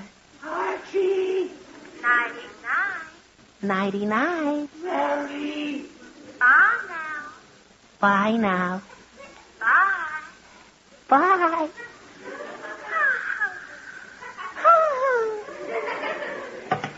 Oh, that Veronica. What a girl. Archie, you've what got the glass swept up? I did, huh? Oh, the glass. Gee whiz, Mom, I forgot all about it. Forgot about it? Yeah, the phone rang as I was going up, and it was Veronica. And I forgot all about Dad waiting up there. Oh, for pity's sake. Archie, you mean your father's been standing there all this time? Somebody. Anybody. Gee whiz, I guess so, Mom. Oh, dear. Archie, give me that broom. I'll sweep up that glass myself. You bring up that scrub bucket. Fred, I'm coming. Okay, Mom, but I was going to sweep up the glass. Honest, I was. Gee whiz, what's everybody so excited about? Yeah, I might as well bring this bucket up. Gee whiz, now what? Gee whiz, Jughead. Who'd you expect? Sleeping Beauty? No, Jughead, I didn't expect Sleeping Beauty or you either. What are you doing here? I just got out of the movies, and it was such a swell picture, I thought I'd stop by and tell you about it. Well, Jughead... You ought to go see it. Well, Jughead... It's all about good guys and bad guys and shooting. Jughead, Oh, you got me, dang Jug, it. will you please... Oh, I'm dying. Well, Jughead, don't... Jughead! Bum! Jug! Huh? Look, that sounds like a very interesting picture, but I don't want to hear about it right now. I'm trying Why to... not? Because I'm Don't trying... you always tell me about the pictures you see? Yes, and but I'm don't trying- I always listen? Yes, a but I'm fine friend you are, a fine friend. Oh, me, Jughead, look. I can't stand here in the doorway arguing with you all night. Come in and I'll explain what the trouble is. Come on in. Well, okay, but... Jug, look out for that bucket! Ah! A fine friend. Gee whiz, Jughead, did you hurt yourself? Here. No. Get up there. Is that a nice way to treat a friend? Jug, I didn't do it on purpose. Because I want to tell you about a movie, you have to douse me with a bucket of water? Jug, I didn't... Now look at me. Just look at me. Wet pants. Jughead, look. I didn't push you, and I didn't want you to get your pants all wet. It was an accident. Now, for Pete's sake, don't just sit there yelling your head off. But how am I going to go home in wet pants? Jughead, you don't have to go home in wet pants. Take those pants off, and I'll lend you a pair of my slacks. Well, okay. Okay. Now, come on up as soon as you get them off, and I'll get the slacks for you. Okay, but it's a fine thing. A fine thing. Oh, boy, that Jughead. Archie, what's been keeping you? Mom, I had a little trouble with Jughead. Archie, never mind, Jughead. I've got the glass swept up, and I want to scrub this floor, so hand me that bucket. Okay, Mom, but I want to... Archie, what happened to the soapy water I had in this bucket? Mom, I'm trying to tell you we had a little accident. Another accident? Well, yes, Dad. You see, Jughead's downstairs. Hello. Oh, hello, Jug... good grief, Jughead. Where are your pants? Where are yours? Oh, I left them on the night... Jughead! Never mind where my pants are. I'm wearing this nightshirt because I've been trying to go to sleep for the past half hour. But what are you doing running around here in your undershorts? Well, that's what I've been trying to tell you, Dad. Jug tripped over the bucket of water and got his pants all wet. Oh, for pity's sake. And am I cold? Archie, let Jughead wear your gray slacks. I am, Mom. I was just going to get them for him. Well, they just came back from the tailor's and they're down in the hall closet. Jug, run down there and get them. Gee whiz, okay. It's a fine thing when you come visiting a friend, he trips you with a bucket of water, and then he makes you come upstairs and then go downstairs.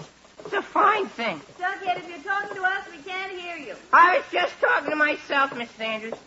Are those slacks in the front hall closet? Yes, Jughead. Okay. Fine thing. I have to... Gee whiz, now who can that be? Gee, Betty. Hello, Jughead. What are you... Jughead, where are your pants? I forgot all about that, Betty. I'll answer the door, Jughead, if you get... Oh, gee whiz, Betty. Archie, what are you doing in your pajamas? Oh, gee whiz, I forgot about my pajamas. Oh, Betty, I was... Betty! Oh, Mrs. Andrews, what are you doing in your bathrobe? Betty, I was just getting ready to go to sleep. Anything so What's strange going about on down here, anyway? Mr. Andrews, what are you doing in that nightshirt? What's wrong with this nightshirt? Oh, nothing, Mr. Andrews, but why is everybody undressed? Now, Betty, I'm not undressed. I just got my pants Jughead, wet. let me... decided to go to bed early tonight. Archie, would you Hey, please... I have to finish cleaning up that floor. Mary, will you... Golly, I hope I didn't disturb you. Betty, Peter. will you please... Jughead, Look, Mary, Jughead, Archie, Jughead, Mary, Archie, Jughead, Quiet. I couldn't help it. It's not my Quiet. He got me all wet. Quiet. There. That's better. Now listen to me, all of you. This nonsense has gone far enough. Too far, in fact. Yes, Mr. Andrews. Yes, dear. Yes, Dad. Uh-huh. Oh, fine. Now, it so happens that half an hour ago, I decided to go to bed and get a good night's sleep for a change. But why couldn't I? Why? Crumbs in the bed?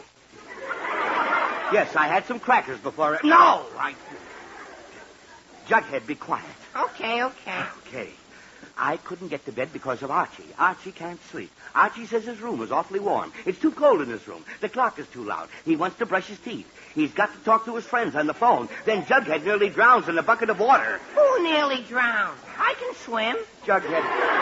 Be quiet. Okay. Now, I've had enough of this nonsense. I am going to sleep, and I'm going to sleep right now. Is that clear? Yes, Mr. Andrews. Yes, dear. Yes, Dad. Good night. No.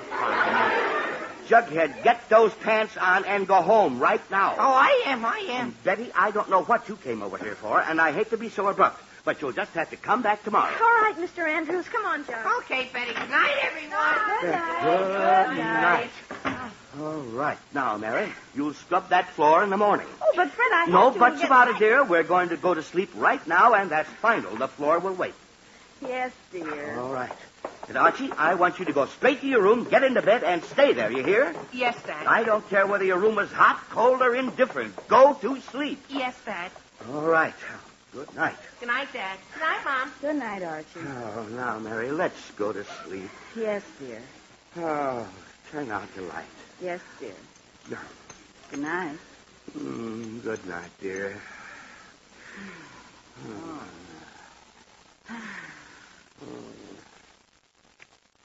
Well, Mary, Yes, dear. you know something? Yes, dear. I can't sleep. Is this room awfully warm? Now, Fred Andrews, Well, don't you I dare just start asked if that the room all was over too again. warm, that's all. I just feel warm.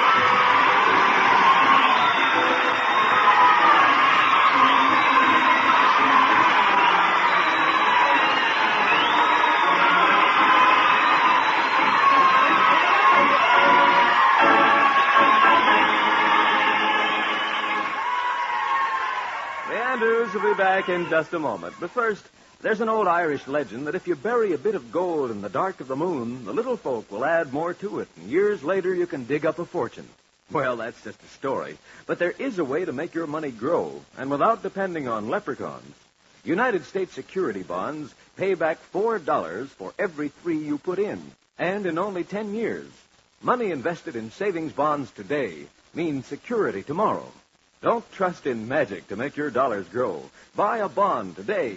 When you own United States security bonds, you own a piece of your country's future.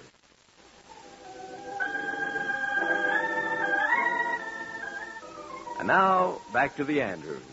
It's an hour later, and after a few little difficulties with Mr. Andrews opening and closing windows, everyone finally got to sleep.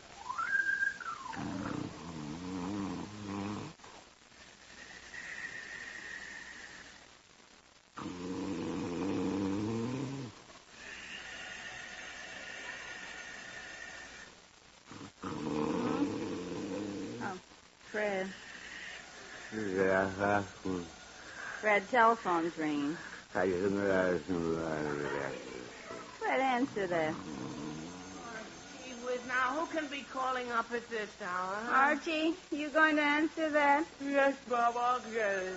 Oh, all right, dear. It's a fine thing. Oh. Hello, Archie. This is Jughead. Jughead, what do you want? Well, I just remembered that movie I thought you might want to go see. I never told you the name of it. Oh, great, Jughead. Did you call just for that? Uh-huh. Oh, fine. All right, Jug. What's the name of it? The Big Sleep. Yes. Oh, no!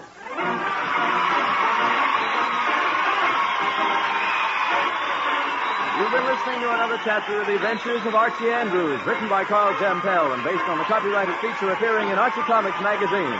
Archie was played by Bob Hastings, Jughead by Harlan Stone. Mom and Dad Andrews are played by Alice Sherman and Arthur Cole, Veronica and Betty by Yvonne Mann and Rosemary Rice. This program is produced and directed by Kenneth McGregor. Listen next Saturday for more of the merry adventures of Archie Andrews. This is Bob Sherry wishing you all a very pleasant weekend. So long. Stay tuned for Meet the Minx, which will be heard immediately over most of these stations. This is NBC, the national broadcasting company.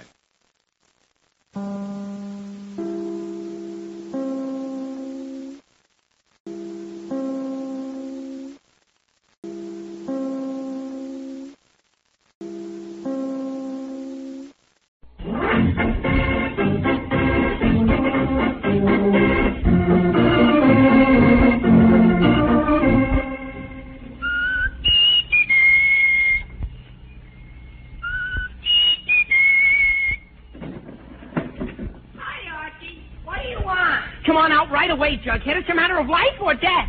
Relax, Archie. Relax. Yes, here he is again. The youngster millions of readers of Archie Comics magazine know and love so well. Brought to you by Swift & Company, makers of Swift Premium Franks and Swift Brookfield Sausage. Archie Andrews and all his gang.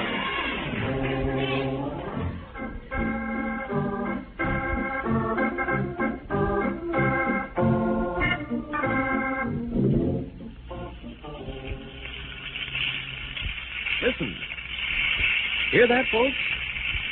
You're listening to the actual sound of two delicious links of Swift's Brookfield sausage sizzling in the skillet.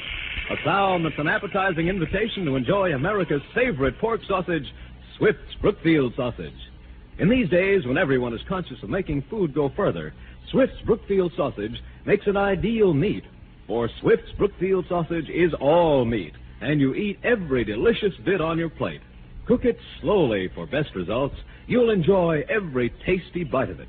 Made of carefully selected pure fresh pork cuts that are extra tender and delicious. Swift's Brookfield sausage is then seasoned with rare, delicate spices that give you just the right blend of delicacy and zest you want. Not too spicy, not too mild. Swift's Brookfield sausage is the sausage with the just right seasoning. It's just good reasoning to get the sausage with the just right seasoning.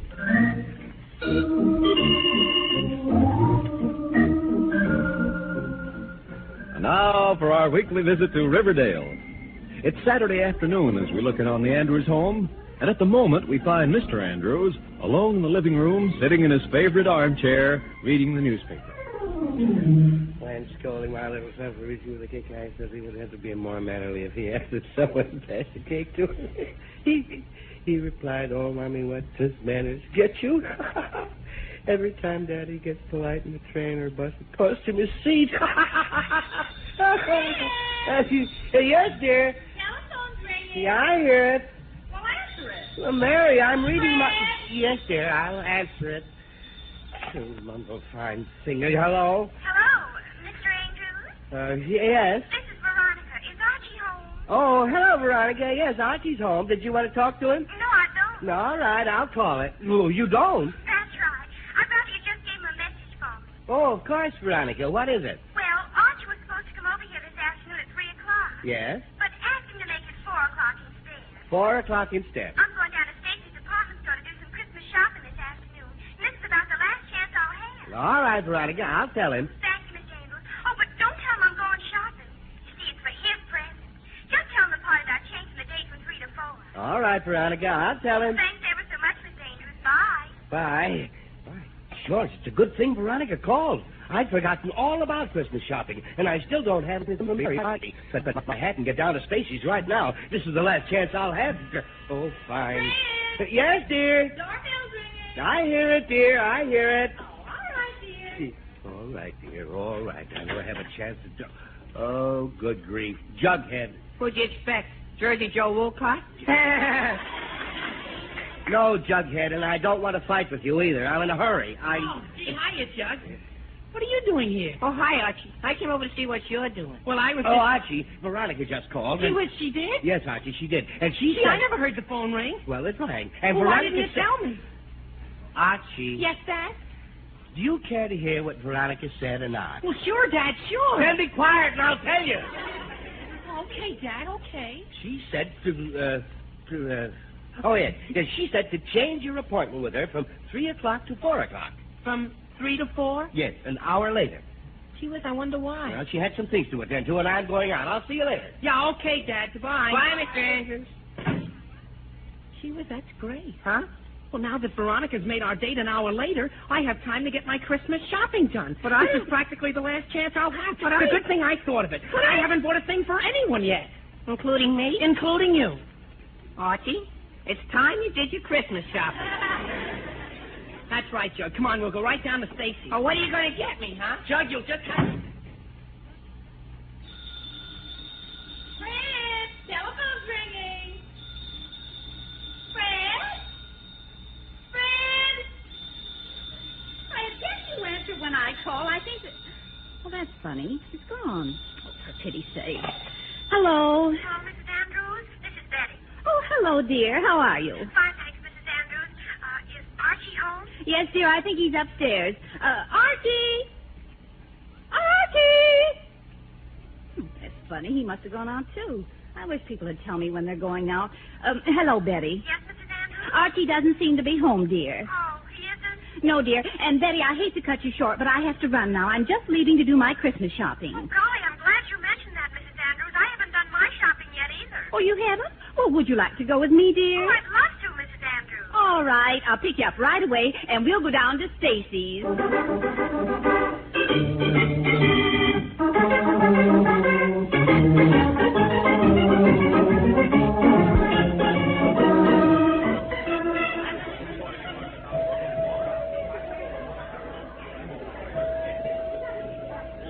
Archie, I never saw such crowds. Yes, Jughead, but when we got in that elevator and everyone started pushing, did you have to push back? Listen, Archie, in that crowd, even a sardine would have pushed back. Well, never mind. We're here now, and the first thing I want to buy is a compact for Veronica. I wonder where the cosmetic department is. Cosmetic department? Yeah. Gee whiz, Archie, let's go up to the toy department first. Jug, I told you we'll go up to the toy department later. Now, come on. I'll ask that floor walker where the cosmetic department is. Gee whiz, okay. Oh, mister. Yes, yes. Could you tell me where the cosmetic department is, please? Yes, counter 7. Thank you. Come on, Jug. Where is it? Counter 7. Where's that? Gee, I don't know. Oh, mister. Yes. Where is counter 7? On the north side of counter 6. Oh, thank you. I'll just... Mister? Well, what now? Which way is north? Oh, my land. Sonny, you see the boys' clothing department right there? Yes. Well, go right down on that aisle where the dummies are and turn right. Oh, okay, mister. Thanks a lot. You're welcome. Yes, madam. Can I help you? Where do you say it is, Archie? Right down at the next aisle, Jug. Come on. Oh, okay. Boy, he's sure not a very friendly floor walker. Maybe his wife beats him. I wouldn't be surprised. Oh, what was that? You bumped into that dummy. Oh, gee whiz, I knocked the hat off. For a minute, I thought that dummy was a real person. Wait a second, Jug, till I put the hat back on. Okay. If that floor walker ever saw me fooling around this dummy, he'd probably throw us out of the store or something. Gee whiz. What's the matter? There's Veronica. Veronica? Oh, gee whiz, I don't want her to see me here. She's coming right towards us. Oh, boy. Jug, I'm going to be a dummy. Huh? I'm going to climb up on this platform with the rest of these dummies, and I'll wear this hat. But, Archie, Oh, you Judge, can't don't argue. Don't argue. Here. How do I look? You're the most natural-looking dummy I ever saw. Don't be funny, Jug, and put that price tag on me quick. Okay. Here. Attaboy. Now remember, don't give me away no matter what happens. Well, okay, but... Why, Jughead. Oh. Hi, Veronica. What y'all doing here? Ooh, just a little shopping. Oh, I am, too. Thank goodness I have most of it done. Oh, that's good. Only thing I still have to get is a gift for Archie. Archie? Uh-huh. I don't know what to get him. He's such a problem. Yeah, he sure is. I can't get him a book or anything because he's not the intelligent type. I can't get him a baseball glove or anything because he's not much of an athlete. Can't get him a tie or anything because he just doesn't know anything about style. In fact, sometimes I think Archie is an awful dummy. But then again, with prices being what they are, there isn't very much you can get for $1. Did you say something, Jughead? Me? Not a word, Veronica, not a word. Oh, well, I better go get some more shopping done. Would you like to come along? Oh, no, Veronica, I can't. I'm meeting someone here in a minute. Oh, well, I'll run along then. Bye now, Jughead. Bye, Veronica. Bye. Okay, dummy, you can relax now. A fine thing. Jughead, help me down off this platform. I've got... She was not now. Huh? Here comes a floor walker. Oh, boy. I better be a dummy some more. Yes, madam. So that's what you can return at any time. Yes, ma'am. Oh, me. Never have I seen such a rush. Never in all my... Land sakes. Who put that dummy here? Oh, boy. Oh, if that isn't the silliest-looking dummy I've ever seen. I don't know why that stockroom can't send one that looks at least half alive. I have never seen one with such an insipid expression. And such a ridiculous posture. Mister. Yes? I'm not really a dummy. That makes absolutely no difference. place still shouldn't... Oh, good heavens, you're alive. Uh-huh. Oh, for pity's sake. Young man, come down off there. Yes, sir. Well, just what were you doing on that platform looking like a dummy? Well, that's a long story, sir. You see, Oh, I was... good heavens, young man. Will you do me a favor? Yes, sir? As soon as you've paid for that jacket, leave the store. Huh? I said as soon as you've finished buying that jacket... This jacket? Yes, that jacket with the price tag on it. You're buying it, aren't you? But this is my jacket. Your jacket. Did you have the sales slip? Well, no, I bought it here last year. And you haven't removed the price tag yet? Removed the... Oh, mister, you don't understand. Young man, I understand perfectly. The price is $14.95, and I want it right now. Oh, but mister, Now, I said. But you don't understand. This is my own jacket. No fooling. Jughead, tell the man this is my jacket, and... Jughead? Young man, are you calling me names? Oh. No, sir. I was talking to my friend. What friend? Well, that's just it. He was here a minute ago. I bet he went up to the toy department. Mister, if you just come up to the toy department, we can find my friend, and he'll tell you that... Young man, I am not going up to the toy department or anywhere else until I have the $14.95 for that jacket. But that's all the money I have, and I just... Oh, wait a minute. Beg pardon? I know. Mister, if I paid you for this jacket, you'd give me a sales slip, and then I could take it over to the exchange department and get my money back, couldn't I? Yes, you like. Oh, well, in that case, it's all right. I haven't anything to worry about. Here's the money. Yeah, thank you. And here's your sales slip. Thank you. You're quite welcome. Good day, sir. Good day. Guess I fooled him. Yes, sir. It's a good thing I think fast. For a minute there, it looked like I wouldn't have any Christmas money. But now all I have to do is take this coat and go to the exchange counter and give them this jacket, and then I'll... Gee whiz. If I do, I won't have any jacket left. Oh, boy, how do I get into these things?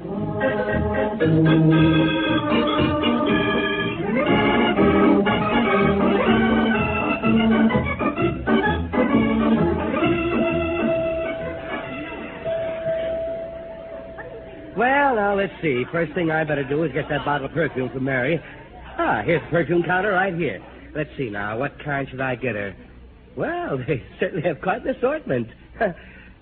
Chase Me, $25. Hide and Seek, $32. Wallflower, No More, $40. I never smelled anything worth that kind of money. Oh, here's another one. Evening in Riverdale, $10. Well, that's a little better. I think Mary likes this perfume. That's just what I'll get her. Oh, miss, I'll take this bottle. Hey, where's Mr. Andrews? Well, Jughead, hello. What are you doing here? Oh, hello, Sanders. I'm looking for Archie. I thought you were with Archie. Well, I was, but he just... Well, I'm trying to get one of these sales girls to wait on me here, but they're all so busy. Gee whiz. Well, what's the matter? There's Mrs. Andrews. Mary? Where? Right over there. Oh, good grief. If she sees me with this bottle of perfume, she'll know what I'm getting her for Christmas. She's coming this way. Yes, I know. I see. I'll just duck the bottle in my pocket. There, right in this pocket. Now she sees me. Just a moment, please. Yeah? I saw that. Saw what? Oh. Oh, now, mister, you don't understand. You don't understand at all. Oh, I don't I? No, you... Did you or did you not just hide a bottle of perfume in your pocket? Well, yes, but... Have you paid for it? Well, no, but... Well, I don't know what you call it, but we call it shoplifting. Yes, of course, it's shoplifting. Oh, now, wait a minute, mister. I can explain the entire thing. Mm-hmm. I'm listening. Well, you see, I've been trying to get one of the sales girls to wait on me, and I just saw my wife over there, and I hid the bottle because I didn't want her to know what I'm getting her for Christmas. Just where is your wife? Well, she was right over... Oh, good heavens, she's gone. Yeah, I thought so. Oh, but she was right there. Jughead, tell the man how we saw my wife. Well, now, where did he go to? Who? Jughead. He was standing right here just a second ago. I don't know where he Mister. could... Huh? Do you imagine these things very often? Imagine what? Do you have delusions? But I... Spells? Oh, You but see I spots just... before your eyes? Now, keep calm. No need to get excited. Just give me back the perfume, and we'll forget the whole thing, and you can go right home and lie down. Lie down? But who wants the to lie? perfume, please. Yes, sir, I have it right in my...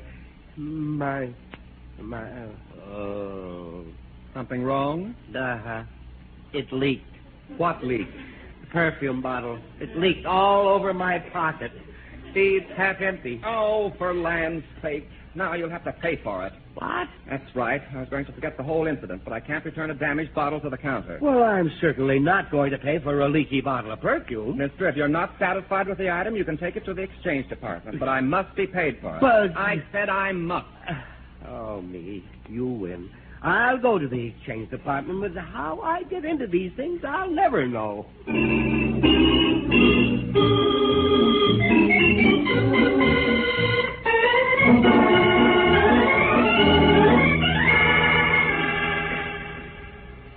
Which bathrobe do you like best, Betty? The dark blue one, I think. I do, too. Blue is Aunt Hattie's favorite color. Oh, but is it her size, Mrs. Andrews? Well, there's only one way to tell, Betty. I'll have to try it on. Try it on? Uh-huh. I wear the same size that Aunt Hattie does, and if it fits me, it'll fit her. Here, hold my coat, dear, while I step into this dressing room and put this bathrobe on. Oh, all right, Mrs. Andrews. It'll just take me a second, dear. I'd hate to go to all the trouble of buying this and sending it to Hattie and then not have it fit. Uh-huh. Then I'd only have to return it for her since she lives out of Oh, dear. What is it? There's no hanger in here for my dress. Oh, well, hand it to me, Mrs. Andrews. I'll hold it. All right, dear. Here you are. I have it. Oh, thank you, dear. I'll have this robe on in just a minute. There. Oh, how's it look, Betty? Well, it looks a little big to me. It does? Well, I better take a look in this mirror. Oh, Betty, you don't have to hold my coat and dress. Just put them on that empty rack. Oh, all right, Mrs. Andrews. Now, let's see. Yes, it is a little big. Yes, it is. I'll have to ask the sales girl if she has a smaller size. You wait here, Betty. Oh, what, Miss, do you have... Gee whiz, Betty. Jughead, what are you doing here? Looking for Archie. Archie, is he here? Well, I think so. We came here together, but we got separated. Oh, well, where'd you see him last? On the dummy platform. What? Well, you see, he was being a dummy. What? A dummy. You know, the kind that looks like this. Jug, what are you talking about? Excuse me, miss. I gotta move this rack. What? Oh, I'm sorry. Okay, Mo, get the other end there. Got it. Easy now. Hold it on it. Jughead, what are you trying to tell me about Archie? Betty, it's an awful long story. All I want to know is, have you seen him? No, I haven't. Well, then I better keep looking. He may be in trouble. What kind of trouble? I can't tell you now, Betty. See you later. Bye. But, Jug, wait, Jug. Oh, golly, that's Jughead. He's the strangest Betty, person. how do you like this bathrobe? Oh, that's fine, Mrs. Andrews, but I This just... size does fit much better, doesn't it, dear? Yes, Mrs. Andrews, but I just... Betty! What happened to it? What happened to what? The rack. What rack? The rack you put my dress on. Oh, golly, I don't know. But my dress and coat were on it. Oh, golly, it was here a minute ago. My dress. But, Betty, what'll I do? Something wrong, madam? Yes, I lost my dress. I beg your pardon? My dress. We put it down here for a minute while I tried on this bathrobe, and now it's gone. The bathrobe? No, the dress. But it couldn't be. But it is, isn't it, Betty? Oh, yes, indeed, Mrs. Andrews. Oh, my land, I have never seen such a day. Living dummies, men hiding from their wives, and now this woman loses her dress. But I tell you, it was right under my nose. I should hope so.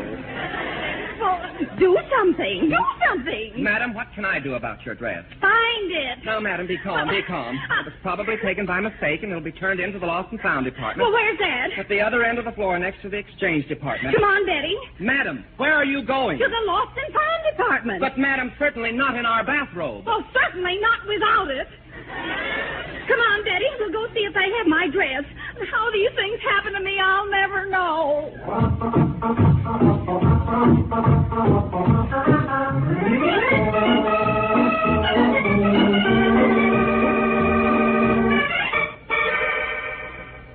Archie. Yes, Judge. Now can I tell you who I met? Yes, Judge. Well, first I ran into... Archie, what in tarnation are you doing here? She was Dad. Where'd you come from? Never mind where I came from. But, Archie, what are you doing standing here in your shirt sleeves? Well, Dad, I can explain. You see, I came over... What are you doing here? Mary, what are you doing in your bathrobe? Oh, it's not my bathrobe. It's... Fred Andrews, you smell. What? You positively reek of perfume. Oh. No. Yes, I do, don't I? You see, dear, Andrews, what are you doing here? Veronica. Jughead, why didn't you tell me Archie was here? Veronica, What seems to be the trouble here? Oh, the floor walker. Mister, I'm trying to find out why my son is standing here in his shirt sleeves. Please, there's no need to get... And I want to know why you smell of perfume. Lady, And what are you doing in that bathroom? Mister, please I don't... was change my own coat. Let me just... Somebody... Shirley, Why, will you-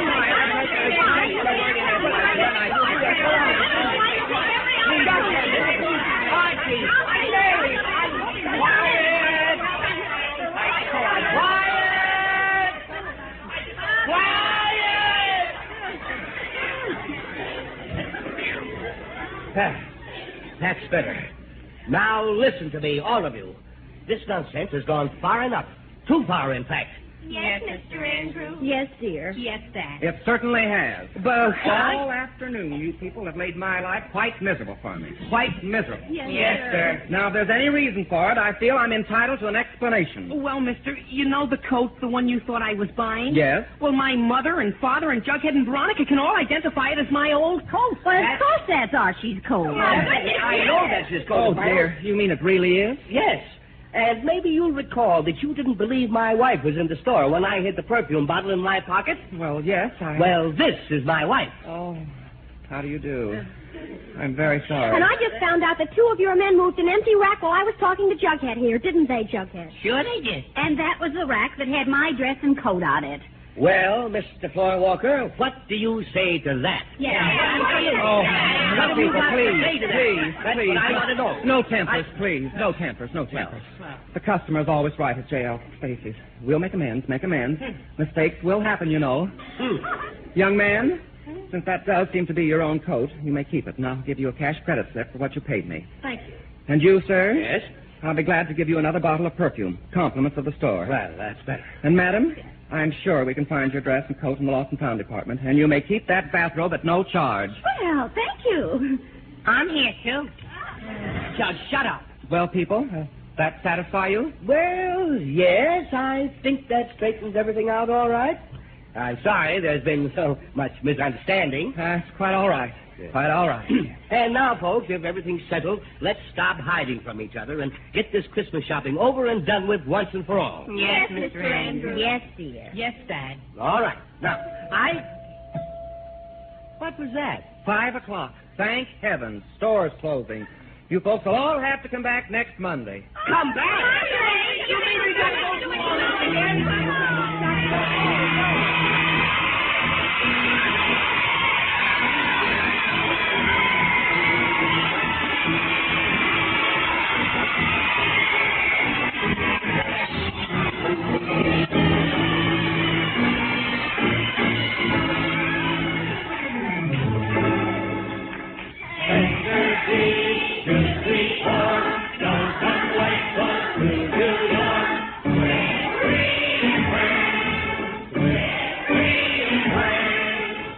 Made fresh daily in Swift kitchens from coast to coast, Swift's premium franks are then wrapped in cellophane for extra protection. Ask for them today. You'll find 8 to 10 of the most delicious franks you ever tasted in each pound package of Swift's premium franks. And while you're at your dealers, look for Swift's premium table-ready meats. Like Swift's premium franks, Swift's premium table-ready meats are economical foods for these days. There's no waste to them because you eat every bit you buy. Another top favorite in these days when every bite counts is Swift's Brookfield sausage. Made of pure, fresh pork, Swift's Brookfield sausage is seasoned just right. Not too spicy, not too mild, but just right. Remember, it's just good reasoning. Get the sausage with the just right seasoning. Swift's Brookfield sausage.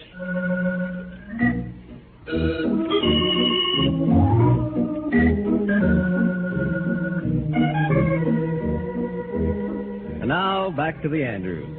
It's Monday night as we look in on the Andrews home, and the family has just come home from Stacy's department store. Oh, Mary, it certainly is good to be home. It certainly is. And how? You know, I'm dead. Oh, I am too, dear. I've never seen such a mob. Me too. But at least we got all our shopping done. And you know, Mary, if I never set foot in a crowded store again, it'll be too soon. Well, gee whiz. Well, what is it, Archie? This letter from Uncle George. Oh? Uncle George? Uh-huh. He sent us a $50 gift certificate from J.L. Stacy's department store. Oh, no.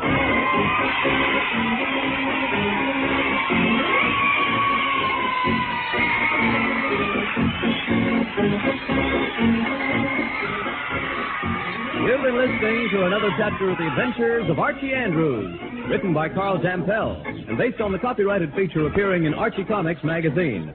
Archie was played by Bob Hastings, Jughead was Harlan Stone. Mom and Dad Andrews were played by Alice Shorman and Arthur Cole. Veronica and Betty by Gloria Mann and Rosemary Wright. The floor walker was Ray Hedge. This program was produced and directed by Kenneth McGregor. Listen next Saturday when Swift & Company, makers of Swift Premium Franks and Swift Brookfield Sausage, bring you more of the merry adventures of Archie Andrews. This is Bob Cherry wishing you a very pleasant weekend. So long.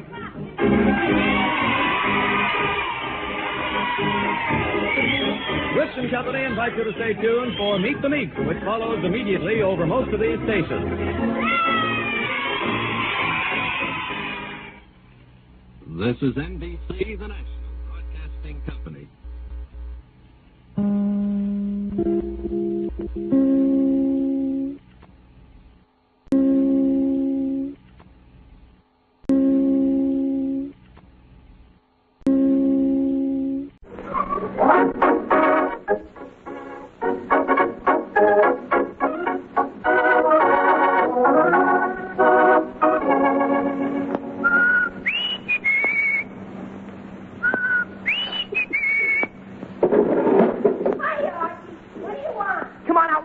Jughead, it's a matter of life or death. Oh, relax, Archie. Relax. Yes, here he is again. The youngster millions of readers of Archie Comics magazine know and love so well. Brought to you by Swift & Company, makers of Swift Premium Franks. Archie Andrews and all his gang.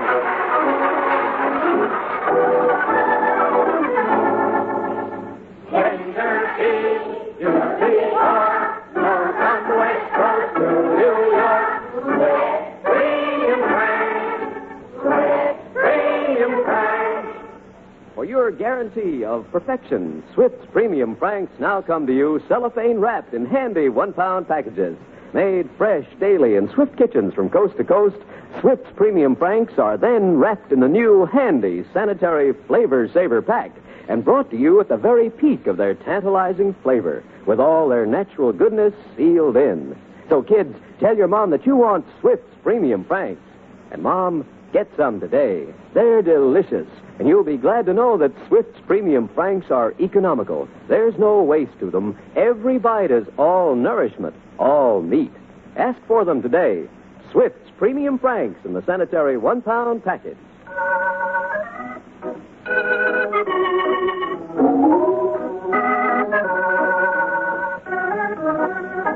And now for our weekly visit to Riverdale. It's Friday night as we're looking on the Andrews home, late Friday night. Mr. and Mrs. Andrews are in their bedroom, sound asleep, when... What was that? Fred. Fred, did you hear someone scream? It was in Archie's room. Fred? Oh, fine. I'll have to go in there and see what's wrong. Archie, what's the matter? Are you all right? Archie, what's the trouble? Archie?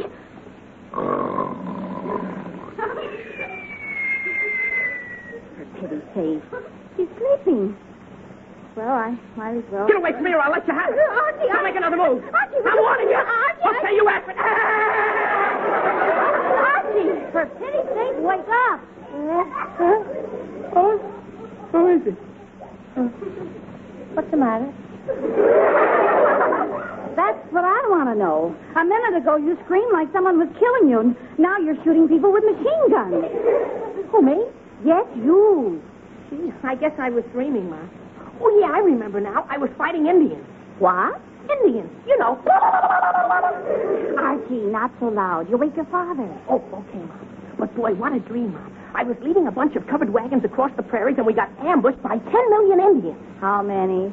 Well, I didn't stop to count them, but 1 million at least. We formed a circle and took cover behind the wagon. And then the Indians attacked. Bang, bang, bang, bang. All around us, we kept killing Indians. Bang, bang, bang, bang, bang, bang, bang, bang, bang, bang. Archie, I get the idea. You were killing Indians. And how? And then my machine gun jammed. Machine gun in those days? Whose dream is this?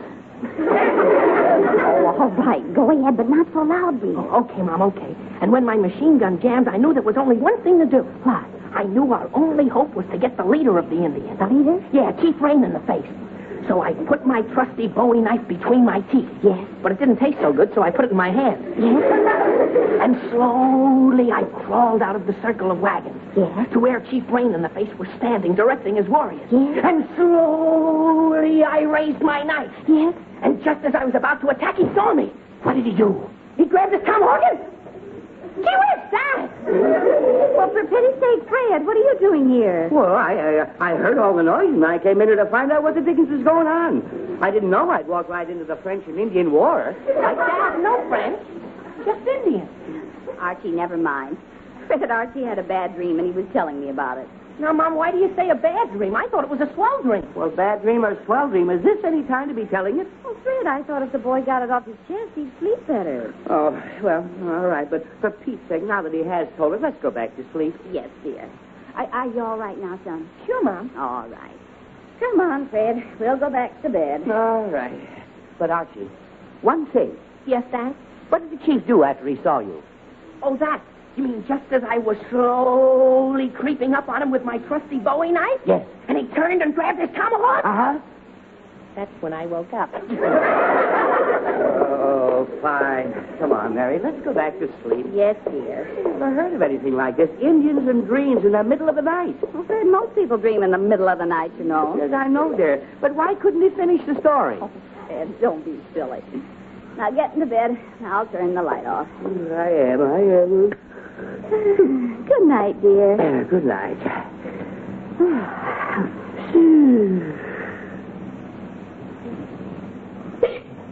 Mary. Yes, dear? Are you hiccuping? Am I what? Hiccuping. Fred, don't be silly. I thought I heard you hiccup. Fred, I'm not hiccuping. Now go to sleep. All right, then. All right. Mary. I thought you said you were not hiccuping. Fred, I'm not. But I heard it. Fred, you're imagining things. Now go to sleep. All right, dear. All right.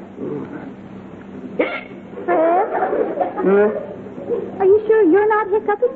Me? Mm-hmm. Mary, don't be silly. But I just heard it. There it is again. Oh, for pity's sake, it's Archie. Archie? Yes. Archie! Yes, Mom?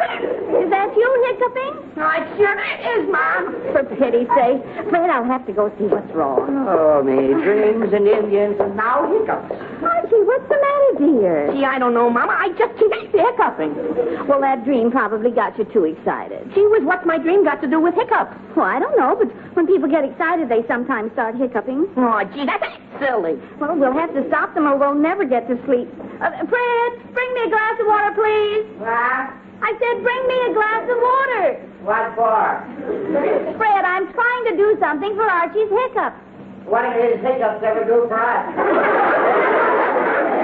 Fred, this is no time to be funny. Go get the water, dear. Oh, yeah, all right, Mary, all right.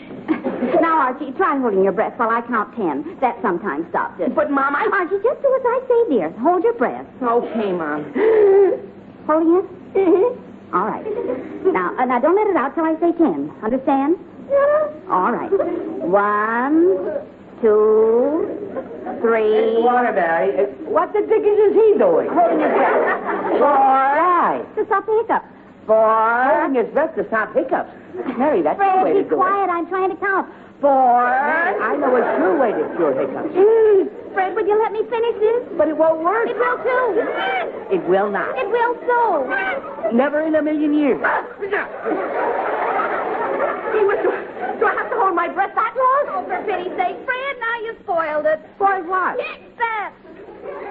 Mary, there is only one way to cure hiccups, and that's to drink this glass of water down in one swallow. Well, I was going to try that next. That's why I asked you to bring the water. You should have done that first. Anything else was a waste of time. Here, Archie. Now drink this down, and your hiccups will be gone. But, Dad, I'm not thirsty. Archie, you drink it whether you're thirsty or not. We can't stay up all night listening to you hiccup. Gee whiz, okay, gimme. Yeah, now don't stop till you finish it off. That's right. Keep going. Attaboy. Get it all down. Don't stop now. Just a little more. There we are. Good boy. Oh. There. Now your hiccups are all gone, or my name isn't Fred Andrews. Call me Joe.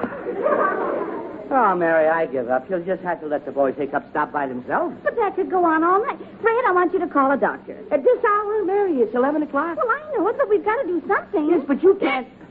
Mary, you can't go. You can't go. I'll call the doctor. You know, when some people have the hiccups, they just have the hiccups. But when my son has the hiccups, we have to call an ambulance. Operator, get me a Riverdale. Mary, what's the doctor's number? 243, I think. Riverdale 243, I think. Operator, no. Fine thing, go waking the doctor up at this hour for hiccups. I never. Oh, hello, Dr. Higgins. This is Fred Andrews. Doctor, I'm really terribly sorry to wake you. I never would have, but my wife insisted that I. What? Oh, the trouble. Yes, I was getting to that. It's my son, Doctor. He's got the hiccups. I said hiccups. Yeah, that's right. And, what? You say bicarbonate? Oh, is that all? Oh, all right, Doctor. Thanks a lot. Bye. What did he say, dear? No, he didn't. He said give Archie a teaspoon of bicarbonate of soda in a glass of water. Bicarbonate? Mm-hmm. Now, why didn't I think... Oh, good heavens, we don't have any. What? There isn't a bit of bicarbonate in the house. Oh, great. Mary, I'm glad you had me wake Dr. Higgins so he could tell us to give Archie some bicarbonate, which we can't give him because we don't have any bicarbonate. So, shut up. Fred. Well, I'm sorry, but that picking at this hour is getting on my nerves. Well, never mind your nerves. I'll have to call Betty. Call the Marines if you want. Call who? Betty. We'll have to borrow some bicarbonate. At this hour? Oh, now, Mary, you can't go around waking up the whole town just because your son has hiccups. Fred, if the doctor says Archie needs bicarbonate, he's going to get bicarbonate. The doctor didn't say he needs it, dear. He said try it. Well, it's the same thing. Operator, get me Riverdale 647, please. How do you feel now, Archie? Rotten. Well, don't you worry, dear. We'll soon have it. Hello, Betty. This is Mrs. Andrews, dear. Did I wake you? Oh, I'm awfully sorry, dear. And I wouldn't have bothered you, but it's important. Something wrong, Mrs. Andrews? Yes, Archie has the hiccups. The what? The hiccups. And the doctor said bicarbonate is good for hiccups, but we don't have any. Hiccups or bicarbonate? Bicarbonate. Do you have any? Oh, sure, Mrs. Andrews. Want me to bring it over? Well, if it's not too much trouble, dear. Oh, no, Mrs. Andrews. Glad to. Be right over. All right, dear. Thanks a lot. Bye. Bye. There, Fred. You see? Betty didn't mind my calling you at all. Archie, how do you feel now? Same. Well, as soon as Betty gets here... Oh, dear. That couldn't be Betty already. Well, who else could it be at this hour? Well, I don't know. Fred, go see who it is. I can't go to the door in my nightgown. Well, I can't go to the door in my nightshirt. Never mind, Mom. I'll go. Well, all right, dear. Do you feel all right? Oh, sure. But I sure wish Betty would get here with that bicarb. I'd sure like to get to sleep. Oh, Archie, we're in complete agreement on that score. I would, too. Hello, Archie. Gee, Mr. Sherry. I was just passing by, Archie, and I saw the lights, and it's so late, I got worried. Beg pardon? I said... Archie, do you have the hiccups? Uh-huh. I had a bad dream, and well, it got me so upset I've been hiccuping ever since. Gee, that's funny. I had a dream just last night. You did? Yes, sir, but it wasn't a bad dream at all. You know what I dreamt? What? Well, I dreamt I was shipwrecked and was cast away on an island in the South Pacific. Gee, that sounds like fun. Wait till you hear the rest of it. On this island, they had great big palm trees. And you know what grew on the trees? Coconuts? No, sir. These trees were just covered with beautiful, luscious, handy 1-pound packages of Swift's Premium Franks. Gee whiz. All packed in cellophane? Yes, sir, for your convenience and protection. Gee. And I just lay there on the sand, and as the cool breezes fanned my brow, I reached up and ate 8 to 10 of those plump, delicious Franks, made of all dinner-quality meat that you find in each package of Swift's Premium Franks. Sounds good. They were good, because the new Sanitary Flavor Saver pack seals in all the natural goodness. Gee. But how'd you get off that island, Mr. Sherry? Well, Archie, as I munched on those delicious Franks, it suddenly dawned on me that I couldn't be far from civilization because Swift's Premium Franks are always made close to where they're sold in Swift kitchens from coast to coast. Gee whiz, I'd never have thought of that. So I took one last bite of the tender beef and juicy pork skillfully blended in one wonderful frank and decided to explore the island. And sure enough, on the other side, I found a busy city and I caught a boat and came home. And that was the end of the dream. Gee, they must have been the Paradise Islands. Yes, sir. But enough of my dream, Archie. Is there anything I can do to help you? Oh, no, Mr. Sherry. As soon as Betty gets here, I'll be okay. All right, Archie. I'll run along. I hope you feel better. Bye. Bye, Mr. Sherry.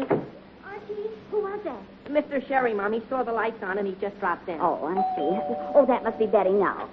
Hello, Mrs. Andrews. I brought the 5 harping. Oh, hello, dear. Thank you very much. Hi, Archie. Hi, Betty. Mom, I It wanted... was sweet of you to come over, dear. Mom, and I'm sorry I had to bother you. Mom, but I don't know what we'd have done without this. Mom, I just... Well, what is it, Archie? I'm trying to tell you. My hiccups are gone. I know, dear, and as soon as you take some... Your hiccups are what? They're gone. Oh, for pity's sake. Golly. Archie, you sure? Positive. See? No hiccups. Oh, Archie, when did they go away? While I was listening to Mr. Sherry's dream, I guess. For heaven's sake. Betty, I'm terribly sorry, dear. It looks like you went to all that trouble for nothing. Oh, that's all right, Mrs. Andrews. That's how those things are.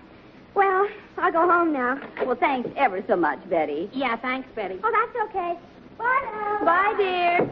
Well, how's he feel now? Oh, Freddie feels fine now, and he didn't need the bicarbonate. Well, I'm glad something didn't need it. Yeah, Dad, the hiccups just went away by themselves. Archie, Now, Fred, don't start any arguments at this hour. It's late, and we have to get some sleep, so let's just go upstairs and get to bed. Oh, Mary, what makes you think I want to do anything else? What makes you think I even wanted to be awakened in the first place? What makes you think Never mind, dear. It's all over now, and we'll be asleep in 10 minutes. You still feel all right, Archie, dear? Never felt better, Mom. All right. Then go to sleep, dear. Okay, Mom. Night, Mom. Night, Dad. Good night, dear. Night. Oh, me. I have never in all my days heard anything like this. The boy wakes up dreaming about Indians. He wakes you up. He wakes me up. He wakes Betty up. He wakes... Fred, stop grumbling and turn out the light. I'll be glad to. Good night, dear. Good night.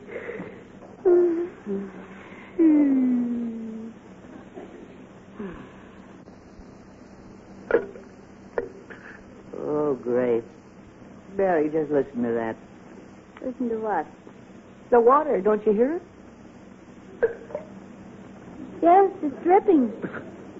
Mary, I came to that conclusion a minute ago. Well, pay no attention to it. Yes, dear. No, dear.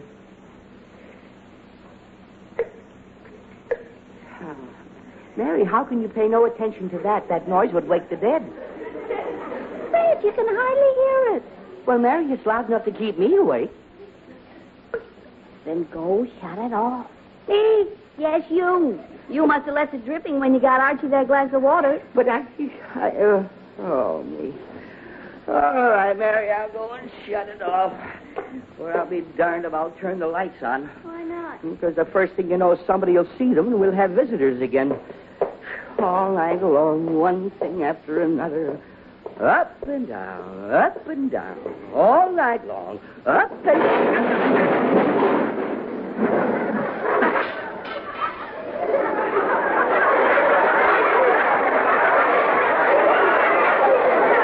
Well, I'm down again. Fred, did you trip over the vacuum cleaner? Oh, no, the vacuum cleaner tripped over me. What happened? I tripped over a vacuum cleaner that your mother left out as a booby trap. Fred, I didn't know such thing. But did you hurt yourself? Of course I did. Oh, my toe. Oh, my toe. Dear. Oh. Archie, turn the light on. Okay, Mom. Oh, my toe. Fred, stop groaning and let me see it, dear. Gee, maybe it's broken. Oh, feels like it. It's not broken. Well, it feels like it is. Fred, you just stubbed it. A little ice water will fix it up in no time. I hope so. A little what? Ice water. I think... Now, Mary, wait a minute. I am not going to put this toe in any ice water. Oh, Fred, you've got to, or it'll get so sore and swollen you won't be able to walk for a week. But Now, just take me a second to get a basin of ice water ready, and you soak it for a minute, and it'll be good as new. All right, Mary, what's the use of arguing?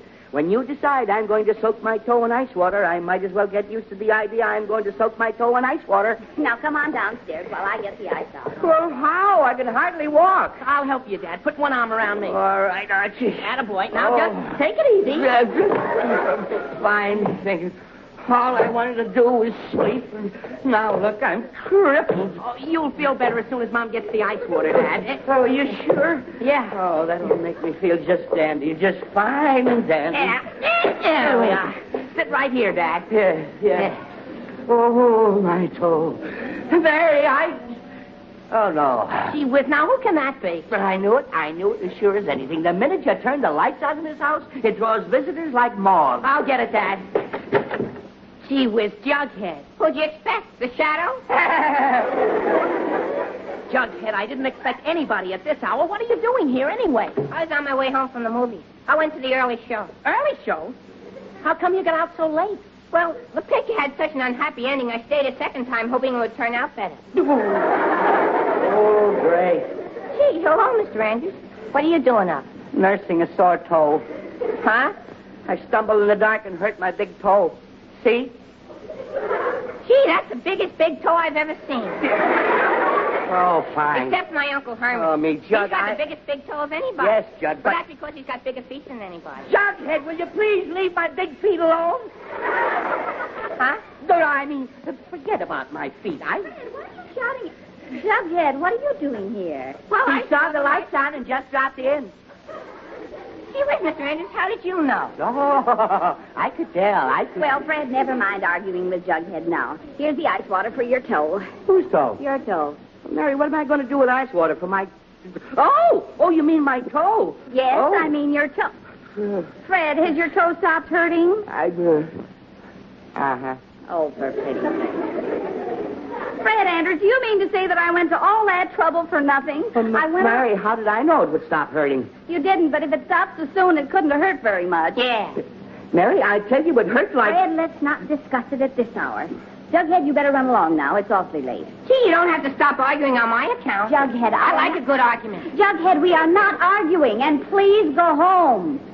I can take a hint. Night, Mr. Andrews. Night, Mrs. Andrews. Night, Arthur. Good night, Jughead. night. Well, I'm glad that's settled. Now, Fred, if you think you can get up the stairs without a stretcher, let's get to bed. Oh, now, Mary, I see no reason for sarcasm. Fred, I didn't mean to be sarcastic, but I would like to get to sleep. Me, too. Oh, all right, let's go up and go to sleep. I don't believe it. No, I bet it's Jughead again. Well, what do you want now? Hello, Archie.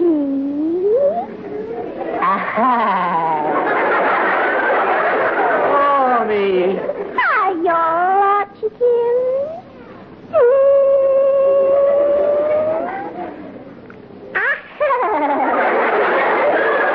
Archie, it's awful good to see you all, Archie. Dear.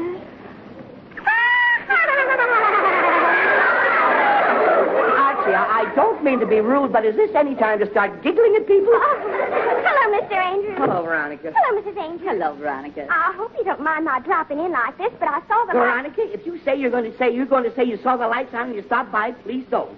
My goodness, how did you know? Oh, instinct, just pure instinct. Well, I just wanted to say hello, but you all seem ready for bed, so I better run along now. I'll get it here. Oh, Mrs. Andrews. Betty! Did I wake you, Mrs. Andrews? Oh, Veronica. Hi, Betty. What are you doing here? She saw the lights on and just dropped in.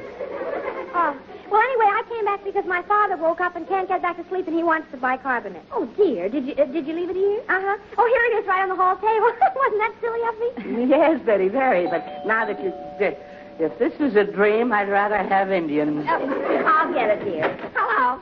Jughead. Oh, great. What are you doing back here? I got locked out of my house. Locked out? Yeah, I forgot my keys and my folks have gone to bed. And I didn't want to wake my father. He hates to be awakened. Oh, he hates to be awakened. I suppose you think I like to be. Now, Fred, don't make a scene. Mary, I am not making a scene. Oh, goodness, I didn't mean to intrude. Now, Veronica, I wouldn't have come over if my father didn't need the bicarbonate. Betty, I Have you ever seen understand my father when somebody wakes him? Jughead, will you Fred, please... control yourself. Mary, dear, I'm trying to... Jughead, look, Betty, Veronica, Mary, Jughead, will you please... Mary, quiet!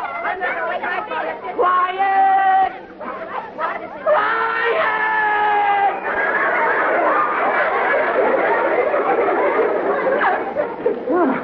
That's better. Now listen to me, all of you. This nonsense has gone far enough. Too far, in fact. Yes, Mr. Andrews. Yes, dear. Now, I may be expecting too much, but I went to bed 2 or 3 hours ago because I wanted to get a good night's sleep. But why can't I sleep? Why? Indigestion? Jughead, be quiet. I can't sleep because all night long, Archie with his dreams and Archie with his hiccups and Archie needs some bicarbonate, and all night long, Archie. You'd think the boy was 6 months old. So, young man, I want to say to you right here and now that hereafter, if you can't sleep like Archie? Mary, where is the boy? But I don't know. He was here a minute ago. He's in the armchair. What's he doing there? He's sound asleep. Oh, no.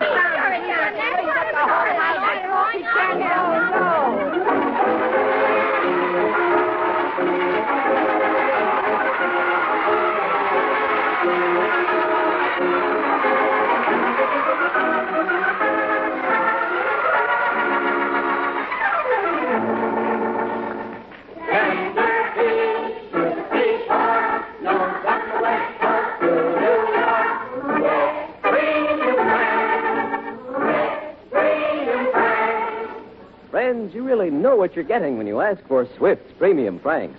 Made fresh daily in Swift kitchens from coast to coast, so you know they're fresh. Made by Swift, so you know they're top quality. Ask for them today. Swift's Premium Franks in the new handy 1-pound cellophane packages. And while you're at your dealers, be sure to ask for Swift's Brookfield sausage. Perfect for breakfast, ideal for a quick, easy-to-fix dinner. Swift's Brookfield sausage is just right. Yes, just right. Not too mild, not too spicy, but seasoned to just right perfection. Ask for Swift's Brookfield sausage, the sausage with the just right seasoning. And don't forget that your dealer has a tempting variety of Swift's premium table-ready meats. The handy, conveniently sized Serve-A-Lot is being featured this week, and you'll find it just the thing for quick, easy-to-fix suppers, lunches, and snacks.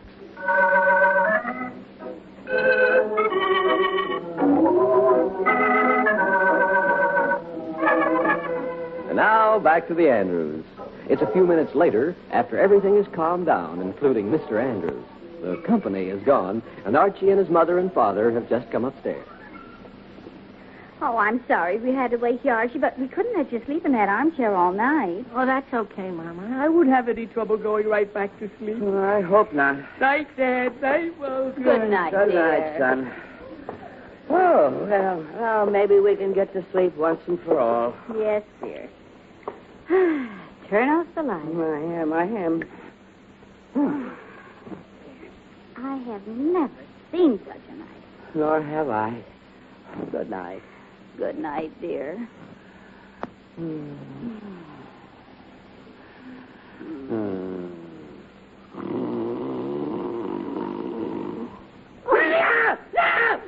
what is it? Indians! Millions of Indians! No, Indians. no! Are we surrounded? Fred Andrews, wake up! You're dreaming!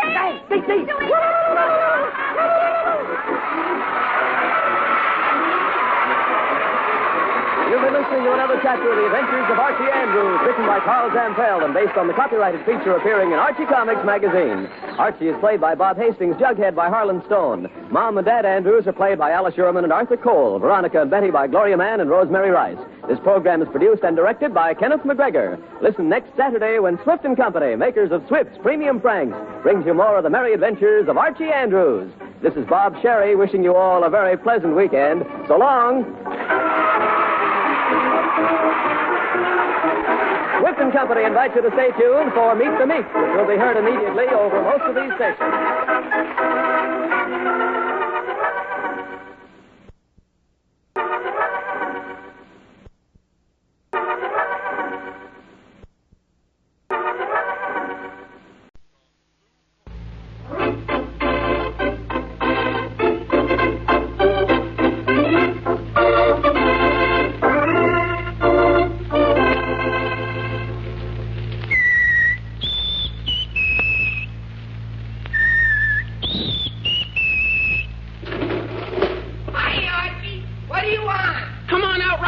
Jughead. It's a matter of life or death. Oh, relax, Archie. Relax. Yes, here he is again, the youngster millions of readers of Archie Comics magazine know and love so well. Brought to you by Swift & Company, makers of Swift Premium Franks, Archie Andrews and all his gang.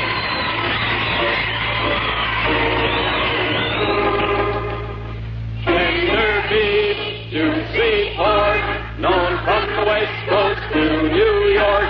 Swift's Premium Franks. Swift's Premium Franks. For your guarantee of perfection, Swift's Premium Franks now come to you cellophane wrapped in handy 1-pound packages. Made fresh daily in Swift kitchens from coast to coast, Swift's Premium Franks are then wrapped in the new handy sanitary Flavor Saver pack and brought to you at the very peak of their tantalizing flavor with all their natural goodness sealed in. So kids, tell your mom that you want Swift's Premium Franks. And Mom, get some today. They're delicious. You'll be glad to know that Swift's Premium Franks are economical. There's no waste to them. Every bite is all nourishment. Dinner quality meat. Ask for them today. Swift's Premium Franks in the sanitary 1-pound package.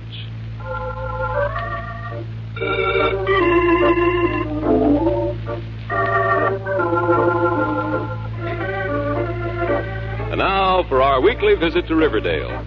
It's Saturday morning as we look in on the Andrews home, and we find Mrs. Andrews in the kitchen preparing breakfast as Mr. Andrews enters. Well, good morning, dear.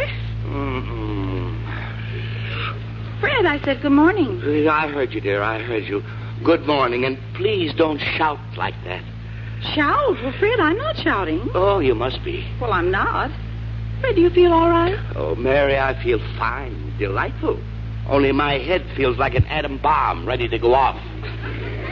Oh, you're probably just a little tired. It was awfully late when the Hendersons went home last night. You mean they did go home? Finally? Oh, Fred, you know perfectly well they did. Yes, but somehow I can still hear Mrs. Henderson jabbering away.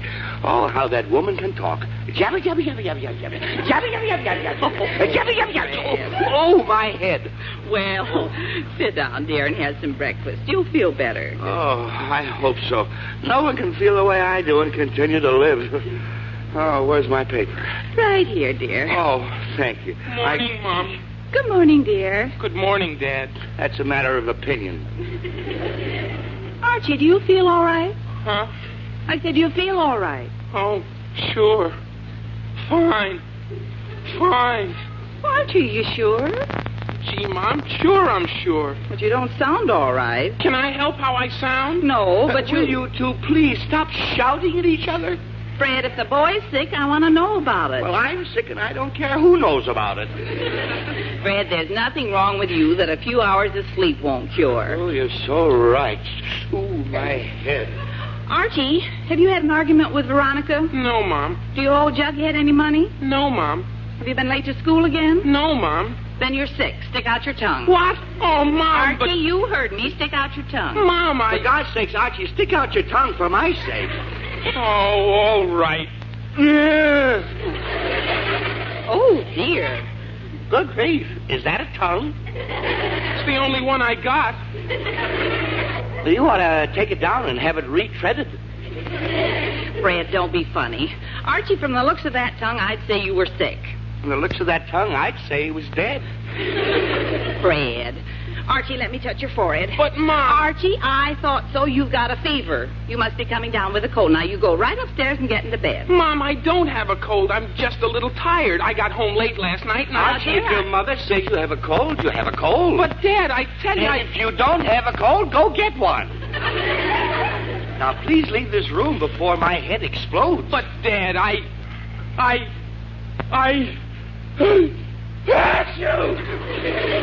Oh, fine. Archie, you see, you are coming down with a cold. Gee whiz, Mom, can't I even sneeze just one?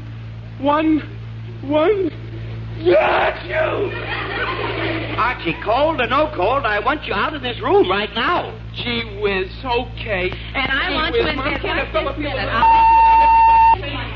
Oh, I hate to see the boy sick, but... Well, at least if he goes to bed, I'll have a little peace and quiet around here today. Well, now, let's see what it says in the paper this morning. Oh, I wonder how the market is doing. Let's see. Sports. Society. Ah, yes. stock market. Amalgamated Northern, 85. Consolidated Traction, 63. United Communications. Fred, Archie's got 99 and a half. When it hits 100, sell. Pardon me, Archie. You mean he's got a fever? Yes, dear. I just took his temperature, and he has 99 and a half. You'd better call Dr. Higgins right away. Oh, now, Mary, 99 and a half isn't fever. Fred, don't argue and call the doctor. But, Mary, I want some breakfast. Fred, I've got to attend to Archie first. I've got to make him some tea. Oh, me. All right, dear. I'll call the doctor. Fine thing. My head aches. I'm hungry. I'm tired. I want to read my paper. What happens? Have to call doctors for Archie. Operator, get me Riverdale 99 and a half. Oh, I mean, Riverdale 628. Fine thing. Call the doctor. Oh, hello. This is Fred Andrews. Is the doctor in? Oh, he's not, huh? Well, when do you expect him back? No idea at all. Oh, I see. Well, all right. I suppose we'll just have to wait. Yep, goodbye. Mary, the doctor's not in, and they don't know when he'll be back. Oh, dear. All right, we'll call again later. Yes, dear. Oh, great. Fred, answer that. Oh, but Mary, Fred, answer it, please. I'm busy. Oh, me, all right. I'll answer the door. You'd think I was the butler or something. Fred, call a doctor. Fred, answer the door. I'm going to change my name to Meadows. Oh, good grief. Jughead. What'd you expect, Lassie?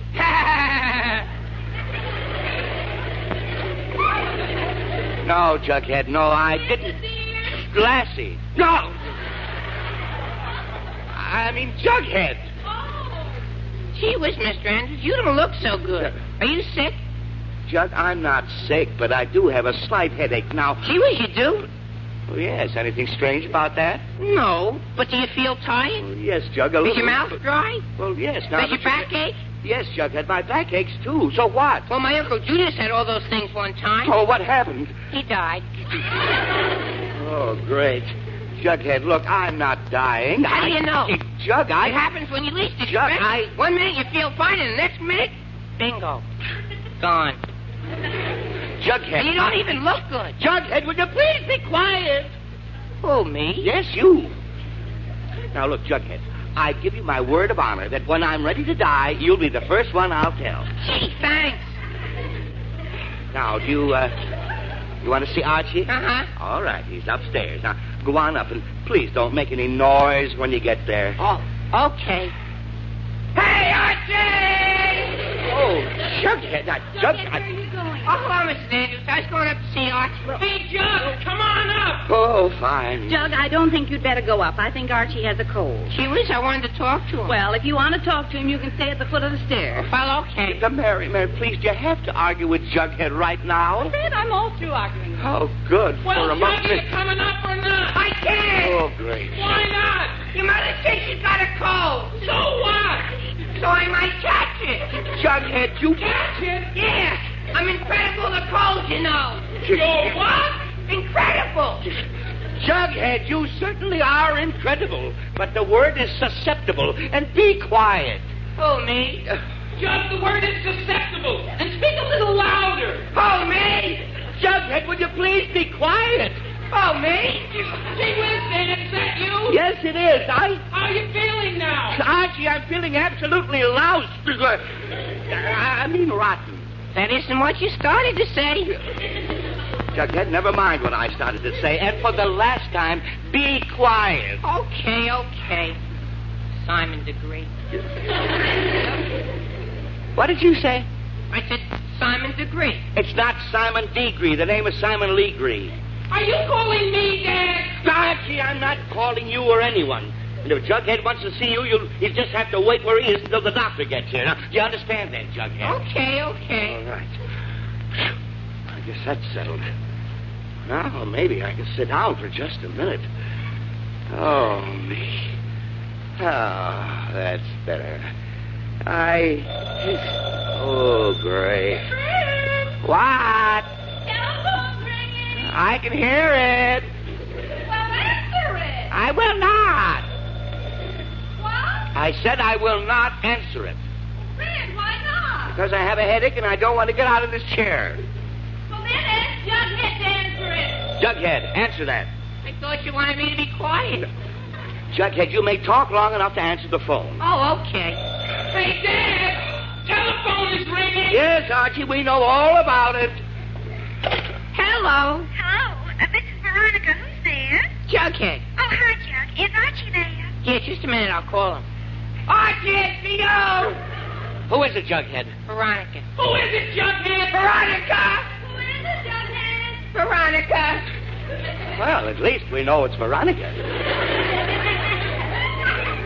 Well, if he wants to speak to Archie, he cannot get out of bed. Gee whiz, Mom, why not? You've got to stay in bed till the doctor gets here, that's why. Oh, fine. Jughead can just take a message for you. Yeah, Jug. Find out what Veronica wants. Okay. Oh, great. Hello, Veronica. Archie can't come to the phone. Was there something special you wanted to ask him? Oh, no, I just want to ask him how he all is. I'll find out.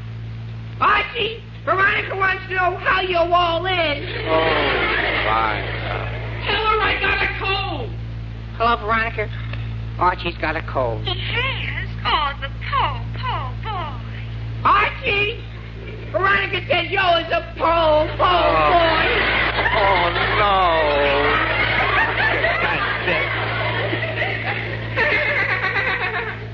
Veronica, Archie says... Jug, you tell the poor boy I'll be over to visit him later this afternoon. Oh, poor boy! She'll be over to visit you later this afternoon. Oh, great. Oh, and that is my son and heir. Veronica, Archie says... And I say put an end to that asinine conversation. And Mr. Andrews said to put an end to that... What kind of conversation was that, Mr. Andrews? Oh, good grief, Jughead. Let me have that phone. Okay. Thank you. Hello, Veronica. Yes? This is Mr. Andrews. Archie is in bed with a cold, and if you want to talk to him, come over later. All right, I'll drop over later. I'm sorry if I bothered you, Mr. Andrews. Not at all. Goodbye. Bye. There, Jughead. Now, do you see how simple it is? I don't know why you kids always make things so complicated. Archie, how do you feel now? Oh. Rotten. Well, I'll be right up with some hot tea, dear. Mary, would you mind Fred, not I'd yelling? better call Betty and borrow their vaporizer. Yes, dear, yes, borrow their vaporizer. But do you have to keep shouting? Well, Fred, I have to find out how Archie's feeling, don't I? Oh, me. Riverdale, 247, please. Besides, I don't know why you sit there complaining when your only son is sick and dying. Mary, the boy is not dying. He probably isn't even sick. I don't... Hello? Betty, this is Mrs. Andrews. Could I please borrow your vaporizer? Why, of course, Mrs. Andrews. Is somebody sick? Yes, dear. Archie has a cold. Oh, that's a shame, Mrs. Andrews. I'll bring the vaporizer right over. All right, Betty. I hope it's no bother, dear. Oh, not at all, Mrs. Andrews. Goodbye. Goodbye. Oh, I never saw anything like this. Everybody's shouting and calling people and... Fred, what are you grumbling about now? Oh, nothing, Mary. Not a thing. Good. I have enough to do without you. Oh, me. What's the use? All I want to do is sit in this chair for 5 minutes. That's all I want. Oh, no. I'll get it. See, Mr. Sheriff. Hello, Jughead. I was just over at Betty's house and I heard Archie's sick. I thought I'd drop in and see how he is. Oh, hello, Mr. Andrews. Oh, hello, Mr. Sherry. Nice of you to drop in, but my wife isn't allowing any visitors until the doctor sees Archie. Oh, I see. Well, I hope it's nothing serious. Mr. Sherry, I'm positive it's nothing serious. Good. But, say, you don't sound so good. Do you have a cold? Mr. Sherry, the only cold bothering me is Archie's. How can Archie's cold bother you? Stick around and you'll see. I started to have breakfast a while ago. Then Archie sneezed. My wife got hysterical, decided he's dying, forgot all about my breakfast, and I probably won't get to eat till lunchtime. Gee, that's too bad, Mr. Andrews. But I know one thing that'll make you feel better. Oh, what's that? A lunch of Swift's Premium Franks. Gee, that'd make anybody feel better. Right you are, Jug. There's no finer lunch in the world than those wonderful Swift's Premium Franks that come in the handy 1-pound package, wrapped in cellophane for your convenience and protection. Mr. Sherry, that's music to my ears. Funny, that's Frank's to my ears. Jug, be quiet. Well, Mr. Andrews, they may be music to your ears, but Jughead is right. They're plump, delicious Franks made of all dinner quality meat. Swift quality meat. Mm-hmm. I bet if Archie heard this, he'd forget he ever had a cold. Yes, sir. It's the new Flavor Saver Pack that seals in all the natural goodness of the delicious pork and tender beef. skillfully blended into one wonderful Frank. Mr. Sherry, as soon as the doctor gets her and convinces my wife there's nothing wrong with Archie, I'll have her cook up a half a dozen of those Franks. Ask her to make 8 to 10, Mr. Andrews. That's how many you get in each package of Swift's Premium Franks. The Franks that are always made close to where they're sold. Fresh, daily in Swift kitchens from coast to coast. I'll do that, Mr. Sherry. I guess I'll stay for lunch. Jughead, nobody invited you. Well, I guess I'll run along now. But tell Archie I hope he's feeling better. All right, Mr. Sherry. Goodbye now. Bye, Mr. Sherry. Come on if you want anything else, Archie. Ah, here comes Mary now. I'll ask her about lunch. Mary. Yes, dear. I'm getting awfully hungry. Oh, great. Oh, that's probably Betty now. But, Mary, I wanted to ask you about... Hello, Mrs. Andrews. I brought the vaporizer. Oh, that's wonderful, dear. Thanks ever so much. Mary, would you mind making... Hello, Mr. Andrews. Hello, Betty. Mary, I'm getting a little... Oh, I'll take this right up to Archie's room, Betty. How does it work, dear? But, Mary, I'm hungry. Oh, Mrs. Andrews, I'll show you. Oh, great. Doesn't anybody around this place care how I feel? I do. Oh, thank you, Jughead. Thanks very much, but please, just go and sit down. She was okay. Maybe, just maybe, I can sit down, too. Now, if I can... Mr. Andrews, may I use the phone? Since you can't locate Dr. Higgins, Mrs. Andrews asked me to call Dr. Jenkins, our family doctor. Yes, Betty, you may use the phone. Thank you. Hello, operator. Get me... Riverdale 939, please. Dr. Jenkins is an awfully good doctor, Mr. Andrews. I'm glad. Oh, hello? This is Betty Cooper. Could Dr. Jenkins come right over to Mr. Fred Andrews' house? Oh, he isn't there now. Well, when will he be back?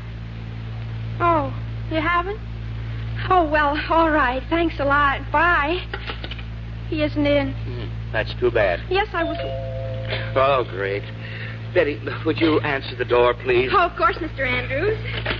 Why, Betty. Oh, hello, Veronica. What are you doing here? Just visiting Archie. It's Veronica, Mr. Andrews. Yes, I see. Hello, Veronica. Hello, Mr. Andrews.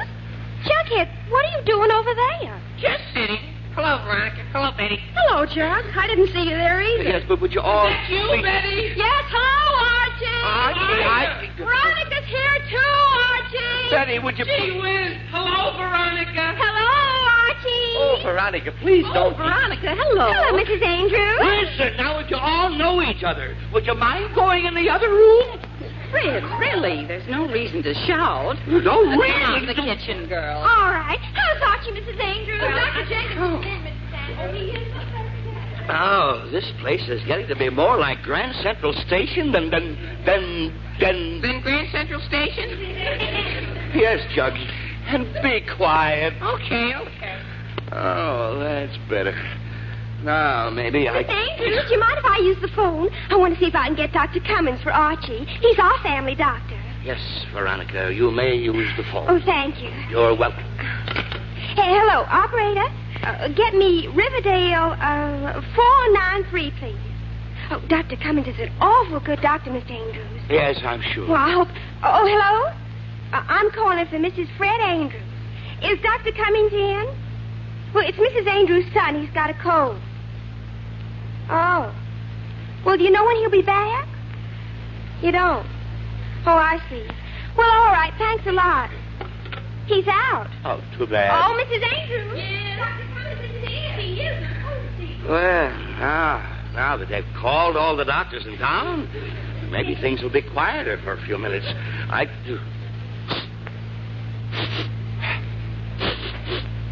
What an awful smell. Jughead? Yeah? Jughead, do you smell? What? I mean, do you have anything that smells? Licorice candy or anything? No. Bubble gum? No. Are you wearing your father's shaving lotion? No. Maybe it's your hair tonic. Yes, sir, I'll bet you that's what it is. Jug, let me smell your hair. But I don't... Jug, just bend over so I can smell it. She was okay. No, I don't think so. Fred Andrews, what on earth are you doing? Me? Well, I was... He says I smell. What? Mary, I didn't say Jughead smells, but something smells around here. Fred, of course something smells. It's the vaporizer. Yes, I know, but Jughead said... vaporizer. You mean that odor is from a vaporizer? Of course. Sure, that's just how the vaporizer smells. Oh, good grief. Mary, go shut that thing off before we suffocate. Why, Fred, don't be silly. It's good for Archie. But, Mary, Come on, girls. I want to make Archie a mustard pie. Oh, that's a Oh, fine. Vaporizer. I want to sit down for a minute before my head falls off, and they have vaporizers going. Oh, no. Jughead, answer the door. I just don't have the strength. Nothing to do. What? People can't tell me I smell and then ask me to open the door. Oh, fine. All right, Jughead, I'll get it. I have to do everything around here anyway. Yes. Oh, Dr. Higgins. Oh, Mr. Andrews. Mr. Andrews, what are you doing out of bed? Oh, I thought I'd get up for a while and... Out of bed? Oh, but Doctor, You shouldn't take chances like that, Andrews. You don't look well. It's head. Here, I better get your temperature right away. But, Doctor, just put this thermometer in your mouth. But That's right. Now, hold it there quietly. Now, let me thump your chest. Yes, chest sounds all right. How's the stomach feel? Does that hurt? How's that feel? Stomach's okay. Now, let me try your reflexes. Cross your knee, Mr. Andrews. Hold the captain with this hammer. Well, reflexes are all right. Now open your mouth, Mr. Andrews, and I'll take that thermometer. Look at that. Now, let's see. That's funny. Temperature's absolutely normal. Doctor, that's what I've been trying to tell you. I'm not the patient. Now, if you just remove your coat... not the patient? Not the patient. Not the patient. Well, I knew you looked too healthy to be the patient. Of course, this is the patient. No, Doctor, that's Jughead. He always looks like that. Well, who is the patient? My son, upstairs. Your son, upstairs. Oh, well, better go right up and have a look at him. I'm a busy man, you know. Very good. Yes, Doctor. Oh, I'm glad that's over. Oh, now what? Hello, I'm Dr. Jenkins. Oh, yes. Come in, Doctor. The patient is right upstairs. All right, I'll start right up. Doctor? Hey, wait. Yes? Did you say you're a doctor? I did. I received a call from this address. Oh, no. Look, Doctor, we don't need a doctor. We already have a doctor. You have? Well, then why did you call me? Well, you see, Oh, no. Pardon me. How do you do? I'm Dr. Cummings. Oh, how do you do? Dr. Cummings. Oh, great. Look, Dr. Cummings, Dr. Jenkins. How do you do? Oh, how do you do, Dr. Cummings? Mr. Andrews, I thought you told me you already had a doctor here. Yes, I did. I didn't know this was be a consultation, Mr. Andrews. It isn't. I mean, it wasn't. You see, I don't understand. Is there another doctor in this house or not? Yes, I beg your pardon, Dr. Jenkins. Are you implying that I am not a doctor? Oh, no, Dr. Cummings. No, not at all. But Mr. Andrews said... Well, Mr. Andrews, I should say that... Oh, Dr. Jenkins and Dr. Cummings. How do you do, Dr. Higgins? How do you do, Dr. Higgins? Call surgery. Just quiet. I did not ask for a consultation. Dr. Higgins. I did not ask for a consultation. Dr. Jenkins. I didn't ask for a consultation. Dr. Cummings. Really, gentlemen, this is my case, you know. Doctor. Your case, Dr. Higgins. I received the call. Yes, but your case, Dr. Jenkins. I received the call. Yes, but look, you all... And furthermore, I don't understand your anger, Dr. Higgins. Doctor, Anger, Dr. Cummings. Who's angry? You are, Dr. Higgins. It's not good for your blood pressure. Oh, yes. Blood pressure. I have no blood pressure. He says he no has... blood pressure? Dr. Cummings, do you hear that? Doctor, ridiculous. Oh, is that so? Well, you just feel that pulse. No. Now they're taking each other's pulses. Pulse doesn't mean a thing. I know, but... Oh, is that so, Dr. Cummings? Well, will you submit to a pressure test? Now? Doctor, listen. I have no pressure. You show all the signs. Oh, for pity's sake, Dr. Higgins, when did you get here? Oh, Mrs. Andrews. And Dr. Jenkins. Miss Cooper. And Dr. Cummings. Miss Lodge. Jones is my name. Jug, be quiet. Fred, what in the world are all these doctors doing here? Well, I'm trying to figure that out. Dr. Higgins, Dr. Jenkins, Dr. Bill, look, quiet.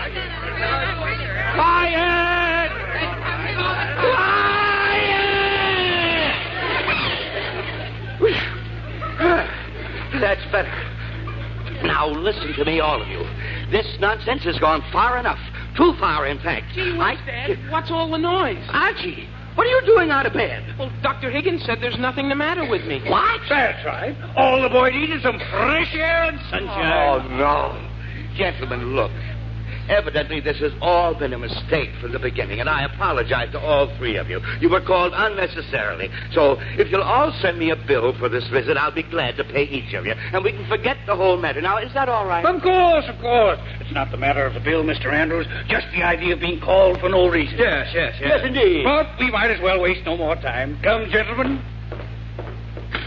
Good day. Well, that was about as embarrassing a scene as I've been through in some time. But... Quiet! I'll do the talking around here from now on. And Well, that dear- goes for you too, Mary. Yes, Dad. Yes, dear. Does that go for me, too? Yes, Jug, it certainly does. Now, I hope you can all see how utterly ridiculous this whole procedure has been.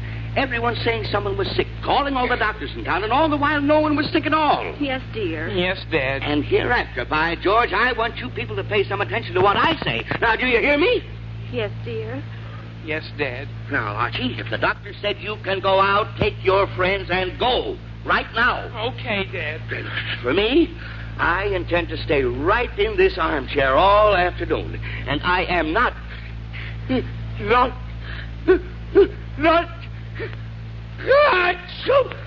no! Is there a doctor in the house? For goodness sake, we should have let them stay.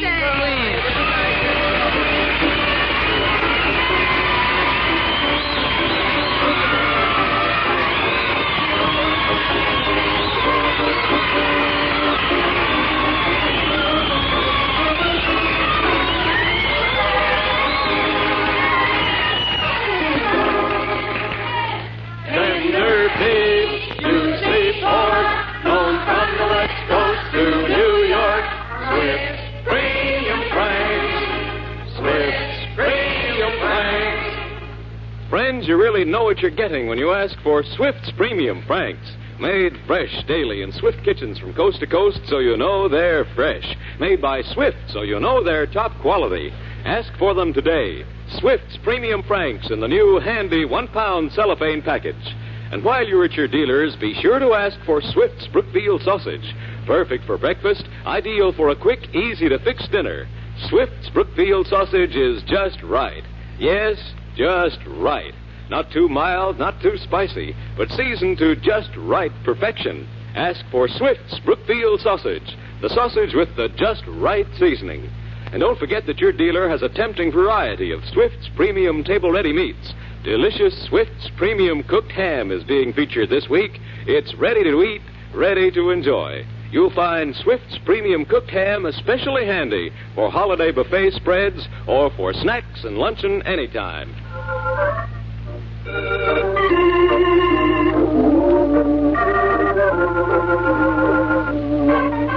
And now back to the Andrews. It's the next morning.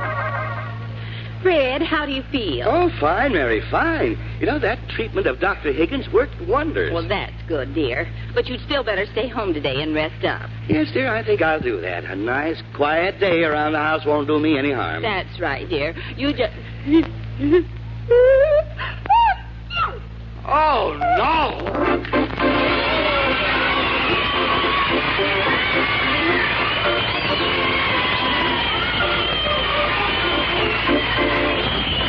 You've been listening to another chapter of the Adventures of Archie Andrews, written by Carl Jampel and based on the copyrighted feature appearing in Archie Comics magazine. Today, the role of Archie was played by Charles Mullen in the absence of Bob Hastings. Jughead was Harlan Stone. Mom and Dad Andrews are played by Alice Yorman and Arthur Cole. Veronica and Betty by Gloria Mann and Rosemary Rice. This program is produced and directed by Kenneth McGregor. Listen next Saturday when Swift & Company, makers of Swift's Premium Franks, brings you more of the merry adventures of Archie Andrews. This is Bob Sherry wishing you all a very pleasant weekend. So long.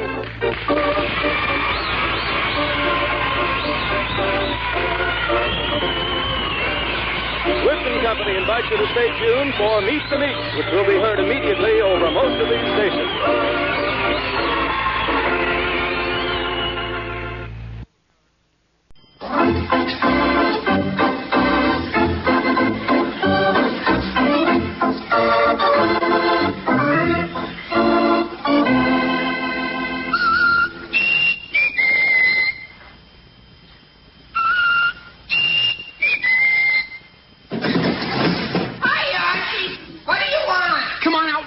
Jughead, it's a matter of life or death. Oh, relax, Archie. Relax. Yes, here he is again, the youngster millions of readers of Archie Comics magazine know and love so well. Brought to you by Swift & Company, makers of Swift Premium Franks, Archie Andrews and all his gang.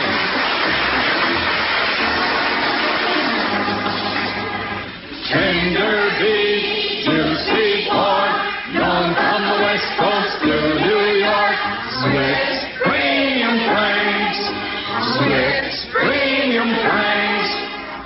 sure guarantee of perfection, Swift's Premium Franks now come to you cellophane wrapped in handy 1-pound packages. Made fresh daily in Swift kitchens from coast to coast, Swift's Premium Franks are then wrapped in the new handy sanitary Flavor Saver pack and brought to you at the very peak of their tantalizing flavor with all their natural goodness sealed in. So kids, tell your mom that you want Swift's Premium Franks. And Mom, get some today. They're delicious, and you'll be glad to know that Swift's Premium Franks are economical. There's no waste to them. Every bite is all nourishment, dinner-quality meat.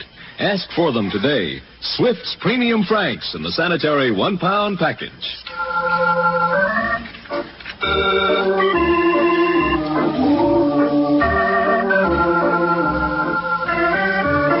Now for our weekly visit to Riverdale. It's late Friday afternoon as we look in on the Andrews home, and we find Mr. Andrews just coming home after a hard day at the office.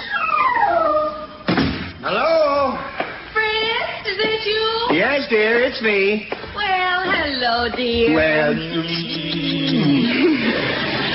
How'd it go at the office today? oh, busy as ever, dear. Oh, I'm exhausted. Dinner ready? Almost. It's on the stove. Oh, all right, dear. Gee whiz, Dad, what are you doing home? Archie, inasmuch as I pay the bills around here, I felt that when I got through working today, it was my privilege to come home. Gee whiz, sure, Dad. I mean, what time is it that you're home? The same time I usually get home, 5:30. Mary. 5:30? Yes, Archie, 5:30. Mary. Oh, boy, 5:30. Yes, Archie. Mary. Oh, am I late? Mary, I better get started. 5:30. Archie, is this the first time in your life you ever heard of it being 5:30? Well, no, Dad, but I'm late. I better start dressing. Dressing? Dressing for what? I'm having dinner at Veronica's house tonight. Oh, dear, Archie, that tonight? Uh-huh. Don't you remember I told you last week that Veronica invited me to dinner? Oh, for pity's sake, I forgot all about it. Oh, I almost did, too. Well, all right, dear, go get dressed. And see that you look presentable now. Oh, I will, Mom. I'll wear my new blue suit. All right, dear. And be sure you wear a clean shirt, too. Gee whiz, Mom, what do you think I am? Sloppy or something? Archie, of course not, dear. I just want to be sure you dress nicely. Okay. Well, I guess we have dinner alone tonight. Yes, Fred, it looks like we will. Oh, now who can that be? Hello? Hello, Mrs. Andrews? Yes? This is Genevieve Hastings. Oh, Mrs. Hastings, hello. Tell me, my dear, is the cake ready? The cake? Oh, you mean the cake for the ladies' club meeting? That's right. I'm going to the meeting early, Mrs. Andrews, since I'm in charge of decorations and table settings, and I thought I'd stop by and get the cake on my way to the meeting. Well, I haven't put the frosting on yet, Mrs. Hastings, but I suppose I could do that right away. Would you please? I'll be glad to, Miss Hastings. All right, my dear. See you in a little while. Goodbye. Goodbye. Oh, dear, that was Mrs. Hastings. The old battle axe? Fred, she's not an old battle axe. She's a very important member of the ladies' club. All right, dear. She's not a battle axe. What did the old, very important member of the ladies' club want? Oh, she wants me to have the cake I'm making ready right away, the old battle axe. What? Well, you know what I mean. Fred, we'll have to have dinner a little later. Later? Yes, dear. We'll have dinner in about an hour. Oh, all right, dear. But I certainly wish Mrs. Hastings wouldn't do things like that. An hour. That'd be just about enough time for a nice little nap. Well, that's just what I'll do. Take a nice little snooze on the couch. Oh, there, that's better. Come to think of it, maybe it's a good thing Mrs. Hastings called. Mom!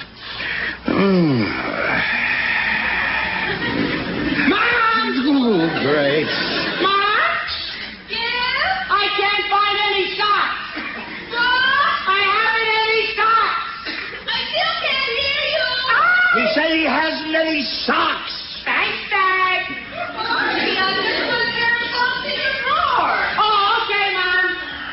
Well, glad that's settled. Now, maybe I can get... Mom? Oh, no. What now? You mean the yellow socks? What did you say? He said you mean the yellow socks? Yes, I do. What? Yes, Archie, she does. Oh, well, those have a hole in the toe. Well, find some others and stop bothering me. I'm busy here. But, Mom, Archie, your mother said to stop bothering her. And stop bothering me, too. But, Dad, I need some socks. Wear the pair with the hole in the toe. At least they're clean. Wear the pair with the hole in the toe? Oh, Dad, I couldn't do that. Why not? Well, gee, suppose I'm at dinner at Veronica's house and I have to take my shoes off for some reason. What will it look like? Oh, me. Archie, what possible reason could you have for taking your shoes off at dinner? Well, you never know, Dad. Why, I was reading just the other day about a tribe of pygmies that eat with their feet. Oh, great. Archie, if by some strange circumstance the lodger should have a pygmy for a dinner guest, I'm sure no one will notice the hole in your sock. Gee, I never thought of that. Okay, Dad. Pygmies who eat with their feet. If anyone can think of stranger things, that boy is the one to do it. Maybe I can get some sleep now. Oh, Dad! Oh, great. Archie, what now? Can I borrow some garters? Some what? Some garters to hold my socks up. Archie, what happened to your garters? Well, I think they became a slingshot about a year ago. Oh, great. Well, Archie, the only garters I have are the ones I'm wearing. Well?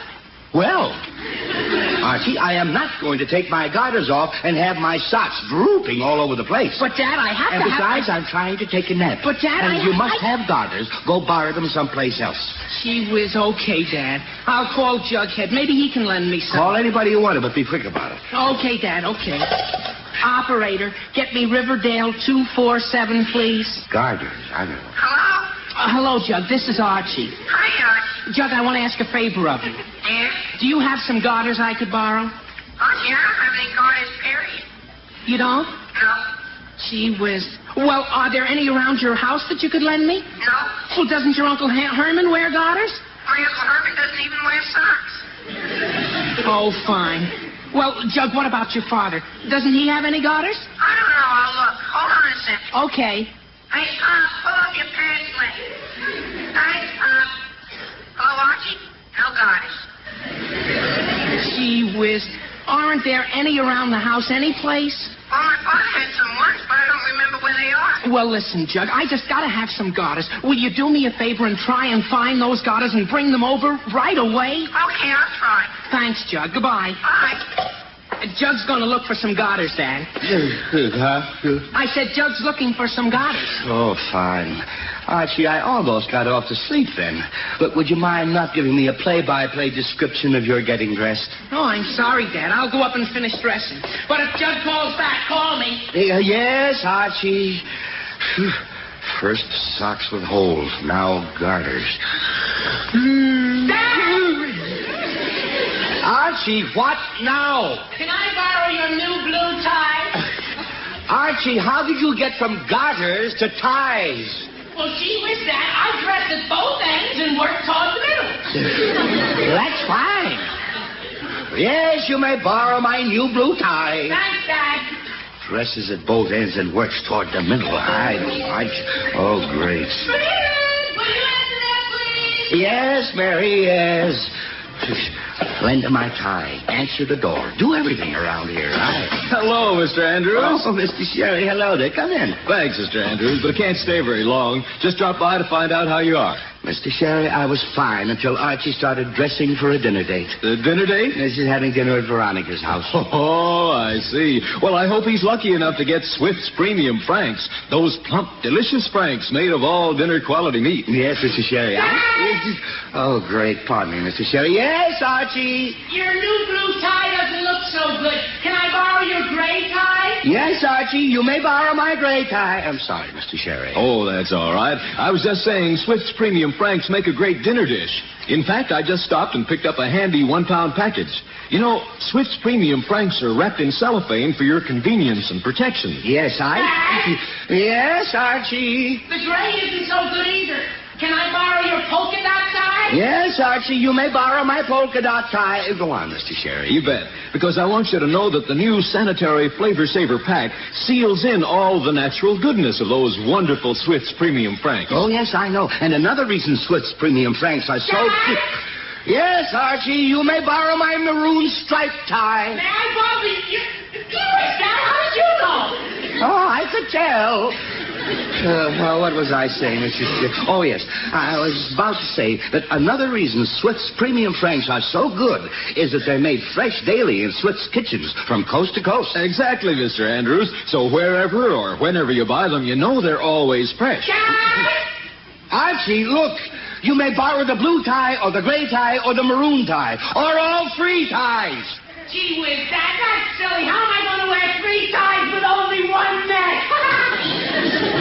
I don't know, but quit shouting down here. Okay, Dad, okay. Go on, Mr. Sheridan. Well, I can see you're busy, Mr. Andrews, so I'll run along. But I sure hope Veronica's mother serves those wonderful Swift's Premium Franks made of delicious pork and tender beef. Yes, Mr. Sheridan, but right now I'm beginning to hope they give Archie bread and water. Well, I'll run along. Bye now. Bye, Mr. Sheridan. Yes, Archie. I decided to wear my own bow tie after all. Oh, great. Archie, look, I don't care if you don't wear any tie. I don't care if you don't wear a shirt.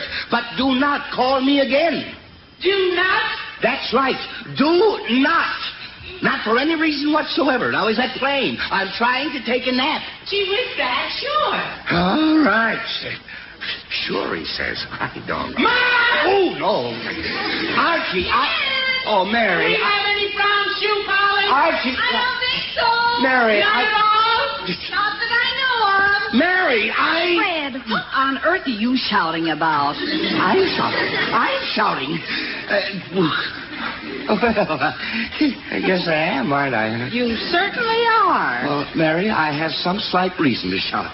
It so happens I want to take a nap, but that boy keeps shouting his fool head off, and I... Gee whiz, Mom, I gotta have some brown shoe polish. There, dear, you see what I mean? Archie, we don't have any shoe polish, and stop that shouting. Your father's trying to take a nap. But, Mom, I don't want you to call me again, you hear? Gee whiz, a fine thing. Nobody lets me call them. All I want to do is get dressed, and what happens? Now, Archie, you're No too socks, big a... no garters, no shoe polish. All I try to do is find out where it is, and everybody tells me to be quiet. Archie, Oh, gee, a fine thing, a fine Oh, thing. for pity's sake. Archie, stop that wailing. I'll call Betty and see if she has some shoe polish. See you will? Oh, me. Yes, I will. Okay, Mom. Operator, get me Riverdale 674, please. But it's high time you were able to dress yourself. No, not you, operator. Gee whiz, Mom, I can dress myself, but I can't go to dinner at Veronica's house without socks and without garters and without shoes, can I? Archie, at this stage, I don't care if you never go to Veronica's. Hello? Oh, hello, Betty. Yes? This is Mrs. Andrews. Oh, hello, Mrs. Andrews.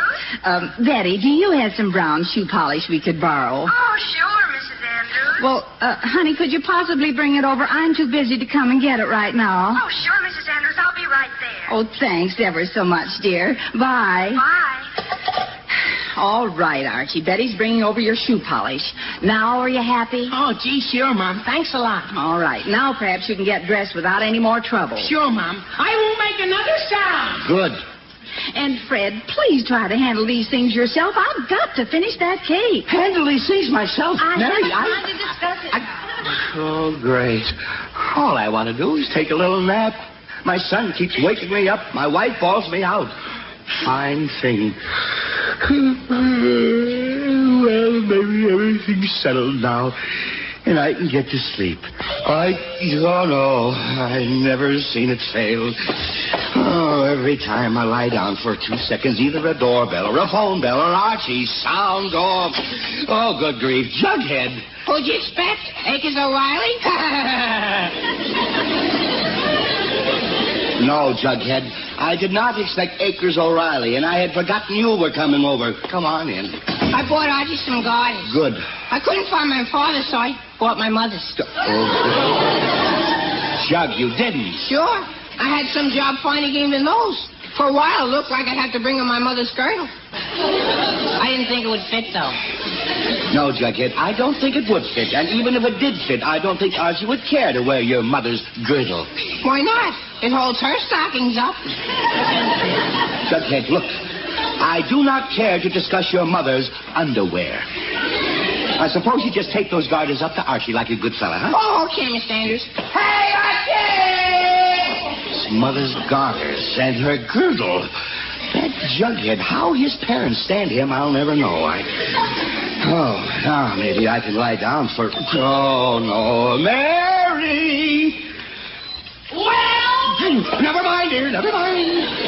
Oh, I should have known I'd have to answer the door myself in the first place. Hello, Mr. Andrews. I brought the shoe polish. What shoe polish? The shoe polish Mrs. Andrews wanted. Oh, that is for Archie. I'll give it to him. Oh, all right, Mr. Andrews. Here you are. Thank you. You're welcome. Oh, but Mr. Andrews. Yes. It's liquid polish, you know. Liquid? Uh-huh. It's not the ordinary kind. Oh, all right, Betty. Thanks a lot. You're welcome. Oh, but Mr. Andrews. Yes?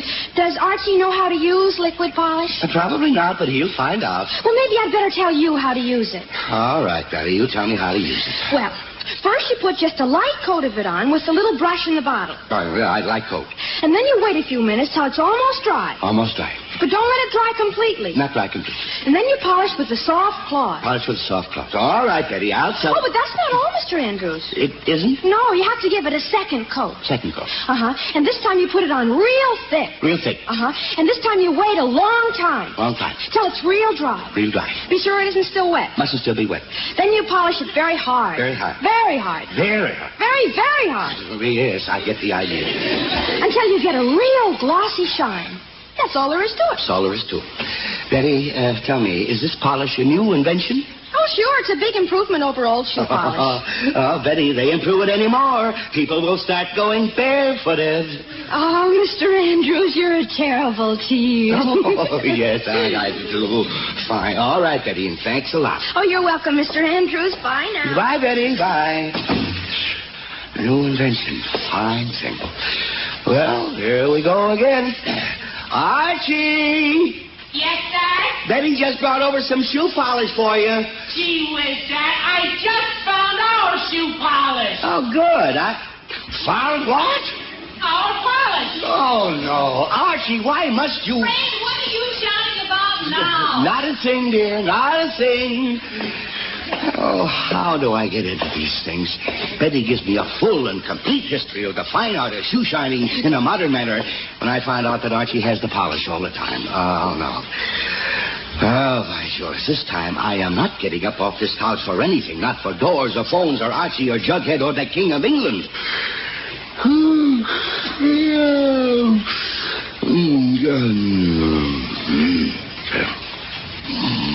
Dad?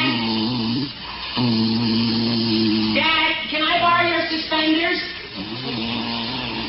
Dad? Gee whiz, Jug, go down and see where my father went to. Okay. And if he's there, tell him I can't wear a belt because these pants are too long, and does he have some suspenders I can borrow? Okay, Archie, I'll tell him. Mr. Andrews. Mr. Andrews, are you sleeping? Gee, I guess you are. Hey, Archie! Yeah? Your father's fast asleep. Gee whiz, he is? He sure is. Oh, gee whiz, he would go and fall asleep just when I gotta ask him something. Yeah. Shall I wake him up? No, Jug, don't do that. Golly, if we wake him now, he'll be so mad he won't even let me go out.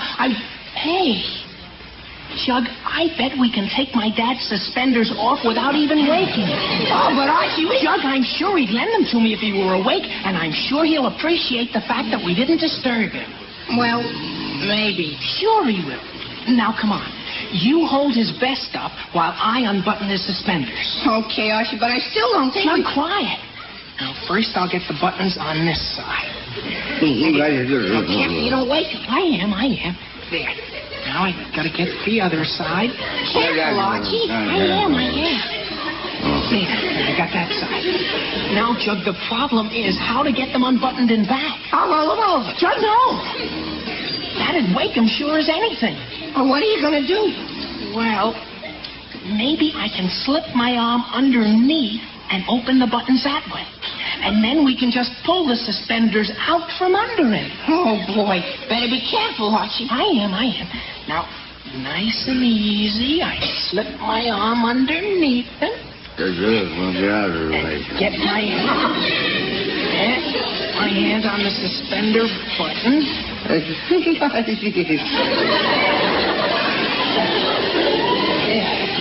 That's one button open. Now the other. Careful, Archie. I almost got it, Chuck.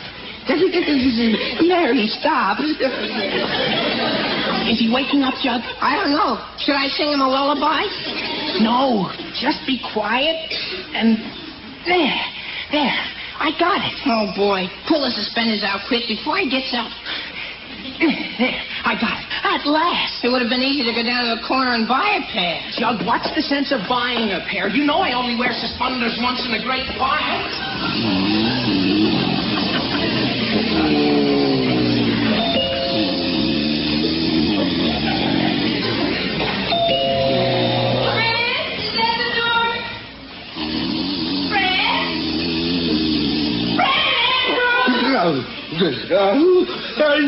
Did you call me, Mary? Yes, answer the door, please. I'm busy. Oh, the door. All right, dear. I don't know what I have to do. Oh, good grief. My pants are falling. There, I got them. How the dickens could that happen? Wait, will you please answer that door? My hands are full. Mary, my hands are full, too. Well, I'll answer the darn thing somehow. I'd still like to know whatever happened to my suspenders. Oh, well, Betty. Mr. Andrews, I'm surprised at you. Yes, I'm surprised at myself. I'm sure I was wearing suspenders, but now... Suspenders? Who's talking about suspenders? Well, aren't you? No, I'm talking about shoe polish. Shoe polish? Yes, you might have told me that Archie wanted my shoe polish so he could go to dinner at Veronica's house. How'd you find out? Mr. Sherry told me, and I want my shoe polish back. But I... If Archie's going to dinner at Veronica's house, he can go with dirty shoes for all I care. Yeah, all right, Betty, all right. I'll give you back your shoe polish. Fine. Just a minute, Betty, while I see who that is. Good evening, Mr. Andrews. Oh, Mrs. Hastings. Hello. Forgive me if I don't shake hands with you. I kind of have my hands full. Oh, quite all right, Mr. Andrews. I'm a little late for the ladies' club. Is your wife here? Oh, yes, Mrs. Hastings. Fred, how do you like this cake? Oh, Mrs. Hastings, when did you get here? Just a moment ago, my dear. Oh, is that the cake? Yes, I just finished it. Fred, hold this cake while I take Mrs. Hastings' coat. Oh, but Mary... Here, dear. No, Mary. Fred, take this cake. No, Mary, you don't understand. Fred, stop being rude in front of Mrs. Hastings and hold this cake and don't drop it. All right, Mary, you asked for this. Hand me the cake. Whoa! Oh. Fred, golly! Fred, pull up your pants. Mary, how can I put a cake? Archie, nothing happened. Pretty understood. Shut, never mind. Why you were holding up your pants? Betty, I've never been so embarrassed. Mrs. Hastings, I couldn't. Mary, shut him. Be quiet. I don't know. Quiet! Such skinny legs. That's better. Now, listen to me, all of you. This nonsense has gone far enough. Too far, in fact. Yes, Mr. Andrews. Yes, dear. Yes, Dad. So have your pants. Just be quiet. Half an hour ago, I started to take a nap on the living room couch. Now, is there anything wrong with that? No, dear. No, Dad. Prettiest undershorts I ever saw. Jughead, I said be quiet. But what happens? Archie's busy dressing. Mary's busy making a cake. Everybody yelling. Everybody ringing. Nobody paying any attention to me. You got the spotlight now. Jughead. Okay. Now, Mrs. Hastings, I apologize for this whole thing. Believe me, I am as embarrassed as you are. And I have as little idea how it's happened. But I'm going to find out right now. Archie. Yes, Dad? Do you by any chance know what happened to my suspenders? Yes, Dad. Well, what? Well, you said I shouldn't disturb you, Dad, and so I kind of took your suspenders off you while you were sleeping. I thought so. Archie, of all the fools... Fred, don't make a scene now. Archie meant no harm. He didn't know you'd be answering the door. I came in with a cake, not knowing you didn't have any suspenders, and the whole thing was just a comedy of errors. Well, I suppose so. Besides, Archie's dressed now. I finished the cake. Mrs. Hastings can take you to the ladies' club, and you...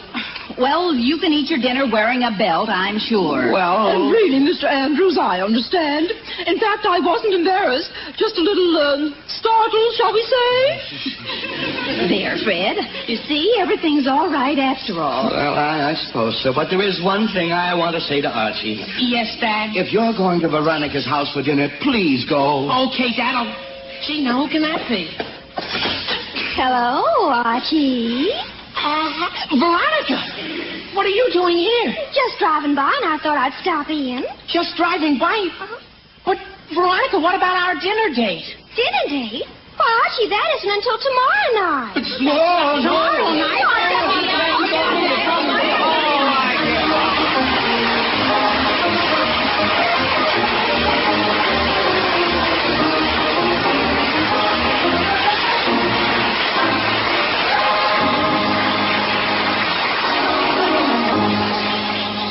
Tender beef, juicy pork, known from the West Coast to New York.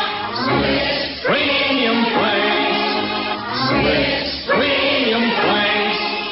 Friends, you really know what you're getting when you ask for Swift's Premium Franks. Made fresh daily in Swift kitchens from coast to coast, so you know they're fresh. Made by Swift, so you know they're top quality. Ask for them today. Swift's Premium Franks in the new, handy 1-pound cellophane package. And while you're at your dealers, be sure to ask for Swift's Brookfield sausage. Perfect for breakfast, ideal for a quick, easy-to-fix dinner. Swift's Brookfield sausage is just right. Yes, just right. Not too mild, not too spicy, but seasoned to just right perfection. Ask for Swift's Brookfield sausage, the sausage with the just right seasoning. And don't forget that your dealer has a tempting variety of Swift's Premium Table-Ready Meats. Delicious Swift's Premium Macaroni and Cheese Loaf is being featured this week. It's ready to eat, ready to enjoy. You'll find Swift's Premium Macaroni and Cheese Loaf especially handy for holiday buffet spreads or for snacks and luncheons anytime.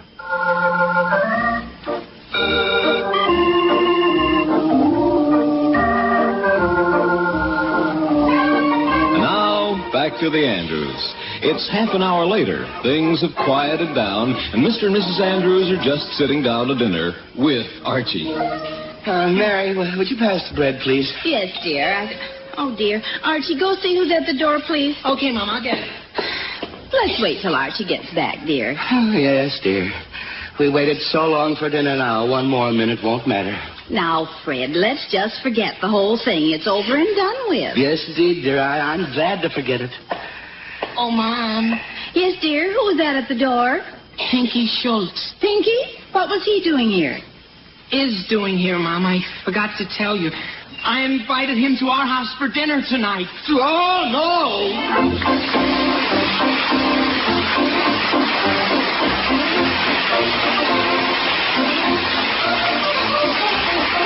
You've been listening to another chapter of the adventures of Archie Andrews, written by Carl Jantel and based on the copyrighted feature appearing in Archie Comics magazine. Archie is played by Bob Hastings, Jughead by Harlan Stone.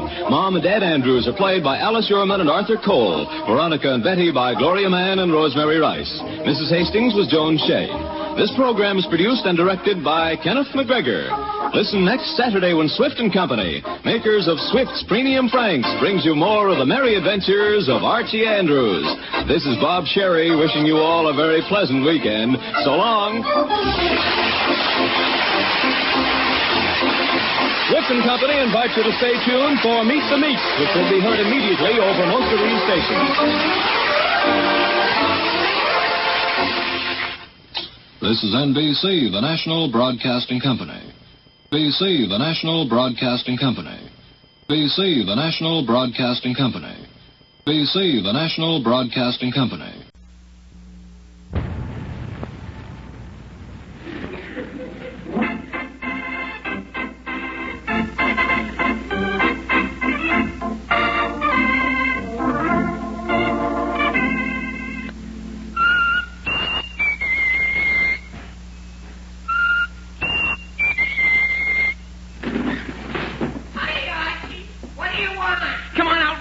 Jughead, it's a matter of life or death. Oh, relax, Archie.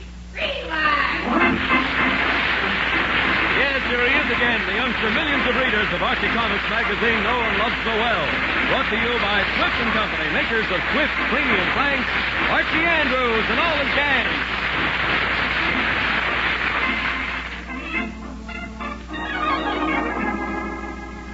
Tender beef, juicy pork, north from the West Coast to New York.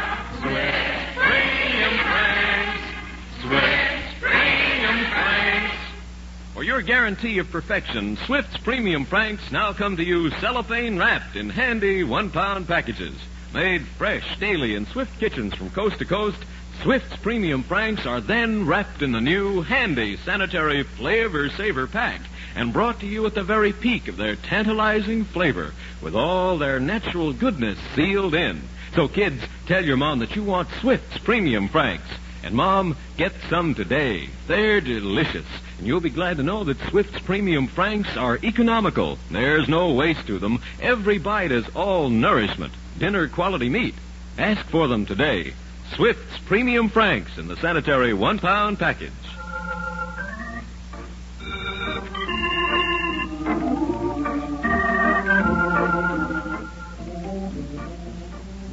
And now for our weekly visit to Riverdale.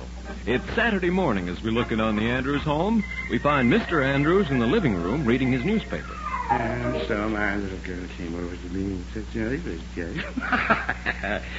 and he went to just stumble over you. And she says, Mommy, is that the proper thing to do?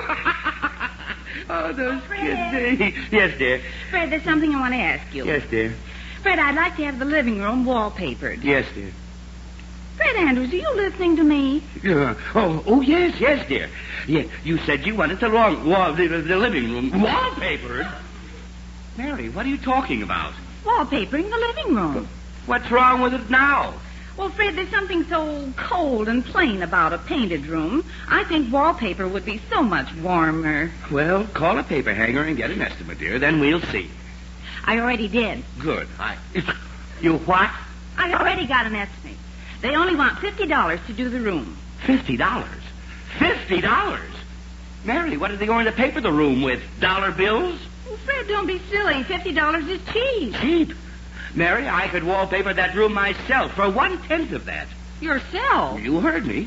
Mary, if you want that living room wallpapered, I'll do it myself in an hour. But, Fred, No buts about it, Mary. I'm going to do that job, and that settles it. But I already called the paper hanger. They'll be here in an hour. Good. You've already called the paper hangers without asking me? Oh, Fred, I didn't think you'd mind. Well, it so happens I do mind, dear. So you can just uncall them again. Oh, dear. All right, if you insist. I do insist. Do you have the paper picked out? Yes, it's down at Johnson's Paint and Wallpaper Store. All right, I'll send Archie down for it right now, and I'll do the job this morning. Archie! Archie! Archie! Calling me, Dad? Yes, Archie, come down here. Okay, Dad, be right there. Now, Mary, as soon as Archie gets to... Dad. Oh, hello, son. Archie, Hi, Mom. Archie, All day, isn't it, Dad? Yes, Archie, but there's something I want to say to you. Do you mind? See what's that? I don't mind. Thank you. You're welcome. Archie! Okay, Dad, okay. Okay. Now, I'm going to wallpaper the living room this morning, and... See what you are? Yes, Archie, I are. I am. Now, I want you to run down to Johnson's Paint Store and pick up the wallpaper. Run down to the store, but, Dad, I'm waiting for a phone call from Veronica. She said she called this morning. Archie, it'll only take you a minute, and if Veronica calls while you're gone, I'll ask her to call back. Well... And I'll give you 50 cents to run the errand. It's a deal. All right. Now, just ask for the wallpaper Mrs. Andrews ordered. Okay, Dad, and be sure and tell Veronica to call back. Yes, Archie, I will. Now, Mary, all we have to do while Archie is gone is move some furniture out of the way, then I'll be all ready to go ahead on the papering by the time Archie gets back here. All right, dear, if you say so. I do say so, Mary. This job will be over and done with in 1 hour, and you'll thank me for a wonderful job. You mark my words.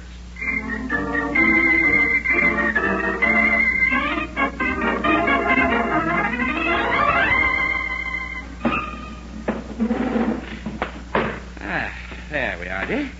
All the furniture in the center of the room.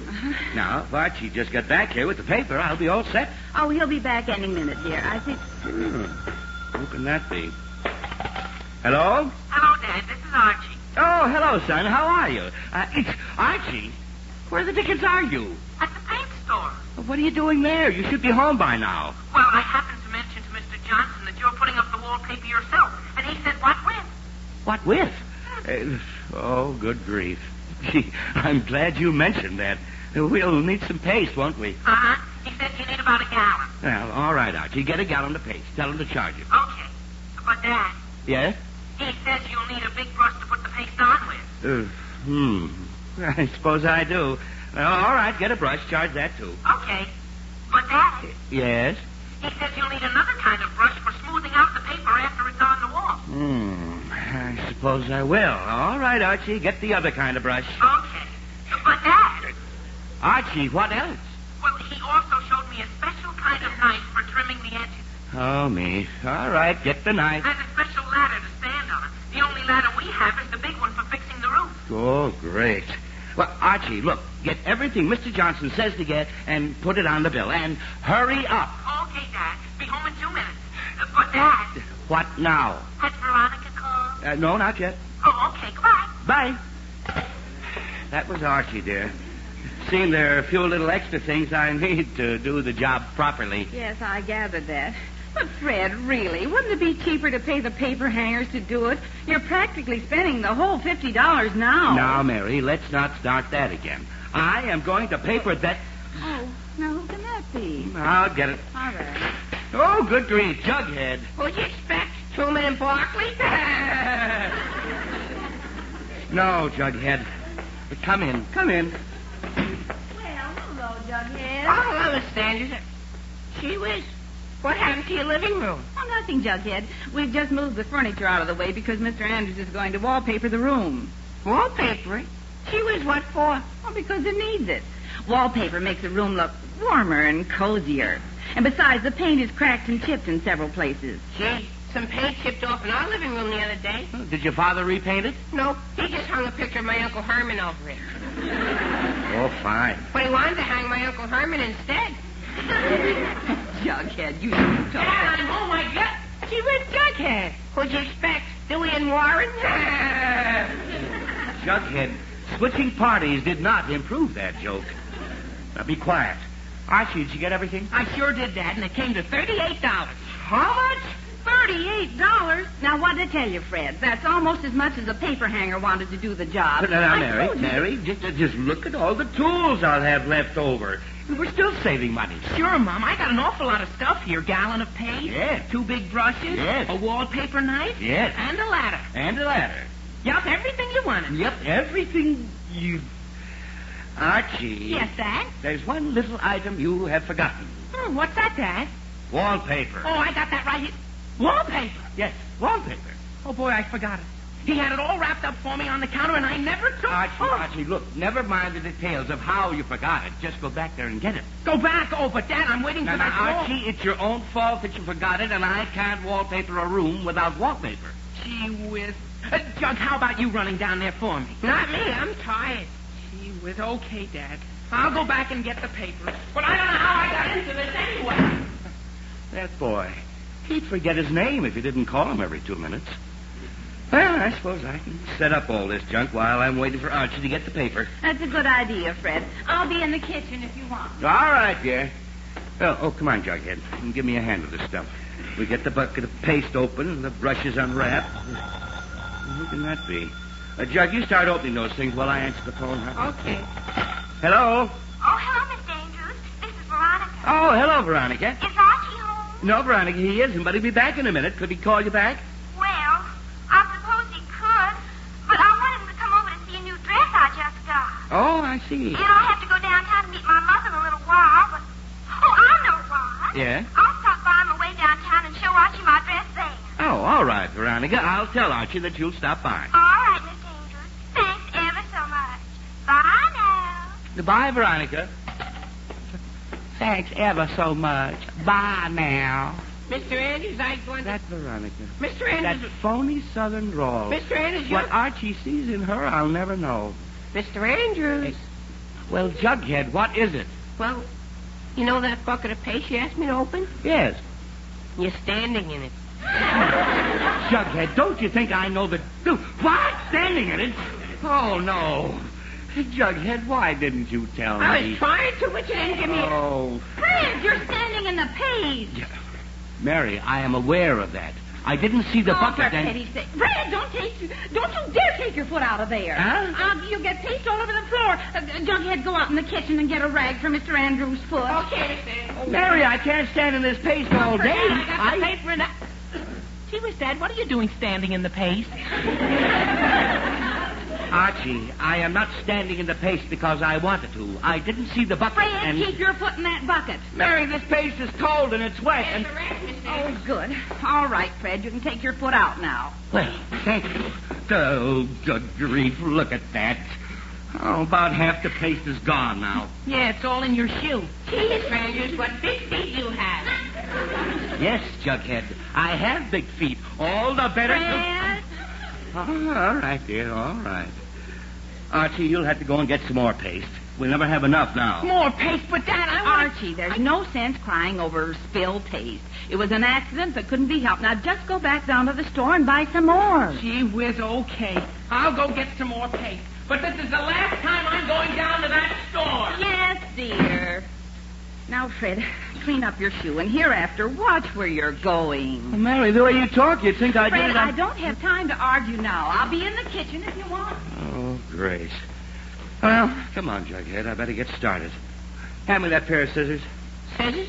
Yes, scissors for cutting the paper. Oh, okay, here you are. Thank you. Now, I'm just going to roll a long piece of paper right on the floor. Like that. Now, hand me the yardstick, and I'll measure off about 9 feet of paper. Here. 3, 6, 9. All right, now here's where we cut it. Jughead, you hold it flat on the floor while I cut. Okay.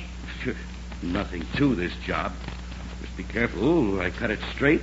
Just follow this line of roses right across, and I'm almost through. Now, just one more snip, and there. There we are. Now, Jughead, see how easy it was? Mr. Andrews? Yes, Jughead. Well, you know when you put the paper flat on the floor so you could cut it? Yes? You didn't. Jughead, what are you talking about? The wallpaper was right on top of that scatter rug. But what difference does that make? Scatter rug? Oh, no. Oh. Oh, Jughead. Did I... Uh-huh. Right in half. Oh. Oh, no. Fred, how's it going? Fred, what's that you're holding? Half a rug. Oh. All right, for a minute I thought... Half a rug! Half a whose rug? Your rug.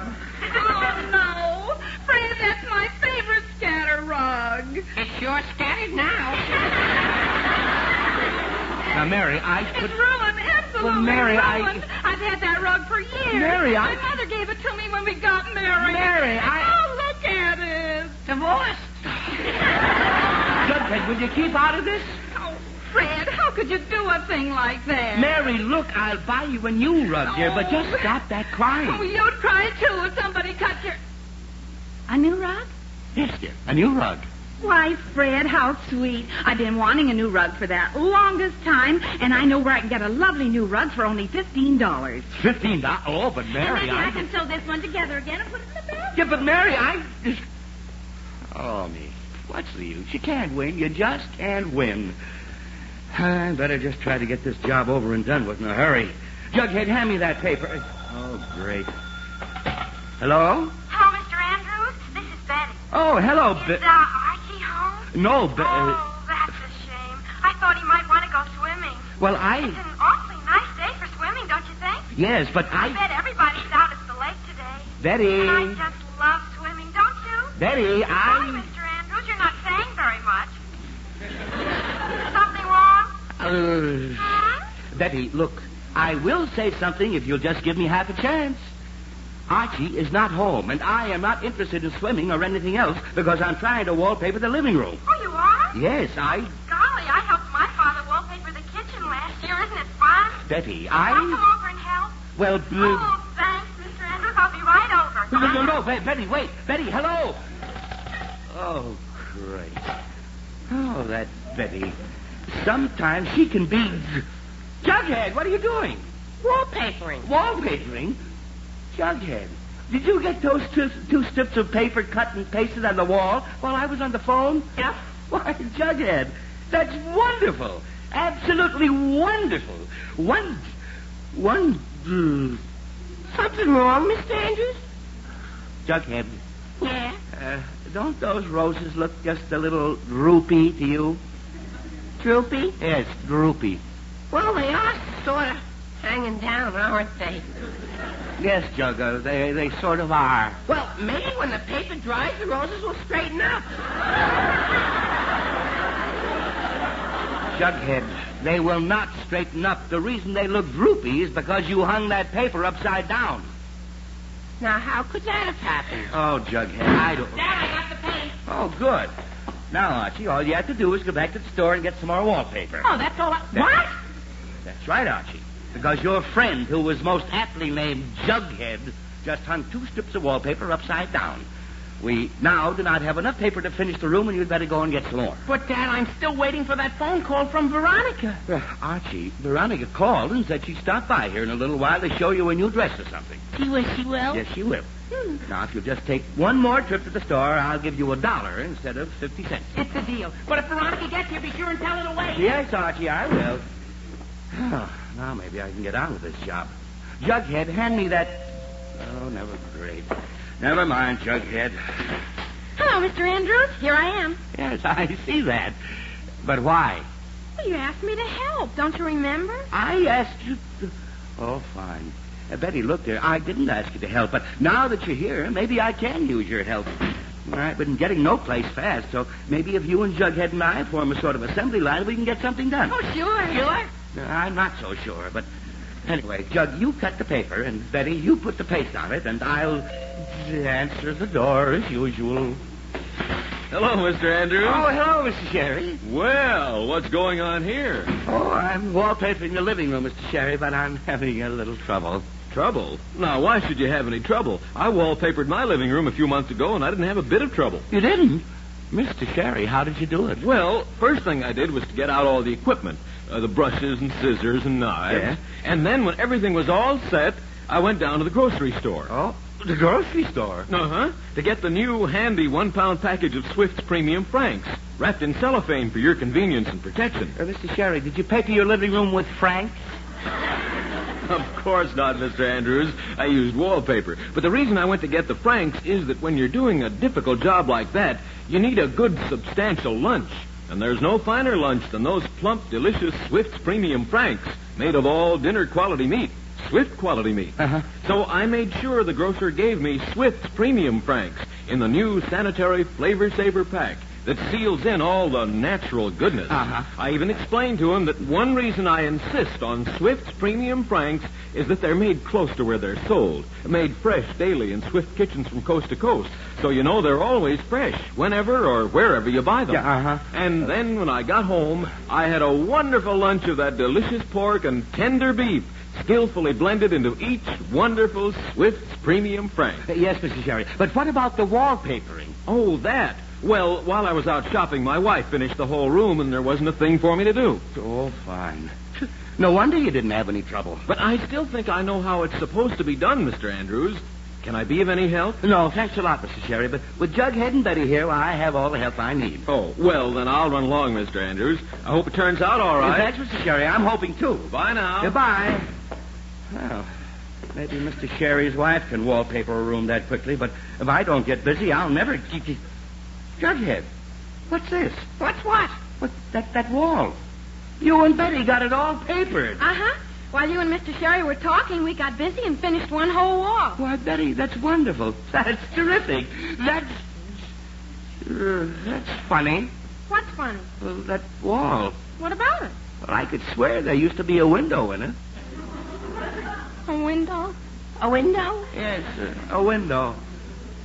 You kids papered right over a window. Gee whiz, I didn't paper over any window. I think. Neither did I think. Somebody did. There was a window right about there. Yeah, I got the paper. Well, gee whiz, you got that whole wall done already? Yes, Archie, the whole wall. Gee, that's terrific. But you know something, Dad? Wallpaper makes this room look darker somehow. Archie. Yes, Dad? The room looks darker because Betty and Jughead papered right over the window. Over a window? Gee whiz, how'd they do that? I haven't the faintest idea. Well, it's nothing to worry about, Dad. Just cut the paper off where it covers the window and everything will be all right. Yes, Archie, but where does it cover the window? Oh, that's easy, Dad. Just thump around on the wall. You'll find it. Yeah.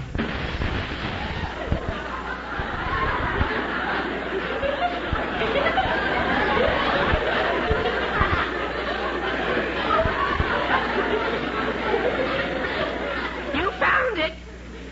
See, with that, I'm sorry. I was just thump. You broke the window? Broke the window? Fred, what for? Well, I thought it was a good idea. What?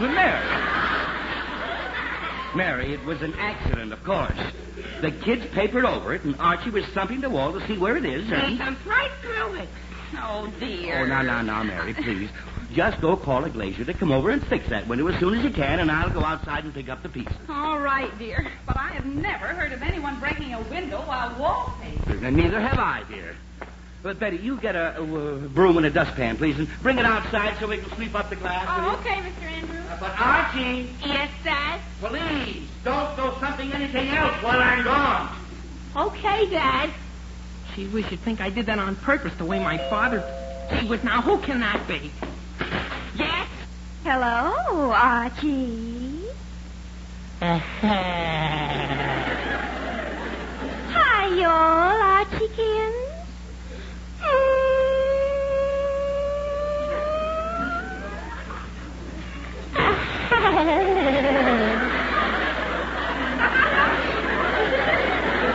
It's awful nice to see you all, Archie. Dear.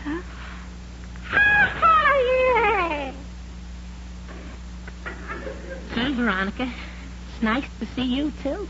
But come on in. All right, Archie, but I can't stay very long. Oh, hello, Jughead. Hi, Veronica. My goodness. What are you all doing here? Wallpapering the room, Veronica. But never mind about that. Is that a new dress? Uh-huh. Do you like it, Archie? Like it? Boy, I'll say I do.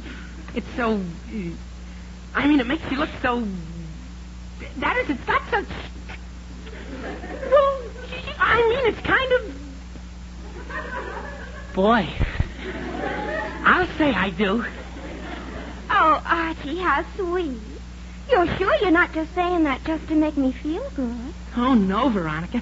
I really think it's a wonderful dress. Oh, thank you, Archie. But, Archie, dear, I have to run along now. Oh, gee, you do, Veronica? Veronica, look out for that roll of paper. You'll fall. Oh, I got you, Veronica. Oh, boy, he almost tripped. Oh, Archie. My hero. Hey, do you really... Archie, your father said... Well, isn't that a lovely picture? Uh-huh, I always take a love... Oh, Betty! Oh, for goodness sake, Betty. I'm sorry if I interrupted anything private. Oh, no, Betty. Veronica almost I fell. don't like the way you said that, Miss Cooper. Oh, you didn't. Well, that's just too bad. Betty, I see no reason for you to act like a little cat. Veronica... Cat? Who's a cat? Betty, You are. Veronica, please. Oh, is that so? Veronica likes for 2 cents I'd give you a paste in the mouth. And I do mean paste. Betty, put down that paste brush. Just you try it. Veronica, put down that paste brush. Oh, boy. All right, I will try it. There. Ow! You hit me. Betty, I wish... Well, I'll show you how paste feels. Veronica, don't. Oh, you hit me. Oh, boy, what a fight. Betty, I wish... Well, I got the glass off. Hey, what's going on here? Just a little war. Jughead, Betty, put that brush down. Archie, Veronica, who hit me?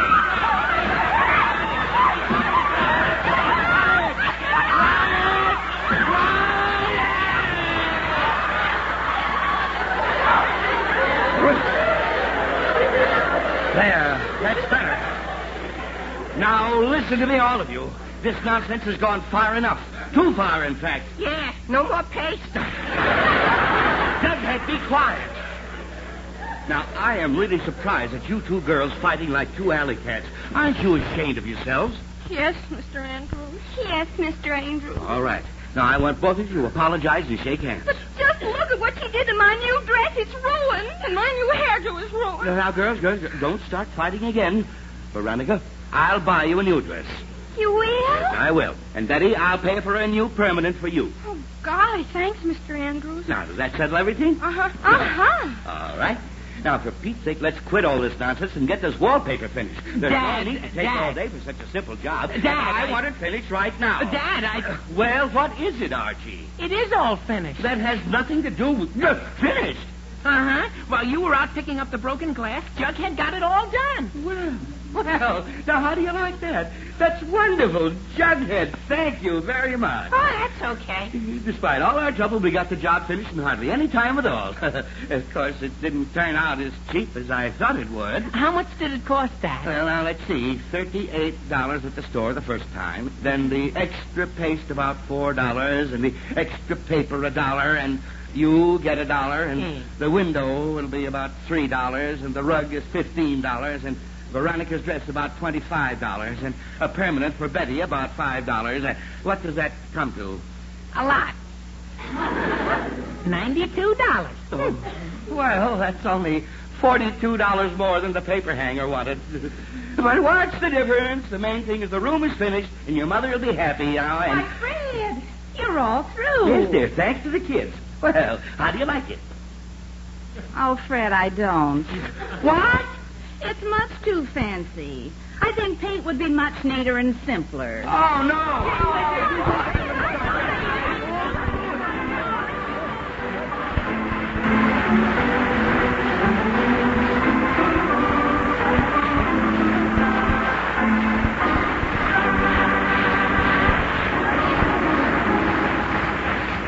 Tender beef, juicy pork, no from the West Coast to New York. Swift Premium Franks, Swift Premium Franks. Friends, you really know what you're getting when you ask for Swift's Premium Franks. Made fresh daily in Swift kitchens from coast to coast, so you know they're fresh. Made by Swift, so you know they're top quality. Ask for them today. Swift's Premium Franks in the new handy 1-pound cellophane package. And while you're at your dealers, be sure to ask for Swift's Brookfield sausage. Perfect for breakfast, ideal for a quick, easy-to-fix dinner. Swift's Brookfield sausage is just right. Yes, just right. Not too mild, not too spicy, but seasoned to just right perfection.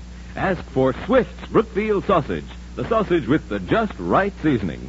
And don't forget that your dealer has a tempting variety of Swift's premium table-ready meats. Delicious Swift's Premium Macaroni and Cheese Loaf is being featured this week.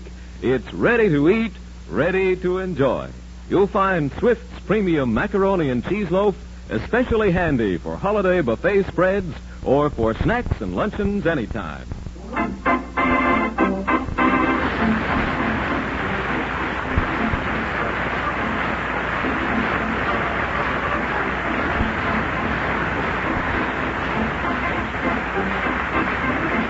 You've been listening to another chapter of The Adventures of Archie Andrews, written by Carl Jampel and based on the copyrighted feature appearing in Archie Comics magazine. Archie was played by Bob Hastings, Jughead by Harlan Stone. Mom and Dad Andrews are played by Alice Yorman and Arthur Cole. Veronica and Betty by Gloria Mann and Rosemary Rice. This program is produced and directed by Kenneth McGregor. Listen next Saturday when Swift & Company, makers of Swift Premium Franks, brings you more of the merry adventures of Archie Andrews.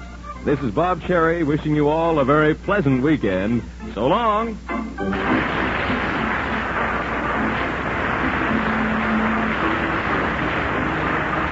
Swift & Company invites you to stay tuned for Meet the Meats, which will be heard immediately over most of these stations. This is NBC, the National Broadcasting Company.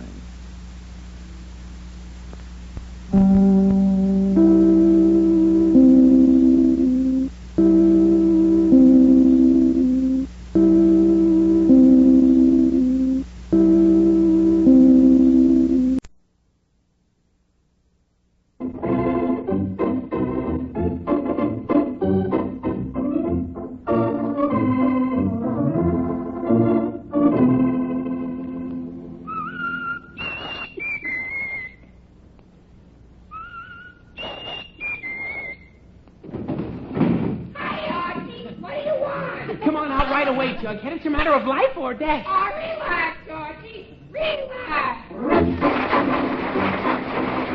Yes, here he is again, the youngster millions of readers of Archie Comics magazine know and love so well. Brought to you by Swift & Company, makers of Swift's Premium Franks, Archie Andrews and all his gang.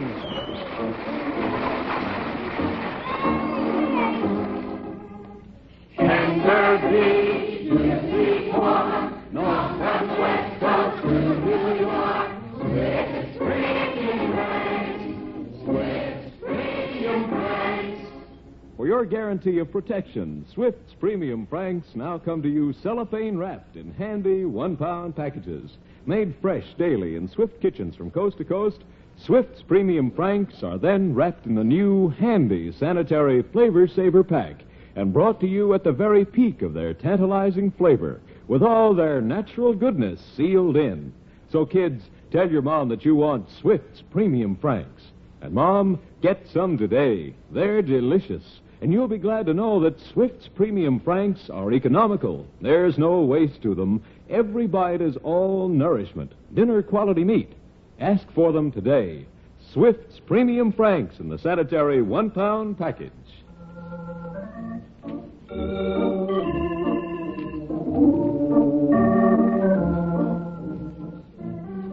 Now for our weekly visit to Riverdale. It's a sunny Saturday morning as we look in on the Andrews home, and we find Mrs. Andrews working in the kitchen.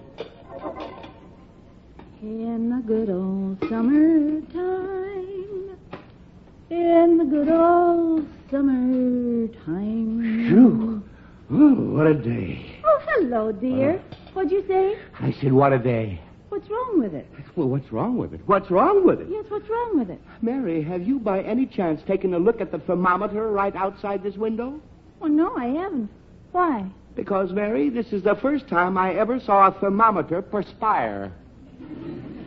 Fred, are you trying to tell me it's hot? Mary, do I have to tell you it's hot? Can't you feel it?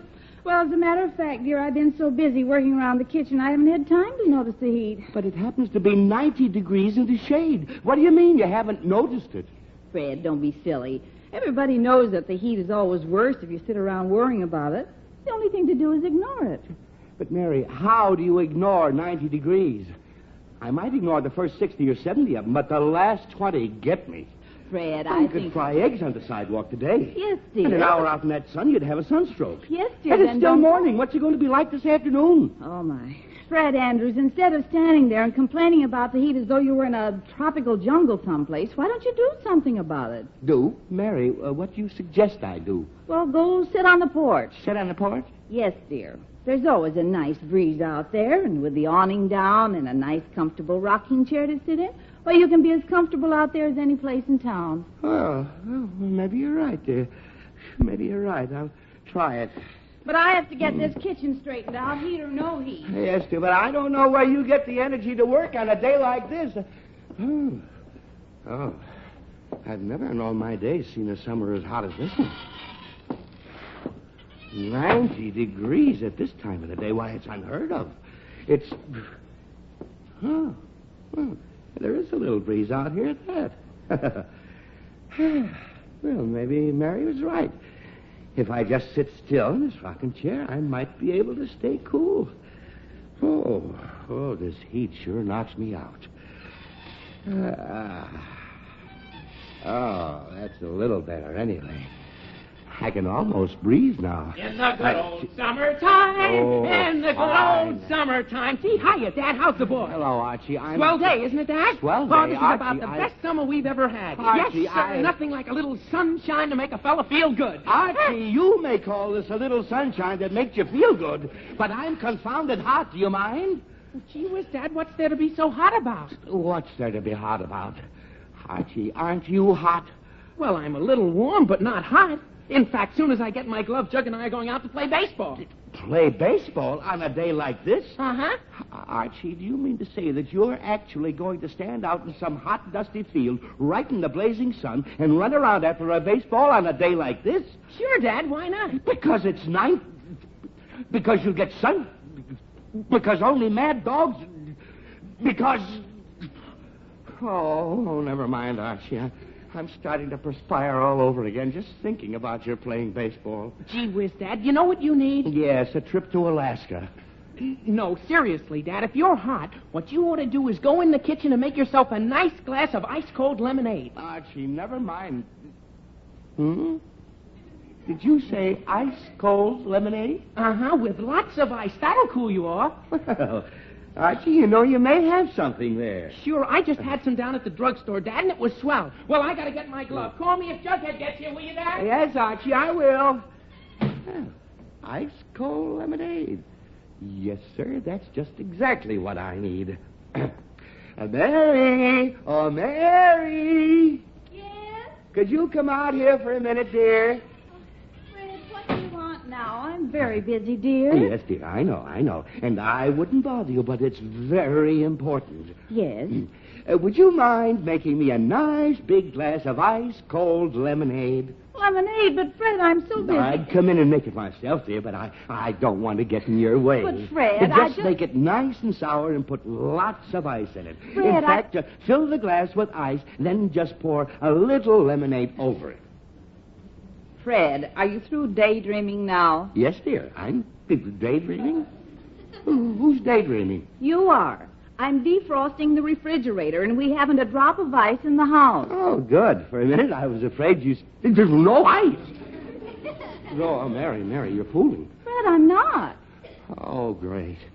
Mary, is this any day to be without ice? Well, Fred, how did I know you'd be wanting cold lemonade? And besides, that refrigerator needed defrosting. But Mary, I'll put it on, and you'll have some ice in half an hour, dear. Half an hour? Oh, that's fine. I'll probably be dead of the heat in 2 minutes. My wife says she'll have some ice in half an hour. Well, Dad, how's the lemonade? Archie, Good, huh? Bet you feel cooler already. Archie, I told you there's nothing like a nice big glass of ice-cold lemonade on a day like this. Archie, it so happens I haven't even had a smell of a glass of lemonade. Gee whiz, Dad, lemonade doesn't smell. Archie, I know that. What I mean is that I haven't had any lemonade at all. It seems your mother is defrosting the refrigerator, and we have no ice.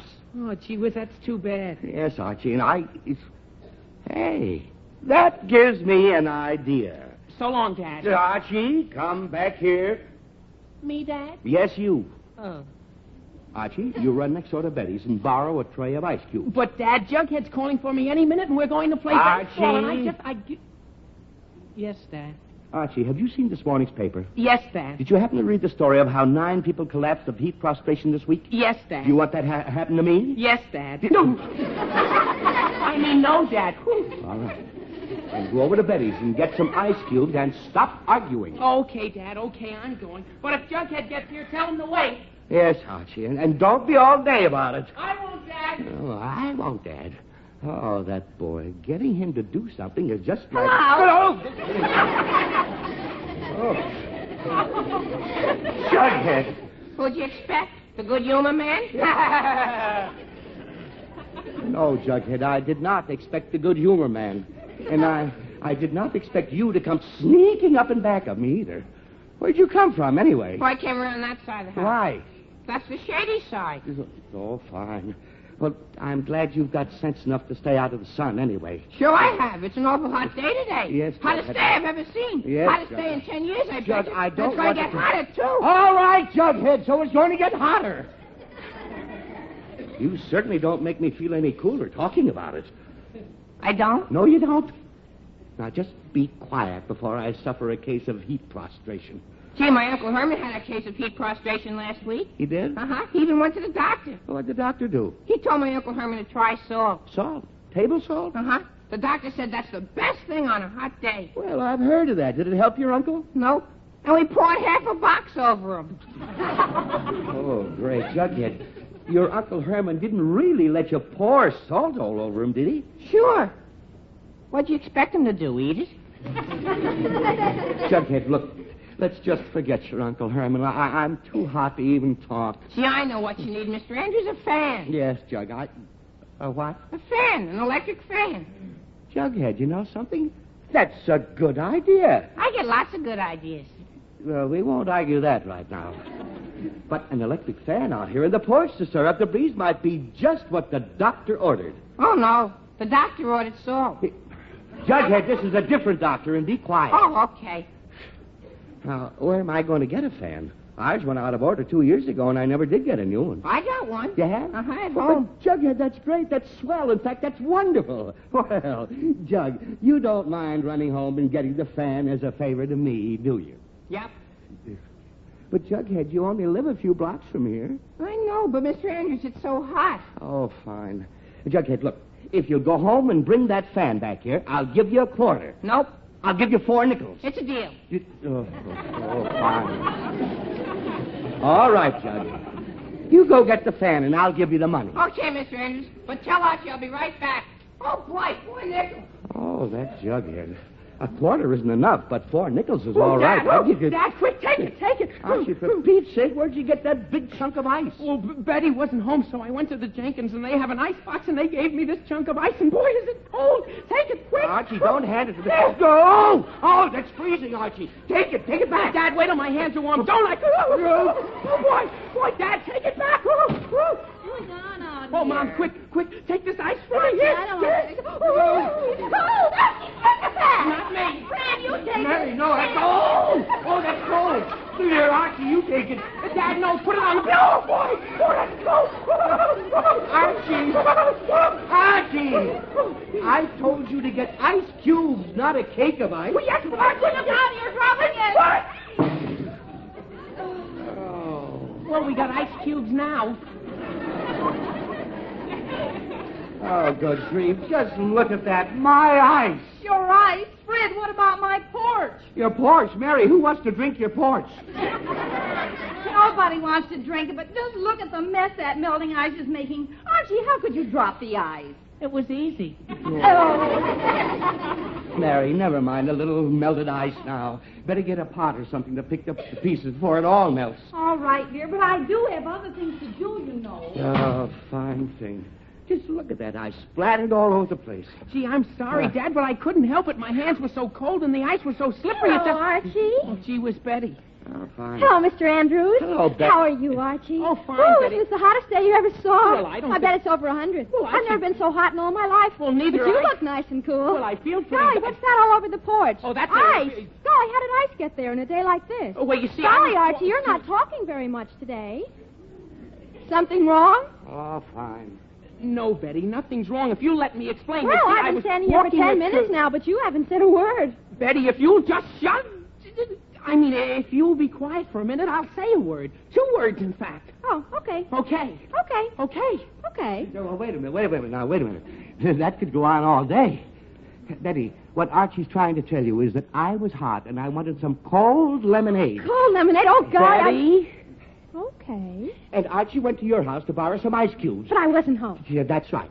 So he went to Mrs. Jenkins and got a big chunk of ice and dropped it and broke it. And that's how the ice got all over the porch. Now are you happy? Oh, I was happy before that.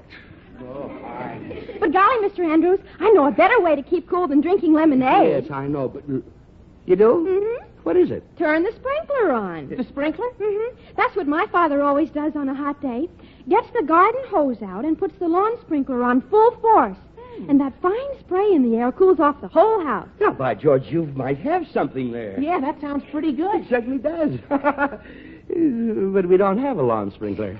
Oh, you could use ours, Mr. Andrews. We could run the hose right across our lawn to your lawn. Betty, that's wonderful. Archie, you go over and help Betty drag the hose over here. But, Dad, I'm waiting for Jughead. Oh, I forgot to tell you. He was here a few minutes ago. He was? Oh, gee whiz, where'd he go? Well, he had to run home for something. But he'll be back in a minute. Now, you two go ahead. You and Betty get that sprinkler turned on, please, before I melt away, will you? Okay, come on, Betty. All right, Archie, I think it's all connected and everything. Oh, sprinklers. Sprinklers. Now, why didn't I think of that before? Yes. Put all the ice right in here. Huh? Fred Andrews, haven't you picked up any of that ice? Oh, good grief. I forgot all about it, Oh, Mary. for pity's sake. Fred, I thought you wanted the ice for lemonade. Oh, well, I did, dear. I did. But it doesn't matter now. Betty was just here with a wonderful suggestion. The lawn sprinkler. Sprinkler? Yes, sir. She and Archie are setting the lawn sprinkler up on the front lawn, and when we get that going, the spray will cool off the whole place. Then you don't want the ice? Not now, I don't. Oh, for pity's sake. Get everyone excited about ice, and then you don't want ice. Fred Andrews, I wish you'd make up your mind. Mary, I did make up my mind, but how can I want ice that's all melted? How? I don't know how. Oh, good grief. Jughead, where did you come from this time? My house, remember? Remember? Oh, you mean the fan I sent you for. Uh-huh, here it is. Jughead, is that a fan? Yep. Yeah, but the blades are all battered and bent, and the guardrail is gone off of it. Whatever happened to it? Well, last winter I got an idea to put wings on it and make an electric airplane. And? It worked. Oh, fine. Crashed right through the window. Boy, what a plane that was. Jughead! Never mind your inventions. What I want to know is, does it still work as a fan? Oh, sure, I think. But just be careful of the blades. It's a little dangerous without the guardrails around. Yes, Doc, I'll be careful. Here, I'll hold the fan. Now, you go and plug it in. There's a socket right the other side of the door. Okay, I got it. Well, good. Now I'll snap the switch. Jug, I turned the switch on, but nothing happened. Oh, it will, Mr. Andrews. Just give it time. There, it's going now. How can you tell? Can't you hear it? Jughead, I can not only hear it, I can count the number of times the blades go around in a minute. Well, it is a little slow, isn't it? Like everything in your family. Huh? No, nothing, Jug, nothing. I'll turn it off. Turn it off? You mean you aren't going to use it? Jug, After I went all the way home for Jug, it? Maybe make that whole... Jughead, look! I'll still give you the 4 nickels, I promise you, but there's no sense running a fan that'll hardly turn. It's not the money. It's the principle of the thing. There's nothing wrong with that fan. I think you ought to use it. Oh, mate, look, Jughead, you take this fan down to my workshop or in the basement and see if you can find a loose wire or something. Now, if you can fix it, I'll use it. But otherwise, it's just a waste of electricity. Okay, I'll fix it and you'll see. Yes? I'll see. Yes, Jug, I'll see. Oh, how do I get into these things? I Dad, don't know. here's the sprinkler. Where do you want it? Oh, good. Put it right in the center of the lawn, Archie. Near the walk. Okay. How's that? Oh, fine. Now, turn it on. Full force. Okay, Dad. Hey, Granny, turn it on.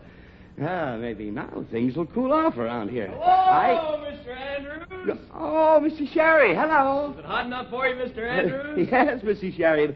Come on up here in the porch. Oh, I can't stay, Mr. Andrews. Got to do some shopping for my wife. Yeah, but don't stand there, Mr. Sherry. They're going to turn the sprinkler on. What sprinkler? That sprinkler. Well, I'm getting wet. I tried to tell you, Mr. Sherry, but... Here, I just stopped by to say hello and give you these Swift's Premium Franks in the handy 1-pound package wrapped in cellophane for your convenience and protection. And what happens? You get wet. But Don't you want to hear about those plump, delicious Franks made of all dinner-quality meats? Yes, but Okay, Mr. Andrews, listen to this. Swift's Premium Franks come in the new sanitary Flavor Saver pack that seals in all the natural goodness of those wonderful Franks. Imagine 8 to 10 of the juiciest, most flavorful Franks you ever tasted, wrapped in a cellophane package to ensure extra freshness.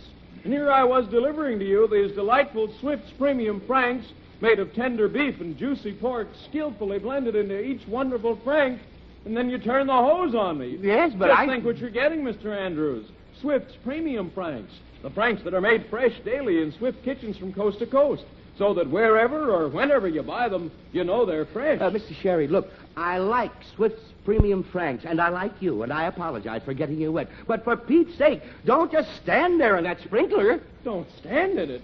Mr. Andrews, don't be silly. This is the first time I've been cool all day. Huh? Thanks for the shower. Well, see you later, Mr. Andrews. Well, I'll be darned. And all the time I thought he was mad about that water. Well, how's that, Dad? Good, huh? Yes, Archie, fine. Now I'll go back and turn it off. Turn it off? Dad, I thought you said you wanted the spray. I did, but you two just got Mr. Sherry soaking wet. Oh, we did? Yes, and while he didn't mind, the next person might. So just turn it off before we get into trouble. Golly, okay, Mr. Andrews. I'll go turn it off, but I wish you'd decide whether you want the sprinkler or not. Yeah, Dad, after all the work we went to, I think... Yes, Archie, I know you went to a lot of work, and I'm sorry, son. Believe me, I did want it on. Because if I don't cool off soon, I'll boil over. But that sprinkler is just too dangerous to leave on, that's all. Okay, Dad. Betty's got it off. Now, if Jughead would just get back here, we could go... Oh, I forgot to tell you, Archie. Jughead is here. Well, that is here? Where? Downstairs in the basement, fixing an old fan. Gee whiz, Dad, why didn't you tell me? I've been waiting for Hello, Archie. Oh, great. Hi, y'all, chickens.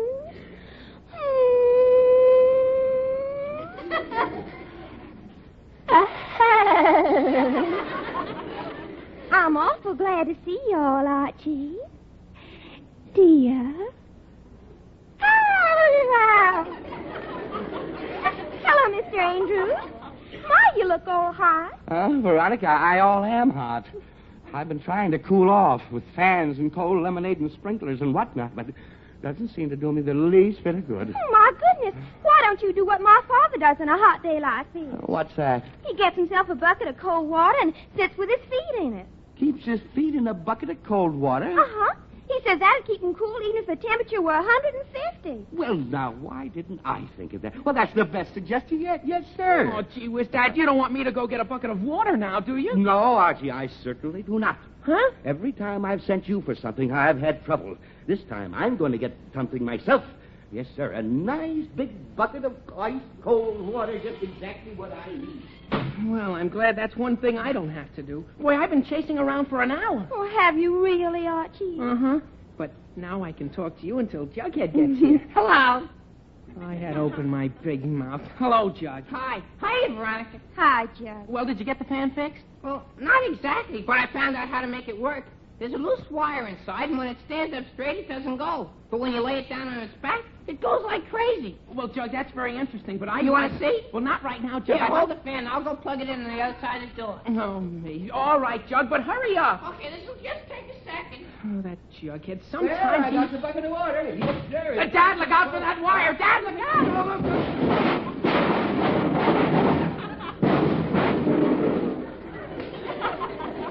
Mr. Andrews, you're only supposed to put your feet in it. Very funny. Very funny. Fred, what Veronica, happened? Mary, I don't know. I came out here with this bucket and somebody tripped me. Oh, gee whiz, Dad, nobody tripped you. You tripped over the wire. What wire? Why, it's my fan. See? Oh, great. Jughead, have you still got that broken down thing here? Sure. All you gotta do is lay it down and it works. Oh, that's fine, but get it out of here. Okay.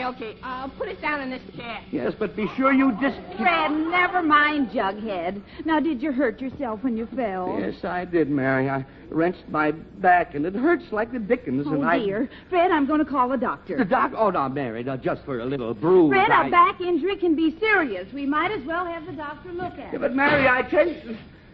Oh, me, what's the use? All I want to do is keep cool, and the more I Golly, try... what's going on? Oh, hello, Betty. My father just fell and hurt his back. Oh, Veronica, you're here. Well, anything wrong with that, Miss Cooper? Now, Don't Veronica, you Miss Cooper me, Miss Lodge. Now, And Veronica- why not? Now, Veronica, Because I I'll slap your face, that's why. Oh, just a minute, just a minute. I absolutely have had enough trouble around here today without you two girls getting into a fight.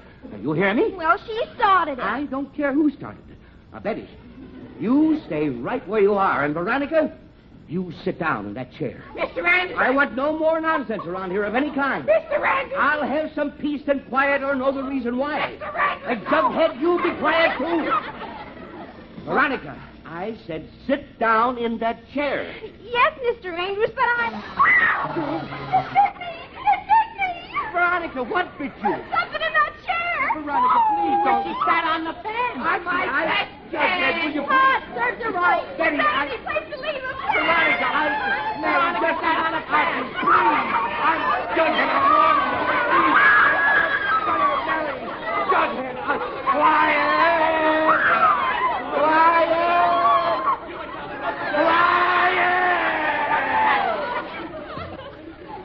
Oh, that's better. Now listen to me, all of you. This nonsense has gone far enough. Too far, in fact. So has my fan. I said be quiet.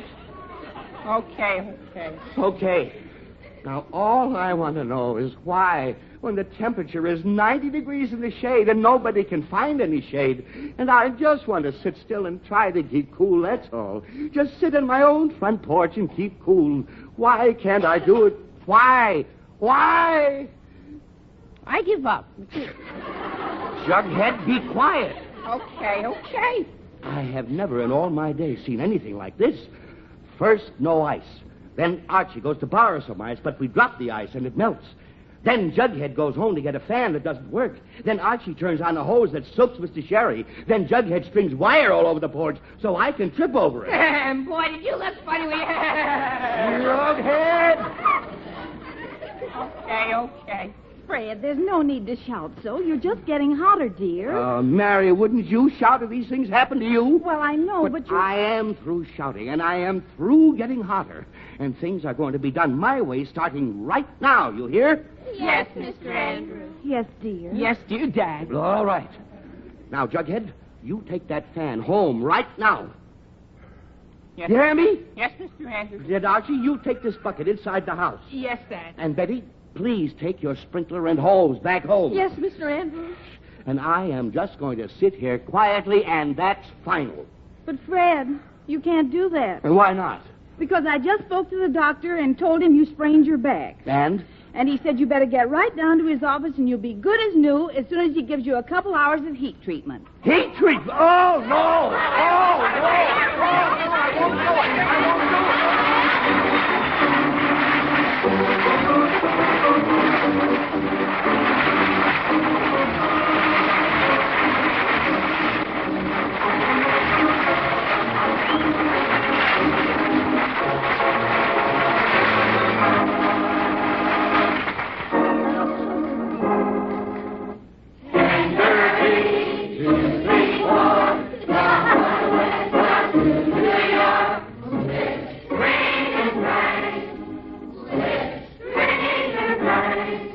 Friends, you really know what you're getting when you ask for Swift's Premium Franks. Made fresh daily in Swift kitchens from coast to coast, so you know they're fresh. Made by Swift, so you know they're top quality. Ask for them today. Swift's Premium Franks in the new handy 1-pound cellophane package. And while you're at your dealers, be sure to ask for Swift's Brookfield sausage, the sausage with the just right seasoning. And don't forget that your dealer has a tempting variety of Swift's Premium table-ready meats. Tasty Cooked Specialty is being featured this week, a delicious luncheon meat. Swift's Premium Cooked Specialty is all meat, no bones, no waste. An economical, flavorful meat that the whole family will enjoy. Swift's Premium Cooked Specialty is just the thing for refreshing summertime lunches, suppers, and picnics.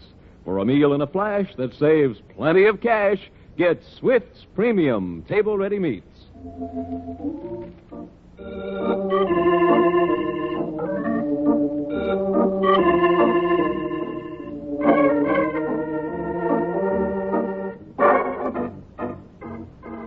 Now, back to the Andrews. It's later that afternoon, and we find Mr. Andrews just coming home from his heat treatment at the doctor's office. Oh, Bruce. Fred, is that you? Yes, ma'am. It's me. Gee whiz, Dad. How's your back feel? Oh, Archie, my back is fine now, but I have never been so hot and tired in all my life. Mary, if you've got that refrigerator going, please make me a cold lemonade now. All right, dear. I will right away. Oh, dear. Oh, what is it? I turned the refrigerator on, but I forgot to put any water in the trays. There isn't a drop of ice in the house. Oh, no.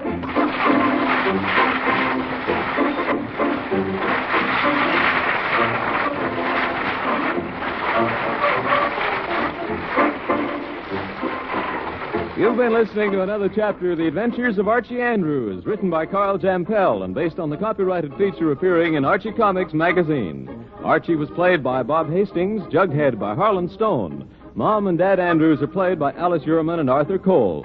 Veronica and Betty by Gloria Mann and Rosemary Rice. This program is produced and directed by Kenneth McGregor. Listen next Saturday when Swift & Company, makers of Swift's Premium Franks, brings you more of the merry adventures of Archie Andrews. This is Bob Sherry wishing you all a very pleasant weekend. So long.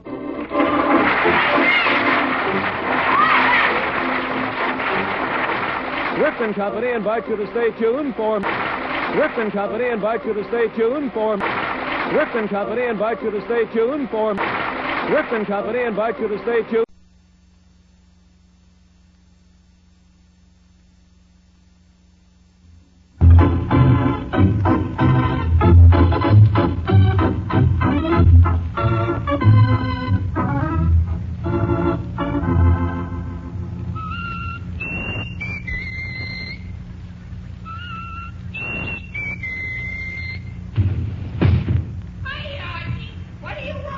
Come on out right away, Jughead. It's a matter of life or death. Relax, Archie.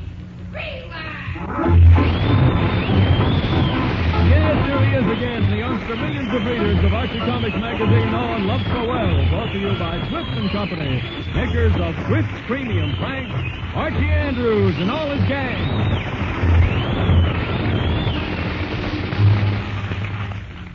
Tender beef, juicy pork, come from the West Coast to New York. Swift Premium Franks, Swift Premium Franks. For your guarantee of protection, Swift's Premium Franks now come to you cellophane wrapped in handy 1-pound packages. Made fresh daily in Swift kitchens from coast to coast, Swift's Premium Franks are then wrapped in the new handy sanitary Flavor Saver pack and brought to you at the very peak of their tantalizing flavor with all their natural goodness sealed in. So kids, tell your mom that you want Swift's Premium Franks. And Mom, get some today. They're delicious. And you'll be glad to know that Swift's Premium Franks are economical. There's no waste to them. Every bite is all nourishment, all dinner quality meat. Ask for them today. Swift's Premium Franks in the 1-pound cellophane package.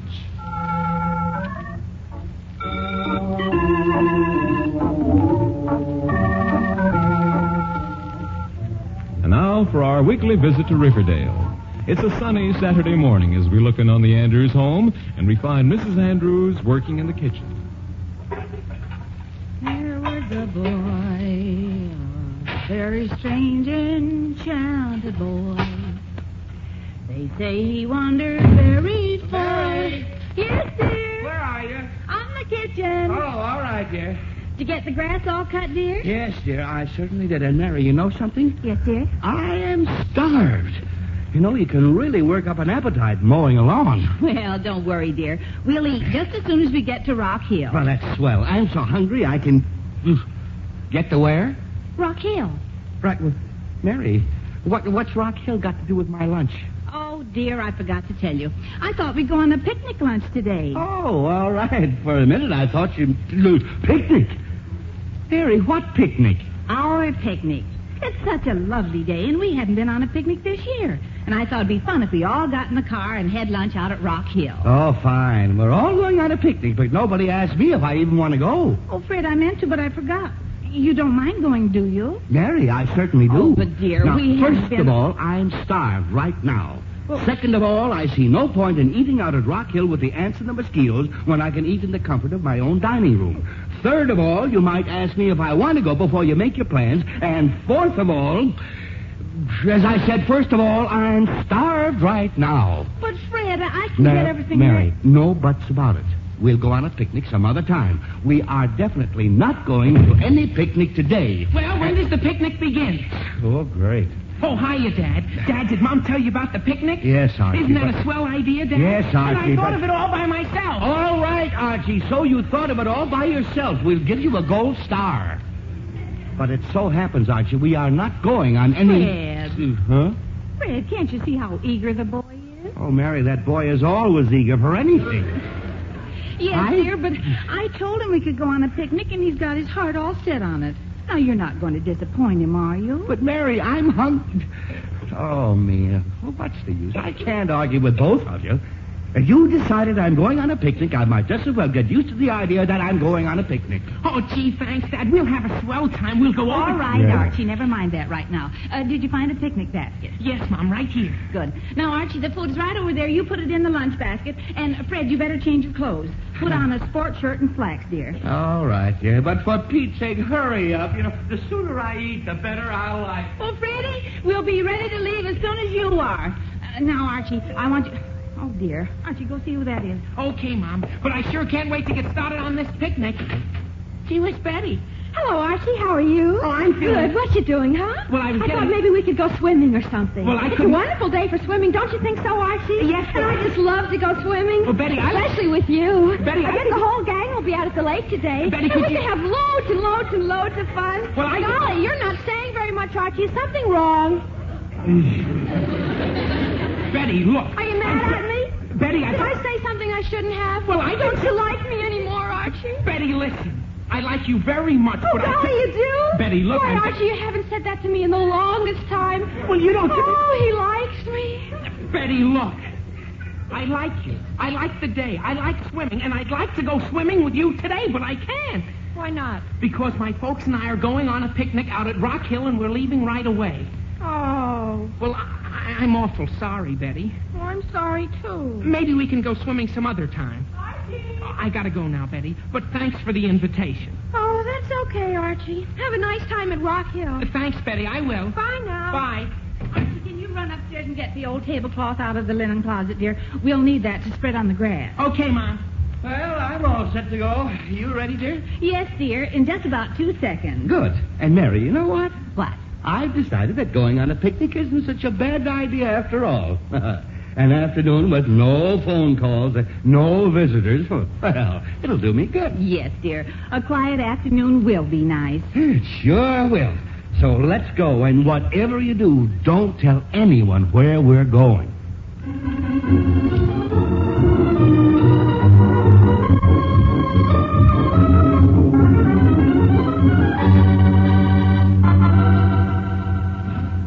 So Mr. Andrews thinks he's going to spend a nice, quiet afternoon. He seems to have forgotten that Archie is going along. But no matter who goes along on your picnic, here's a great picnic suggestion. Swift's Premium Franks. Perfect for picnics, each pound of plump, delicious Swift's Premium Franks is wrapped in the handy cellophane package that makes them easy to carry and extra fresh. Yes, you can be sure, doubly sure, that Swift's Premium Franks are fresh. For Swift's Premium Franks are made fresh daily in Swift kitchens from coast to coast, then wrapped in the Flavor Saver pack that seals in all the natural goodness of each juicy Frank.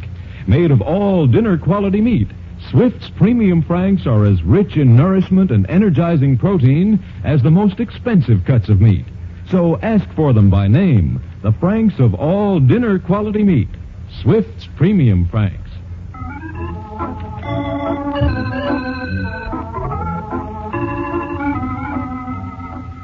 And now back to Archie and his mother and father.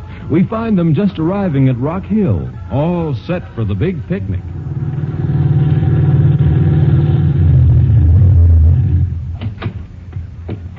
Well, folks, here we are. Oh, gee, good old Rock Hill. Oh, it's a long time since we've been out here. Certainly is.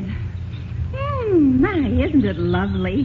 Just look at the trees and the grass and the hill. Yes, it's pretty all right. Very pretty.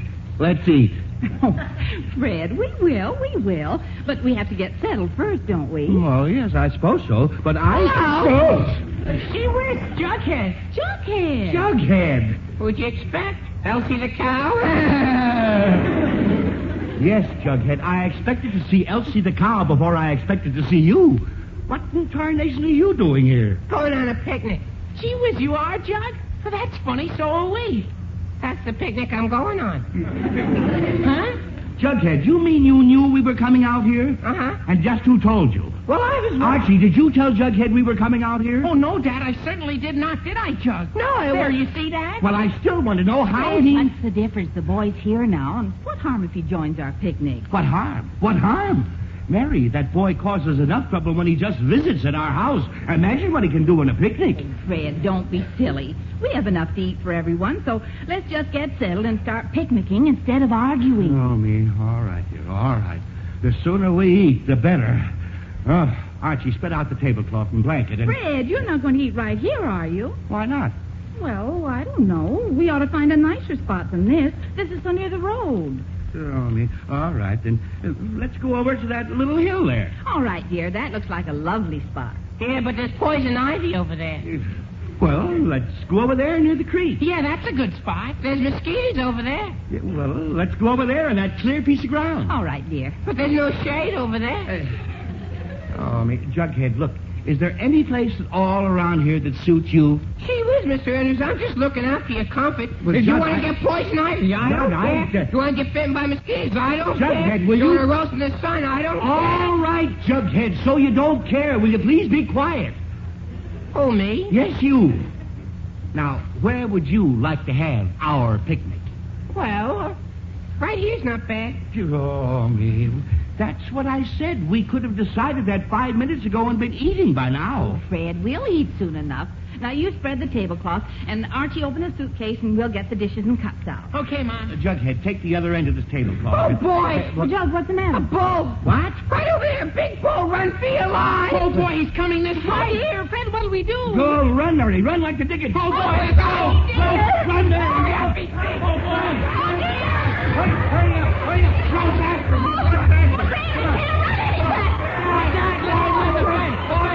Quick, everybody. I'm over.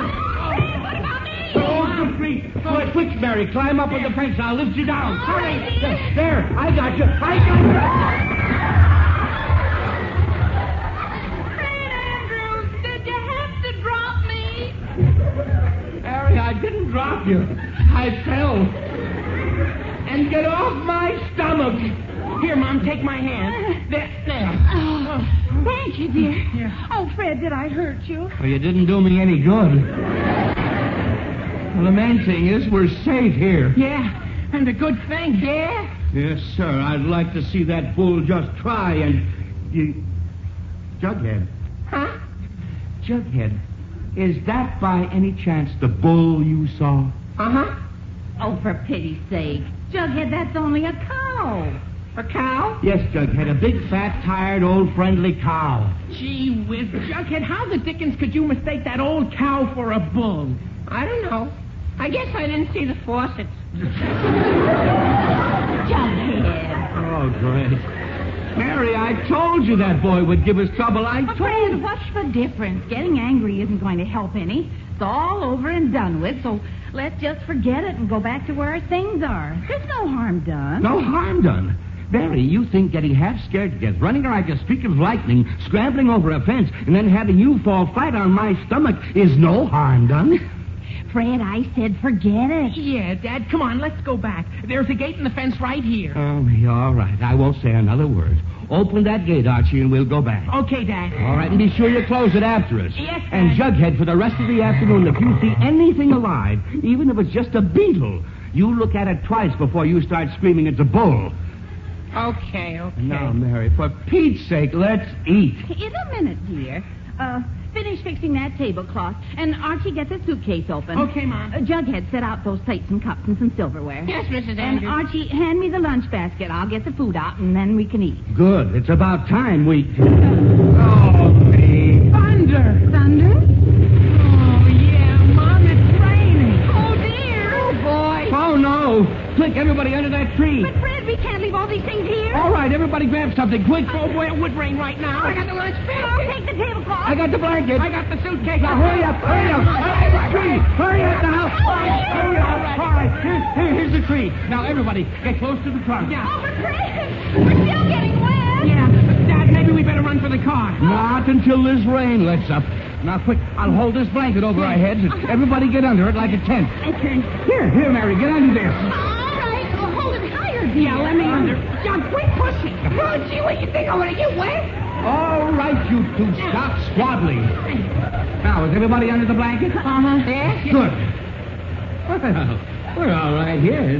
Now we can just stay here until that rain stops. Yes, sir. Good thing I thought of this tent idea. Yes, sir. Let it rain. Let it. Oh, good grief. Gee whiz. It stopped. Oh, for pity's sake. Gee whiz, it was just a sun shower. Well, how do you like that? We're all set for a picnic. It rains like crazy. We get soaked to the skin, and now it stops. Well, Fred, what's the difference? In that sun, we'll dry out in no time. And we can still have our picnic. Yes, we can still have our picnic if you don't mind sitting on wet grass. What? Mary, you don't think the rain fell only on us, do you? But just look, everything's sopping wet. What kind of a picnic can we have now? Gee whiz. Well, Fred, I have an idea. Huh? You see that big flat rock over there? Yes. We can just put our dishes out on that like a table and put some rocks around it and sit on them, and we'll be even more comfortable than we would have been sitting on the grass. Well, I don't Oh, know. sure, Dad. No sense going home now that we're out here. Oh, all right. We'll go have a picnic on that rock. But the only reason I agree is because I'm so hungry I could eat Fred, that we'll rotten... eat in just a minute. Now, boys, bring everything over to that flat rock. Okay, Mom. Boy, I'm sure glad you thought of that. Yeah, but I'm sure wet. Well, Jughead, while Mrs. Andrews and I set out all the things, you and I should go look for some dry wood. Huh?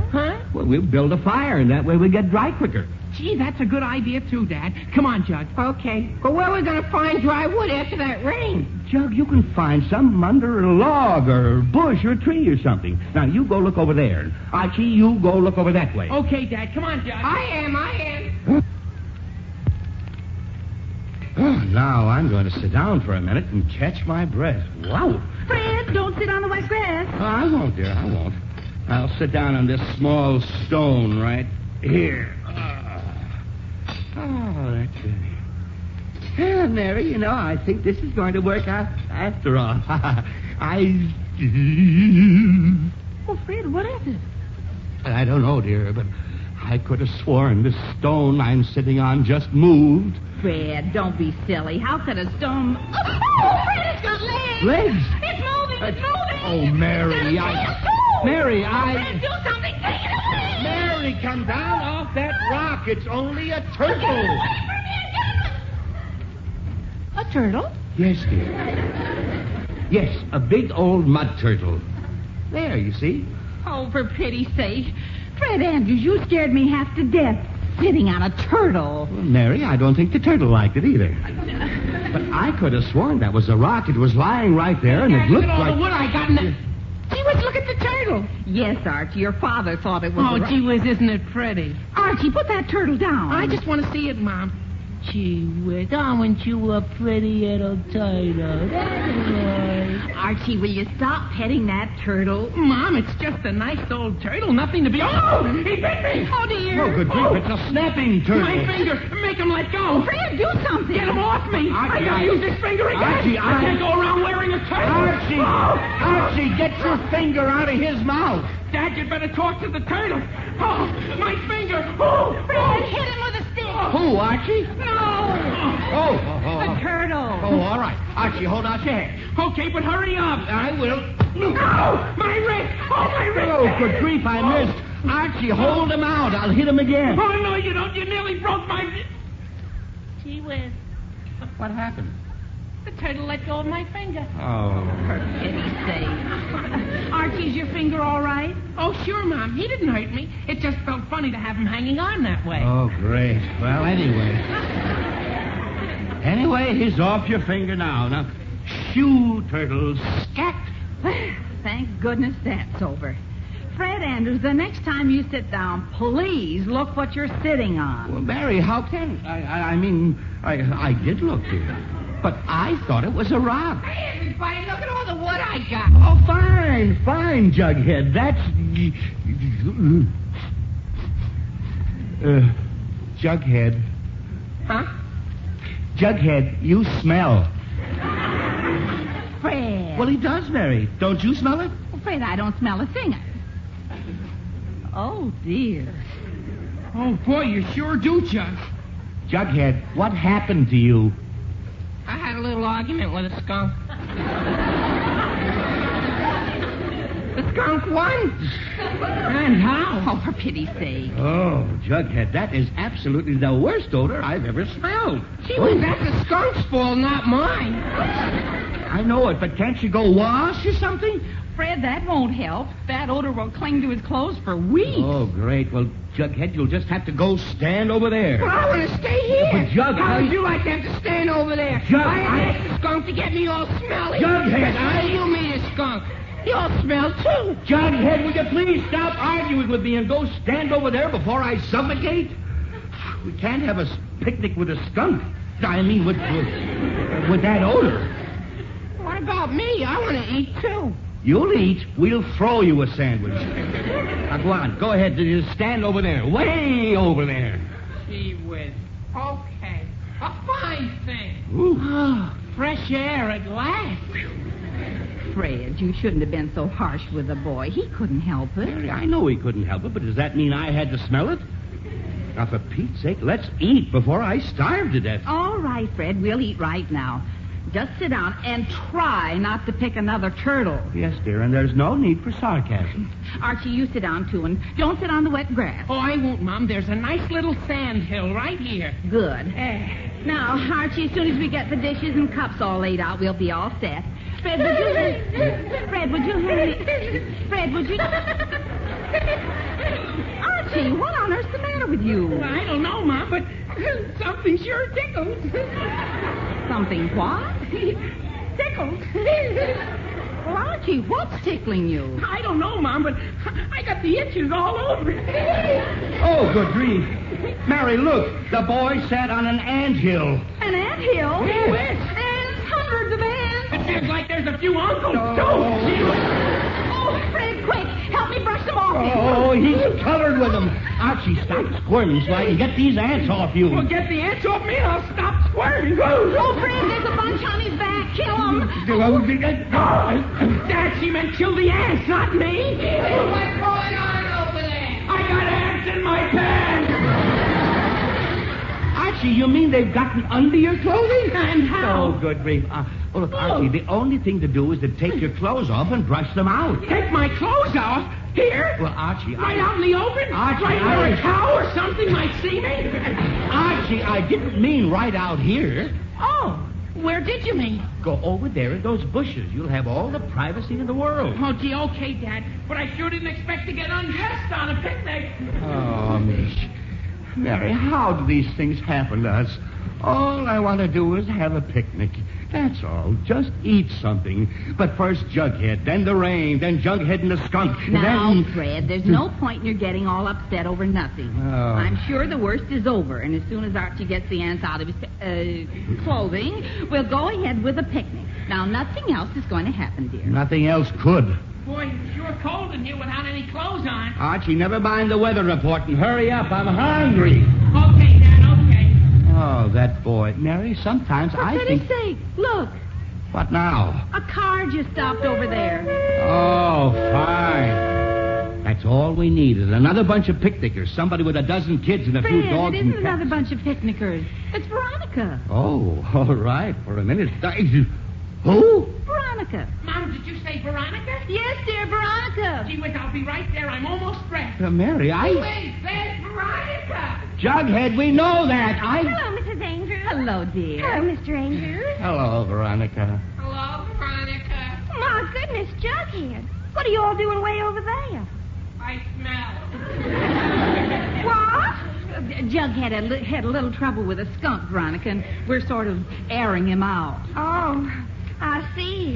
Veronica, if you don't mind my asking, what are you doing out here anyway? Oh, I heard you folks were having a picnic here at Rock Hill, and so I decided I'd drive out and join you. I see.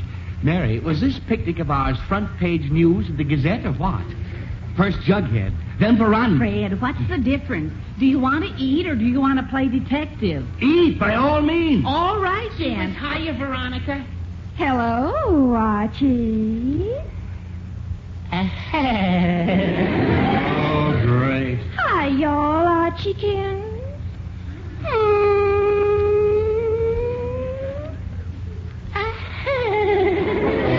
Archie, I'm awful glad to see you, Archie. See ya. Oh, fine. Archie, didn't you get all the ants out of your clothes? Sure, Dad. All right, then stop giggling, and if we're ever going to have a picnic, Dear, look, another car. What? Oh, I'm glad we decided to come out to nice, quiet, secluded Rock Hill for a picnic. Gee whiz, it's Betty. Hello, everybody. Hi, Betty. Dear. Hello, Betty. Hello, Betty. Golly, what's Jughead doing way over there? Well, he met a skunk and we had to give him the air. Golly. Hello, Betty. Veronica, what are you doing here? Well, after you told me about the picnic, I decided I'd drive out. Do you mind? Well, no, of course not. Oh, dear, Fred, the cow again. Now, Mary, don't get excited. Dad, it's just that old cow Dad, again, and she won't hurt you. Dad, Well, what is it? There's another cow over here. Another cow? My goodness. Now, don't get excited. Two cows won't... Here comes another one. Betty, Oh, dear. Mary, please. There's another one. Archie, Where with are they you. all coming from? Veronica, that gate open. Archie, when I got the one. Jughead, I thought I There's told a you... cow in our blanket. Oh, it's all right. Veronica, You can't do that.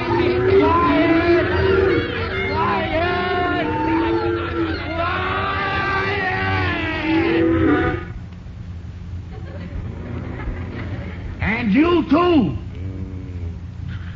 Gee whiz, Dad, you even scared the cows away. Yes, and a good thing. Now, you listen to me, all of you. This nonsense has gone far enough. Too far, in fact.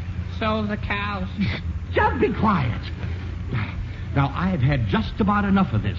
All afternoon we've been running around, moving here, moving there, sitting on hurdles, getting visitors, and chasing cows. Don't forget the skunk. I wish I could. Now, Jughead, for the last time, you go stand over there so I can breathe.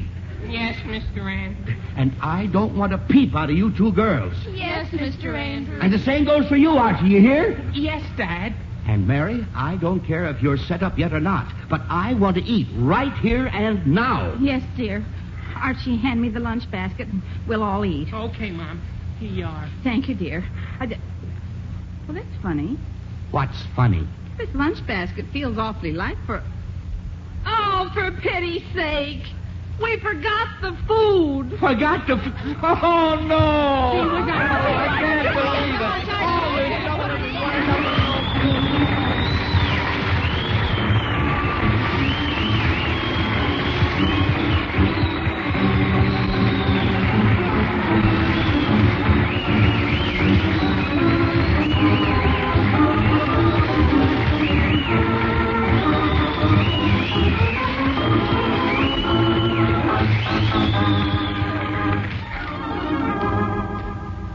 Tender beef, juicy pork, known from the West Coast to New York. Swift's Premium Fangs. Swift's Premium Fangs. Friends, you really know what you're getting when you ask for Swift's Premium Franks.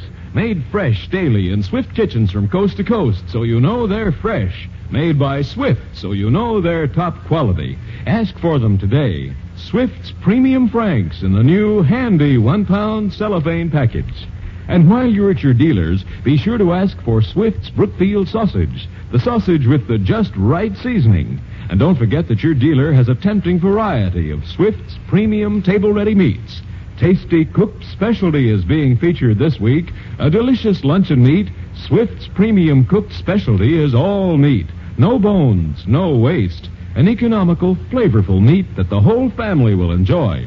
Swift's Premium cooked specialty is just the thing for refreshing summertime lunches, suppers, and picnics.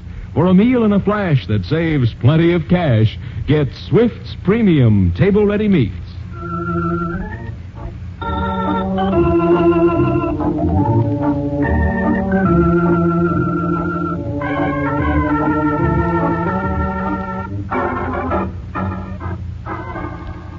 Now back to the Andrews. It's later that day. The Andrews have returned home, where they finally ate their picnic lunch in the dining room. Oh, well, Mary, now I feel a little better. Oh, that's good, dear. And now, if you're through eating, I'll put these picnic things away. I'll help, Mom. Oh, that's all right, dear. I'll just put this empty lunch basket in the closet and... Oh, Mary, what is it? Look in the lunch basket! The turtle! Oh, no. Oh, no.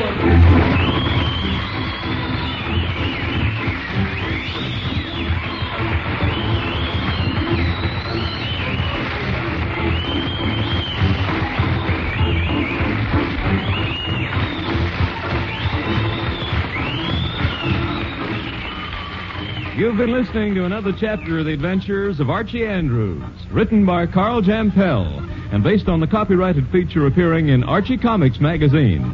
Archie was played by Bob Hastings, Jughead by Harlan Stone. Mom and Dad Andrews are played by Alice Sherman and Arthur Cole, Veronica and Betty by Gloria Mann and Rosemary Rice. This program is produced and directed by Kenneth McGregor. Listen next Saturday when Swift & Company, makers of Swift's Premium Franks, brings you more of the merry adventures of Archie Andrews. This is Bob Sherry wishing you all a very pleasant weekend. So long.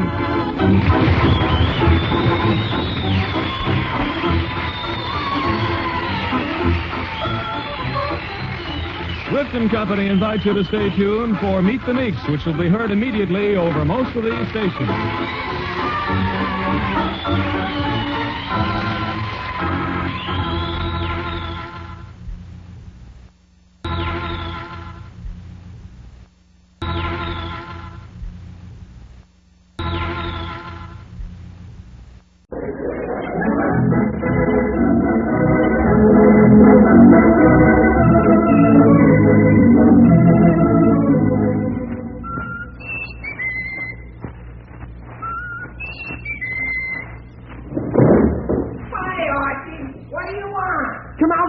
Jughead. It's a matter of life or death. Oh, relax, Archie.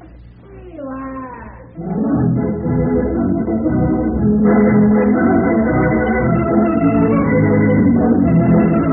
Yes, and you relax too, folks, if you can, because here he is again, the youngster millions of readers of Archie Comics know and love so well, and brought to you by Swift & Company, makers of Swift's Premium Franks, Archie Andrews and all his gang.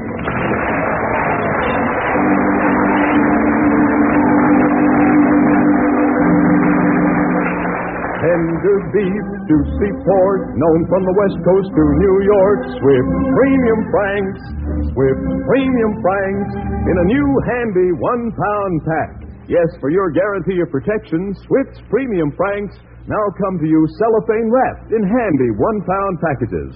Made right here in your own vicinity or in a nearby city, Swift's Premium Franks are wrapped in the new handy sanitary Flavor Saver pack, and brought to you at the very peak of their tantalizing flavor with all their natural goodness sealed in. That mouth-watering flavor goodness of beef and pork blended together is wrapped in cellophane for your protection. So, kids, tell your mom that you want Swift's Premium Franks. And, Mom, get some today. They're delicious. And you'll be glad to know that every delectable morsel of Swift's Premium Franks is extra nourishing, extra good. Ask for them today. Swift's Premium Franks in the sanitary 1-pound package.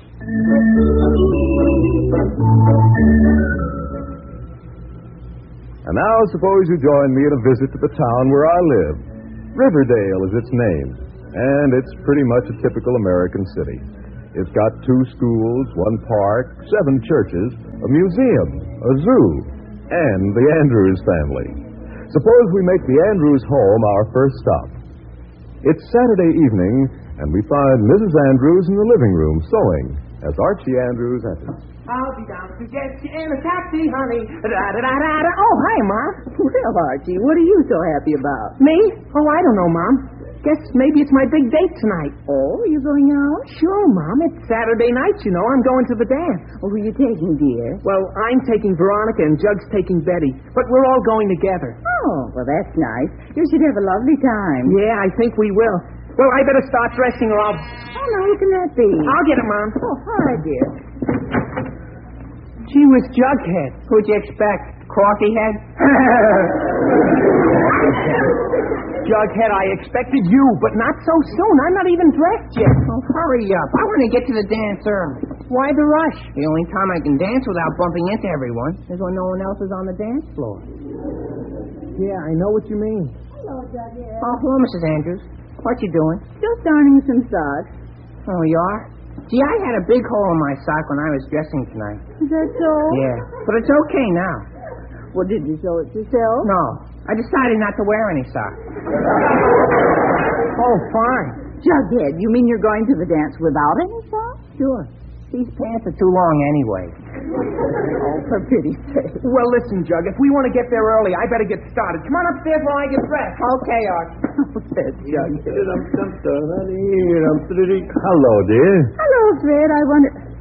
Fred, why are you wearing your bathrobe and slippers? What do you want me to wear, negligee and galoshes? Fred, never mind being funny and tell me why you're in your bathrobe at 7:30. Well, my dear, it so happens that unless you have some violent objections, I am going to take a bath. A bath? Bath. Oh, but Fred, I thought we might go to a movie tonight, Not dear. tonight, dear. I'm just in the mood for a nice hot bath. Yes, sir, I'd like nothing better than to relax for about half an hour and just soap and soap. Ah, yes, sir, that's my motto tonight. Soap and soap. floor, soap and soap.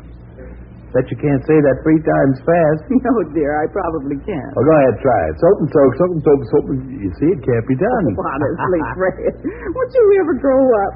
Now, go on, take your bath. Mary, that's exactly what I'm going to do right this minute. Now,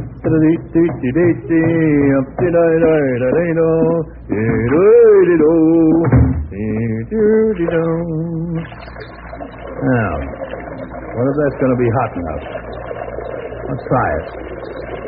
Oh, it sure is hot. Gosh, better put some cold water on.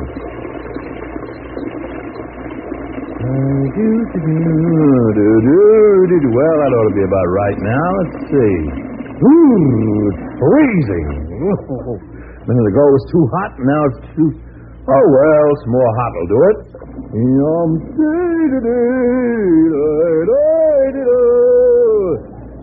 That should do it. Now, let's see. Yes, sir. Just right. Yes, sirree. Just exact. Is that the phone? That is the phone.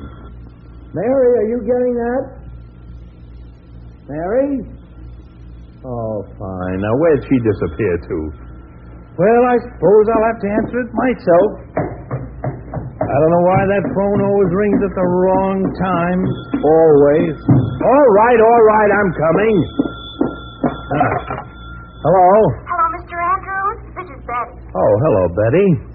Is Archie there? I don't think so, Betty. I haven't seen him since dinner. Oh. Well, I just wanted to talk to him about the dance we're all going to tonight. Would you give him a message for me, Mr. Andrews? Yes, Betty. What is it?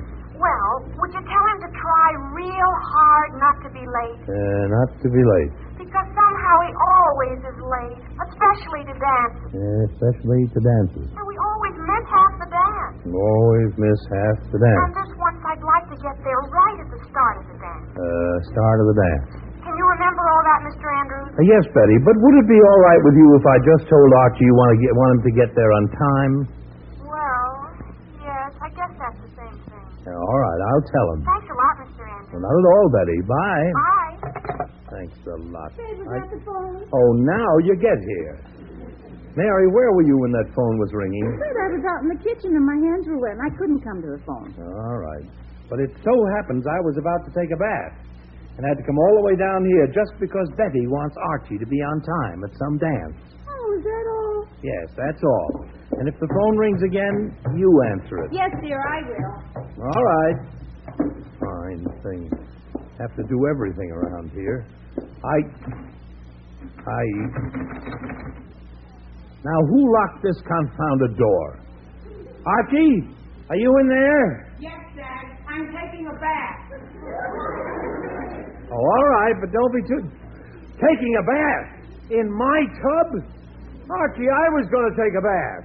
See, with that, I'm going out tonight, and I gotta take a bath before I get dressed. So you see a nice tub of hot water, and you just jump right in. You think that water grew there? See, no, I thought Mom got it ready for me. Oh, fine. Well, I guess now that you're in the tub, you're in the tub. But don't stay there all night, you hear? Be right out, Dad. Yeah, we'll be right out. Jughead, what are you doing in there? I'm scrubbing Archie's back. Oh, great. Well, scrub a little faster and get out of there. Okay. Mary! Yes, dear? Mary, do you know what happened? What's here? While I was down here taking a message for Archie, Archie was upstairs taking a bath for me. What? Yes, he did. Jumped right into the bathtub while my back was turned. Oh, for pity's sake. Yes, oh, for pity. Oh. Hello. Mr. Andrews? Oh, Veronica. Is Archie there? No, he's upstairs in the... he's upstairs, Veronica. Oh, would you mind calling him to the phone? Mine? Huh. I'd love it, Veronica. Absolutely love it. Archie! Oh, Archie! Calling me, Dad? Yes, Archie. Telephone. He was okay, Dad. Just a minute. Veronica, you'll be right here. Oh, thank you, Mr. Andrews. Well, Mary, I guess that'll teach that boy to take a bath when no one's looking. What? Well, you know what I mean. Yes, but you're just cutting off your nose to spite your face, you know. Now you'll only have to wait that much longer to take your bath. Yes, but I never thought of that. Thanks, Dad. Archie, what are you doing running around in that towel? Gee whiz, Mom, I can't run around without it. Archie, don't be funny. Okay, Dad. Answer the phone. Hi. Hello? Hello, Archie.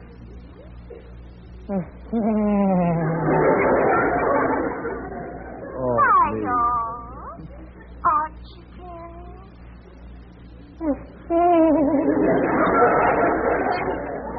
I'm anxious to see you later. Archie, dear. Archie, either say something or get off that phone. Gee whiz, okay, Dad, okay. Hello, Veronica. Yes? Did you want to speak to me about anything special? Well, yes, Archie. I wonder if we could get to the dance a little late. Did you say late, Veronica? Uh-huh. I hate to be the first one there. I'd sort of like to make an entrance, wouldn't you? Well, I guess so. All right. Then I'll see you a little later. Bye now, Archie. Bye now, Veronica. Bye now. Bye now. Bye. Bye. Gee, that's Veronica. Archie, I'll Veronica you. Get up there and finish that bath. Oh, okay, Dad, okay. I'll be out before you can say Jack Robinson. Archie, I don't want to say Jack Robinson. I want to take a bath. Mary, we're going to have to do something about that boy. Oh, now, Fred. Never mind the now, Fred. I like to take a bath when I'm in the mood for taking a bath, and not just any time. That boy knew I was waiting, and yet he stood around on that phone giggling like he was laying an egg. Yes, Fred. But he'll be through in a minute. Laying an egg? No, taking a bath. Well, a minute's too long. He should be through by now. Archie! Yes, Dad? Archie, are you out of that tub yet? No, Dad. I'm waiting for it to fill up. Oh, all right. Fill up! Yes, sir. The water was ice cold when I got back up here, so I had to fill the tub up all over again. Mary, you see what Fred, remember your blood pressure. Blood pressure? Mary, in a minute I won't need a hot bath. I'm boiling right now.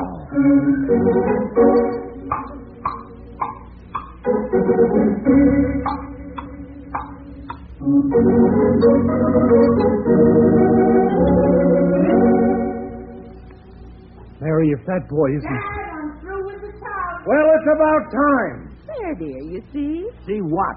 Oh, never mind. Just go take your bath. Well, thank you, madame. Thank you. I'm so glad I have your permission. Let's go take your bath, she says. What does she think I've been trying to do all evening? Play ping pong? Fine thing. Well, anyway, he's finally out of here. Now, maybe I can take a nice... Oh, no. Mary! Yes? This water's ice cold. It is. Oh, Archie must have used all the hot water. Oh, fine. Well, what do I do now? Just let it run. What? Just let the water run. There'll be more hot water in a minute. All right. Let it run. Gee whiz, what was that? The water pipe. It was knocking. I thought the house was falling in. Jug, it wasn't the house. It was the water pipe knocking. What was that? Mary, for the third and last time, the water pipe was knocking. Knocking? Yes, knocking. Evidently, the washer is gone. Washer? Yes. The rubber washer that keeps the faucet from leaking. Must be worn out. Look, why do I have to explain how the whole house is built?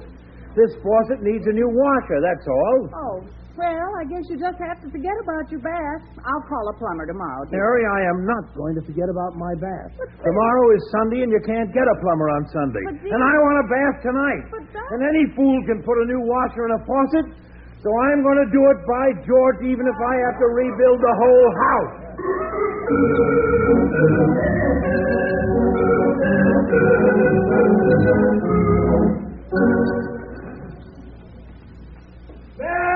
Mary! Yes, Fred? Is Archie up in the bathroom? Yes. Where are you? Down in the cellar. I think I have the water shut off down here.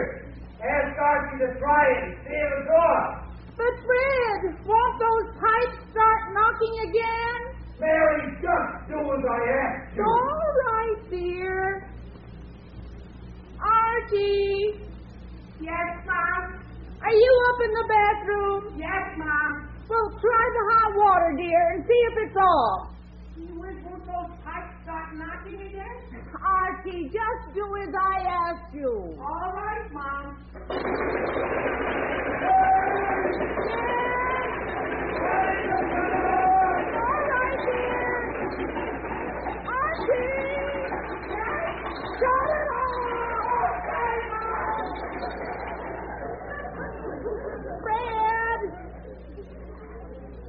Maybe you ought to forget about it. Don't be silly. It's only a matter of my finding the right knob to turn down here. I think this one must be the one. Which one? The one under the boiler. Under the boiler? Fred, how'd you ever get under the boiler? Mary, never mind how. Tell Archie to try the water again. All right, dear. Oh, dear. Come on, look at that, please. All right, I'm coming. Oh, why, hello there, Mr. Sherry. How nice to see you. Won't you come in? Thank you. Well, Mrs. Andrews, I just dropped by to tell you the news. News? What news? The big news. What big news? You mean you haven't heard? Well, no, I don't think I have. Oh, that's fine. Then I can be the first to tell you. Tell me what? Well, gosh, I just don't know where to begin, but I just found out that Swift's Premium Franks, you know those extra delicious Franks that are all dinner quality meat, well, you can get them now in a new handy 1-pound cellophane package. Really, Mr. Sherry? Well, that's simply grand. It will be so convenient that way to buy them in a handy package. Mary! Oh, and that cellophane package makes them completely sanitary, doesn't it? Sanitary? Well, that cellophane wrapping, you know that Swift's Premium Franks are extra fresh, wholesome, and flavorful, no matter where or when you buy them. Mary! Ma'am? What was that? What'd you say? I didn't say anything. Oh, excuse me. As I was saying, besides being convenient and sanitary, the new cellophane package assures you that Swift's Premium Franks reach you at the very peak of their flavored goodness. Juicy pork and tender beef blended together in one delightful frank. My land, what'll they think of next? Well, I'm sure glad you told me about Swift's Premium Franks, Mr. Sherry. You know, my mother told me about the wonderful products Swift makes before I was married, and her mother told her about them years ago.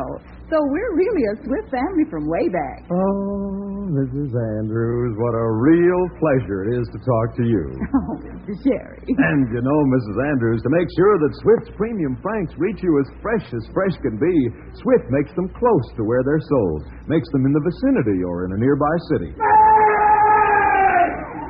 Well, Mr. Sherry, I'm certainly glad you took all the trouble to come down here and tell me these things. Oh, no trouble at all. And I do hope I haven't taken up too much of your time. But when I heard about the new Flavor Saver pack, I rushed right over here because I knew you'd be interested. Well, I'm certainly glad you did. In fact, I think I'll go down and get some Swift Premium Franks right now. Well, Mrs. Andrews, I'll drive you down. All right, just as soon as I get my things. Let's see now. Here's my purse. Hat and cheese. I'm sure Mr. Andrews will be wild about those Franks. Yes, Mr. Andrews? Oh, dear. I forgot. He's under the boiler. Under the what? I can't explain just now, but I'll just have to drive down myself later. But thank you so much for dropping by. It was a pleasure, Mrs. Andrews. Goodbye. Goodbye, Mr. Sherry.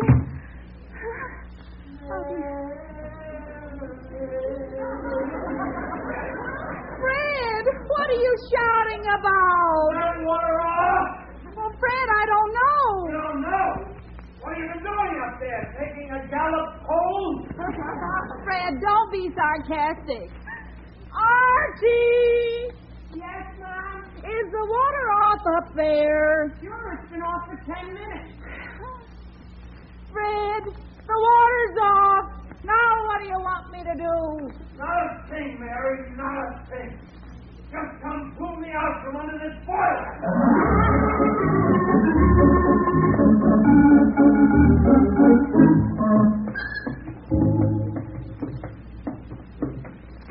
Fred, I still ought to let a plumber do the job. Now, Mary, let's not go through that again. Now that we have the water shut off, it won't take 2 seconds. Besides, I really need a bath after crawling around down in that basement. Well, you could let him do it. Oh, Jesus. Oh, hello, Jughead. What are you doing up here? Waiting for Archie. Where is he? In the bathroom. In the bathroom? Archie, are you in there? Sure, Dad. Don't you want me in here? No, not anymore. Now unlock this door so I can get at that faucet. Unlock it? But I never locked it. Archie, you must have. This door is locked. See? Gee whiz. How could that happen? I am not interested in how it happened. Just unlock it. But, Dad, the lock part isn't turned. It's the door knob. The knob? Yeah, it fell off. Fell off? Oh, no. Fred, is that serious? Oh, no, dear, not at all. I'll just have to saw this door open now, that's all.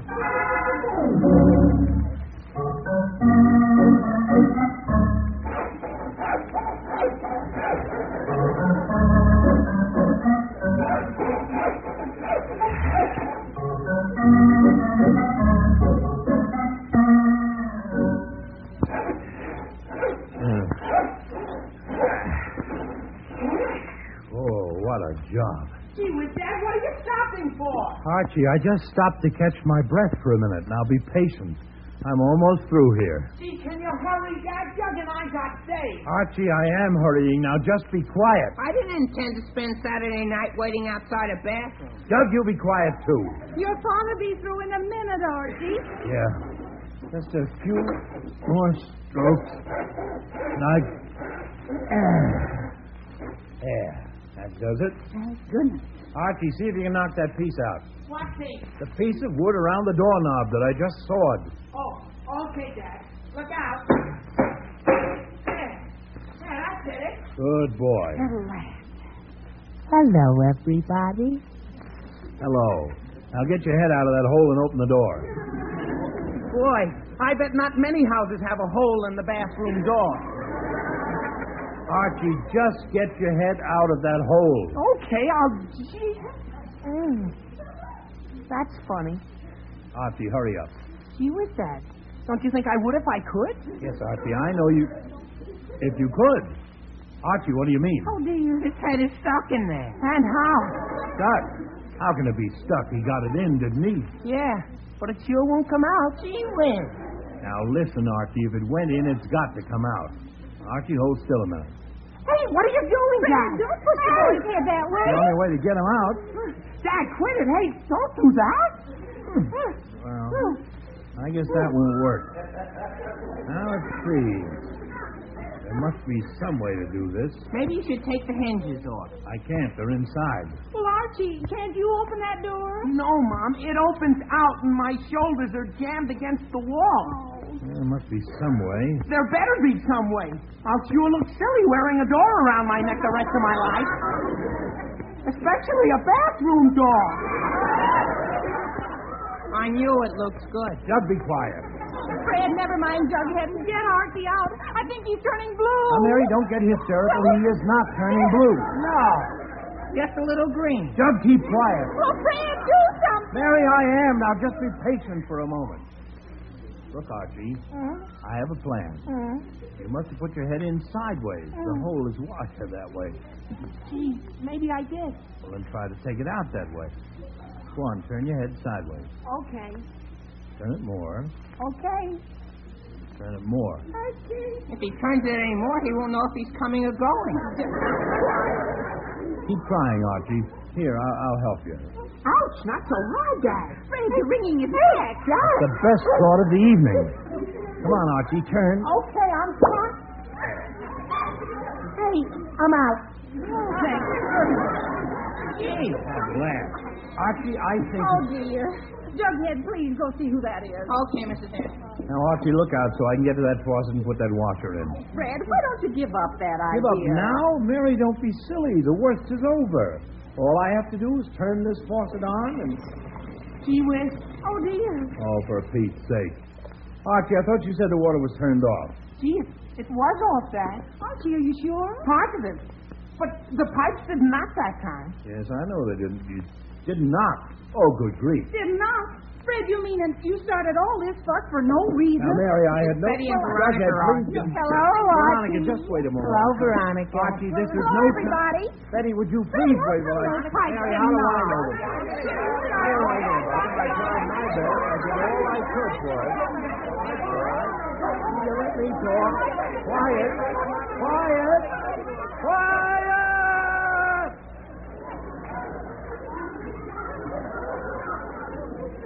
That's better. Now listen to me, all of you. Nonsense has gone far enough. Do you hear? Far enough. Yes, Mr. Andrews. Yes, dear. Yes, Dad. Now all I want to do is take a bath. That's all. Just a nice, quiet bath. Is that asking too much? No, Mr. Andrews. No, dear. No, Dad. All right. Now I admit I don't know what the dickens happened to those water pipes. But the fact remains, if you kids hadn't been getting in my way all evening, I'd have had my bath an hour ago. Yes, Mr. Andrews. Yes, dear. Yes, dear. Dad. So if you kids are going to a dance, for Pete's sake, go ahead and I'll get my bath. Okay, Dad, okay. Come on, kids, let's get out. Go ahead. Goodbye. Well, that's settled. And thank goodness it is. I don't want to hear any more about a bath. Don't worry, you won't. Oh, me. Quite a night. Quite a night. I don't suppose anything else can happen. Just feel that water. Just right. Well,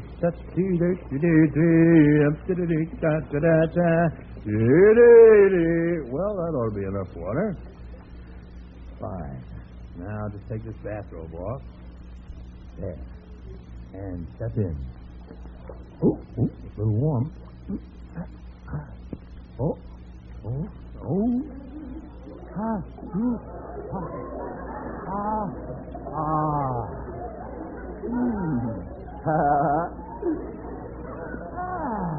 There we are. Oh, that's fine. Fine. That's what the doctor ordered. Now, all I need is... Oh, fine. Mary! Oh, Mary! Bring me a piece of soap, please. No, there isn't. Archie must have used the last of it. Mary, all I want is a piece of soap.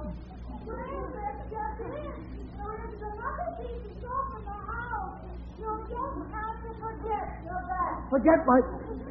Oh, how do these things happen to me?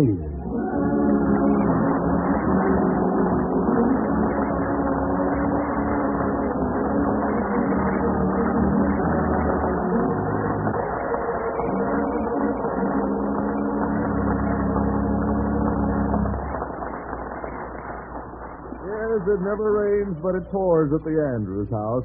But we'll see how the storm ended in just a moment. Meanwhile...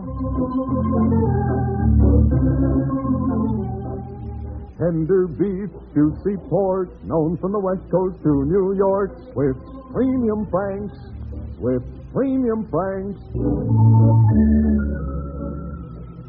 And now back to the Andrews. Mr. and Mrs. Andrews have just gotten to sleep.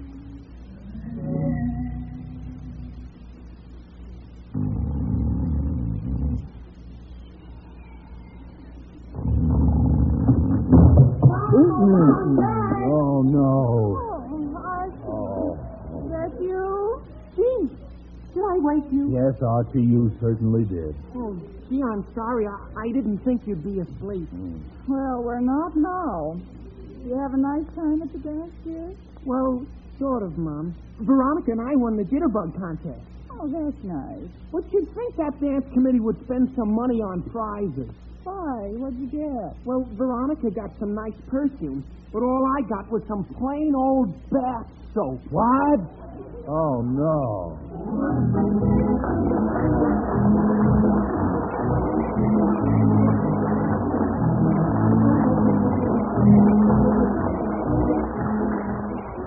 You've been listening to another chapter of the adventures of Archie Andrews, written by Carl Jampel and based on the copyrighted feature appearing in Archie Comics magazine.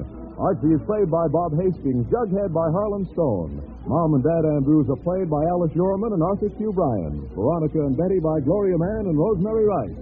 This program was produced and directed by Kenneth McGregor. Listen again next Saturday when Swift and Company, makers of Swift's Premium Franks, bring you more of the merry adventures of Archie Andrews. This is Bob Sherry wishing you a very pleasant weekend. So long.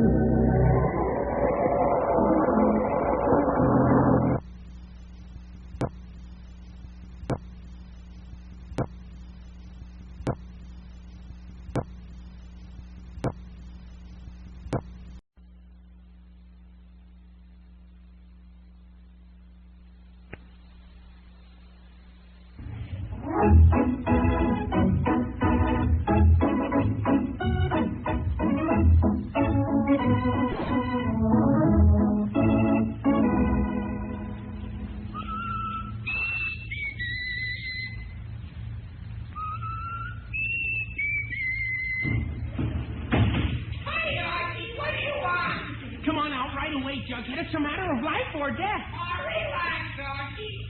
Relax.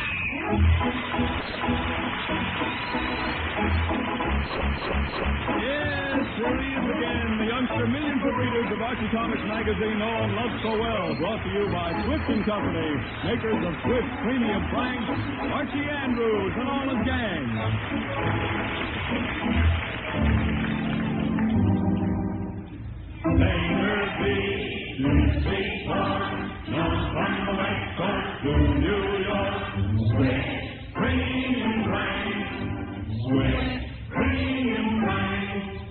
For your guarantee of protection, Swift's Premium Franks now come to you cellophane wrapped in handy 1-pound packages.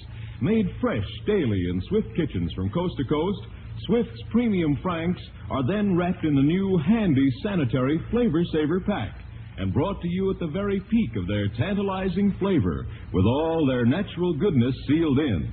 So kids, tell your mom that you want Swift's Premium Franks. And Mom, get some today. They're delicious. And you'll be glad to know that Swift's Premium Franks are economical. There's no waste to them. Every bite is all nourishment, all dinner quality meat. Ask for them today. Swift's Premium Franks in the 1-pound cellophane package.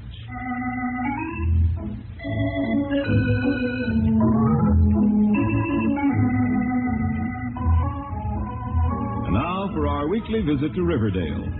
It's Saturday evening as we look in on the Andrews home. Mrs. Andrews is out in the kitchen, and Mr. Andrews is sitting in the living room reading his favorite newspaper. What are you going to say? Oh, for goodness sake, take it. Jenny, I said, Giovanni's for you. Afraid of the dark? No, Addie, sweetheart, I'm only afraid of what's in it. Oh, those kids. Oh, fine.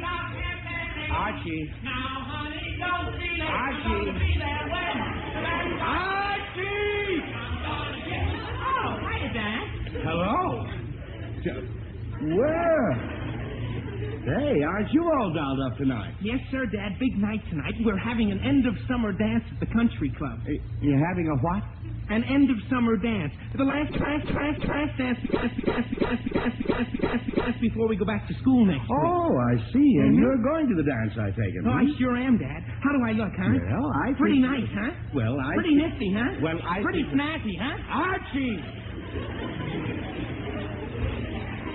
Are you asking me or just describing your own dazzling beauty? Gee, Dad, I'm asking you. Well, if you'll stop asking such leading questions, I might tell you what I think. Okay, Dad, okay. Tell me. Well, I think you look very nice. Gee, thanks, Dad. It's all right. I particularly like that tie. Gee, I knew you'd like that tie. How did you know? It's yours. Yes, I did with mine. Now, Archie, Dad, I didn't think you'd mind if I borrowed one little old tie. Oh, me. All right, Archie. You may borrow my tie, but it isn't old. It's brand new. Thanks, Dad. You're welcome. Well, it's a nice shirt you're wearing, too. Yeah. That's yours, too. Yes, I do. What? My shirt's mine, too? Gee whiz, Dad, I didn't think you'd mind if I borrowed one little old shirt. Oh, me. All right, Archie. All right. You may borrow my shirt. Thank you. You're welcome. Nice pocket handkerchief. Your pocket handkerchief. Yes. My handkerchief. Now, Archie, Dad, I didn't think you'd mind if I borrowed one little old handkerchief. Oh, great. Archie, look, I don't mind you borrowing one little old handkerchief or one little old shirt or one little old tie, but you might at least ask permission before you take squatters' rights to them. Gee whiz, Dad, I'm just wearing them. I won't hurt them. All right, Archie. Go ahead, wear my tie, wear my shirt, wear my pocket handkerchief. But tell me, is anything you're wearing your own? Sure, Dad. My underwear. Well, I'm glad. I tried yours on, but it didn't fit. Oh, fine. Archie, look, if you're going to that dance, just go, please. I'm trying to read my newspaper. Oh, I am, Dad, I am. As soon as Jughead gets here, he's calling for me, and then we're both calling for Betty and Veronica, and then we're going over to the country club. Archie, we're going to go... Look, if you don't mind, I'd rather not hear your complete itinerary for the evening. Oh, I'm sorry, Dad. Where's Mom? Out in the kitchen, I think. Okay, I want to show her how I look. Oh, Mom! Oh, hey, Mom, fine thing. His own underwear. Good thing something I have doesn't fit him. Oh, great. Archie! Mary! There's someone at the front door. What's the use? I might as well go myself. I'll have to answer it anyway. I don't know, honestly. That's right. Have to do everything around this house. Lend Archie half my clothing. Answer doors. Oh, good grief. Jughead. What'd you expect? Veronica plays the Monica at the Pier at Santa Monica?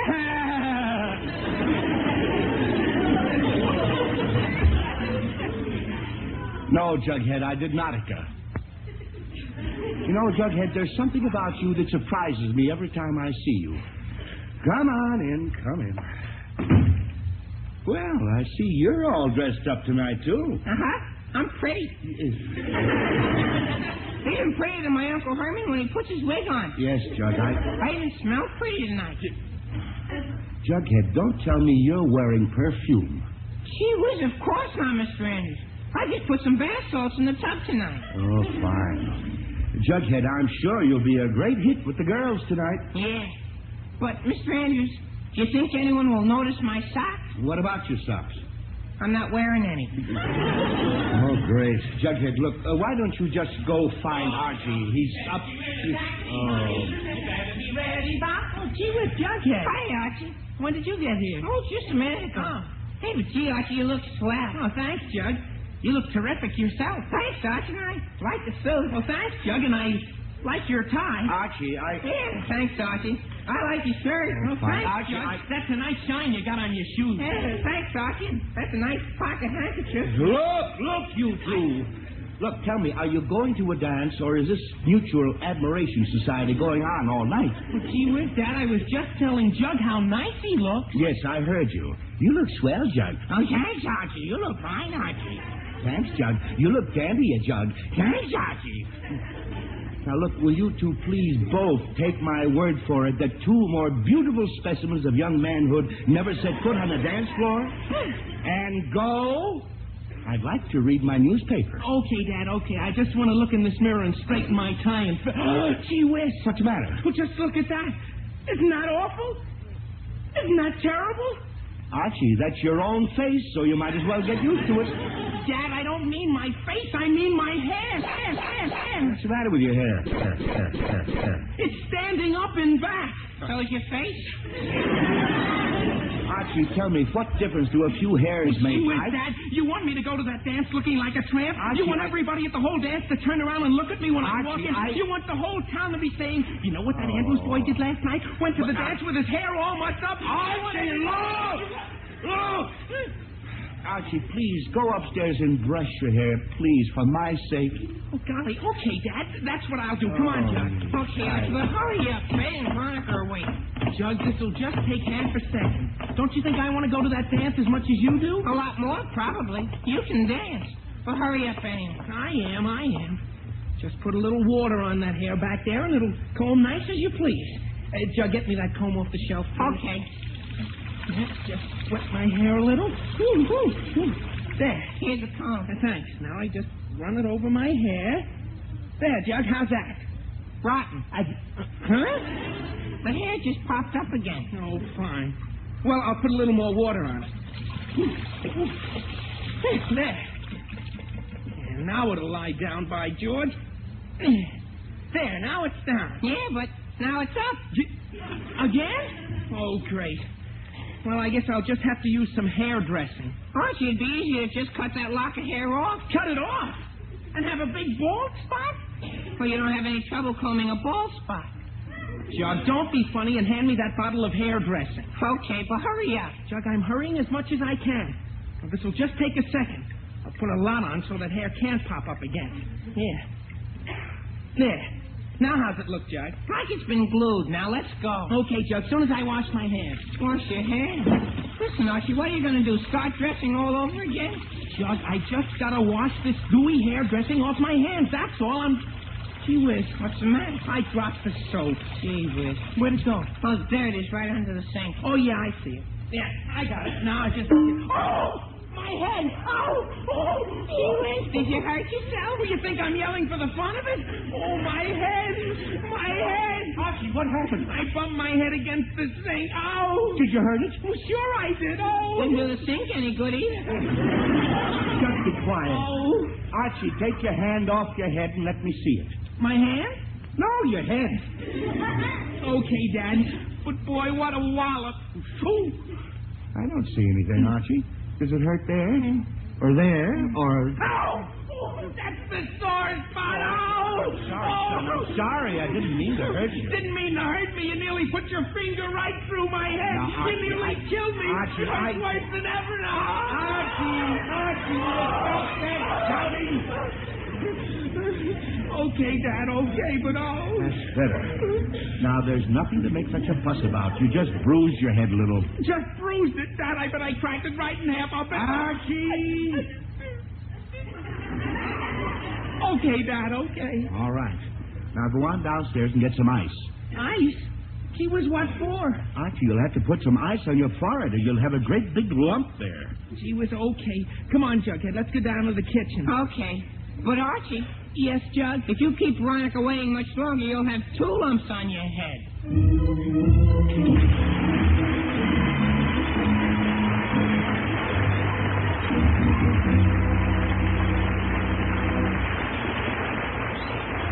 Well, Archie doesn't seem to be getting to that dance as quickly as he thought he would. We'll find out more about that in a minute. But first, let me ask you mothers a question. Have you bought your meat for tonight's supper? If not, then let me recommend a money-saving main dish that's easy to fix and delightful to taste. Swift's Premium Franks. Ladies, believe me, Swift's Premium Franks are really unusually high in quality. And the reason is that Swift's Premium Franks are made of all dinner quality meat. Yes, all dinner quality meat. Tender beef and juicy pork. You can serve Swift's Premium Franks to the youngsters with complete confidence that each delightful Frank is as nourishing as the most expensive cuts of meat. And to ensure freshness, Swift & Company makes Swift's Premium Franks fresh daily in Swift kitchens from coast to coast. Then every pound is wrapped in the cellophane Flavor Saver package that seals in all the natural goodness of each plump, delicious Frank. So today, ask for Swift's Premium Franks, the Franks of all dinner quality meat.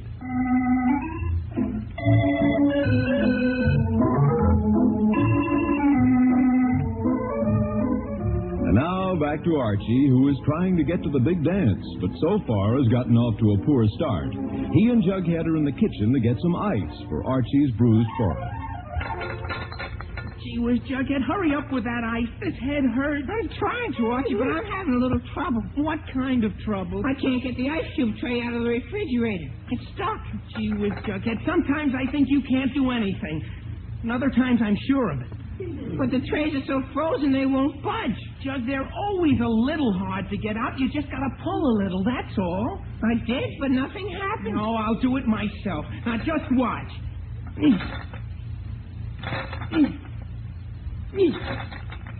I'm still watching. I know it, Jug, I know it. These seem to be stuck a little more than usual. I'll just take hold with both hands and really pull. Boy, it didn't move a bit. Sure didn't. And hurry up, Archie, we'll never get to that dance. Jughead, I'm trying to. Wait a minute. I got a great idea. So long, Archie. Jug, where are you going? When you start getting great ideas, it's time for me to leave. Jug, don't be silly. This is the only way to get this tray of ice cubes out. What's the only way? Well, I'll take hold of the tray like this, and you take hold of me. What am I going to do with you? Jug, you don't understand. You pull me, I'll pull the ice cube tray, and it's bound to come out. Oh, fine. Jug, it's the only way to get it out. Now, come on. Put your arms around my waist. Okay. Now, when I say pull, pull. Ready? Ready. Okay. 1, 2, pull!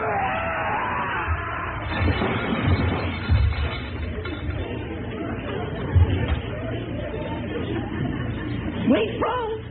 Boy, I'll say we did. Jug, just look at that. We tipped the refrigerator and everything came out. Yeah, everything but the ice cubes. Oh, boy. Jug, just look at all that stuff. Just look at it. Messy, isn't it? It sure is. I don't know what we... For Pete's sake, what happened this time? Can't let go... Oh, good grief. What is all that? The world's biggest omelet. We were trying to get the ice cubes out, Dad, and we tipped the refrigerator. Oh, great. Archie, when your mother sees that, she's going to raise the roof. Just look at that mess. Eggs. And milk. Ketchup. And milk. Cream. And milk. Cheese. And milk. Jughead with all that other stuff. Why are you worrying about milk? It's in my shoe. Oh. All right, I was afraid. It's what? Yeah. One of those bottles of milk spilled right into my shoe. Gee whiz, Jughead, it didn't. It sure did. And how am I going to go to a dance in wet shoes? Jug, I don't... Probably have a million cats follow me all the way there. Jug, I feel like Elsie the cow. Jug, It's all on account of you. On account of me. Now listen, Jughead. Just a minute. We have enough trouble right now without you two getting into an argument about who ruined whose shoes on account of who. Do you hear? Yes, Dad. All right. Now, Archie, Jughead can just wear a pair of your shoes to the dance and leave these here to dry. Gee, that's a good idea, Dad. First, you start picking up those bottles and jars, and I'll go get a bucket of water and a mop. Yeah, a bucket of water and a mop? What for? For that floor. We've got to clean it up before it gets ruined. But, Dad, we got to get to that dance. Archie, we're late now. The girls are waiting. Archie! Yes, Dad. Archie, tell me something. Who bumped his head and needed the ice? Me. Who tilted the refrigerator and dumped everything out? Me. And who's going to help me clean up that mess? Who? You. Me? Yes. Oh. Now, just get busy, and I'll go down to the basement and get a bucket. And try not to knock anything else over while I'm gone. Okay, Dad. Gee whiz, I don't know why everything has to happen to me all at once. Jug, I'll start picking up some of these bottles and stuff, and you go up and get some shoes out of my closet. I will as soon as I get these wet ones off. Well, what's taking so long? The shoelace. It broke while I was dressing, and I tied a knot in it. Now that's what I can't open it. Oh, great. Jug, you got to get that shoe off. Yeah, but how? Give me your foot. I'll get that shoe off without opening the leg. Let go of my foot. Jug, be quiet. This shoe's coming off. My foot. I had the bucket of water. Hey, what's going on here? He's biting my ankle at the knee. Archie, let go of his foot. Dad, I'm just getting his shoe off. Let go of my foot. Jug, quit hopping around. Archie, look out for that bucket. Oh, boy, what was that? The bucket of water that I just brought up. You stepped right into it. Oh, boy, look at that. My shoe, my sock, and my pants. I told you to let go of my foot. You and your Archie, big feet. Now, how am I going to go to that dance? Archie, this is my good blue suit, and now look at it. Archie! Huh? Oh, this could go on all night. Look, we'll forget about cleaning up the floor right now. I'll clean it up after you leave. But how am I going to go to a dance with wet pants? I'm getting to that if you'll just listen for a minute. We'll iron your pants. Iron them? Yes, that'll dry them out in a hurry. But, Dad, I'm late now, and I don't have time to... Archie, do you want to go to that dance without pants? Gee, I don't think so. All right, then stop complaining and get those pants off. Jug, get the ironing board out of that closet. Okay, Miss Andrews. Now I'll get the iron. She was a fine thing, a fine thing. 10 minutes ago, I was all set to leave, and now look at me. Gypsy Rose Lee. Jug, don't be funny and get that ironing board out. Here's the iron. Oh, thanks, Dad. Now, Archie, do you think you can do as simple a thing as ironing the cuffs of your trousers without my help? Gee whiz, sure, Dad. I can iron a pair of pants. All right. And maybe I can go sit down and read my newspaper for just 2 minutes. I have never in all my days seen anything like this. Here's the ironing board, Archie. Gee, what pretty undershorts. Jughead, never mind my undershorts and connect that iron so we can get these pants done. No, fine. That would ring at a time like this. Golly. Hello. Hello, Archie. Hey. Hi, y'all, Archie-kin.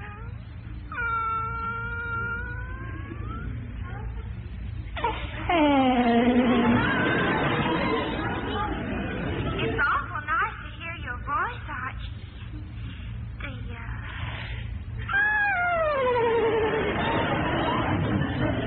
But, Archie, Yes, Veronica? what on earth is keeping you? My wet pants. What? Look, Veronica, look, it's a long story, but I gotta iron my pants because they got wet when I pulled Jug's shoe off and stepped in the bucket. The bucket my father brought up to mop up the floor, which got dirty when we tilted the refrigerator trying to get some ice from my forehead after I bumped it on the sink looking for the soap I had dropped. When I was washing my hands after I put some dressing on my hair, which wouldn't stay down when I was all ready to leave. See? Archie, would you repeat that, please? Well, sure, I was...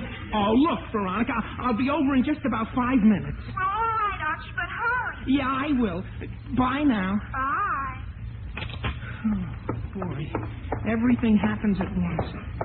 Jug, how you coming with that iron? I don't know, Archie. Something's wrong. Well, what's wrong? It won't heat up. Won't heat up? Jughead, let me see that. Gee whiz, it's as cold as ice. Jug, are you sure you have it connected? Sure, I'm sure. Well, nothing's happening.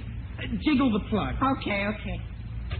Hey, gee whiz, Jug, stop. There's something wrong with that plug. Jug, you'd better leave it alone before you do some damage. Oh, boy, the lights flew out. Gee whiz, the lights flew out. Archie, the lights flew out. Well, I guess the lights flew out. Jug, be quiet. It's dark as sin in here. Archie, what on earth did you do to blow out the lights? She was Dad, not a thing. Jug was just jiggling the plug. What plug? The iron plug. Yeah, and it kept going. Then all of a sudden, and bang! No lights. I should have known better than to turn my back on you kids for even a minute. Just 1 minute. Look what happens. Just look. I'm looking, but I can't see anything. Very funny, Jughead. I'd better go down to the basement, put a fuse in before we kill ourselves in the dark. But you two stay out of trouble now, you hear? Yes, Dad.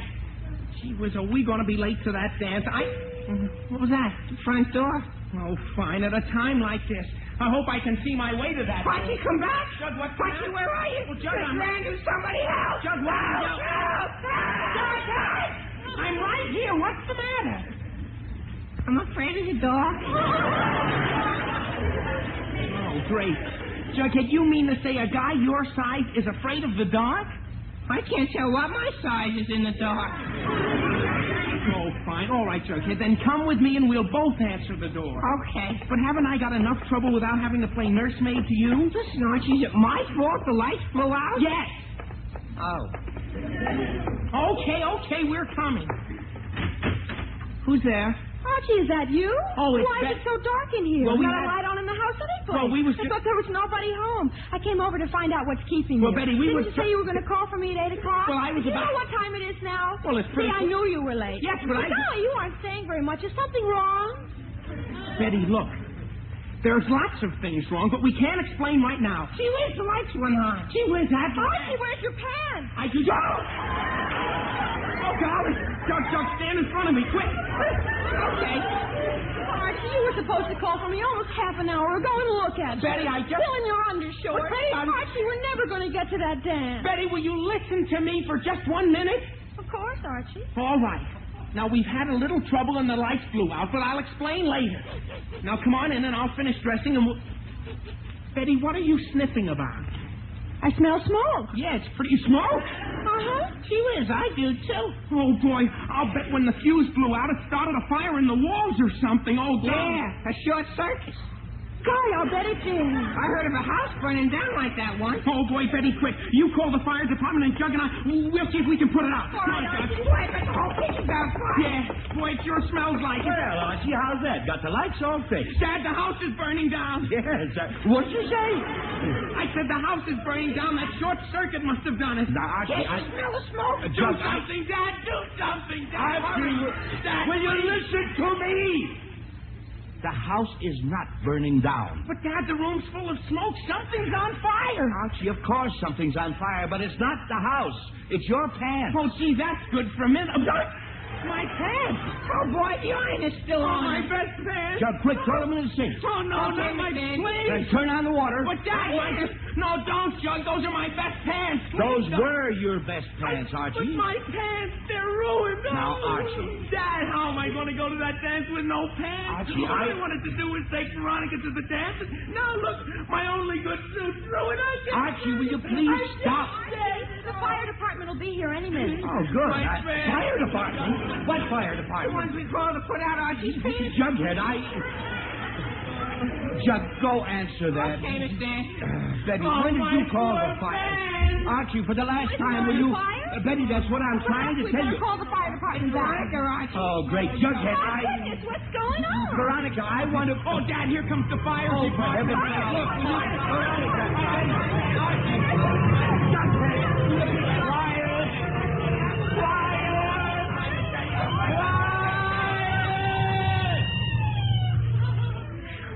There, that's better.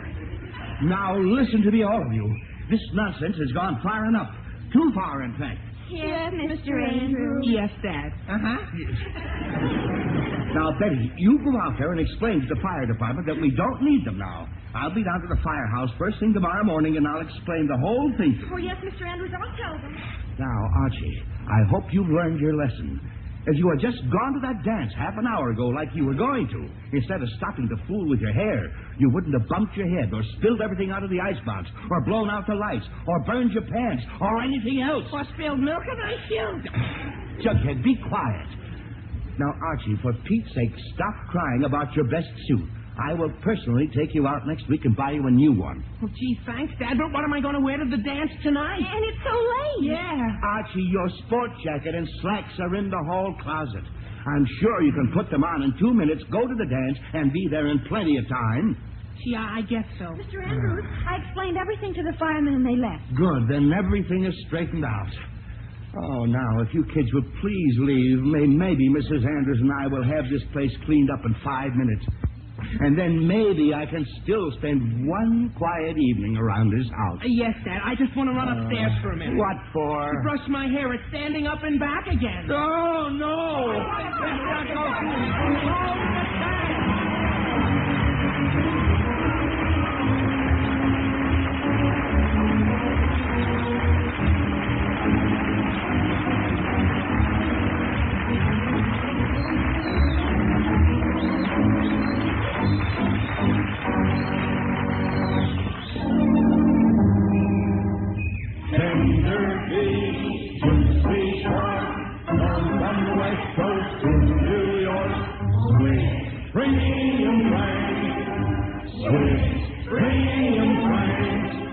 Friends, you really know what you're getting when you ask for Swift's Premium Franks.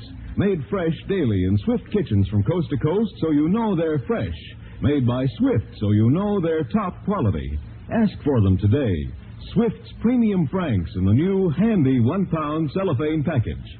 And while you're at your dealers, be sure to ask for Swift's Brookfield sausage, the sausage with the just right seasoning.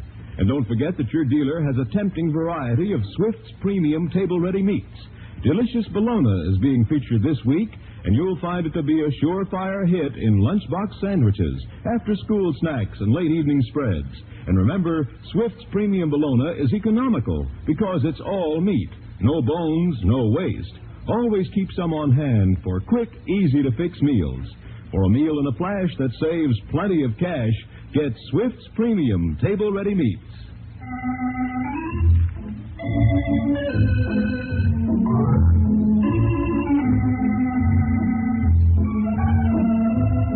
And now, back to the Andrews.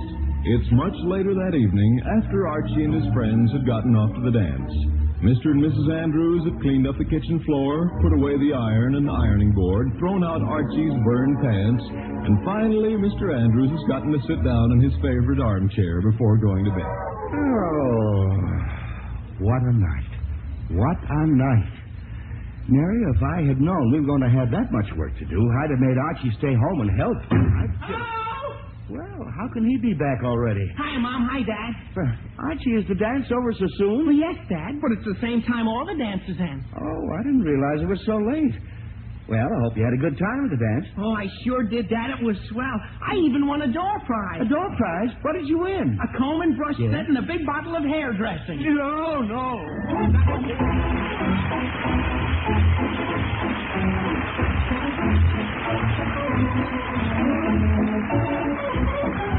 You've been listening to another chapter of the Adventures of Archie Andrews, written by Carl Jampel and based on the copyrighted feature appearing in Archie Comics magazine. Archie was played by Bob Hastings, Jughead by Harlan Stone. Dad Andrews was played by Arthur Cole, Veronica and Betty by Gloria Mann and Rosemary Rice. This program is produced and directed by Kenneth McGregor. Listen next Saturday when Swift & Company, makers of Swift's Premium Franks, brings you more of the merry adventures of Archie Andrews. This is Bob Sherry wishing you all a very pleasant weekend. So long. Swift & Company invites you to stay tuned for Meet the Meek, which will be heard immediately over most of these stations.